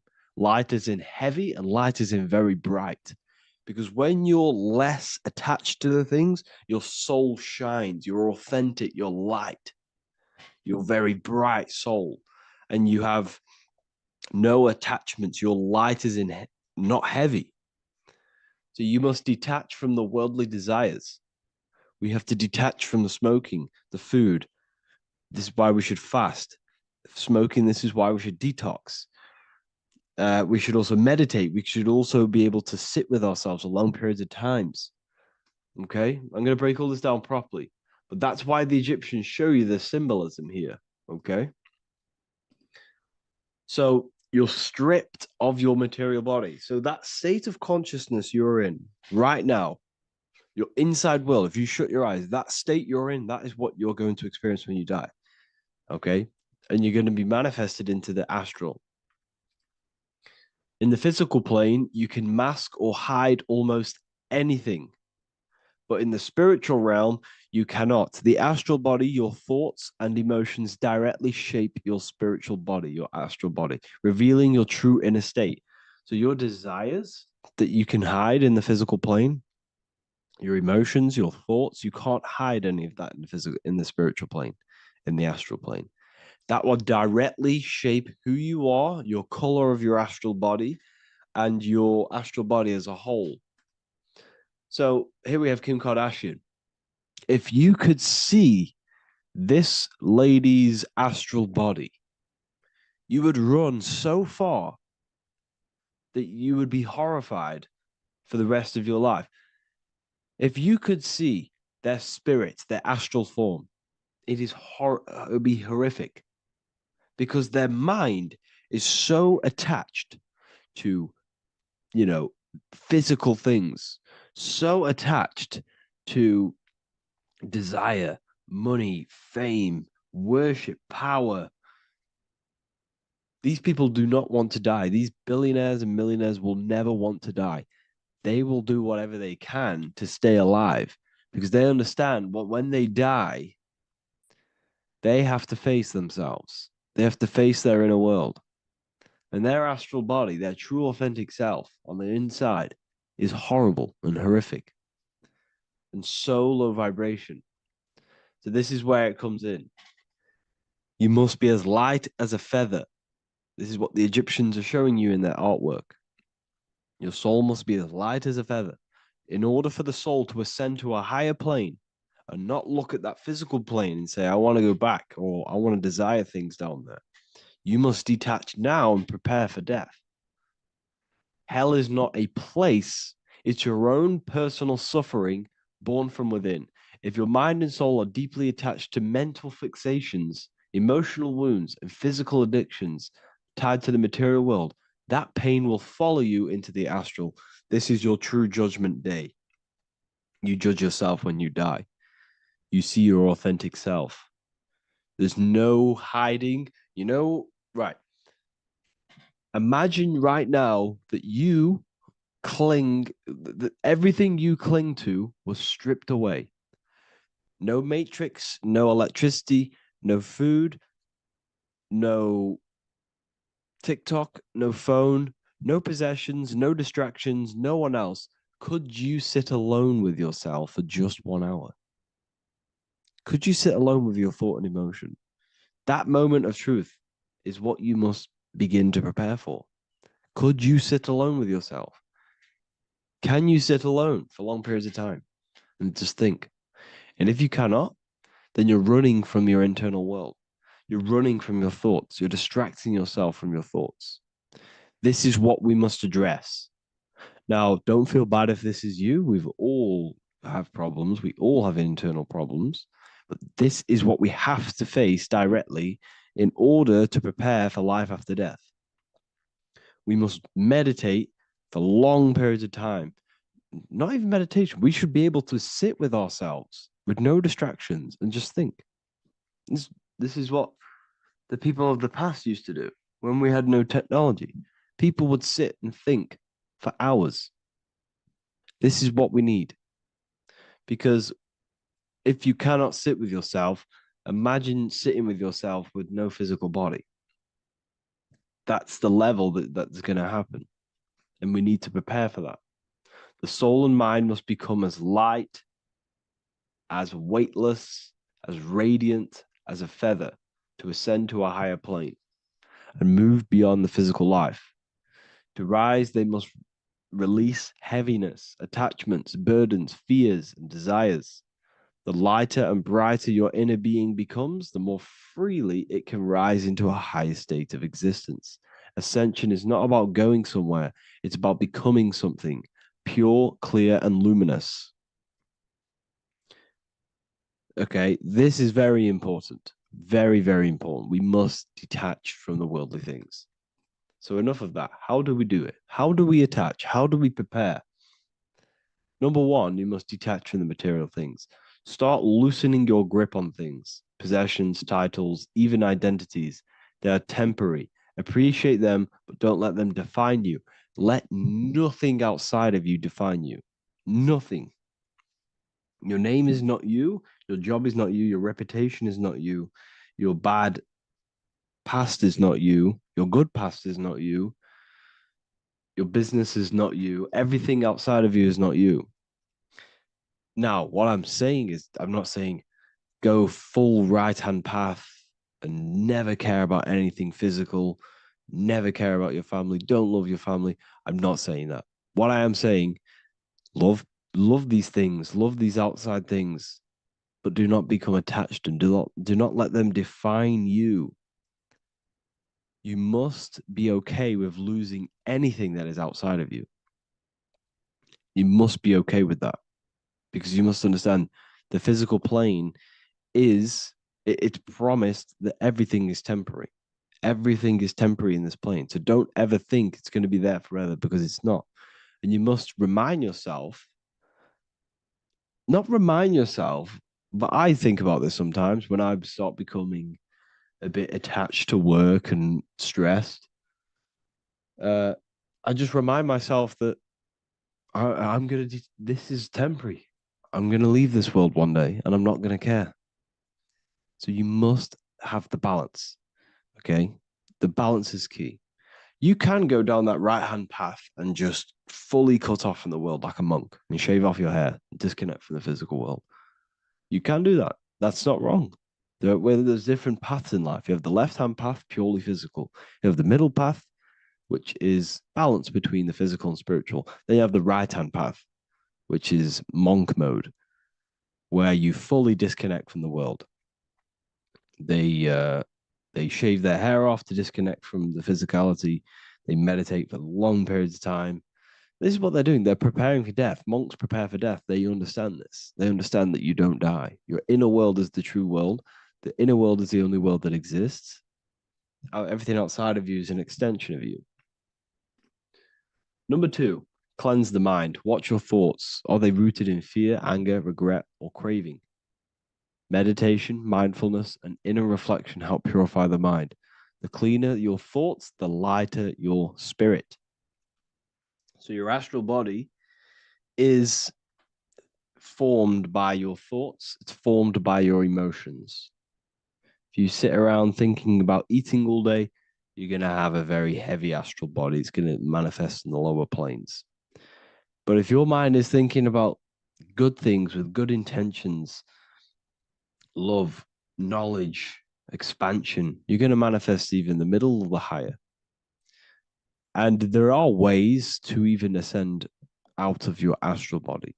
Yes, you can ascend out of your astral body and out of the mental body, but that's all very advanced, and I'm not going to teach that yet. I'll make another video on that, but you can ascend from them bodies. The astral plane is not the end. You can keep ascending as a soul until you're left with just the pure essence of the soul. But we're going to, anyways, cleanse the mind, reprogram the limiting belief systems, let go of mental attachments. And the way you do this is by getting a piece of paper and writing down every single attachment that you have. And you're going to realize, dude, there's more than you think. Okay. We have to detach from these. We have to. 4, practice presence. Can you sit in silence with yourself? The more at ease you are with your own inner being, the less you'll feel death. The afterlife is just an extension of your inner world. It's so important. This is so, so important. Can you sit with yourself? If you cannot sit with yourself, you have some inner work to do. You have some thoughts to address, some beliefs to address, and some feelings to address. Okay, so practice sitting in the present.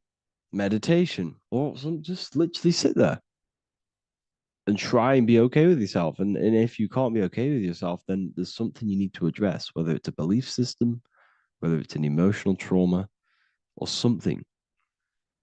This is what we must reshape, refine, and let go of. Live truthfully, speak and act from your soul, not from fear or ego. The more authentic you are, the more aligned you become with your true self, which carries beyond this life. The ego is your mind's perception of itself while being incarnated in this world. It's been shaped by your experiences, your thoughts, your beliefs, and your emotions. So your ego is basically this false thought form that you've created. It's a false layer of yourself that sits on top of your true authentic self. It's basically your physical character. When you were young, you had no ego. You were pure. You had a pure consciousness. But then as you grew older, your ego started to grow, and it still is growing because it was shaped by experiences, things you've gone through, things you said, things you believe, things you think. It's created by you, by your mind. And the ego is close to the word echo. The ego is the echo. It's an echo. It's a layer. It's a false identity. It's a false layer that sits on top of your soul. And if you don't get rid of that ego, if you don't know how, well, not get rid of it, but balance it, if you don't know how to rise above that ego and you die, it's that ego that's going to be pulling down when you die. It's that ego that's going to be your suffering. Okay. 7, connect with the divine, whether through prayer, meditation, tune into something greater than yourself. The connection is the soul's compass beyond this world. If you can meditate and rise above them clouds of thought, that's the soul, that's the observer. We must connect with that. Okay, this will definitely help with just allowing yourself to connect with your true self. Meditation's great because you can just fully detach from the world. And the more you meditate, the more you can prepare for death. A powerful way to cultivate detachment is through daily detachment meditation, done either at night or in the morning or the first breath upon waking. Or do this as many times as possible per day. Start by physically grounding yourself in the present moment. Say out loud, I am here right now, nothing else matters. Let that phrase draw your awareness into the now. Just keep saying it until you're present. Then begin to slowly list everything you identify yourself with, one by one. I am not your body. I am not my body. I am not my name. I am not my possessions. I am not my house. I'm not my children. I'm not my everything. I am not my thoughts. Release each layer gently. Imagine, if you want to, if you have a good imagination, imagine placing these things into a big box. Placing your body, placing your name, placing your possessions, placing your house, your car, your thoughts, your beliefs into a box, and then shut that box. If you have a good imagination, do that. That can help. And you'll be left with yourself. And you're not even that. It goes even deeper. Eventually, you'll reach the mind itself. Detach from the language that the mind is even using.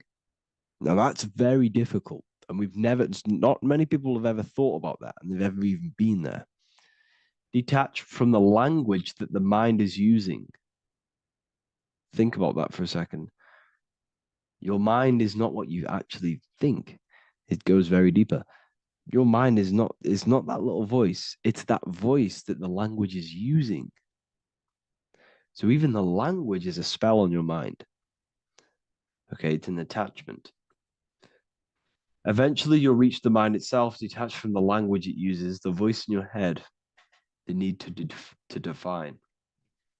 What remains is something beyond thought and beyond words. I can't even describe what's left because words, once the language is gone, it's purely metaphysical. All I can say it is pure awareness, and it's symbolized. This is why symbols are so amazing, because they can symbolize things that are beyond words. A flame, it's just a flame. And you won't be able to understand that until you've been there. It's just a flame. It's pure cause. Words can't describe it. You'd have to experience it. Connect with this essence daily. This is truly who you are. So this is a great way to detach. We can do these detachments every single day during meditation. This will definitely help over long periods of time. Of course, you're not going to be ready tomorrow for death, but just try and prepare for these things. This is the whole reason people used to meditate. It's the whole reason why people do these spiritual practices, because they understood that this plane is temporary and your soul moves on from this plane. And you'll never truly believe in the soul until you experience it. So I can show you these things, but you must go out and experience it. The soul is real, but you won't understand unless you cast off everything else. Okay. So I hope this video helps. It's a very deep video. I'm going to be making more of these stuff, of more self-mastery. And of course, we've made the self-mastery section now. So I'm going to start filling up this place with lectures. And I think it's a great time to start this because a lot of people have been asking on how to master yourself, prepare to death. So hope this video helps. See you in the next one. Welcome to Revival of Wisdom. Welcome people, we're back with another video. Please make sure to hit the like, the subscribe button, and turn on notifications to never miss a video. The Vatican is a giant key from a bird's eye view, and it also contains an 8-pointed star. The Anunnaki Sumerian gods also depicted this 8-pointed star. The sky god Anu from the Anunnaki also uses the 8-pointed star for his symbol. And even Freemasons depict an 8-pointed luminary with a ladder and a key.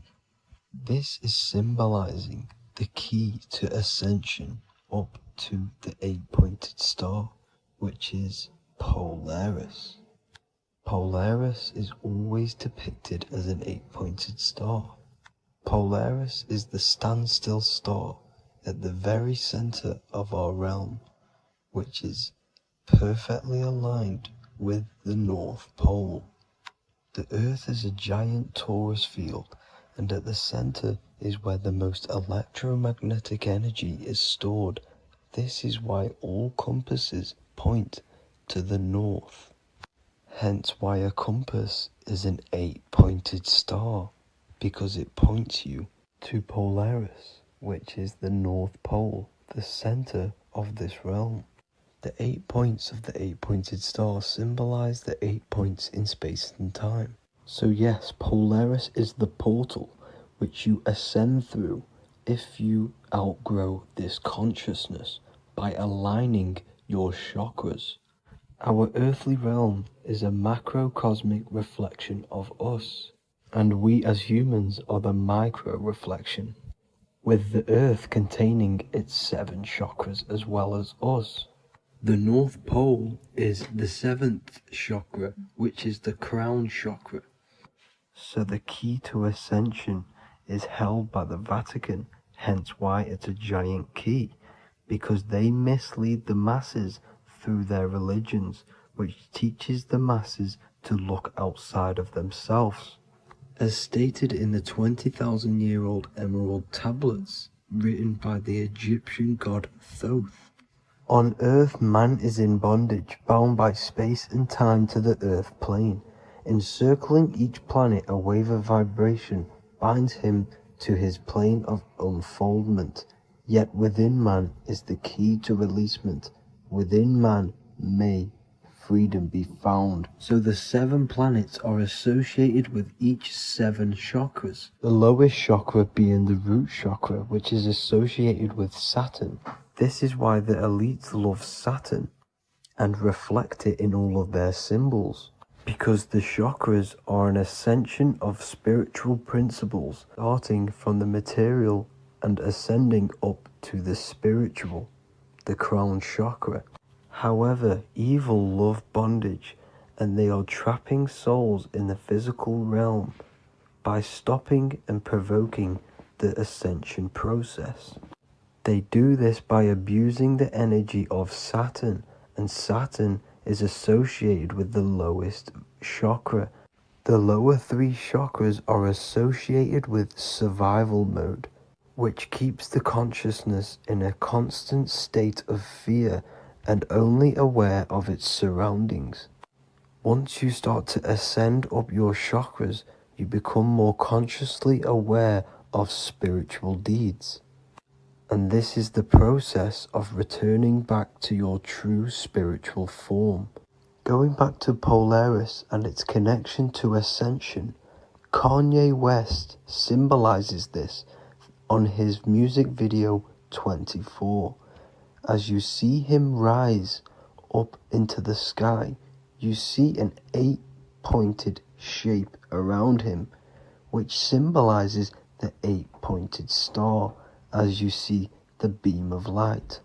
And even NASA symbolized this in their Space Delta logos, a bear holding a key with an arrow up to Polaris, the 8-pointed star. Here's another NASA logo of an arrow from the Earth to Polaris. The series Lock and Key on Netflix is all about portals and doorways, and they have the Kundalini energy as one of their keys. Kundalini energy is the energy which rises up the spine, the 33 vertebrae, and activates the third eye. The third eye is the spiritual gland which connects humans to other spiritual realms. We are not the body. Our spirit, our soul inhabits the body. We exist physically, spiritually, and mentally. Therefore, we are multidimensional. The intellectual and spiritual inhabit the body. Therefore, this is just an avatar within this timeline.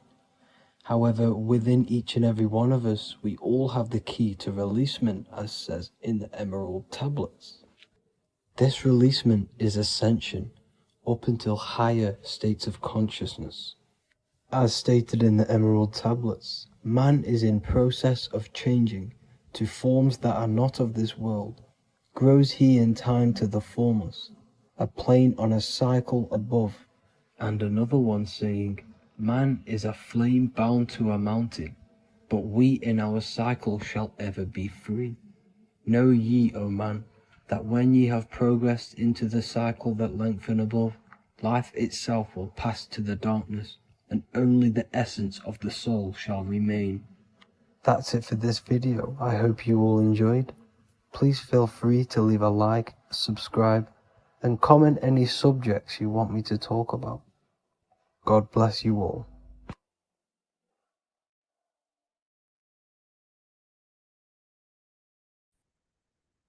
Lesson 2, Planes of Existence.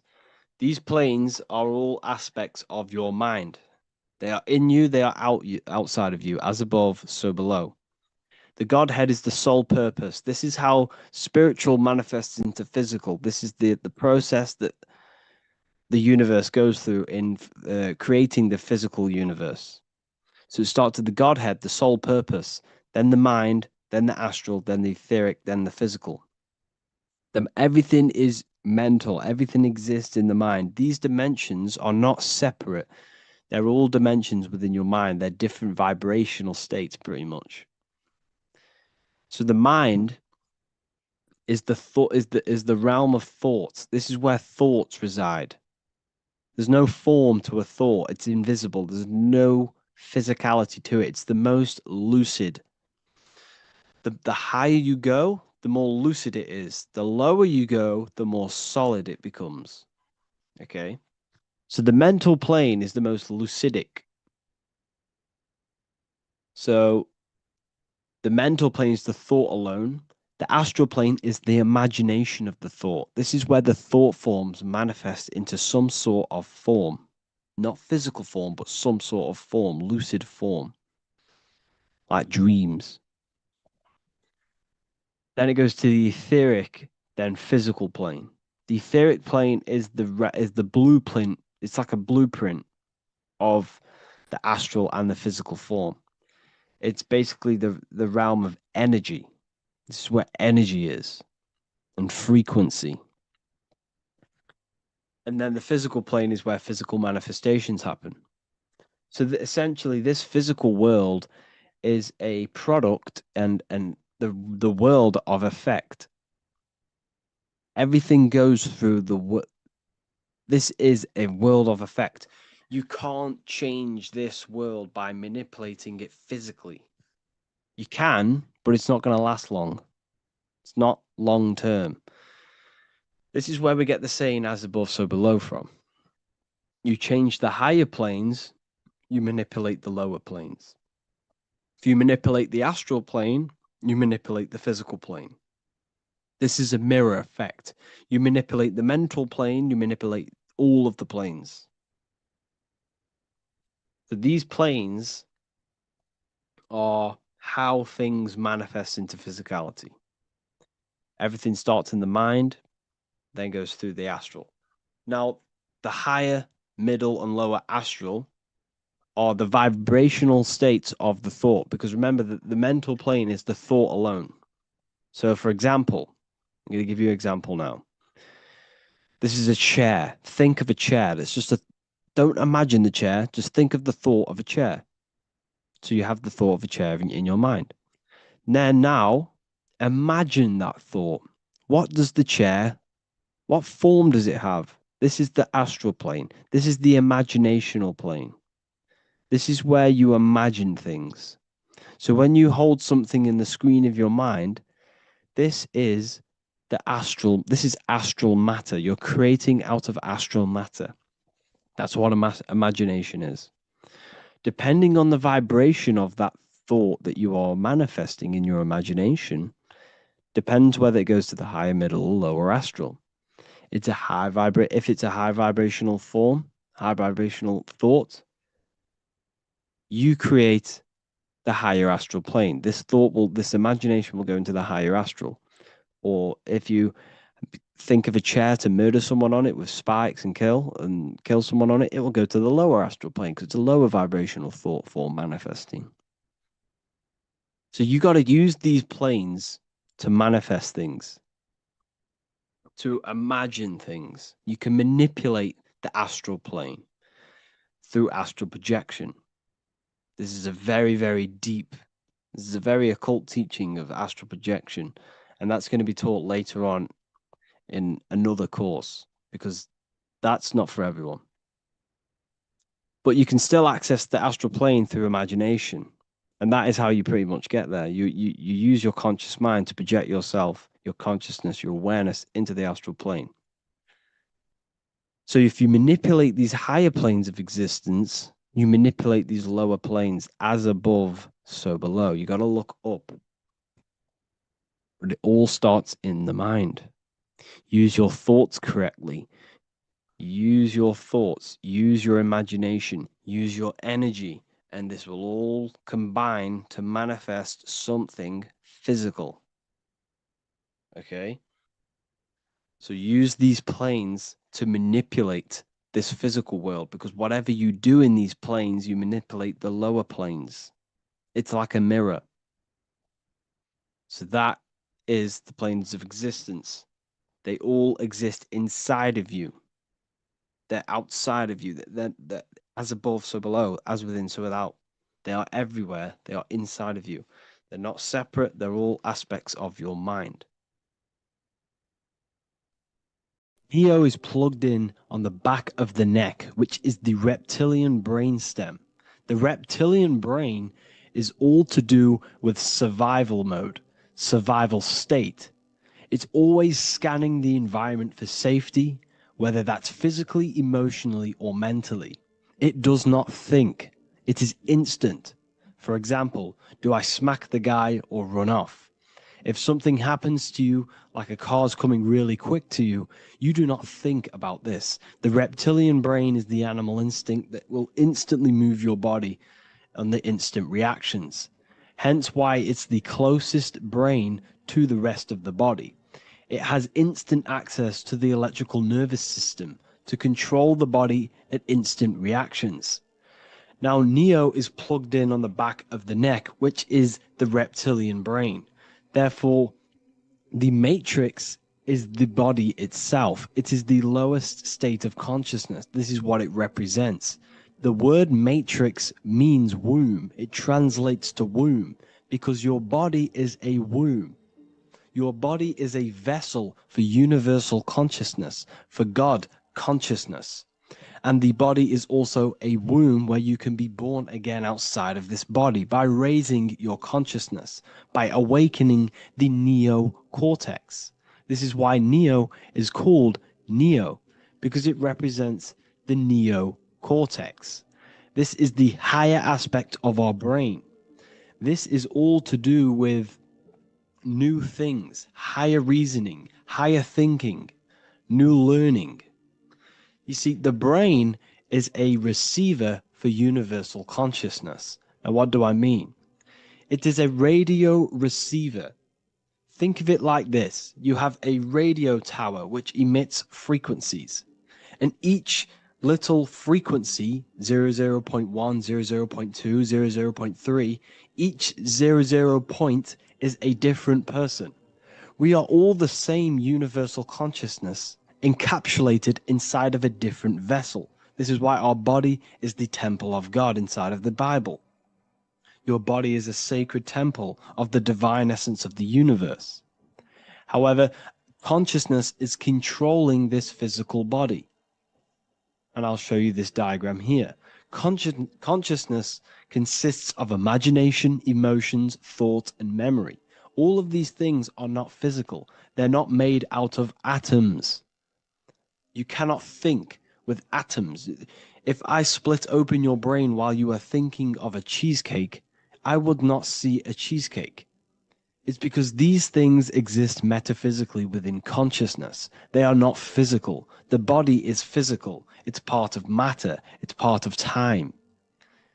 You see the Leonardo da Vinci, the circle and the square. The square represents limitation, beginning and end, because when you draw a square, there is a beginning and end.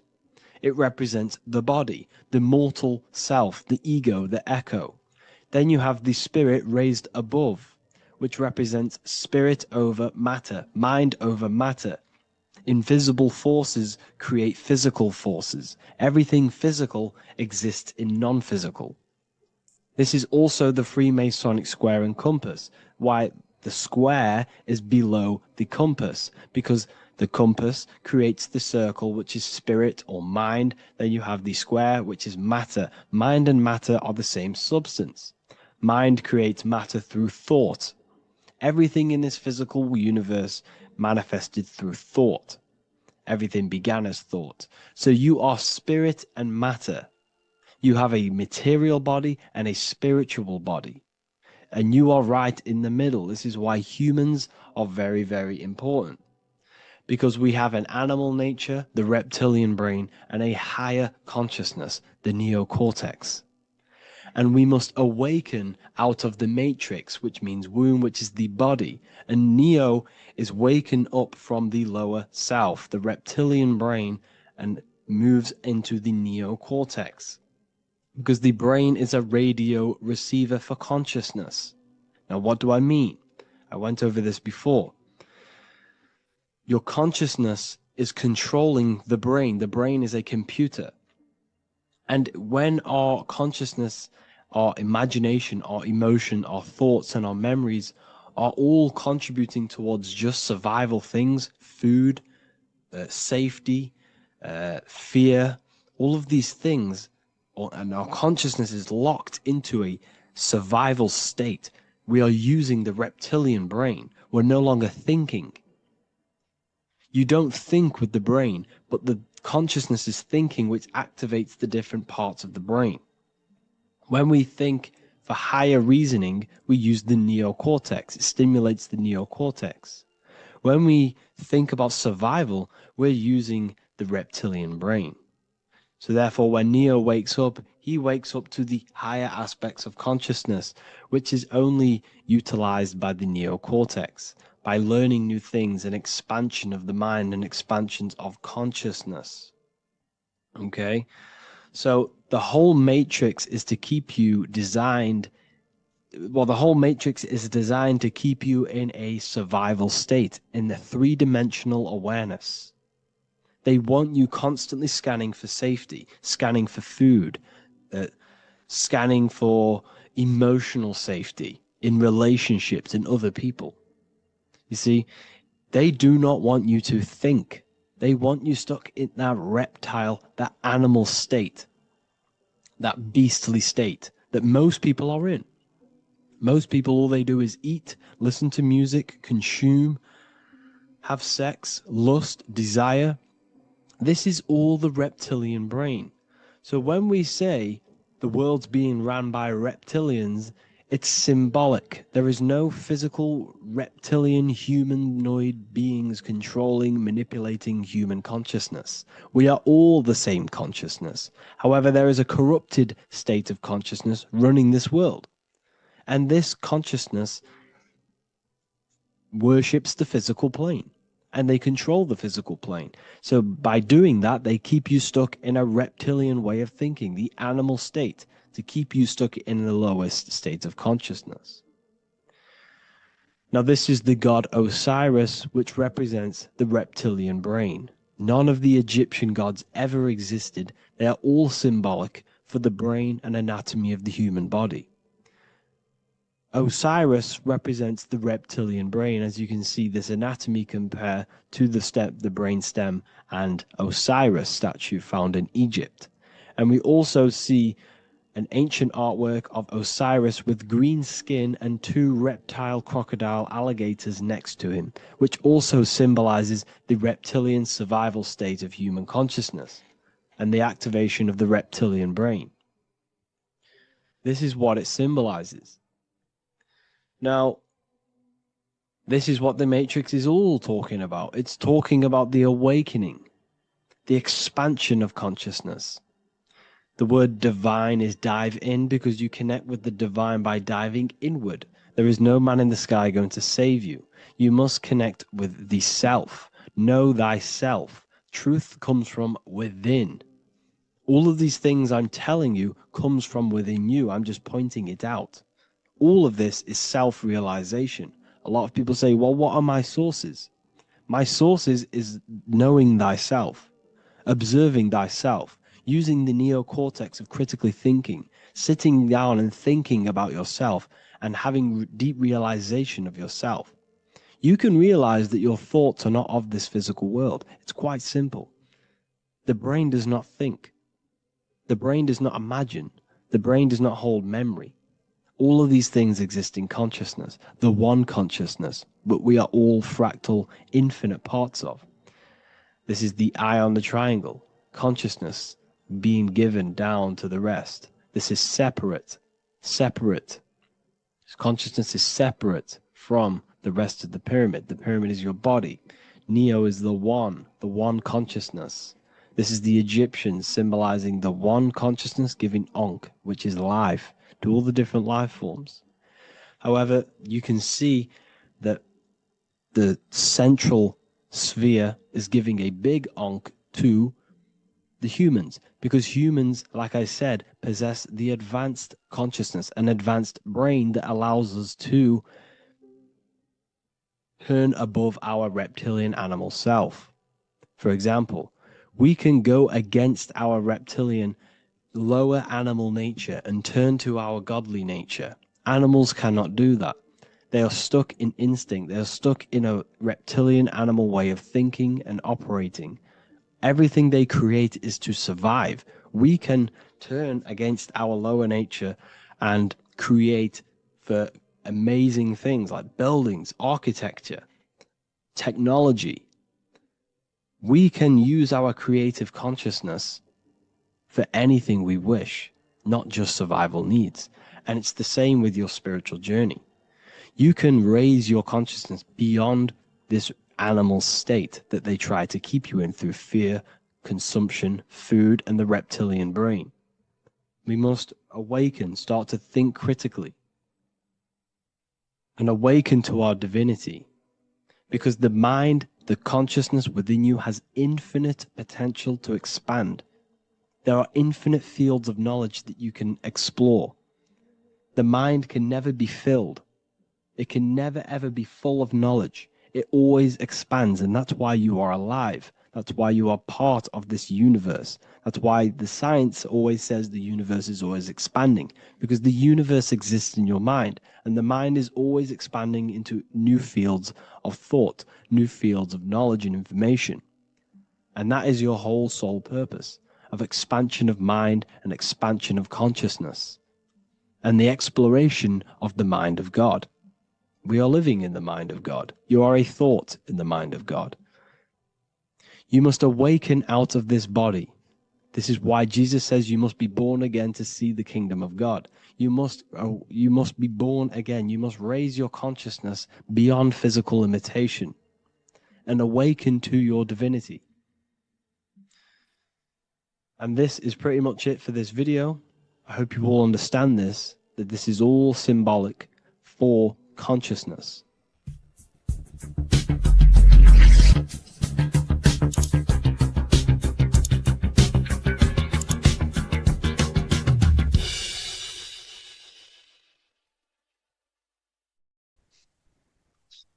Matthew 21:1, Jesus went into the temple of God.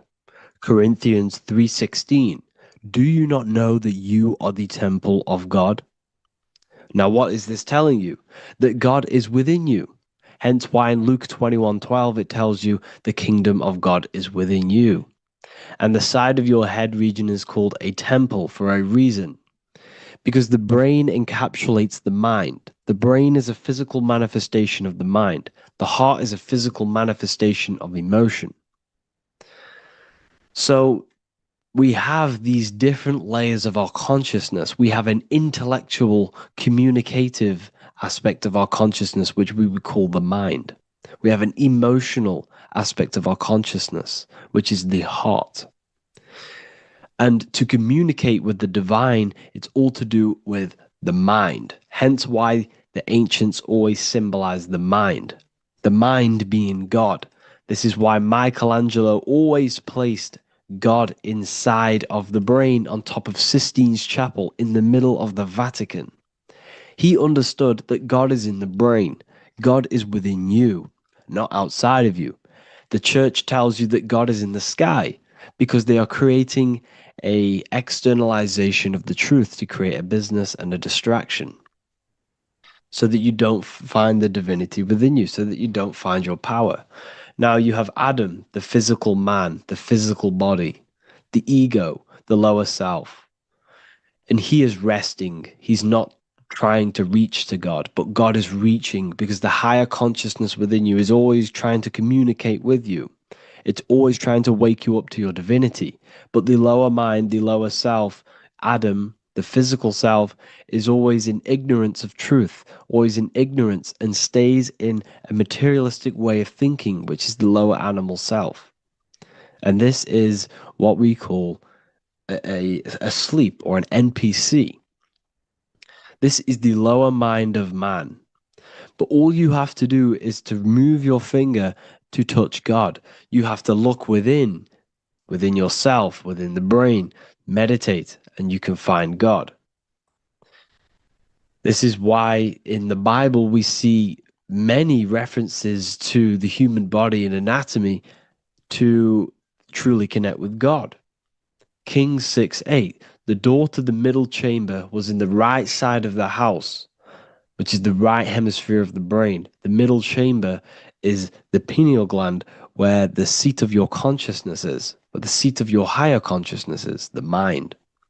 And they went up the winding stairs, which is your spinal column, into the middle chamber, and out of the middle chamber into the third. So they went up the winding stairs. This represents raising your consciousness up the winding stairs. Your spinal column acts as a stairway of consciousness. Depending on what sort of consciousness you are operating in, depends on what part of the spinal column you are using. Because the spinal column ascends and descends consciousness. What do I mean? If you are in a reproductive way of thinking and you're always thinking about sex, you're jerking off all the time and you're always eating, all of your brain's power and your mind's power is being descended into the lower aspects of the spinal column, which represents hell, the physical state of man, Adam, the ignorant state. We're basically living off low-level pleasures like an animal. And the stairway to heaven is your spinal column. They went up the winding stairs into the middle chamber, which is your mind, your pineal gland, and out of the middle into the third stage of consciousness, physical, etheric, astral. When you meditate and you start to raise your consciousness during meditation, you enter the astral plane when you turn off thought. But this is the middle chamber inside of the brain. Here we see another painting inside of Sistine's chapel of God inside of the brain. This is the brainstem. This is the brain. This is the frontal lobe. This is the back lobe. This is the back lobe. This is the cerebellum. Here's the reptilian brainstem. Here's the claustrum. This is what we are seeing here. Anatomy. Here is another one in Sistine's chapel in the middle of the Vatican. This is depicting the brainstem. God's neck looks exactly like the brainstem. Here we see a real brain compared to God's neck, because the neck is just below the brainstem. And this is what they are symbolizing, because they knew that God is within you. God is a part of the human body. God is inside of the body, because the body is a vessel for consciousness, for universal consciousness. Inside of you, inside of me, is the same spark of consciousness. And this same consciousness is spread out into every living essence, because everything comes from the one source, the one God, the one consciousness. Matthew 6:22-23. The light of the body is the eye. If therefore thine eye be single, thy whole body shall be full of light. Practicing the single eye. What is this? This is meditation. This is entering within yourself. So the Bible's telling you to practice the single eye. But if thine eye be evil, thy whole body shall be full of darkness. What does this mean? If your consciousness is in an evil way of thinking, if your mind is filled with an evil, negative mind space, then your body shall be filled with darkness, with evil, with negativity. Because negative thoughts destruct the body. Positive thoughts heal and regenerate the body. So he tells you to be, the light of the body is the eye, your consciousness, the inner eye of consciousness, the eye that lets you see. And what do I mean? You look with your two physical eyes, but you see with the inner eye. What you see is perception. You look with the two eyes, and what you see is perception. You are seeing, you are understanding, and that's what consciousness, the mind, gives you. Consciousness, or the mind, is the force that allows you to be a human being, that allows you to understand things and interact with things and make decisions. It's an infinite intelligence. See, the mind is not the brain. This is a big confusion with people.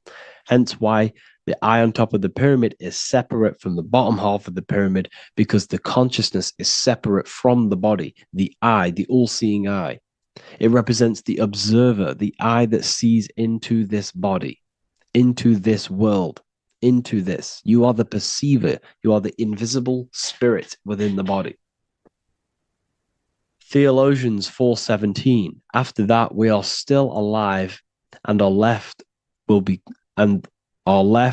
caught up together with them in the clouds to meet the Lord in the air.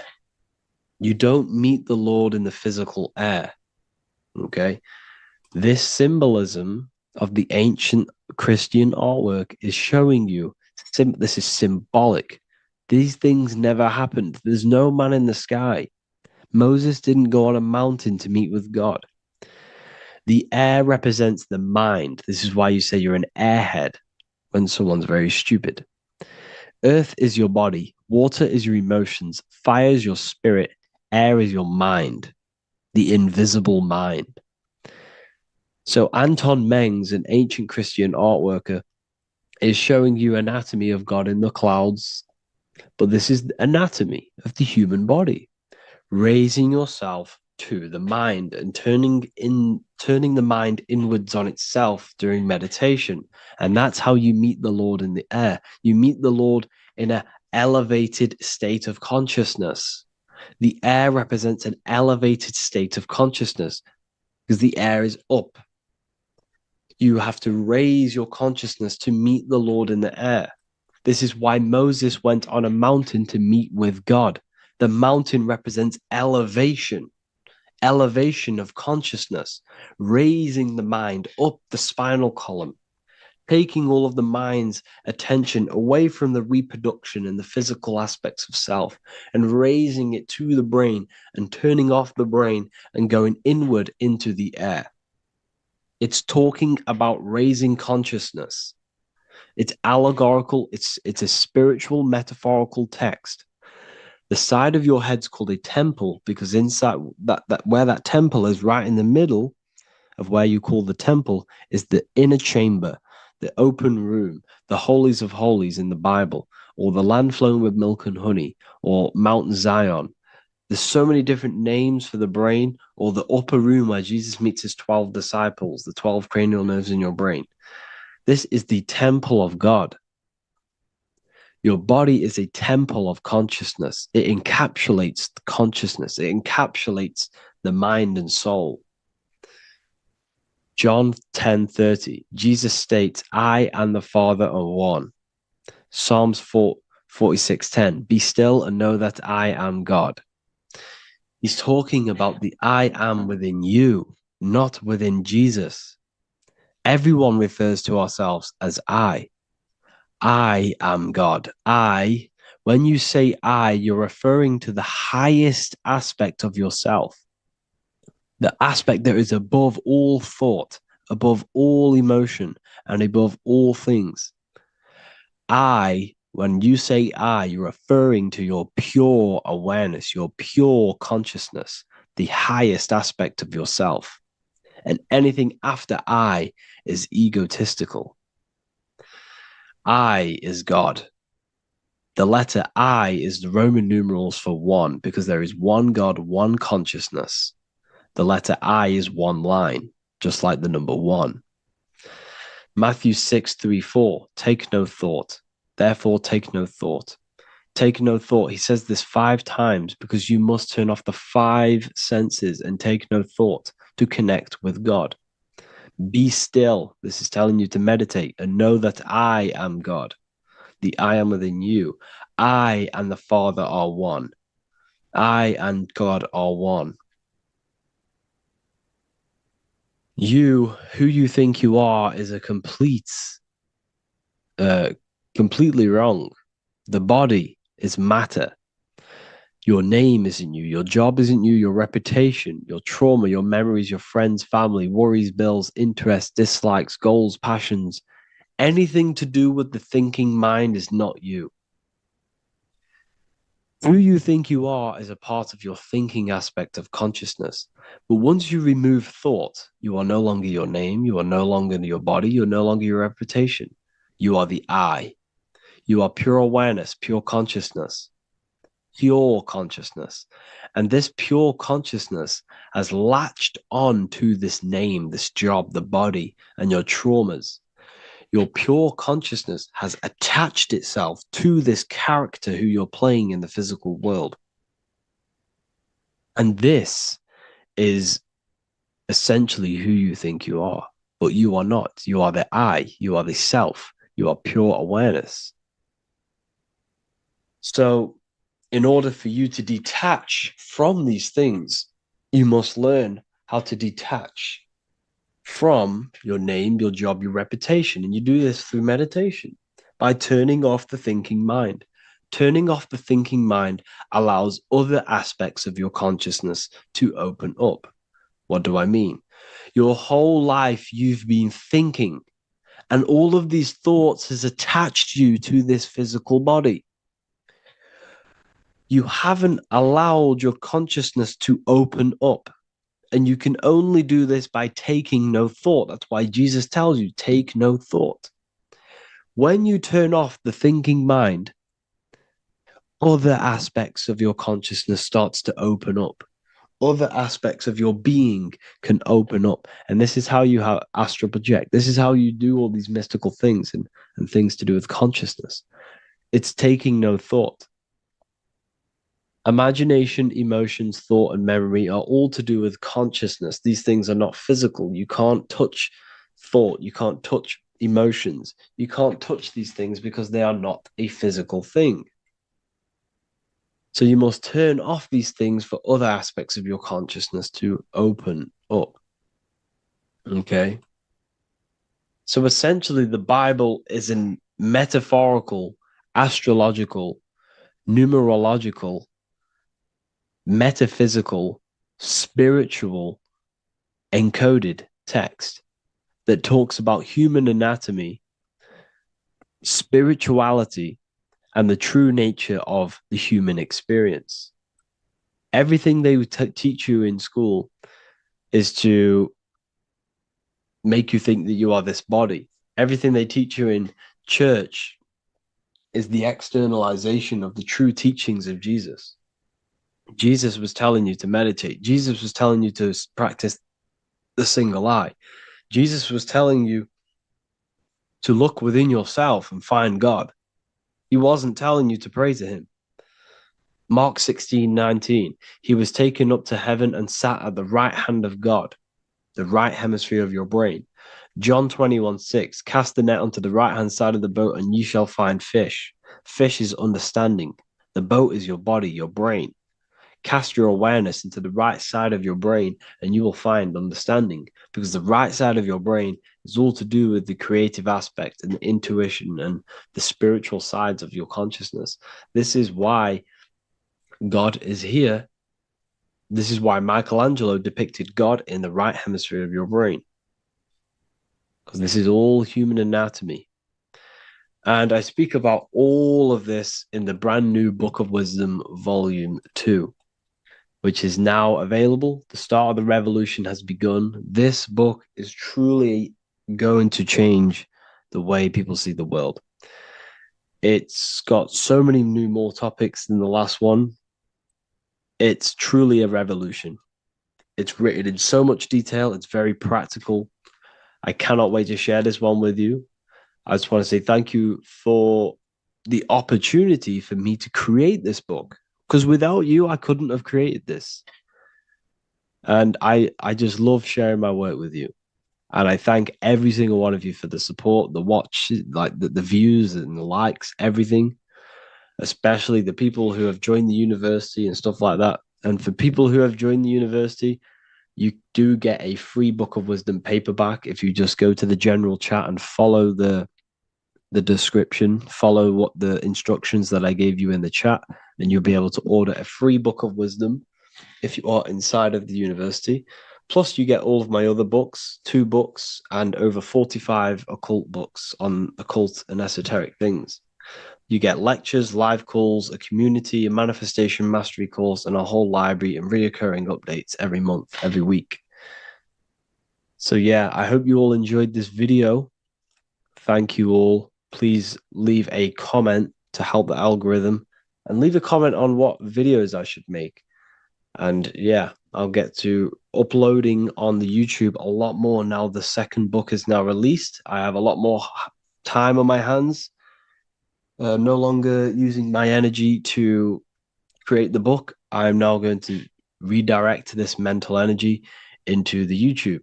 So there will be a lot more content coming. So I need some content ideas. So feel free to comment some ideas, some YouTube videos that I can create. Thank you all, people. Have an amazing day. Mentalism, conscious and subconscious mind. You need to understand that the mind is the root and the cause of all reality. I am mind, you are mind. Every single living creature in this physical plane expresses and manifests mind. We are all the invisible substance of mind. We are all the source, which is God. We are all consciousness, which is mind. Before we manifest something physically, we manifest it within the realm of thought, which is the mind. Thought then manifests into astral imagination. This then gives energy within the etheric plane. Then we manifest it physically within the material effect world. Everything begins in the mind, and this is why the government are called government. The word men comes from the Latin word mans, which is an English translation for mind. We see this word in entertainment, government, mentality. It means mind. Govern means control. They are controlling the mind through information. Information creates perception within our minds, and so do the words that we use and the language that we speak. It all creates perception within the mind. It is our perception that creates reality, and our reality is a level of realization. Your reality is realization. Everything begins in the mind. This is why they are controlling your mind through many different things. Okay? So essentially, they understand how the mind works. So this is why they manifest all things through mentally and not physically. Okay? You have a conscious and a subconscious mind. The conscious mind is what you are consciously aware of. It is the 10% of your mind. It is the mind that keeps you alert. A part of your conscious mind is for survival. A part of it is your visual field. A part of it is your just five senses. It is basically what you are consciously aware of right now. Your subconscious mind is the 90% of your mind. The subconscious mind is what holds all of your memories, your programs, and all things that you have ever experienced is all stored within the subconscious mind. It is this part of you where you draw memories from, where you draw your words from. I am consciously speaking, but the words that are coming out of my mouth are not thought about consciously. They are coming straight from the subconscious mind, where all programs and memories are stored. It is essentially this part of the mind which is manifesting our daily basis behavior. Because the subconscious mind stores the programs which we are operating our life off. For example, if you tie your laces, you do no longer have to consciously do them. Your hands literally just know exactly what to do because you've done it that many times. So essentially, you create these programs within your subconscious mind through repetition and emotion. These are the two main ways your subconscious mind is programmed and installs things that you do on autopilot. The subconscious mind, like I said before, manifests 90% of your daily basis actions and 90% of your daily basis thought patterns. For example, if you were in a car crash 10 years ago and you had a very traumatic event, that car crash and that emotion that you felt in that time impressed your subconscious mind with a program. And even to this day, 10 years later, you are still wary about entering cars because of that program. Even though you may be not thinking about the car crash, you are still wary about entering cars because of that program, because of that emotion impressed upon the subconscious mind. You see, everything you say, everything you think, and everything you feel is telling your subconscious mind, that is what I want. The subconscious mind takes everything literally. Even if you are talking about someone else, your subconscious mind only knows you, and it only knows yes, and it only knows the now, the present moment. So this is why the golden rule back in the ancient days was treat others like you want to be treated. Because the way you treat others is telling your subconscious mind that is how you want to be treated. And this will create subconscious programs within you, affecting you. So, before you go to sleep every single night, What you want to do is to impress your subconscious mind with thinking and feeling of something that you want to become. Become that reality. Think and feel that reality. And by doing this, you are impressing your subconscious mind, and you will wake up in the morning with ideas.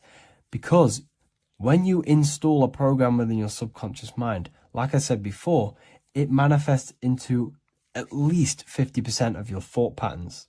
So let's say I created a program within my subconscious mind of how to become financially free.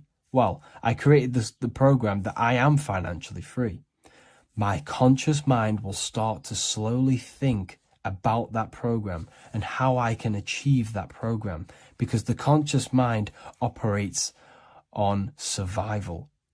So if you create a subconscious program of I am financially free, your survival conscious mind will start to operate and think and act on this program subconsciously.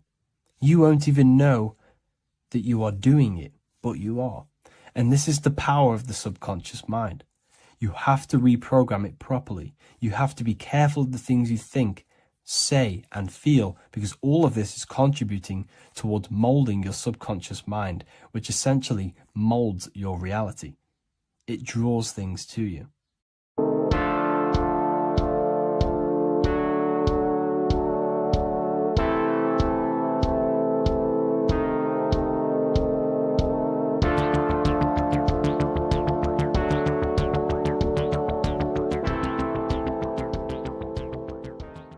Welcome back everyone to another video.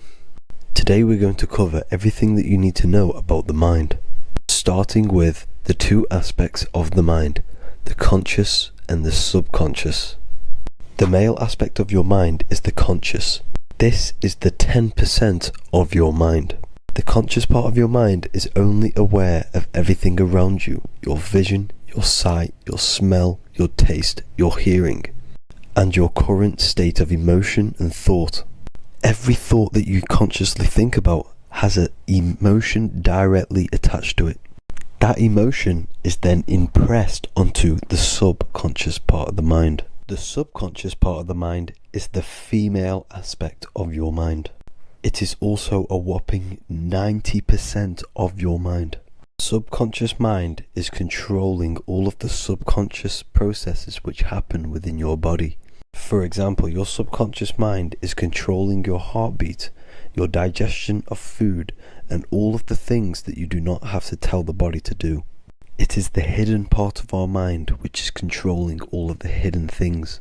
The subconscious mind is like a recording supercomputer. Everything that you have experienced in your life is all recorded and stored within the subconscious mind. One of the most important things about your subconscious mind is that it stores your mental programs.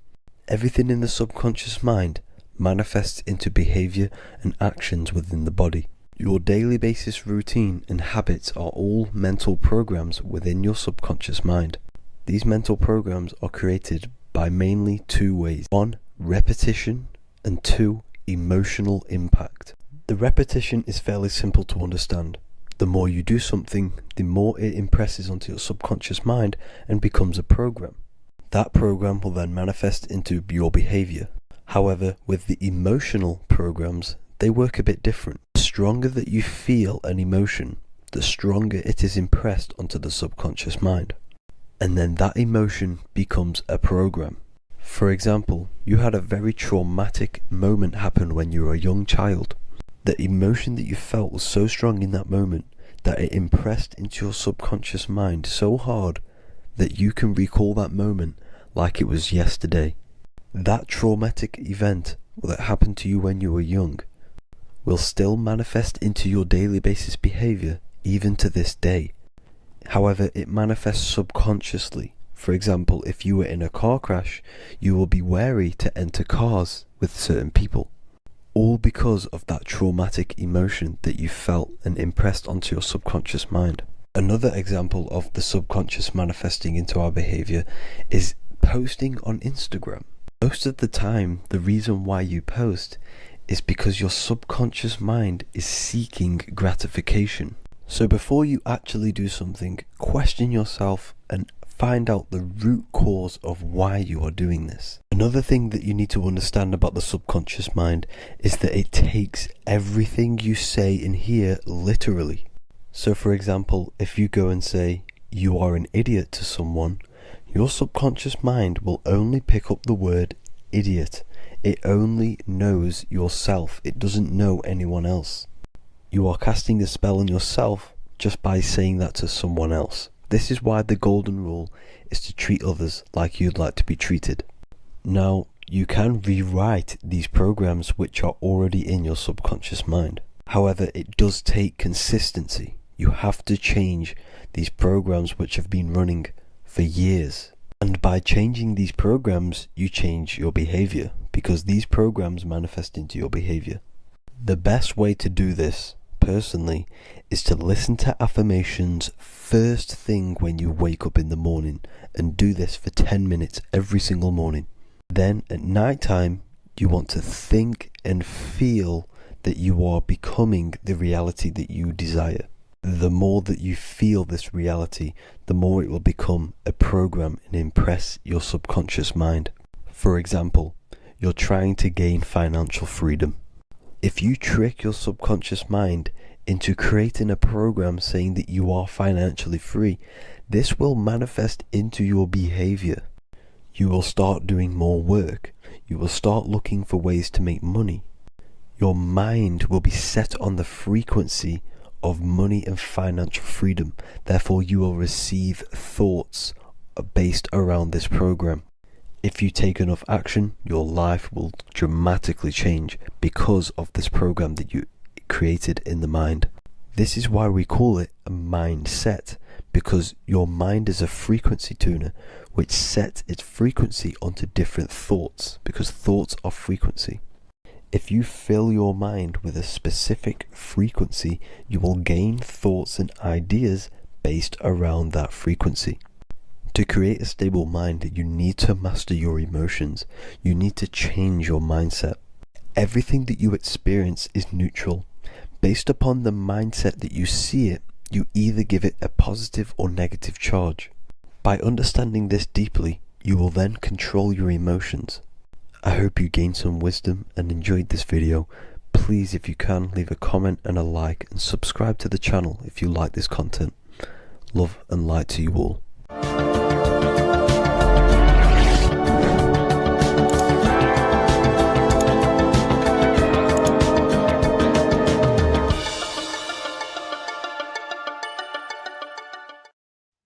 Hello everyone, today we're going to be discussing the esoteric and occult meaning behind the story inside of Genesis, the story of Adam and Eve. This is a widely known story, but not many people know the true esoteric meaning behind it, okay?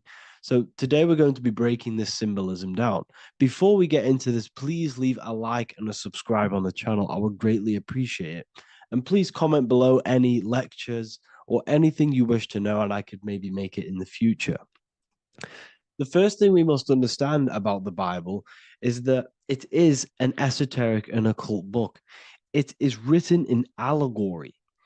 It is written in such a way that we understand the book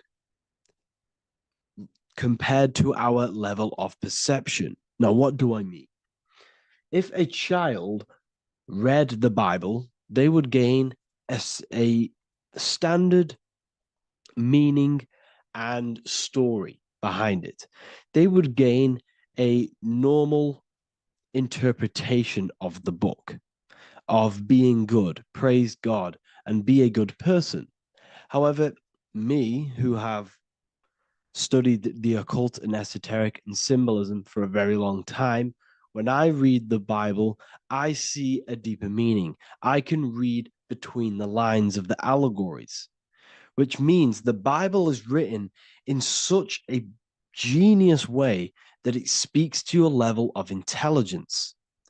Depending on how advanced you are mentally and with knowledge, will depend on how you decipher this book and how the parables inside the book can speak to you in your personal life. Okay? So the Bible is the greatest psychological book ever written in history. This is why it's known as the greatest story ever told. It's a story. What we must understand with the Bible is that the Bible creates on the surface a logical way of thinking, which is what we call religion. We read the Bible and if we think logically and we take that book literally, then we gain a religion. But if we look beyond the surface, this is what we call esoteric, metaphorical, symbolic. You can read between the lines using our right hemisphere of the brain in deciphering this book and what it truly means to us and the evolution of our mind, body, and soul. What this book actually reveals between the lines is instructions and stories which teach you how to level up your consciousness, how you can sync the mind, body, and spirit and the soul all together so you can live like a god. This is what the esoteric is. It's the purification of consciousness. Now, when it comes to Adam and Eve, okay, what we must understand is that this is the beginning of creation. This represents the beginning of your life in an esoteric way. This is symbolic for the beginning of your incarnation into this physical world, okay? And we have Adam, masculine, Eve representing feminine. These are the two masculine and feminine energies which create the whole material universe, okay? And as we are born with a pure consciousness. We are born with pure consciousness. Well, now, what do I mean?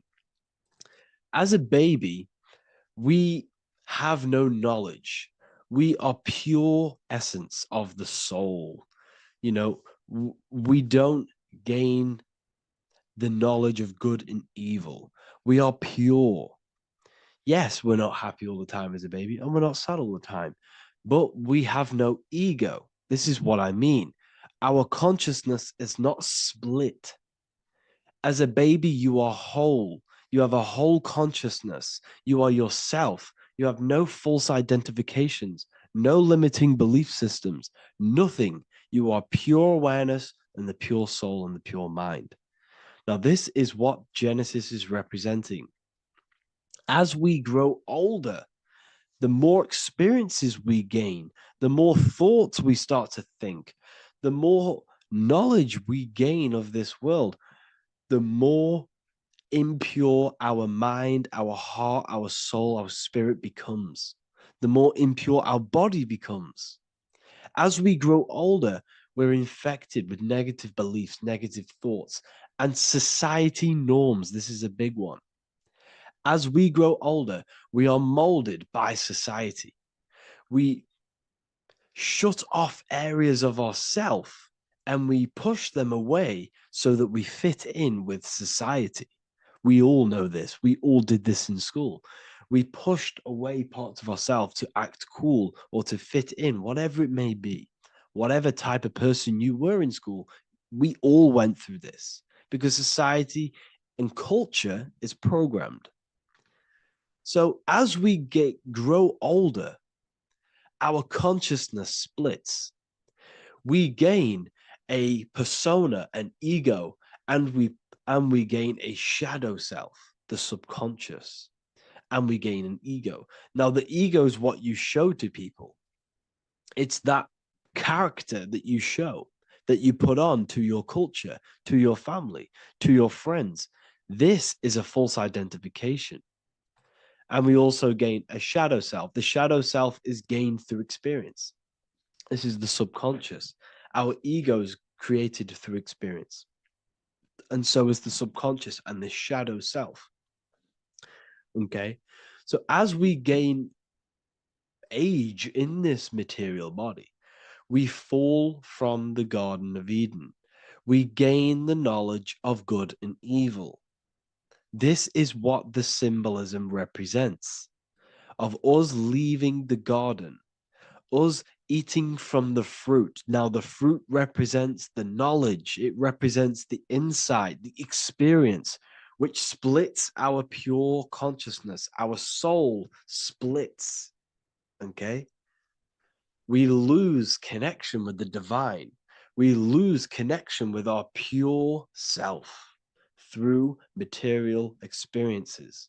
We may lose ourselves in material experiences. We may lose ourselves in lust and material gain, wealth, and all of these lovely things that the material world offers. We lose ourselves in this, okay? And not only that, there's another symbolic thing that we're missing with being a child. There's another symbolic meaning behind this tree in this story of Adam and Eve. And this is sexual energy. Okay? As we are a baby, we have no ability to create another human life. We have no sexual urges. We have no desire for the material things as a baby. Nothing. As we grow older, our sexual energy cultivates around the age of, it's like 10, maybe earlier for some people or later for some people. This is what we call puberty, when our sexual energy activates. This is when the masculine and feminine energies are present within the body. And we are now given the ability to create human life. We're now given the ability to bring in a soul into the material world. Now, this is what we believe and know in the esoteric world. That is what sex is. You're bringing a soul from the astral into the physical. Okay? So as you grow older, you gain this ability to use the power of creation. You gain this force within you that allows you to open a portal in the astral and bring in a soul to the material. Now, this power can be misused. This power is very powerful and it should not be misused. In occult and esoteric teachings, we teach and learn sexual transmutation, how we transmute sexual energy into different areas of our life so we can grow and create. Because sexual energy is creative energy. It creates a whole new human being. So if we retain it, we can transmute it into creativity. So this energy is kind of corrupting us as well. And now I'm not saying growing up is evil, all this thing is evil. This is a natural cycle that we must go through. The soul of us must go through this cycle so that we learn, so that we overcome it, so that we gain mastery of ourselves, so that we expand ourselves. I recommend you watch the Evolution of Consciousness lecture that I did on my YouTube. An amazing lecture. Talks about the evolution of consciousness and how we're on a never-ending cycle of life and death and expansion. So leaving the Garden of Eden is symbolic. You see, Eve represents emotion. She's feminine. Adam represents action. That's why he bit the apple. You see, Eve takes the apple and tempts Adam because she's the emotion. She's the sexual desire. And Adam eats it. He releases. He misuses the power of his creation. He misuses his consciousness because of material illusions and material desires. This is natural, okay? As we grow older in this life, our soul has to experience sin. We have to experience negativity. We have to experience evil, okay? And we have to misuse this power within us to learn about it so we can overcome it and gain control over it. Now, this is why the Bible says in Genesis 3:6, "For God doth know that in the day ye eat thereof, then your eyes shall be opened. Ye shall be as gods, knowing good and evil." This is very, very, very symbolic. We come into this world to experience a dualistic way of reality. We come into this world to challenge ourselves so the soul can grow, because the soul comes from pure love from God. But we come into this world so the soul may know what it's like to be evil. You see, we are like a seed. Our soul's like a seed. And when that seed grows, okay, and it's planted, them roots must grow to hell in order for the top of the tree and the roots to grow to heaven. In order for the soul to reach the highest states, it must descend down into the lowest states. Good and evil. This is the story of good and evil, okay?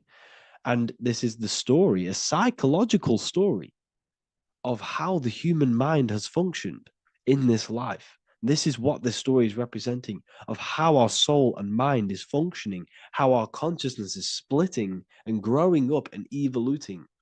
Okay. Like I said, snakes represent sexual energy. They represent, snake, when you've been snaked. This is why we say you've been snaked, because it represents a temptation of sexual energy. This is why the Kundalini is symbolized as a snake. This is the serpent within us that we can rise to activate dormant brain cells in our brain. Now that's called the Kundalini awakening. I'm not going to get into that into this video, but this is what it symbolizes, the tree and the knowledge of good and evil, because our body is the tree. Our central nervous system is the tree. The snake is our sexual urges and this false temptation that tempts us to interact with sin, the material world, okay, and go against our higher divine self. This is what it represents. Now, it's very, very symbolic. Not everyone is going to agree with this, but this is my interpretation of Genesis based on my research of occultism, symbolism, metaphors, and me studying the Bible. This is my interpretation, and I hope it resonates with you. It might not resonate with you, but this is what makes sense to me, and this is what has made sense to many other occult researchers who are in this space as well. Okay, so please leave a like, leave a comment, leave a subscribe. I'd greatly appreciate if you could, just give me some support on this channel. We're nearly at 100,000 subscribers, which is insane. I just want to say thank you all. And yeah, I will see you inside the university. If you join, I'll look forward to mentoring you, connecting with you on the live calls.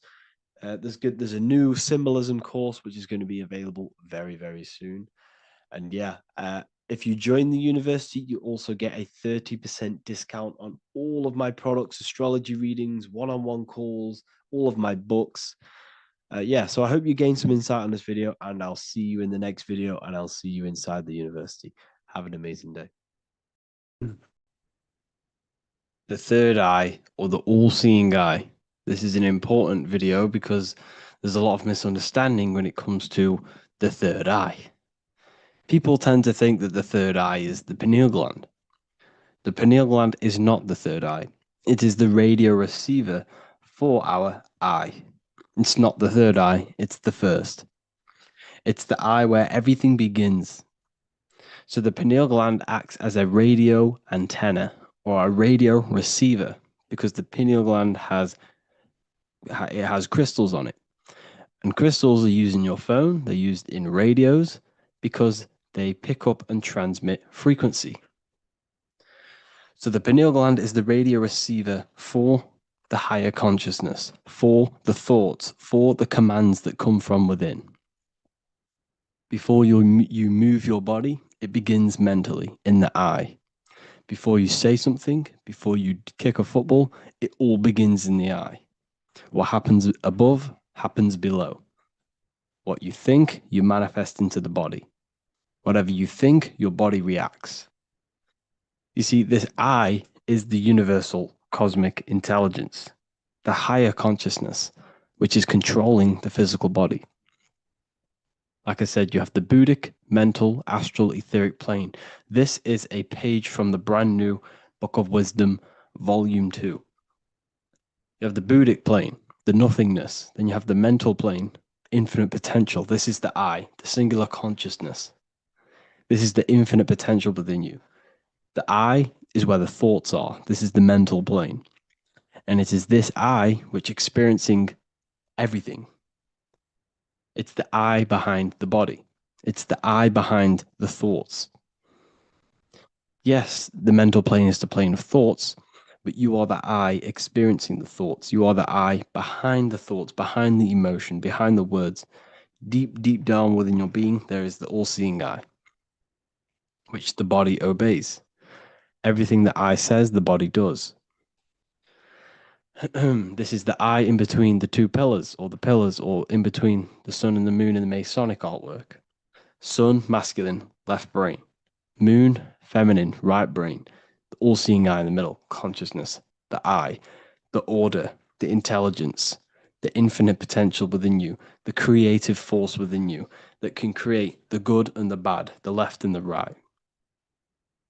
So you are either creating negative or good. You're even doing good, which is God, or evil, which is, or the devil, which is do evil. You have this creative ability within you, which is God, the consciousness, and you have the choice to do the devil or the God. So the third eye is the human mind. It's the mind. It's the infinite awareness, infinite potential within you. And when you see it in the triangle, it represents the ethereal plane. This is the ethereal, the triangle. This is the eternal. This is the material. Because the physical plane is the box. It's the square. That's why we say think outside of the box. Because you got to think outside of the box to awaken your divinity. You see, humans have been given the tools to awaken to their true divinity. No other animal on this planet, or whatever you really think it is, on the earth, has the ability to have self-awareness. Humans have been given the tools to understand the very, very complex things and understand who we are, what we are, and what the universe truly is on a higher level, not just physical. We have the ability to access planes beyond the physical world, which is unlike any other animal. This is why the humans are gods. So when you see the pyramid with the capstone on top, it's cut off, it's separate from the rest of the pyramid. This is the consciousness that is looking through the ether into the material plane. It's like I discussed down here with these planes. This is the I, the mental plane. Your consciousness, your I, is looking through the ether. It materialized through the ether into the physical plane, and you are now the I looking into the material realm. And when you come here, you lose that divinity, but you have to awaken. So you don't lose the divinity, you forget your divinity while you are incarnated in physical. So when you see the triangle with the I in it, this represents the I looking through the ether. It's materialized, but it also represents, when you see it's illuminated like this and it's separate, because this is separate from the physical plane. The consciousness within you, the thought within you, that intelligence within you, that voice is separate from this physical world. And everything above manifests below. Everything what happens in this realm of consciousness, of thought, manifests into the physical plane. It's separate. So you see the illumination. This represents the awakened self, because the mind is the third eye. So when you have a closed third eye, this just means that your mind has not experienced things other than physical. When you expand your mind, expand your consciousness from having an out-of-body experience or a mystical experience where you had experienced a higher plane of consciousness or a higher level of consciousness, this is now an open third eye, which is an opened mind. It's nothing separate. So when people say, working and opening the third eye by imagination and stuff like that, you're working on your mind. And to open your third eye, you do need to work on imagination, mental discipline, and all of these higher faculties, which we'll go over in another video. So that your mind has higher faculties which you need to work on. Visualization being one of them, imagination, and mental willpower. We'll go over that. But the illuminated eye in a triangle represents the illuminated mind, the awakened mind that has self-consciousness, is conscious of itself, and it's experienced higher planes of consciousness. Like I said, the I and the I. the idea. So when you see I on the beginning of words, it represents that inner self, that inner cosmic intelligence within yourself. That's why you say inside, intelligence, or idea. It's the idea, the I, the all-seeing eye. This is why the Roman numerals, I was one. And what is one? It's one line. The I is also one line. Because we are all the same intelligence with the same consciousness. If the universe is one, there is only one being in the universe, which is God. And we are all expressions and fractals of God. We are all manifestations of God. We share the same creative power as God. We all have the ability to bring non-physical thoughts into a physical reality, which is the word made flesh in the Bible. So when you see hovering the eye with the 666, this represents the eye stuck in matter, worshipping the physical body, the God in flesh, which is Satan. Satan represents God in flesh, yourself in flesh, because evil love bondage. And everything these artists and actors are doing, they're part of these cults. They're promoting materialism to keep your eye, your consciousness, stuck in three-dimensional awareness. So this is what they're promoting. You see that the hand symbol creates 666, which is your body, the carbon. Your body's created out of carbon. And all life forms are created out of carbon. The I in it, the I in the 666, represents I being in material, keeping the mind in material. Matthew 6:22, the light of the body is the eye. Therefore, if thine eye be single, thy whole body should be full of light. But if thine eye be evil, thy whole body should be full of darkness. You see, this is a very powerful verse. Very powerful verse. The light of the body is the eye. This is the first part of the verse. This is where everything comes from. The mind. The infinite mind. The infinite potential within you. Think of anything in your mind. Nothing is impossible in your mind. As soon as you think of it, it's there. Infinite potential. It's the light of the body, because the mind is what gives life to the body. It manifests its will through the body. It's the light. All the things that the body does happens mentally before it happens physically. Before you move your hand, it is a mental power. Just like when you astral project. When you astral project, you use your mind to move your body. It's mental. If therefore thine eye be single, thy whole body should be full of light. So what does that mean? Becoming one with the consciousness within you. The single eye. Instead of being divided between the left and the right, the masculine and the feminine, instead of being divided between the high and lower self, when you combine all the aspects of yourself to be balanced and connect with the true self, that's when the whole body should be full of light, which is the good, the enlightenment. But if the eye be evil, which means what? Because your eye, your consciousness, your mind has the ability to create positive or negative, devil or the God. And when you think negative, what happens? Darkness goes through the body. Every thought has an effect on the body. What you think goes through the body. For example, become erect. What do? You think of being erect, and it happens, the body becomes erect. What happens in the mind happens in the body.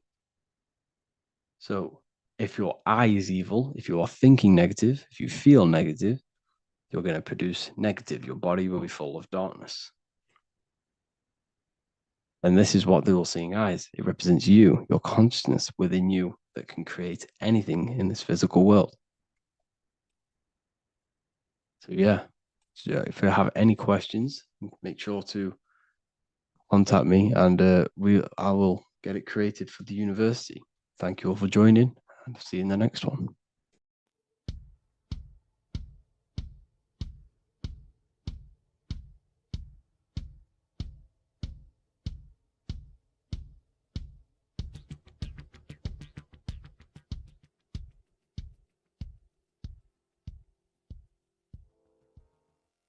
Welcome people, we're back with another video. I will now be keeping track of my YouTube and trying to upload every week. In this video, we'll be talking about the chakras. The chakras are the 7 attributes of God, and they are the 7 planets. These are literally vortex portals within us that connect us to these vices and characteristics of God. Each one of these energy centers are a spinning wheel of energy which controls the cells and organs in that particular area of the body. For example, it's literally a mini brain for that area of the body. Each chakra has a vice which you need to turn to a virtue in order to climb up through the system. They work like a stairway system. You have to go through each chakra in order to unlock the one above. This process is turning matter into spirit as you descended from spirit to matter. Saturn is Satan, that's why it's the lowest chakra, and that's why the devil is red, because red is the lowest vibrational color. When you are in these lower states of consciousness, you are in your animal nature. This is your physical side of your nature, and you are mainly being driven by your animal instincts or your ego. Moving back to your higher self or your spirit self is not an easy process. It takes a while. However, with discipline, consistency, and motivation, you can achieve this, and this is what the ancients called Christ consciousness. Once you have achieved this, it is basically a state of mastery of the mind. You no longer lust for the lower animal nature things. Now, let's start with the root chakra. This is located at the base of your spine, and you can feel this chakra by tensing your anus. This energy center is in control of your survival needs, your vitality, your stability, and security. Now, if this chakra is unbalanced, you will feel insecure, fear, anxiety, unstable, low self-esteem, anemia, over or underweight, and constipation. In order to balance this chakra, you need to feel grounded, embodied, stable, calm, centered, a sense of safety, and trust in yourself and the world around you. The next chakra is the sacral chakra, which is located around the belly button area. You can feel this chakra just by sucking in your belly. This chakra is to do with relationships, self-worth, creativity, empathy, and most importantly, sexuality. This is the most important one in order to start to raise your vibration overall, is giving up the over-sexualized nature. In order to balance this chakra, you need to come into harmony with all the toxic relationships that you have. Get rid of the fear, the anxiety, the isolation, and 100% get rid of the over-sexualized nature. Lust is one of the most lowest vibrations you could possibly feel. It is literally manifesting hell. In order to work on this chakra, you need to feel self-worth. You need to do creative things, empathy, healthy relationships, and 100% being confident. The next chakra is the solar plexus. This is to do with personal power, will, metabolism, eating, happiness, and your self-esteem and self-identification. You can feel this chakra just above your belly, below your ribs, and you can suck in this area. If this chakra is blocked, you will feel lack of confidence, difficulty in manifesting your desires, low self-esteem, misuse of power, misuse of dominance, weak will, and shame in yourself. Biggest one for this chakra is overeating, as it's to do with metabolism. If you are overeating, you are literally unbalancing a lot of your lower chakras, not just the solar plexus. In order to work on this chakra and balance it, you want to have a positive self-identification. You want to feel happy, a happy self-esteem, effectiveness to people, not overeating, and a strong willpower. Now for the heart chakra, one of the most important chakras. Chakra is to do with love, understanding, trust, hope, openness, compassion, balance, and forgiveness. The most important because your heart is the tree of life in the body. It is the center of the toroidal field. It is the most powerful chakra. Your heart is 5,000 times stronger magnetically than your brain. Once you have hit the heart chakra and you start surpassing the heart chakra, you are now turning matter into spirit. as the lower 3 chakras are dense and physical, and the above the heart chakra are turning to spirit. As you can see already, this is a hard and long process of working on yourself physically and internally. The symptoms of a blocked heart chakra would be lack of love or too much love, difficulty to accepting or giving love, lack of compassion, loneliness, and lack of emotional fulfillment. Finally, a lack of connection with a divine or to nature. In order to balance this chakra, the most important thing and the most powerful thing you can do is loving people, accepting and giving lots of love. Second most important thing to balance the heart chakra is balance. You need a balanced life. You need balance in all aspects of your life. Now for the throat chakra. This is a very important chakra as it's to do with communication. A symptom of this being unbalanced is a lack of self-expression and putting on a front all the time, acting with the ego. In order to balance this chakra, you need to constantly self-express yourself. You can't be putting on a front. That voice inside your head, you have to let it come outward. Don't just block it off with a wall. Self-expression will lead to you gaining friends who actually like you for being you, and not these fake friends that you have to put on an ego for. In order to balance this chakra, you need to express yourself, express the word that's within you. Don't be lying to people, don't deceive or be deceptive. The next chakra is the third eye chakra. This is starting to get very advanced and you are coming very close to spirit. Just before we head on, I want to announce the PDF is now available, containing all the presentations I've ever made, all into a condensed 38-page PDF. The link will be below this video for you to access. And if you want to learn how to create reality using your mind, how to attract your desires, how to get out of the situation you are in, the link will also be there for the Manifestation Mastery course. Now for the third eye chakra. The third eye chakra controls the pineal gland, which is your first eye. It's to do with your psychic abilities, channeling, telepathy, astral travel, visions, and connection to the higher self. You need all of the chakras aligned to get the full potential out of your third eye or pineal gland chakra. For example, if you're astral traveling and you fear something, you will be instantly shot back to your body. So you need to master all of the chakras before you go on and try and do these higher spiritual activities. Symptoms of the third eye chakra being blocked is lack of imagination, lack of vision, lack of concentration, blocked or clouded intuition, can't see the big picture, and especially overly reliant on logic and intellectual thinking. A good way to work on this chakra is imagining things, vision things, trust your intuition at all times, always follow that inner voice. Cut out the tap water which contains fluoride. Fluoride blocks the pineal gland. And cut out all junk food because all of this is affecting your pineal gland. When in meditation, you want to focus your eyes and your attention to the center of your head between the two eyebrows. This is where the pineal gland is located.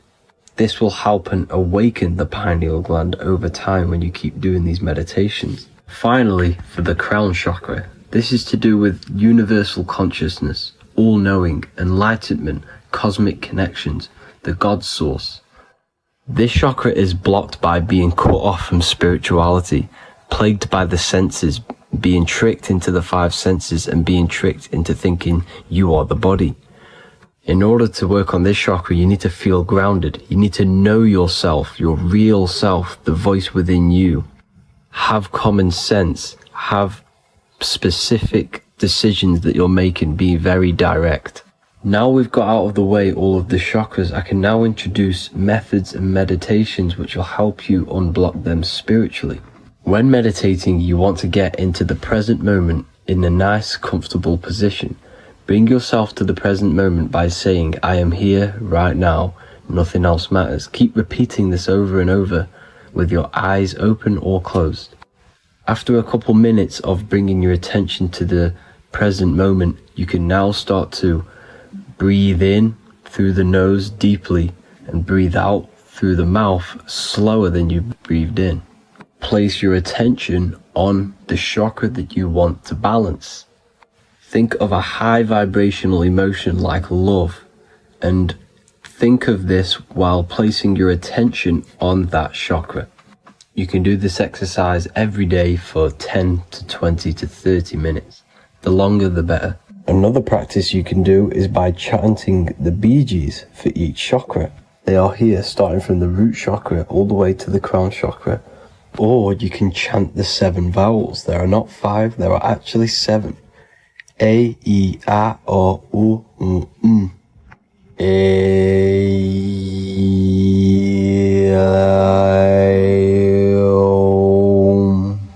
This is the proper way of pronouncing the 7 vowels. These are so powerful because these are the only things that exist. It is literally the sound of God. By pronouncing them right, you can actually create a lot of power within you and align your chakras. That's it for this video, people. I'd appreciate a comment and a like to help the algorithm. I appreciate you all. Love and light.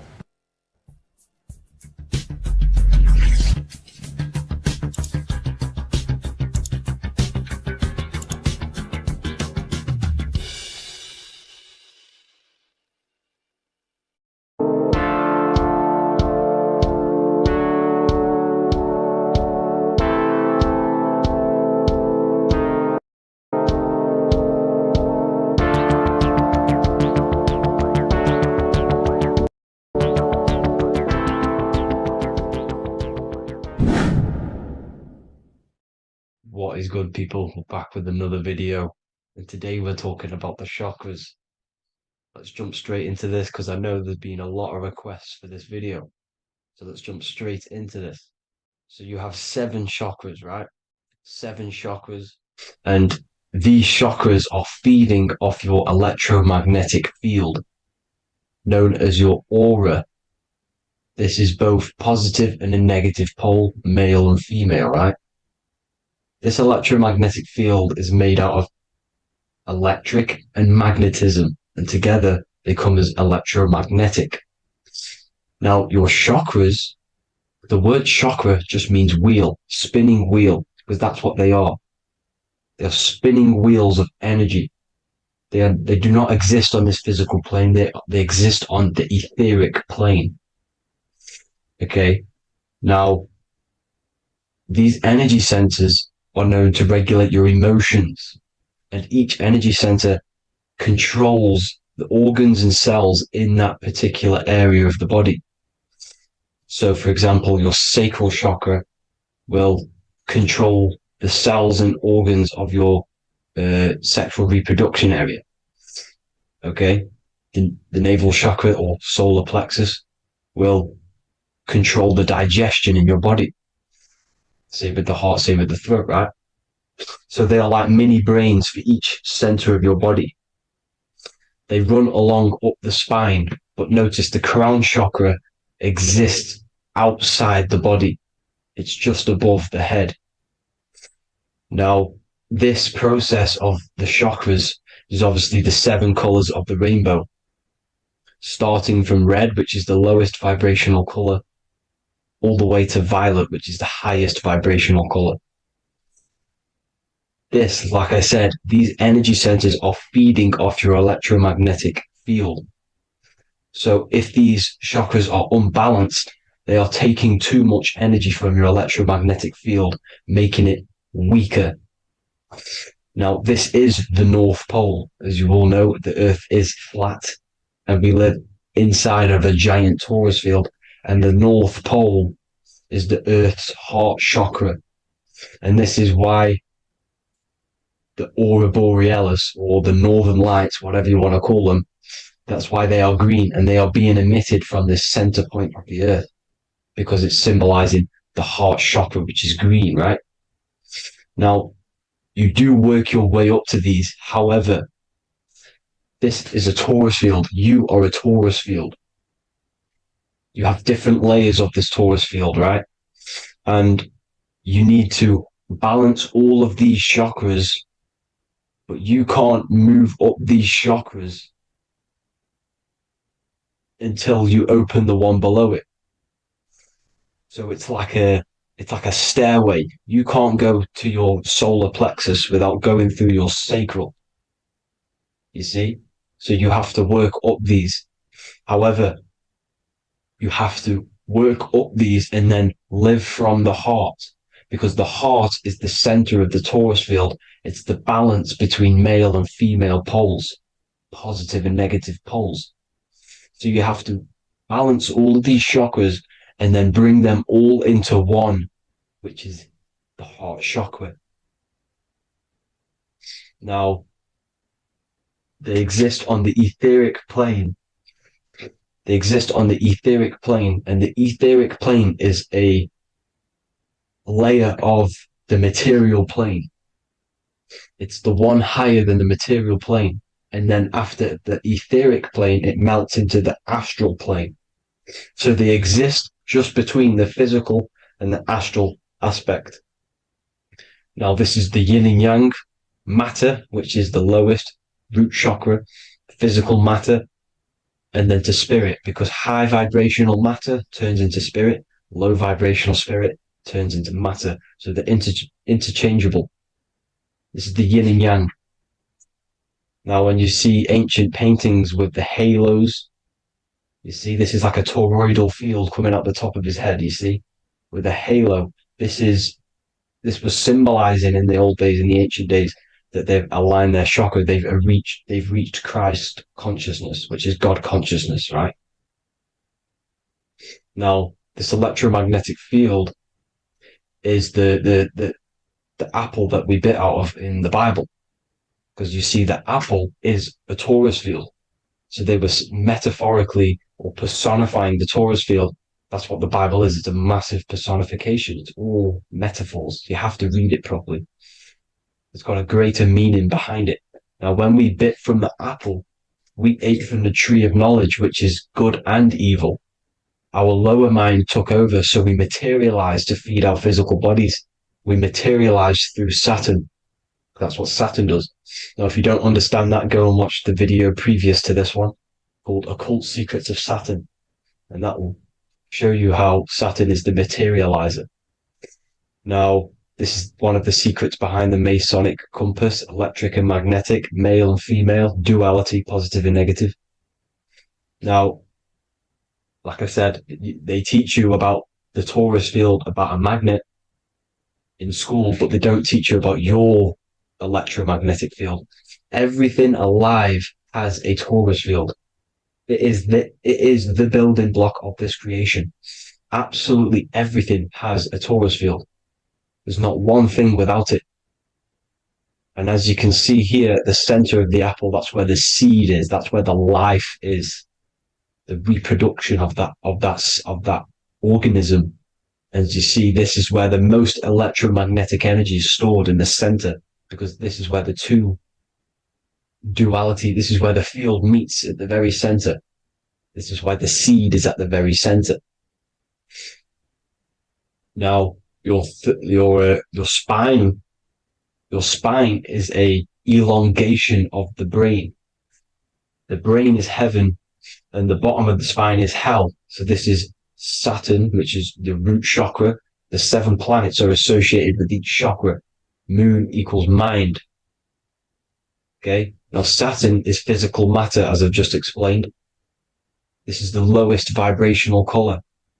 And they want you trapped down here, which is your hell state, your animal nature, your physical nature. They want you to identify as the physical body.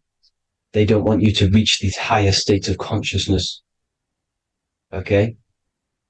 Now, in the brain, you have 12 convolutions. Now, this is what they were symbolizing in the Bible with the 12 disciples. And obviously in the Bible, it says the upper room where Jesus met with his disciples. This is heaven, the brain, the higher states of consciousness. Now, this is your North Pole. This is Jacob's ladder. Okay. This is why you have 33 levels of Freemasonry, because it's symbolizing the 33 vertebrae, which are these little things here on the back of your spine. Because once the Kundalini energy from the bottom of your spine rises to the top, this is when you get enlightenment and opens your third eye. Spiritual enlightenment. As you can see here, this is Jacob's ladder. This is the Kundalini symbol, right? And they're even showing you this in the medical symbol. They're putting it in your face. The serpents are wrapped around the spine. Now, the serpents symbolize how the energy moves around the spine, because it's a torus field, you see? At the center of the torus field, it wraps around the center pole. It wraps around it, and this is how the energy moves up. So they're symbolizing it with the serpents. Okay? Now, every religion has a sacred river. For the Egyptians, it's the River Nile. For Christianity, it's the Jordan River, right? This river is the canal, the energy canal at the center of your spine, all the way leading to heaven, to the Holy Land. This is the chamber which the energy rises up, right? Now, they used to say the gods descended from heaven to man. This is just heaven. This is the mind state. And they said the gods were connected by a rainbow bridge. That's the chakra system, the rainbow bridge. Okay. Now, the ancients called this place Midgard, Earth, where both evil and good live, right? Midgard. But you can go to heaven, which is a pure mind state, because once you're in heaven, nothing negative can ever bother you. That's completeness, pure Christ consciousness. Now, this is why Jesus dies at 33. He didn't actually die, but it's symbolizing the death of the physical body. Not the death of the physical body, but his consciousness rising above the physical body to, as I said here, matter to spirit. Matter died off and he came spirit consciousness. This is symbolized by the 33 vertebrae, which is obviously the 33 levels of Freemasonry. And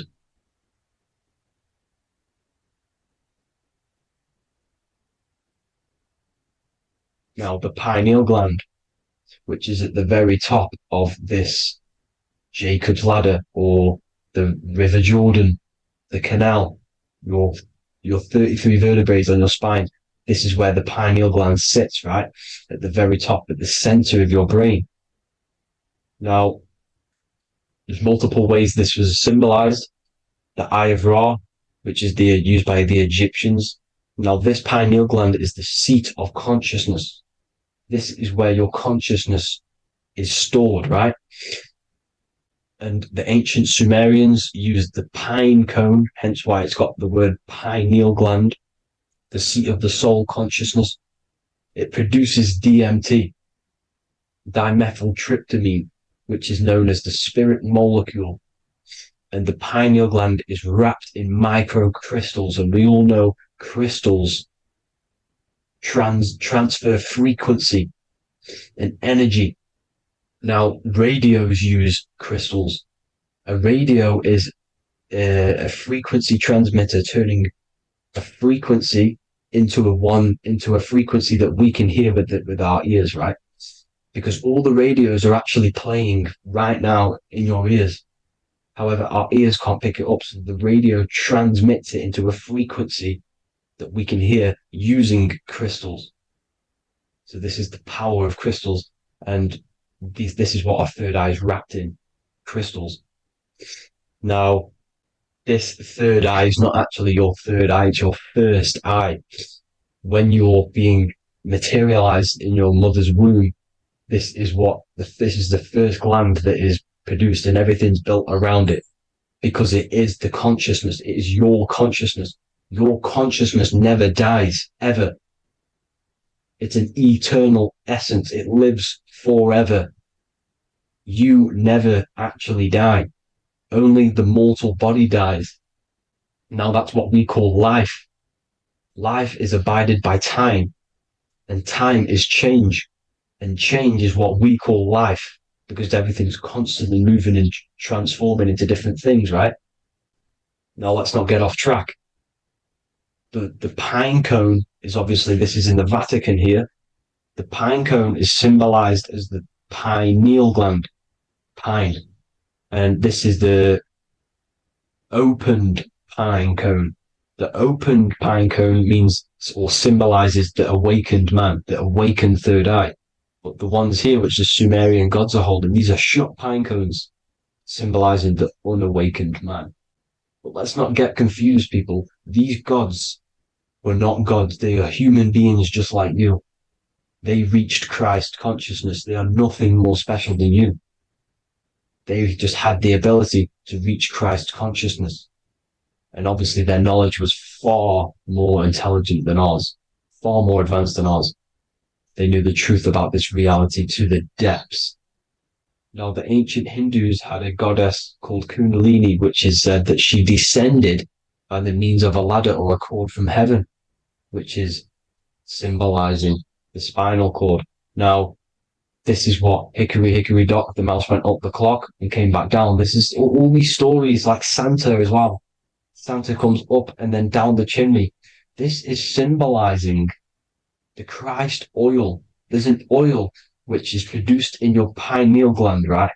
And this oil travels down the spine. And once it's down on the spine, you must have to raise your consciousness, just like I said, with the chakras. You have to raise your consciousness, raise your vibration to heat up this oil and turn it into a gas.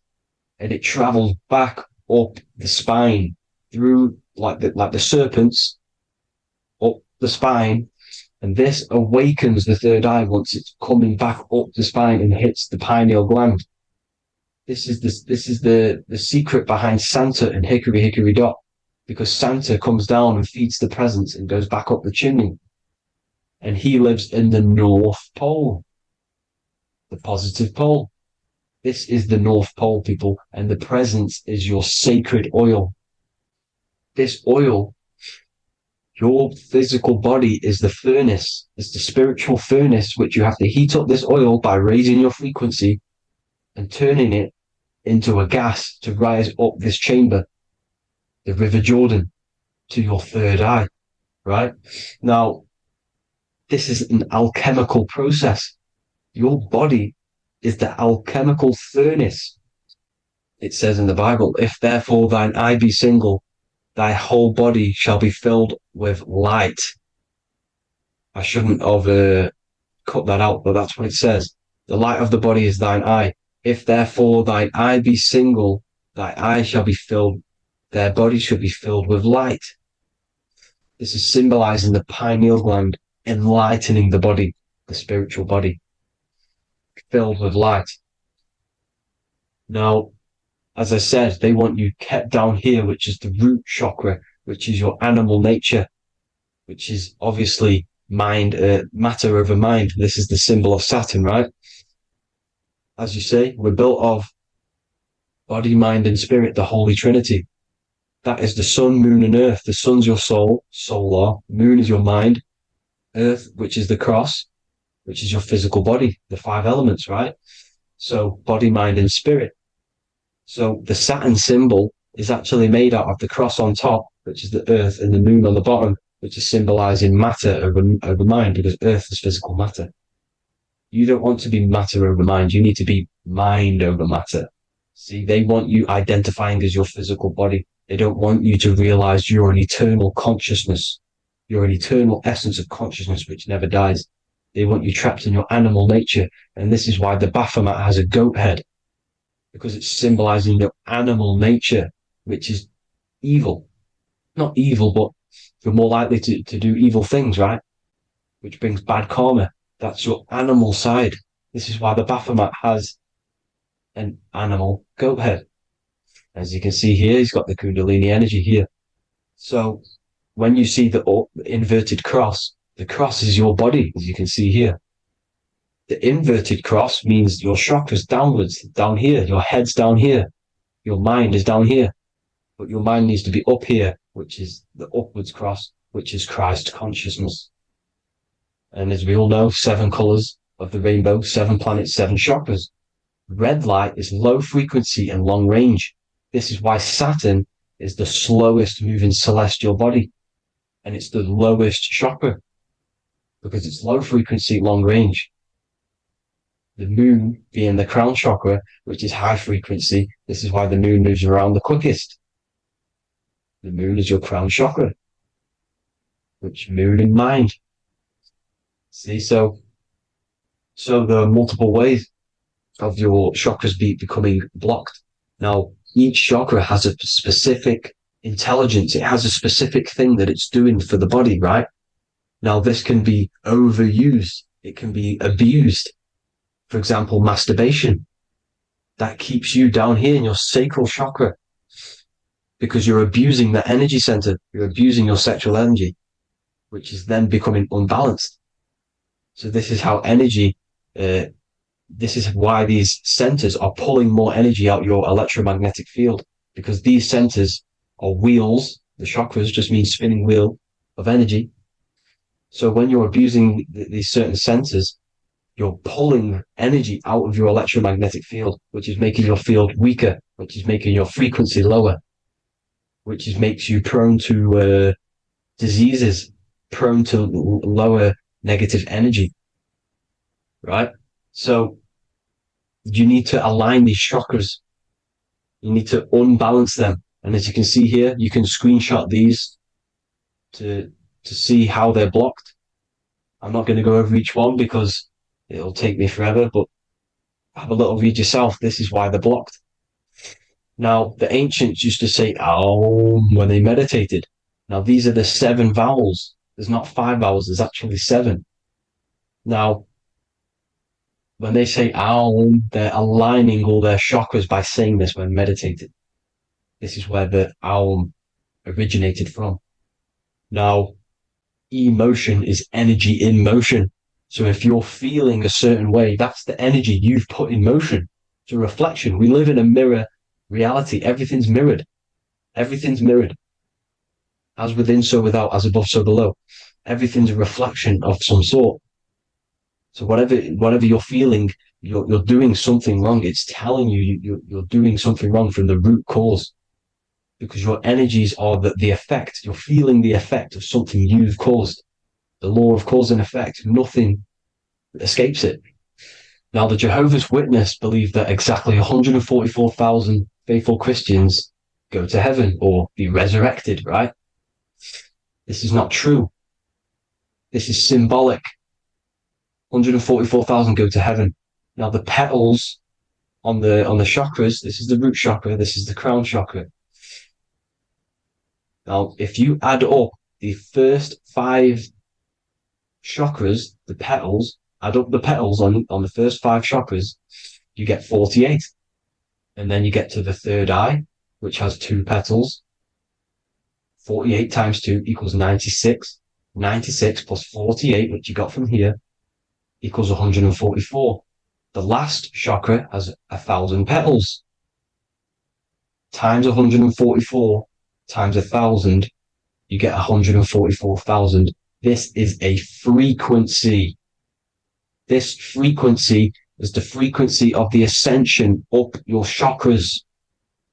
This frequency is a high frequency, which turns that oil into gas, which rises up the spine, activating your third eye.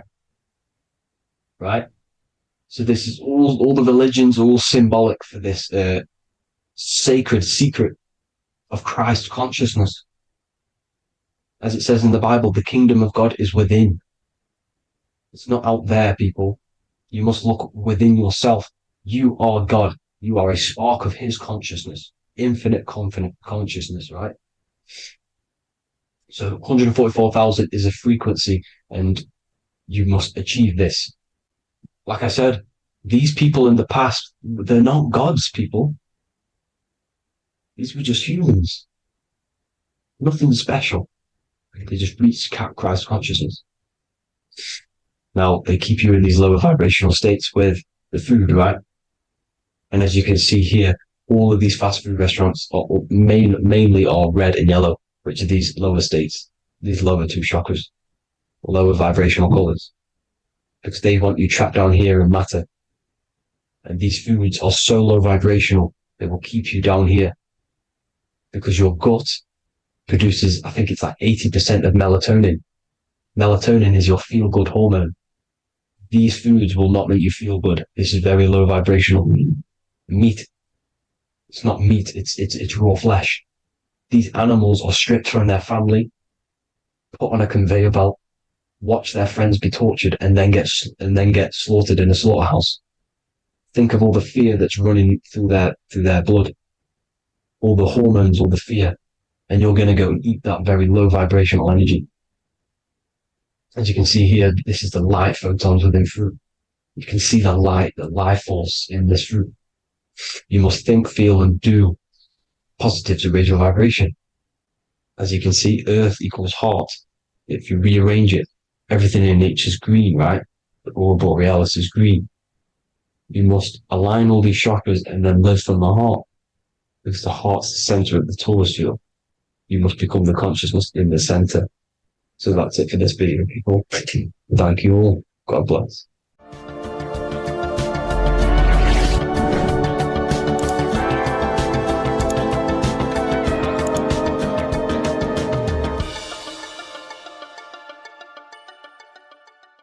Welcome to Revival of Wisdom. Welcome people, we're back with another video, and this video is about Freemasonry and the connection to the Illuminati. Please, as always, to make sure to hit that like and the subscribe button and turn on the notifications to never miss a video.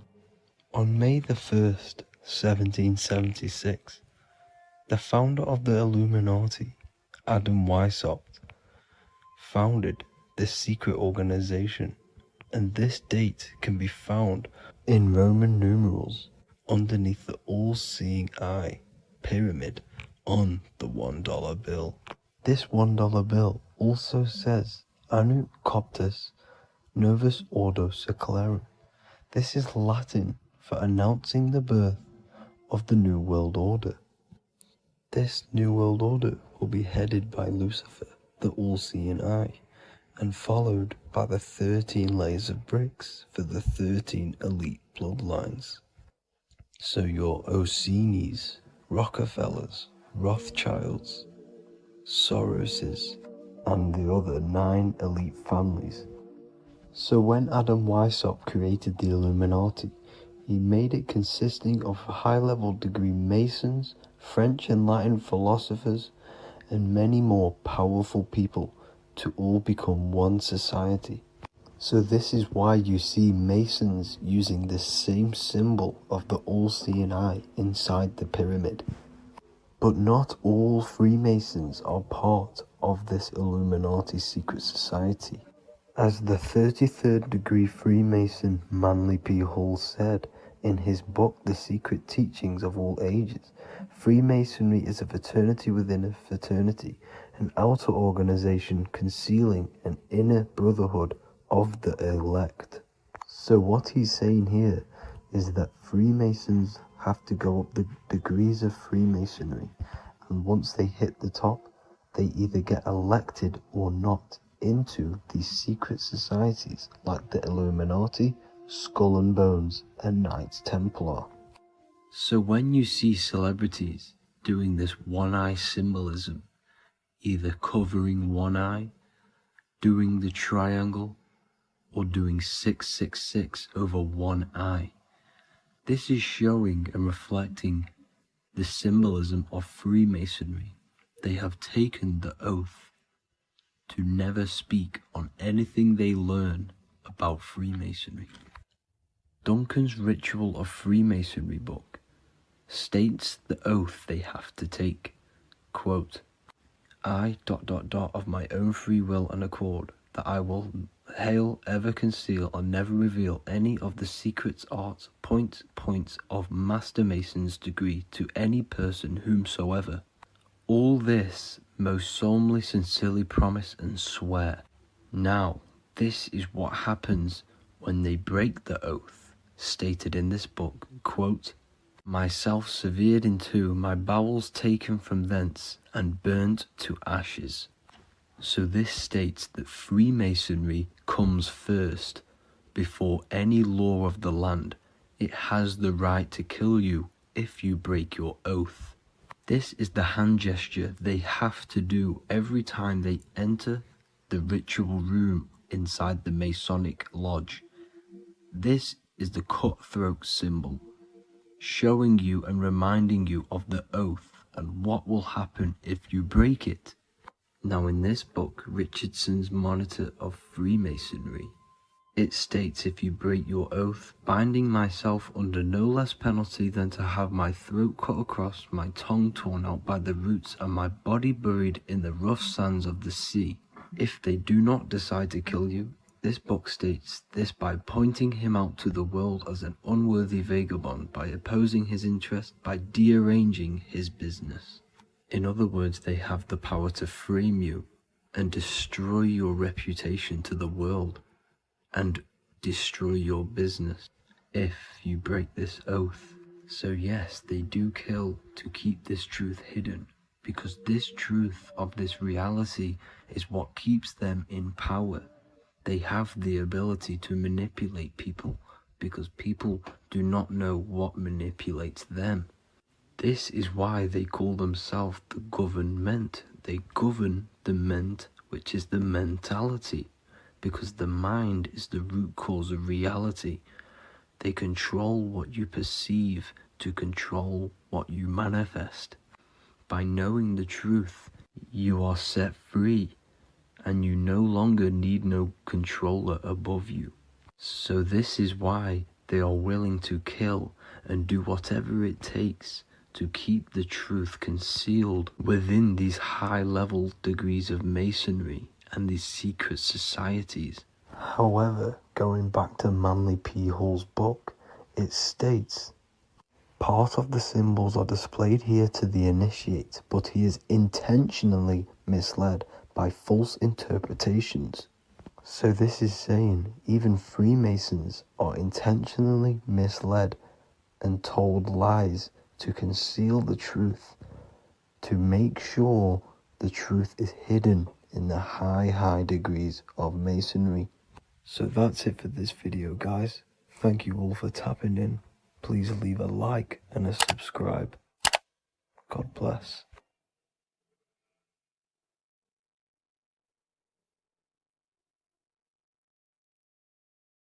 So depression doesn't actually exist, and in this video I'm going to show you how depression is actually a choice. And I'm going to give you some solutions on how to deal with it. And this is probably going to change your life forever just by doing this alone. Okay, so the first thing you need to understand about depression is that it exists in your conscious mind. It exists in your thinking mind. So what is inside your thinking mind? You have your body, your name, your reputation, your trauma, your memories, your family, your worries, your interests, your bills, your passion, dislikes, goals, right? Most people identify their lives with this. They identify their lives with their thinking mind. They think they're their name, their job, their reputation, their memories. But this is not who you actually are. Who you actually are is the observer of that. What happens if you stop thinking? What is left? You're left with unconditioned consciousness. You're left with the self, which is what we refer to as I. We are the consciousness, not the thinking consciousness. You are not these labels. You are not your thoughts. You are not your job, your name, your reputation. Okay? And the reason why I'm telling you this is because it's very important, is that we are something beyond this body, beyond this name, beyond our thoughts. We are the consciousness. So depression exists inside of the thinking mind, the conscious mind. Okay? So if you want to get rid of depression, you must learn how to escape the thinking mind. And not only just escape, but that's step one. In meditation, you do meditations, right? We sit still and we have to learn how to control the mind and turn off the thoughts.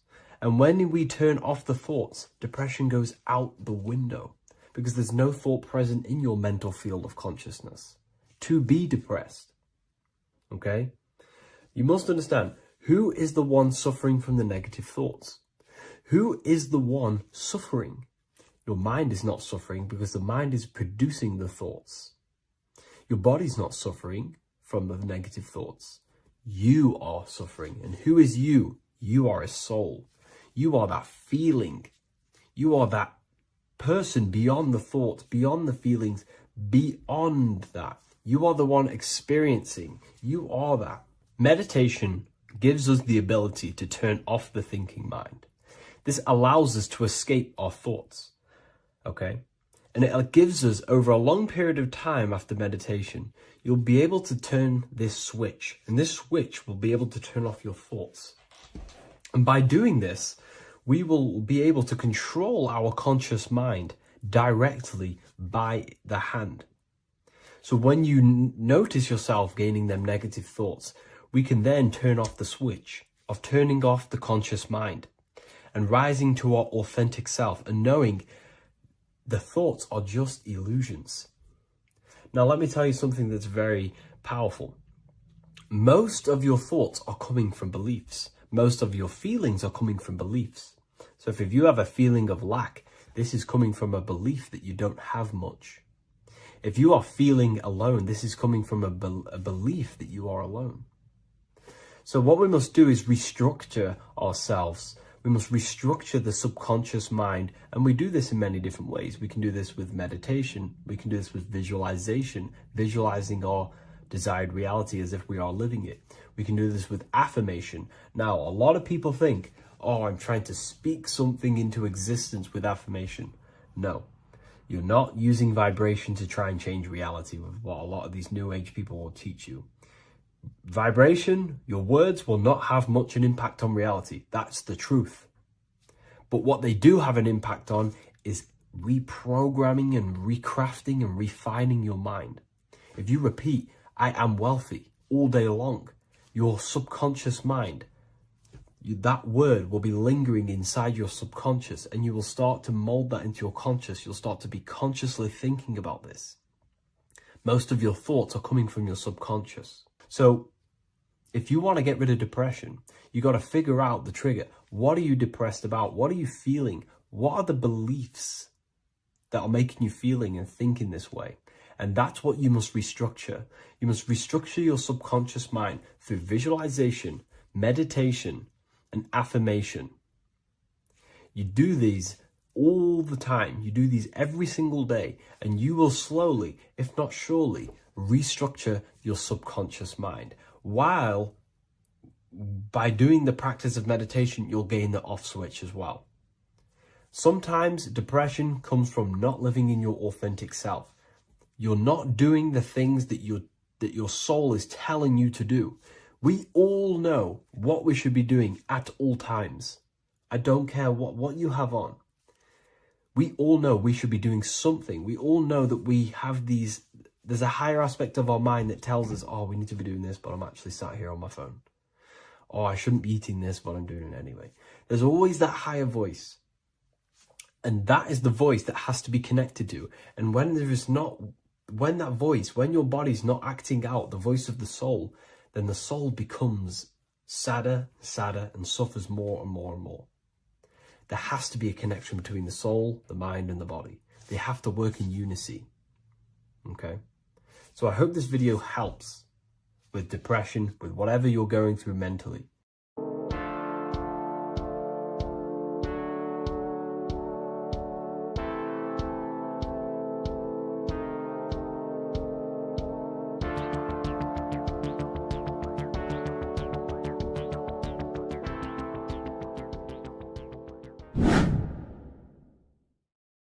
How are we doing, people? It's Revival of Wisdom. We're back today talking about sun worship. Okay? And please enjoy. Sit back and enjoy the video. First thing we need to understand is that the sun is the risen savior. It's the light of the world. Without the sun, we have nothing. Now, the sun is the Son of God. We didn't make the sun. No one owns the sun. But who created the sun? Obviously, the Creator created the sun. Therefore, it is the Son of God. And that is what Jesus is symbolizing in the Bible. The Bible is a metaphorical story. That's why it's called the greatest story ever told, because it is a story about the sun, the zodiac.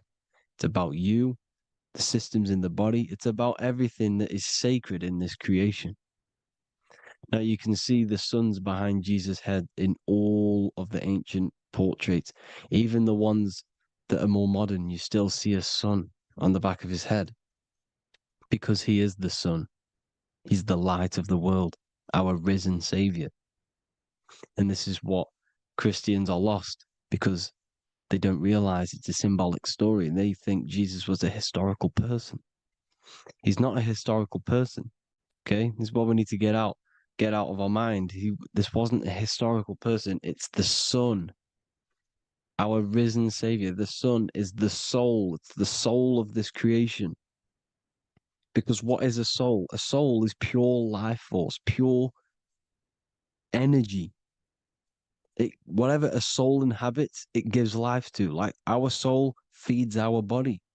The sun feeds the earth because the sun is a soul, and that's why the ancients called it Sol. Because it's the soul and it's in you and it's the light of the world. It's the light of everything. It gives life to all things. Here's Jesus and his 12 disciples. The 12 disciples symbolize the 12 zodiac signs. Aries, it rules the head region because the 12 zodiac constellations rule specific regions of your body. Aries, the ram, you have a cerebrum in your head. This is Aries on the head of the table. His Gemini rules the arms and the lungs. The two twins, Gemini. He's holding up two hands for the two hands and arms. The twins. Cancer has a knife in his hand. It's not so clear, but he has a knife in his hand. Cancer is the crab. Crabs have claws. And he's pointing at Virgo's Adam's apple, saying there's no Adam's apple there. It's a woman. Who's the sixth sign? The sixth sign is Virgo, the Virgin, the only woman in the painting. Now notice how there are 3 people in 4 groups for the 4 seasons and for the 3 months and 3 zodiac signs in each season: spring, summer, fall, winter. Matthew, Mark, Luke, and John with the suns on the back of their heads, because it's the 4 states of the sun. The 4 states of the sun. Now, 6th sign, Virgo, the Virgin, the only woman in the painting with no Adam's apple. Then we have the sun, Jesus, red and blue, red shift, blue shift. Electromagnetism. The ancients knew this. He's got one hand open, one hand down, because the sun gives and retrieves. The sun rises and it falls. It gives, then pulls away. That's what the sun does, and that's what he's doing. His arms are out, symbolizing the rays of the sun, casting down onto the earth, giving and then receiving. Libra, his 2 hands are equal, he's holding his arms out equally, because Libra is the 2 balanced scales. Libra is when the sun is balanced between the summer and the winter. It's being judged. The sun isn't balanced. That's what Libra is, the 2 scales. Capricorn is the goat. Goats have 2 horns, and you can see the 2 horns on his head here. See? So this is astrology. This what Leonardo da Vinci is depicting here. It's astrology. He knew the story of the Bible is all astrology. It's all based on astrology.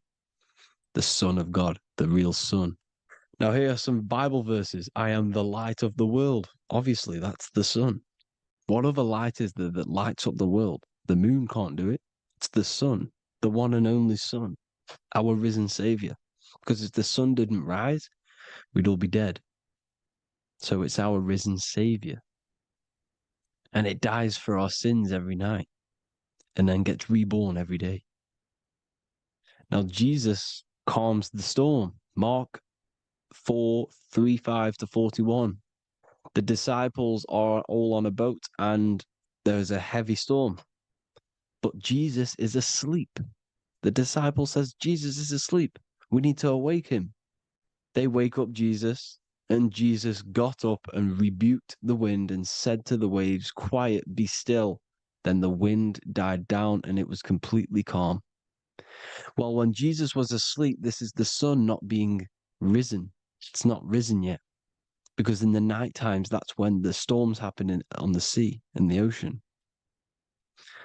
And when they awake Jesus, Jesus rises because he's the sun. He rises and everything calms. Because when the sun comes, the storms go. You see? So it's the sun. It's all about the sun. Here's another, Luke 22:10. A disciple asked Jesus, when will we know it's the end times? And Jesus says, as you enter the city, a man carrying a jar of water will meet you.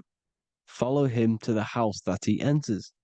Well, this is clearly talking about astrology, the topic that Christians think is satanic, when they don't realize the whole thing's based on astrology. Because the end times is the end of Pisces, which is the two fish, which is the age we've just gone out of. And you can see all these ancient churches here with two fishes, because they knew it was the age of Pisces.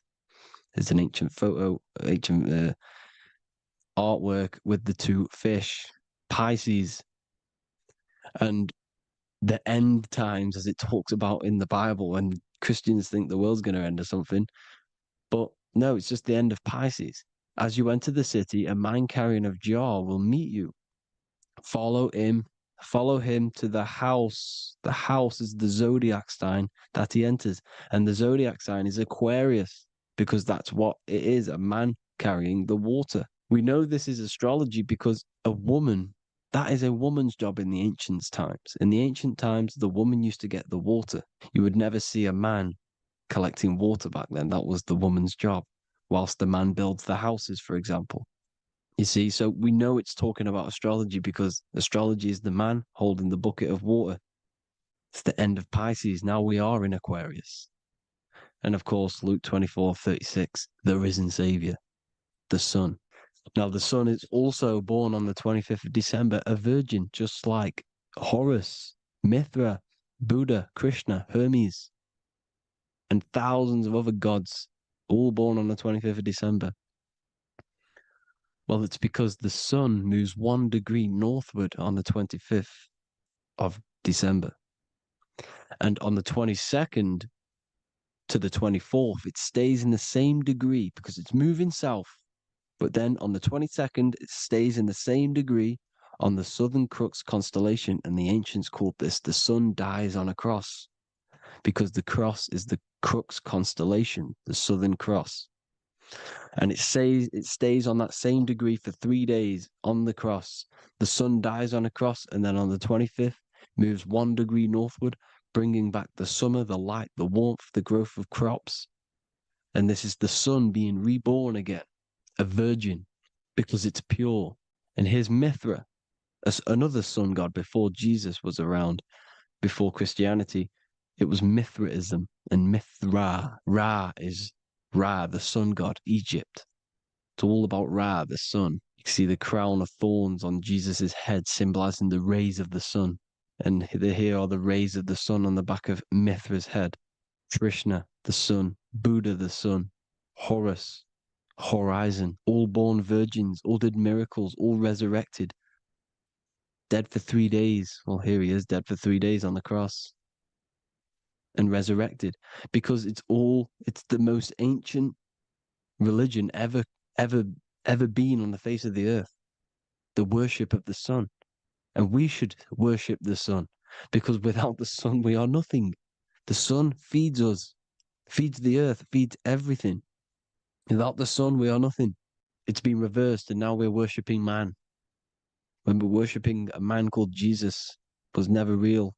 It's all about the sun, the most high, the most powerful, potent, celestial body in the sky, the orb that feeds us every day. It dies for our sins and rises every day. It's the sun. Now on the Holy Communion Day, it's the worship of the sun. They give out mini suns. Here's Jesus holding a sun. And they raise the sun on Sunday because they go to worship their sun god on Sunday, not Saturn day, not Moon day, Monday, but on Sunday when the sun is exalting. And they hold suns up above their heads because the sun rises. They're symbolizing the sun rising above their heads as savior. It's the sun. It's the Holy Communion Day. And here's Jesus giving a piece of himself to the children. It's the sun, the light. Judas was known as a backbiter, a backstabber, because he stabbed Jesus in the back.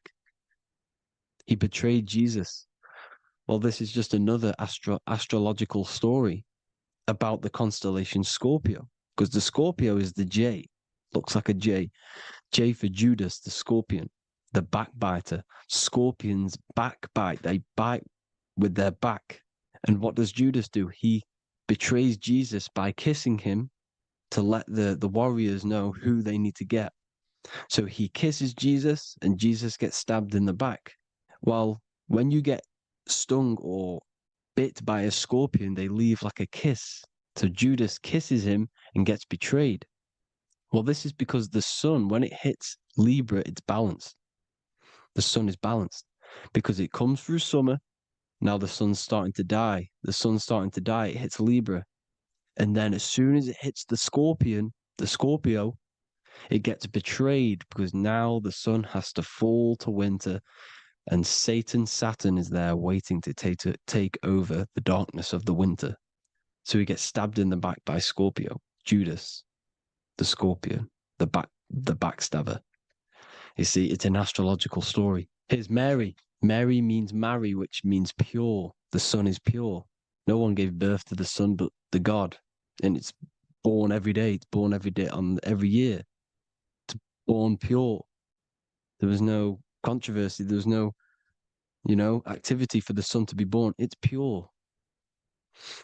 Now, the 7 metals come from the 7 planets. The sun gives you gold, and this is why the sun is golden. It looks gold. And this is why the banks are backed by gold, because gold is the most valuable metal, because it's the sun, the most valuable celestial orb in the sky, in the heavens. Well, here's Jesus, another ancient symbol of him being crucified on the cross with the big sun, the Southern Crux constellation. The sun dies on the cross constellation. And if you go to the old etymology dictionaries, you will see sun and son is the same word. They come from the same etymology roots. You can use them for no matter what, but they've been confused today. But if you go back to the old dictionaries of etymology, they are interchangeable. You can use them. Son, sun, sol, it's all the same thing. The 12 disciples, 12 brothers of Joseph, 12 tribes of Israel, 12 breastplates on the stones, because it's all the 12 astrological signs. They could have used any other number, but there's 12. Because 12 is the mind, which is God. 7 is the number of matter, which is man. 7 energy centers in the body. 12 cranial nerves in the brain, because it's the mind. 12 is the 12ness. The zodiac is literally the mind of God, the signs of God. Now here we see here, Job 38, 31 to 33. Can you lead forth a constellation in the season? He's asking you, can you read the sky? Can you read the heavens? Canst thou bring forth the Mazzaroth in its season? Mazzaroth means 12 signs, the zodiac. Why did they translated every single Hebrew word in the Bible into English, but they decided to leave out Mazzaroth? Why? It's because if that said zodiac, Christians would have a different view on the Bible, but they leave that out. But Mazzaroth actually means the 12 signs, the zodiac, and the stars means sign. The word stars means sign because the stars are signs, things to come, which is off in Hebrew, which means sign, things to come. You see a sign on the road, it's something coming. But God is saying, no, what does he say? To qualify as a director, a judge of man's life on earth, one must be able to govern the heavenly bodies that rule the earth. It's telling you to read The heavens. We need to read the heavens. Astrology, the 12 zodiac signs, the mind of God. It's telling you, read the Mazzaroth, read the zodiac, because they are things to come in your life. They are signs. It's not satanic, it's made by God. God said, let there be lights in the firmament of the heavens to divide the day from the night, and let them be for signs. Signs are things to come. The 12 zodiac signs. It's all about astrology. Here's Mary holding the sun. His son, her son. It's the sun in the sky. The one and only, the most high. The soul, the solo because it's on its own. The most powerful, Ra, radiance. Here's the Pope holding the sun. All three popes holding the sun because they're sun worshippers and they know the true meaning and origins behind Christianity. Sun worship. Here's the Vatican is a sundial. Yes, this is literally a clock. Your clock, your watch is a sundial. It's got 12 sections on it for the 12 zodiac signs. 12 hours, 12 Horuses. Now here you see Jesus walking on water. Well, it's the sun. And here's the beard of the sun. Here's the pyramid of the sun, the illuminated one, the all-seeing eye, the sun. Here's the Ankh. The sun creates these symbols. The ancients knew this. Now, when you see these headdresses, these are actually the days of precession of the sun. Aries, Cancer, Libra. It's all about the sun. Here's some more sun worship going back to Egypt. Ra, Horus, Osiris, and Set. Jesus and Satan is Horus and Set. The sun and Saturn.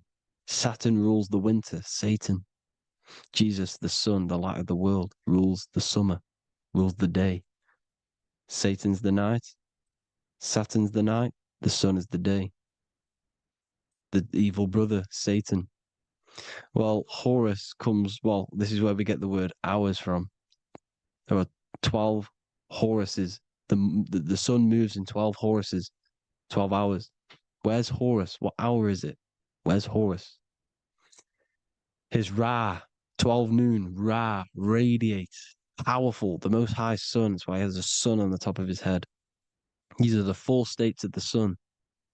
Set, sunset. This is why we say sunset, because the sun is setting. His sunset, his Horus, horizon, the Horus is rising, Ra radiating, and the sunset. Then midnight is Osiris. Here's another ancient symbol for the sun, the scarab. Ra, the sun, scarab. It's got the word Ra in it because it's the sun. And here's the sun on top of the scarab with the wings. Because scarabs roll dung up hills, and then they'll let it fall down the hill to gain more matter. To gain more bigger, like a snowball effect. And the ancients saw this as a process of the sun, because the sun climbs up the hill and then it falls. So they used the scarab to symbolize the process of the sun. The sun climbs and falls. Here's an ancient Egyptian cat cutting off the head of the serpent. Well, the cat is cutting off the head of the serpent, symbolizes the sun cutting off the nighttime. When the sun rises, it cuts off the nighttime. It cuts off the serpent. The serpents represent darkness or evil. Oh, there's some more symbology of the sun and the heavens, the arch, the royal arch, the firmament, the sun inside the firmament. These are all ancient churches, and they all depict the firmament with the sun inside. Is the ancient cosmology, you see, because it's all about the sun. Everything's about the sun, because the sun is our orb made for us to sustain life in inside of this creation, inside of this firmament, the royal arch of heaven. Here's the Freemasons depicting it. Here's the Masonic royal arch, but you can even see the zodiac signs. Here's Cancer, the checkered board. It's the royal arch of the firmament. Obviously, they don't want to tell you that. You live in space, apparently. Some more sun worship. Here's the beard of the sun on the water. They all have this long beard. And why do they say amen? Amen at the end of every prayer. Amen is a sun god, a creator god. It's all about the sun. So thank you all, people. Hope you all enjoyed. Hope you all gained some knowledge and insight. Please give me a follow, drop a comment, drop a like. Have a good day. Love you all.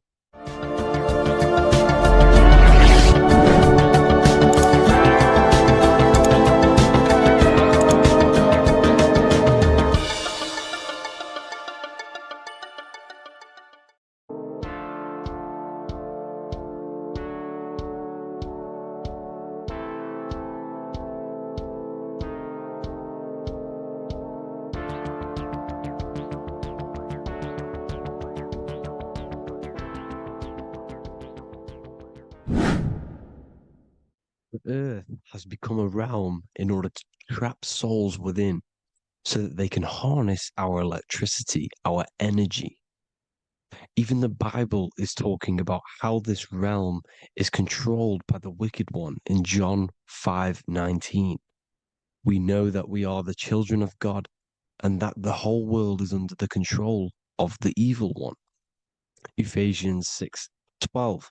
For our struggle is not against flesh and blood, but against the rulers, against the authorities, against the powers of this dark world, and against the spiritual forces of evil in the heavenly realms. So the Bible is telling us that this is not the only world. There are other worlds, there are other realms that we can go to, considered as heaven. Heaven being a higher realm where there is no evil, no darkness. This is a midpoint realm where there is good and evil. Now, we're going to explain how the soul trap is how it's working and how your soul is being harnessed for its energy and how you are tricked to come back to this realm after death. What you need to understand is first is that you are the invisible intelligence behind the physical body. You are the mind and soul. The soul is the true you, the good you. It is pure love, pure bliss, eternal, never dies. The mind can be corrupted, though. The mind is the intelligence of the soul. It is invisible. It has no true form. The intelligence inhabits the brain. The brain is the computer to control the electrical machine called the nervous system, which is choice, program, and action. You are the invisible intelligence behind the body, and this will prove it even more. You do not even see into the external world. You are seeing an image produced by the brain because the light is being sucked through the retinas of the eyes. The image is produced in the visual cortex at the back of the brain. What does this mean? This means that we are the consciousness in the center of the brain, in the pineal gland, that is experiencing the program being ran by the central nervous system in the brain. This is the sigil of Lucifer. Lucifer in Latin is Lucy. Lucy is light in Latin. Lucifer is known as the light bearer. This is how the eyes work, people. It's not a demon or a devil. The sigil for Lucifer is how the eyes work and how the left eye is controlled by the right brain. The right eye is controlled by the left brain. There is a crossover. It's the same with the body. The left side of the body is controlled by the right brain. The right side of the body is controlled by the left brain. There's a crossover with our hemispheres in the brain. Now, this empty chamber in the center of the brain is where this universal cosmic intelligence is held, known as the most holy place in the Bible, the throne of God. Okay? This is above the 33 vertebrae on the spine. As you can see here, you are the being in the center of this point. All of the nerves are being sent back to this one particular point, which is which is the seat of our invisible intelligence. You can see it's an empty chamber. Our consciousness, our intelligence is not a physical thing. This intelligence is the true voice inside of your head. This is why your head is heaven, your heart is earth, your heel is hell. Your head is heaven because this is the seat, the throne of God.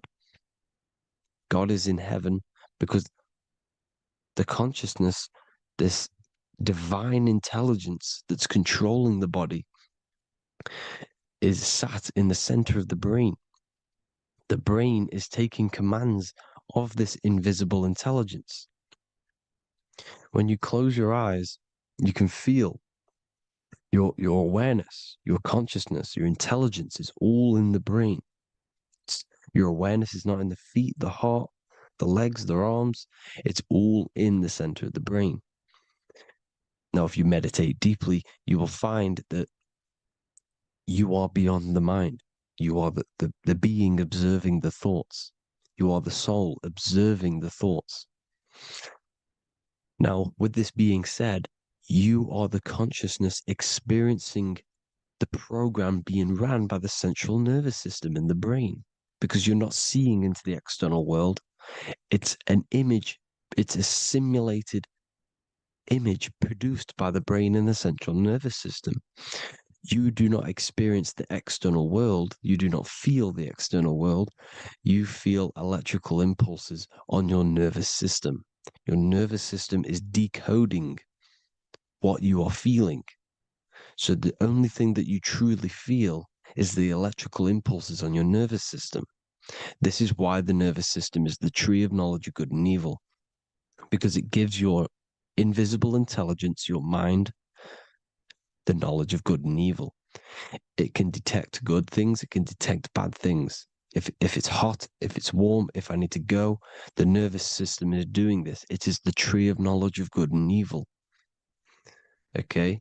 Now this universal intelligence is symbolized as the single eye. Okay? Matthew 18:9. It is better for you to enter life with one eye than to have two eyes and to be thrown into the fire of hell. What does this mean? It's symbolic, it's metaphorical, people. It is metaphoric. Your universal intelligence is the single eye, the one eye. It's the balance between the two poles, between the left and the right, the good and the evil. It knows the right thing to do all the time. This is our inner guide. The inner self is the inner guide.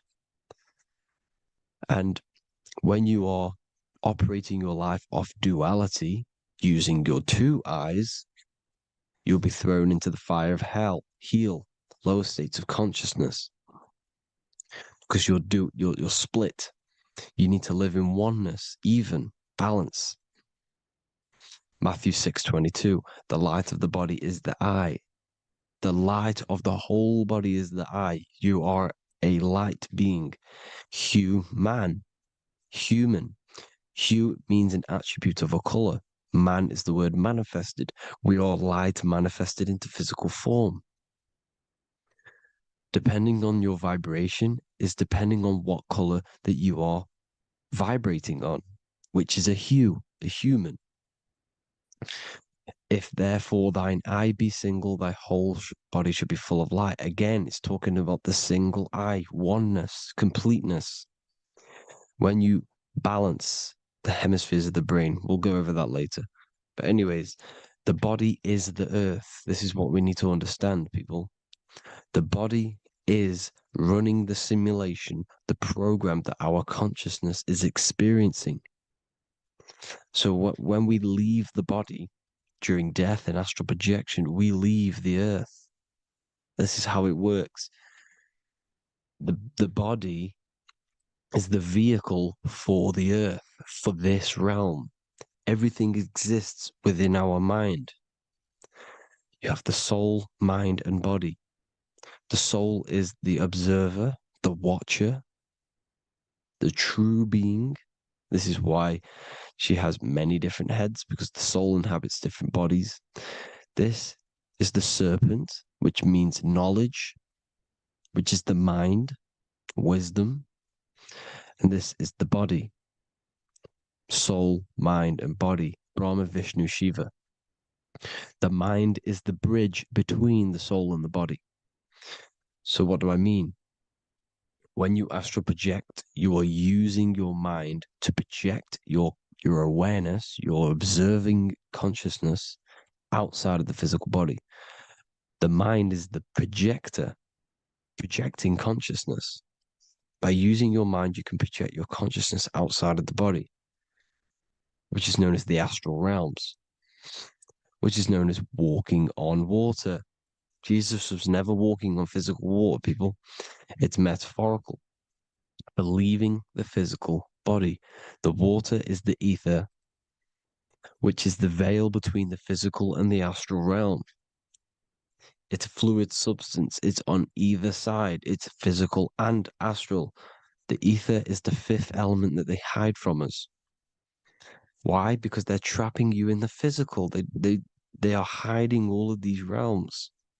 Etheric, astral, and mental. People think their mind is their brain.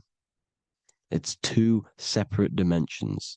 These are completely different dimensions. The mind is way more intelligent.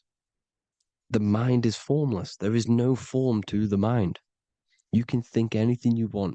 You can manifest anything you want within your mind. It is not a physical object.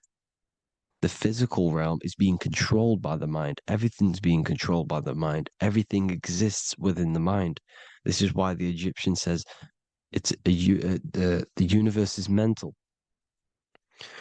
So when we project our consciousness outside of the physical, we go to the astral. The ether is the water that Jesus is walking on. This is the veil between the physical and the astral world. The word together has ether within it because it joins the two worlds together, together, the astral and the physical.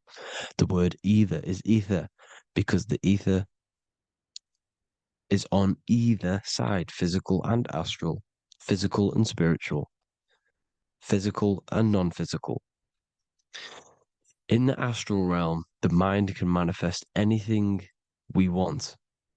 We incarnate to restrict our minds. This is why Saturn, if you go and watch my video on Saturn, how Saturn is this simulation, okay? Our minds can manifest anything we want in the astral plane in the click of a finger. However, when we incarnate in matter, we now have to labor for our manifestations. This is why Saturn's known as the great teacher in astrology, because he teaches you a lesson. When your mind incarnates into matter, it's teaching your mind a lesson, the knowledge of good and evil. This is why the Bible says, you shall be gods and know the knowledge of good and evil. When you incarnate here, you have to know the knowledge, you need to know the knowledge of good and evil to become a god. Okay? Now, the square is the physical plane, the triangle's the ethereal plane, the circle's the eternal plane. The circle has no beginning, no end, it's eternal. The physical plane is the square, it's limited. The square is limited. The cube is the geometric shape which gives rise to matter. Now, the term think outside the box has truth in plain sight. You have to think outside the box to project your consciousness, use your mind to project your consciousness outside of the box, the physical plane, into the astrals. The astral realm is the realm of the stars. Above us is the stars. Through the stars is the astral plane. This is why astral has the word star within it. The devil is the deveil. When you sell your soul to the devil, quote unquote, it's metaphorical. The devil exists in the physical plane. It's the lowest state of consciousness. The deveil, you deveil yourself into the physical when you are the devil. The deveil. The ethereal plane. Now, we all know what the famous symbol of the all-seeing eye, right? The all-seeing eye with the eye in the triangle. Look at the Masonic artwork showing you the triangle above in the sky. This is symbolizing the ethereal planes. The eye in the triangle symbolizes your invisible intelligence, your mind, which has the ability to see on either side. Because the triangle's the ethereal plane. The eye is your consciousness, your intelligence. And this intelligence has the ability to see in the physical plane and to see in the ethereal planes, in the astral planes. This is why it's above the earth, it's above the ground. Because it can see here, it can see in the heavenly realms. Now, the stars are, well, this is known as heaven, the realms of the astral planes. This is some quotes from the Emerald Tablets of Thoth. Out of the darkness ye must rise upwards, one with the light and one with the stars. Man is in process of changing to forms that are not of this world. Grows he in time to the formless, a plane on the cycle above. So there's other worlds. The Bible's telling you there's other worlds, there's other realms. Know ye must become formless before ye are one with the light, the astral light above, which shining through the stars. Not of the earth are ye, earthy, but a child of the infinite cosmic light. You are the invisible intelligence controlling the physical body. The body's not you. It's the vehicle that your soul lands in when your mind projects your consciousness into that realm. Free from the body, I flashed through the night. Unlocked at last for me was the star space. Wow, that's powerful. The star space, the astral planes. This is what it's talking about. We are all a star. We descended from the astrals, which is the star. We are all a star. Look at the ancient paintings of Jesus' birth. It's the star beaming his consciousness down into the physical plane. Here's another one. Here's some Freemasonic artwork showing you, again, the ether, that invisible intelligence, the eye, manifesting itself inside of here, in the physical realm, where the people are. You see? It's the same here. This is Jesus. Here's the bird symbolizes the Holy Spirit, your invisible intelligence, descending into the waters, the ether, the ethereal, everything. The ether is the base of all physical matter. Here's Truth in Plain Sight. Mr. Bean, the famous TV program in England, in the UK. He begins the program like we all begin the program from falling from the stars. He falls down with a beam of light. And this is Truth in Plain Sight. This is false. The aliens don't exist. They're a lie, alien. But this symbolizes the star beaming our consciousness. And when we die, this star will suck us back up. Just like this UFO is doing. It's Truth in Plain Sight. So, this is some more Freemasonic artwork. Going from duality to singularity. Sun, moon, masculine, feminine. Right hemisphere, feminine, left hemisphere, masculine. The consciousness in the center, the balance point. Here's another more Freemasonic artwork. The two pillars, left and right hemispheres, and the invisible intelligence between the left and right hemispheres, the light of the body. This is why light's coming off it. Because it's light, it's pure light. The blazing star. The stairs go from the checkered board, the duality, up to oneness, in between the sun and the moon, the masculine and the feminine. This is symbolizing going into oneness. What did the Emerald Tablets say?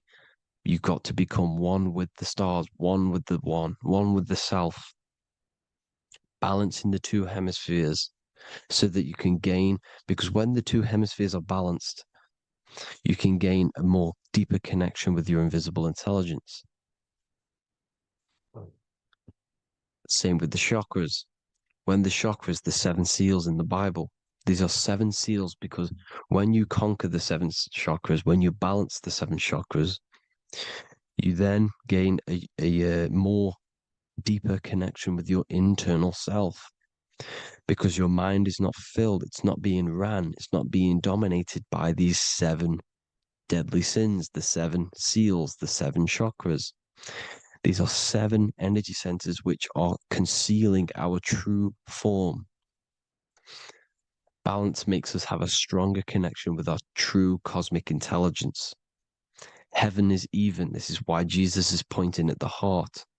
The even point is the heart. You got to balance the chakras and live from the heart, because the heart is the earth. You're in good and evil. The body manifests the lower and the higher self. The higher self is in the higher parts of the body. Wisdom, intuition, expression. The lower self is in the lower parts of the body. Sex, food, and power. This is how they are trapping your soul, people. Like I said, the mind is the bridge between the soul and the body. So by tricking the mind, not giving it the right knowledge, and keeping the mind stuck in the lower 3 centers, thinking about power, food, and sex, this is low vibrating energy. It's going to keep your mind addicted to the physical realms. Okay? This is why you need to go even, balance, heaven. Okay? I will explain the soul trap in a second, how it fully works. But I'm telling you all the science behind it so you can understand. When you are doomed, you are domed. This is the dome, the firmament, the firmament, the mind. Ment is mind, firm is firm. A firmament is doomed under the firmament. You must have a loose mind, an open mind to expand your consciousness beyond the stars, beyond the ethereal barrier. You have to vibrate higher than this world. Your consciousness must be expanded more than the physical plane. You need to learn how to astral project. You need to learn how to leave the body, how to operate outside of the body, so that you, when you do leave the body, you will have recognition. You'll have knowledge. You'll have practice. But this is as above, so below. The woman's belly is the earth. It's as above, so below. It's a microcosm of the macrocosm. We are the children in the womb. We are the people in the earth being ready to be born into the heavenly realms. As above, so below. It's a microcosm, macrocosm. Everything is in everything on a bigger and a smaller and a larger scale. Now, when the baby figures out that there is a world beyond its mother, what happens? The baby starts to move around and tries to get out of the mother. Because once it starts to hear the external world, starts to hear people, it's going to wonder, what's outside of why am I in here? What's outside? So the baby will force its way out of the mother. It's the same with our minds, as above, so below. When our minds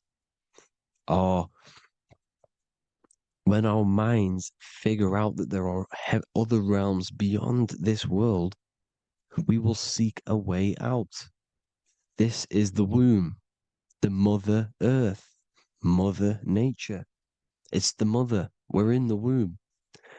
We can be born out of this world, which is being born again in the Bible. When you are doomed, you are domed under the dome, under the firmament, the firm mind. The firm mind will keep you under the firmament.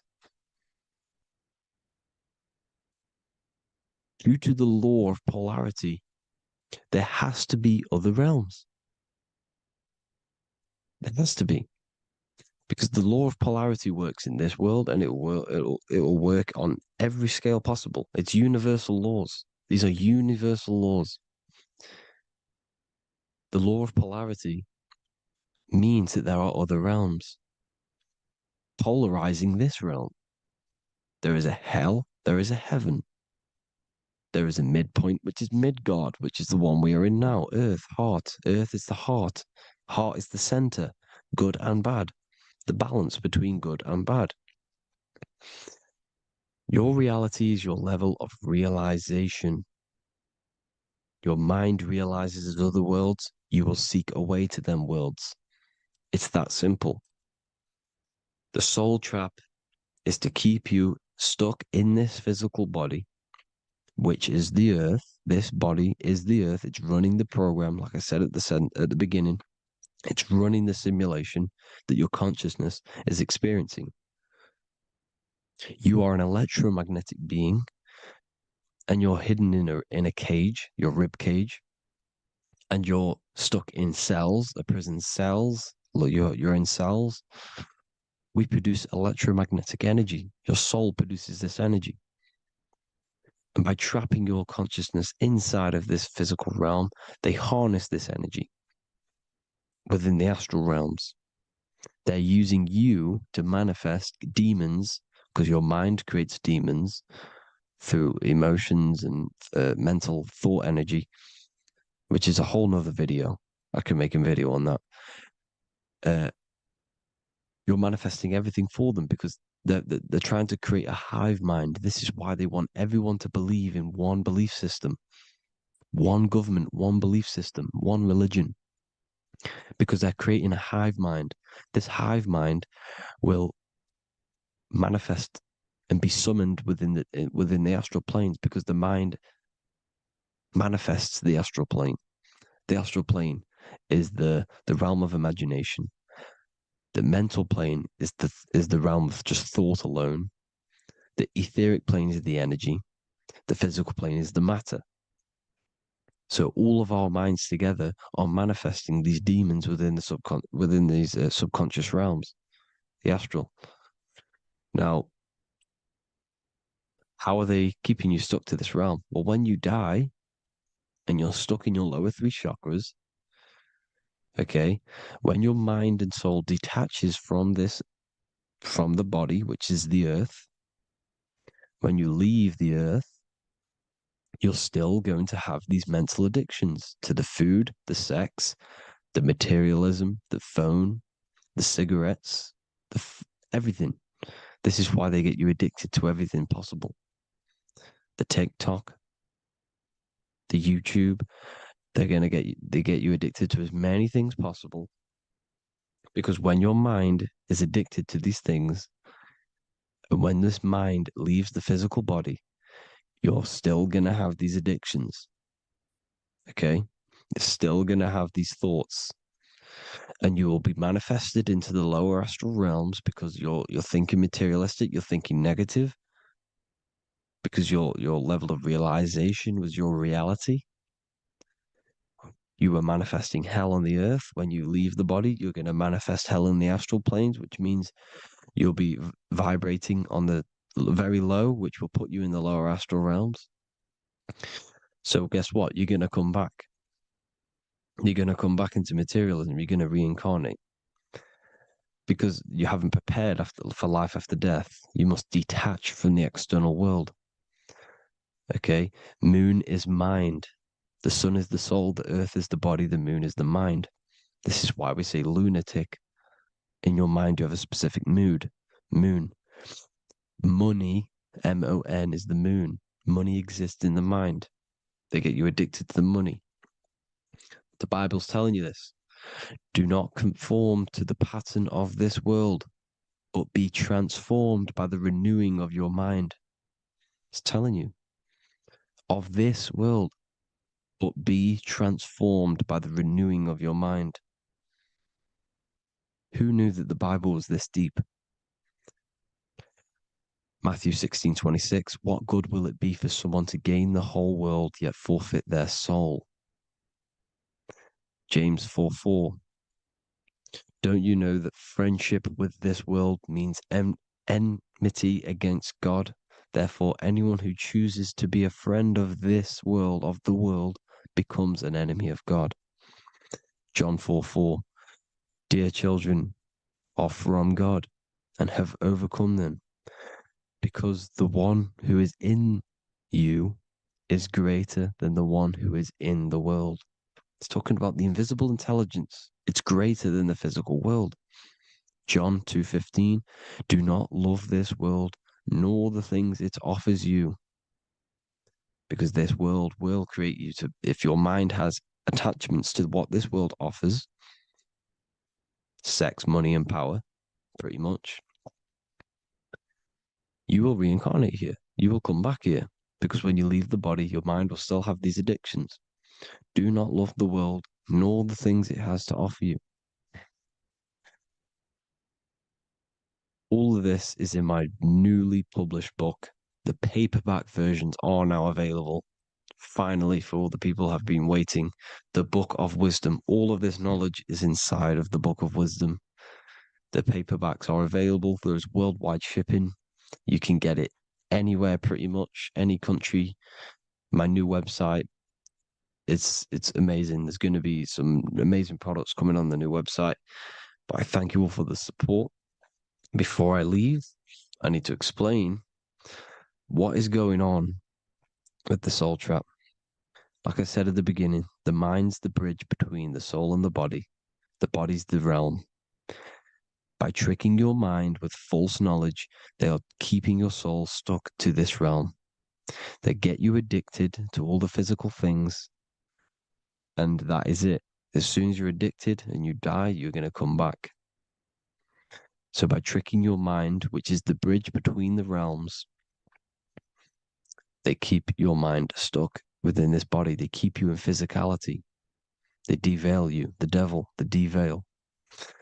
Thank you all for the support, people. If you do want to join the Academy, all the links will be posted below this video for the book, The Academy. Thank you all for the support and have an amazing day.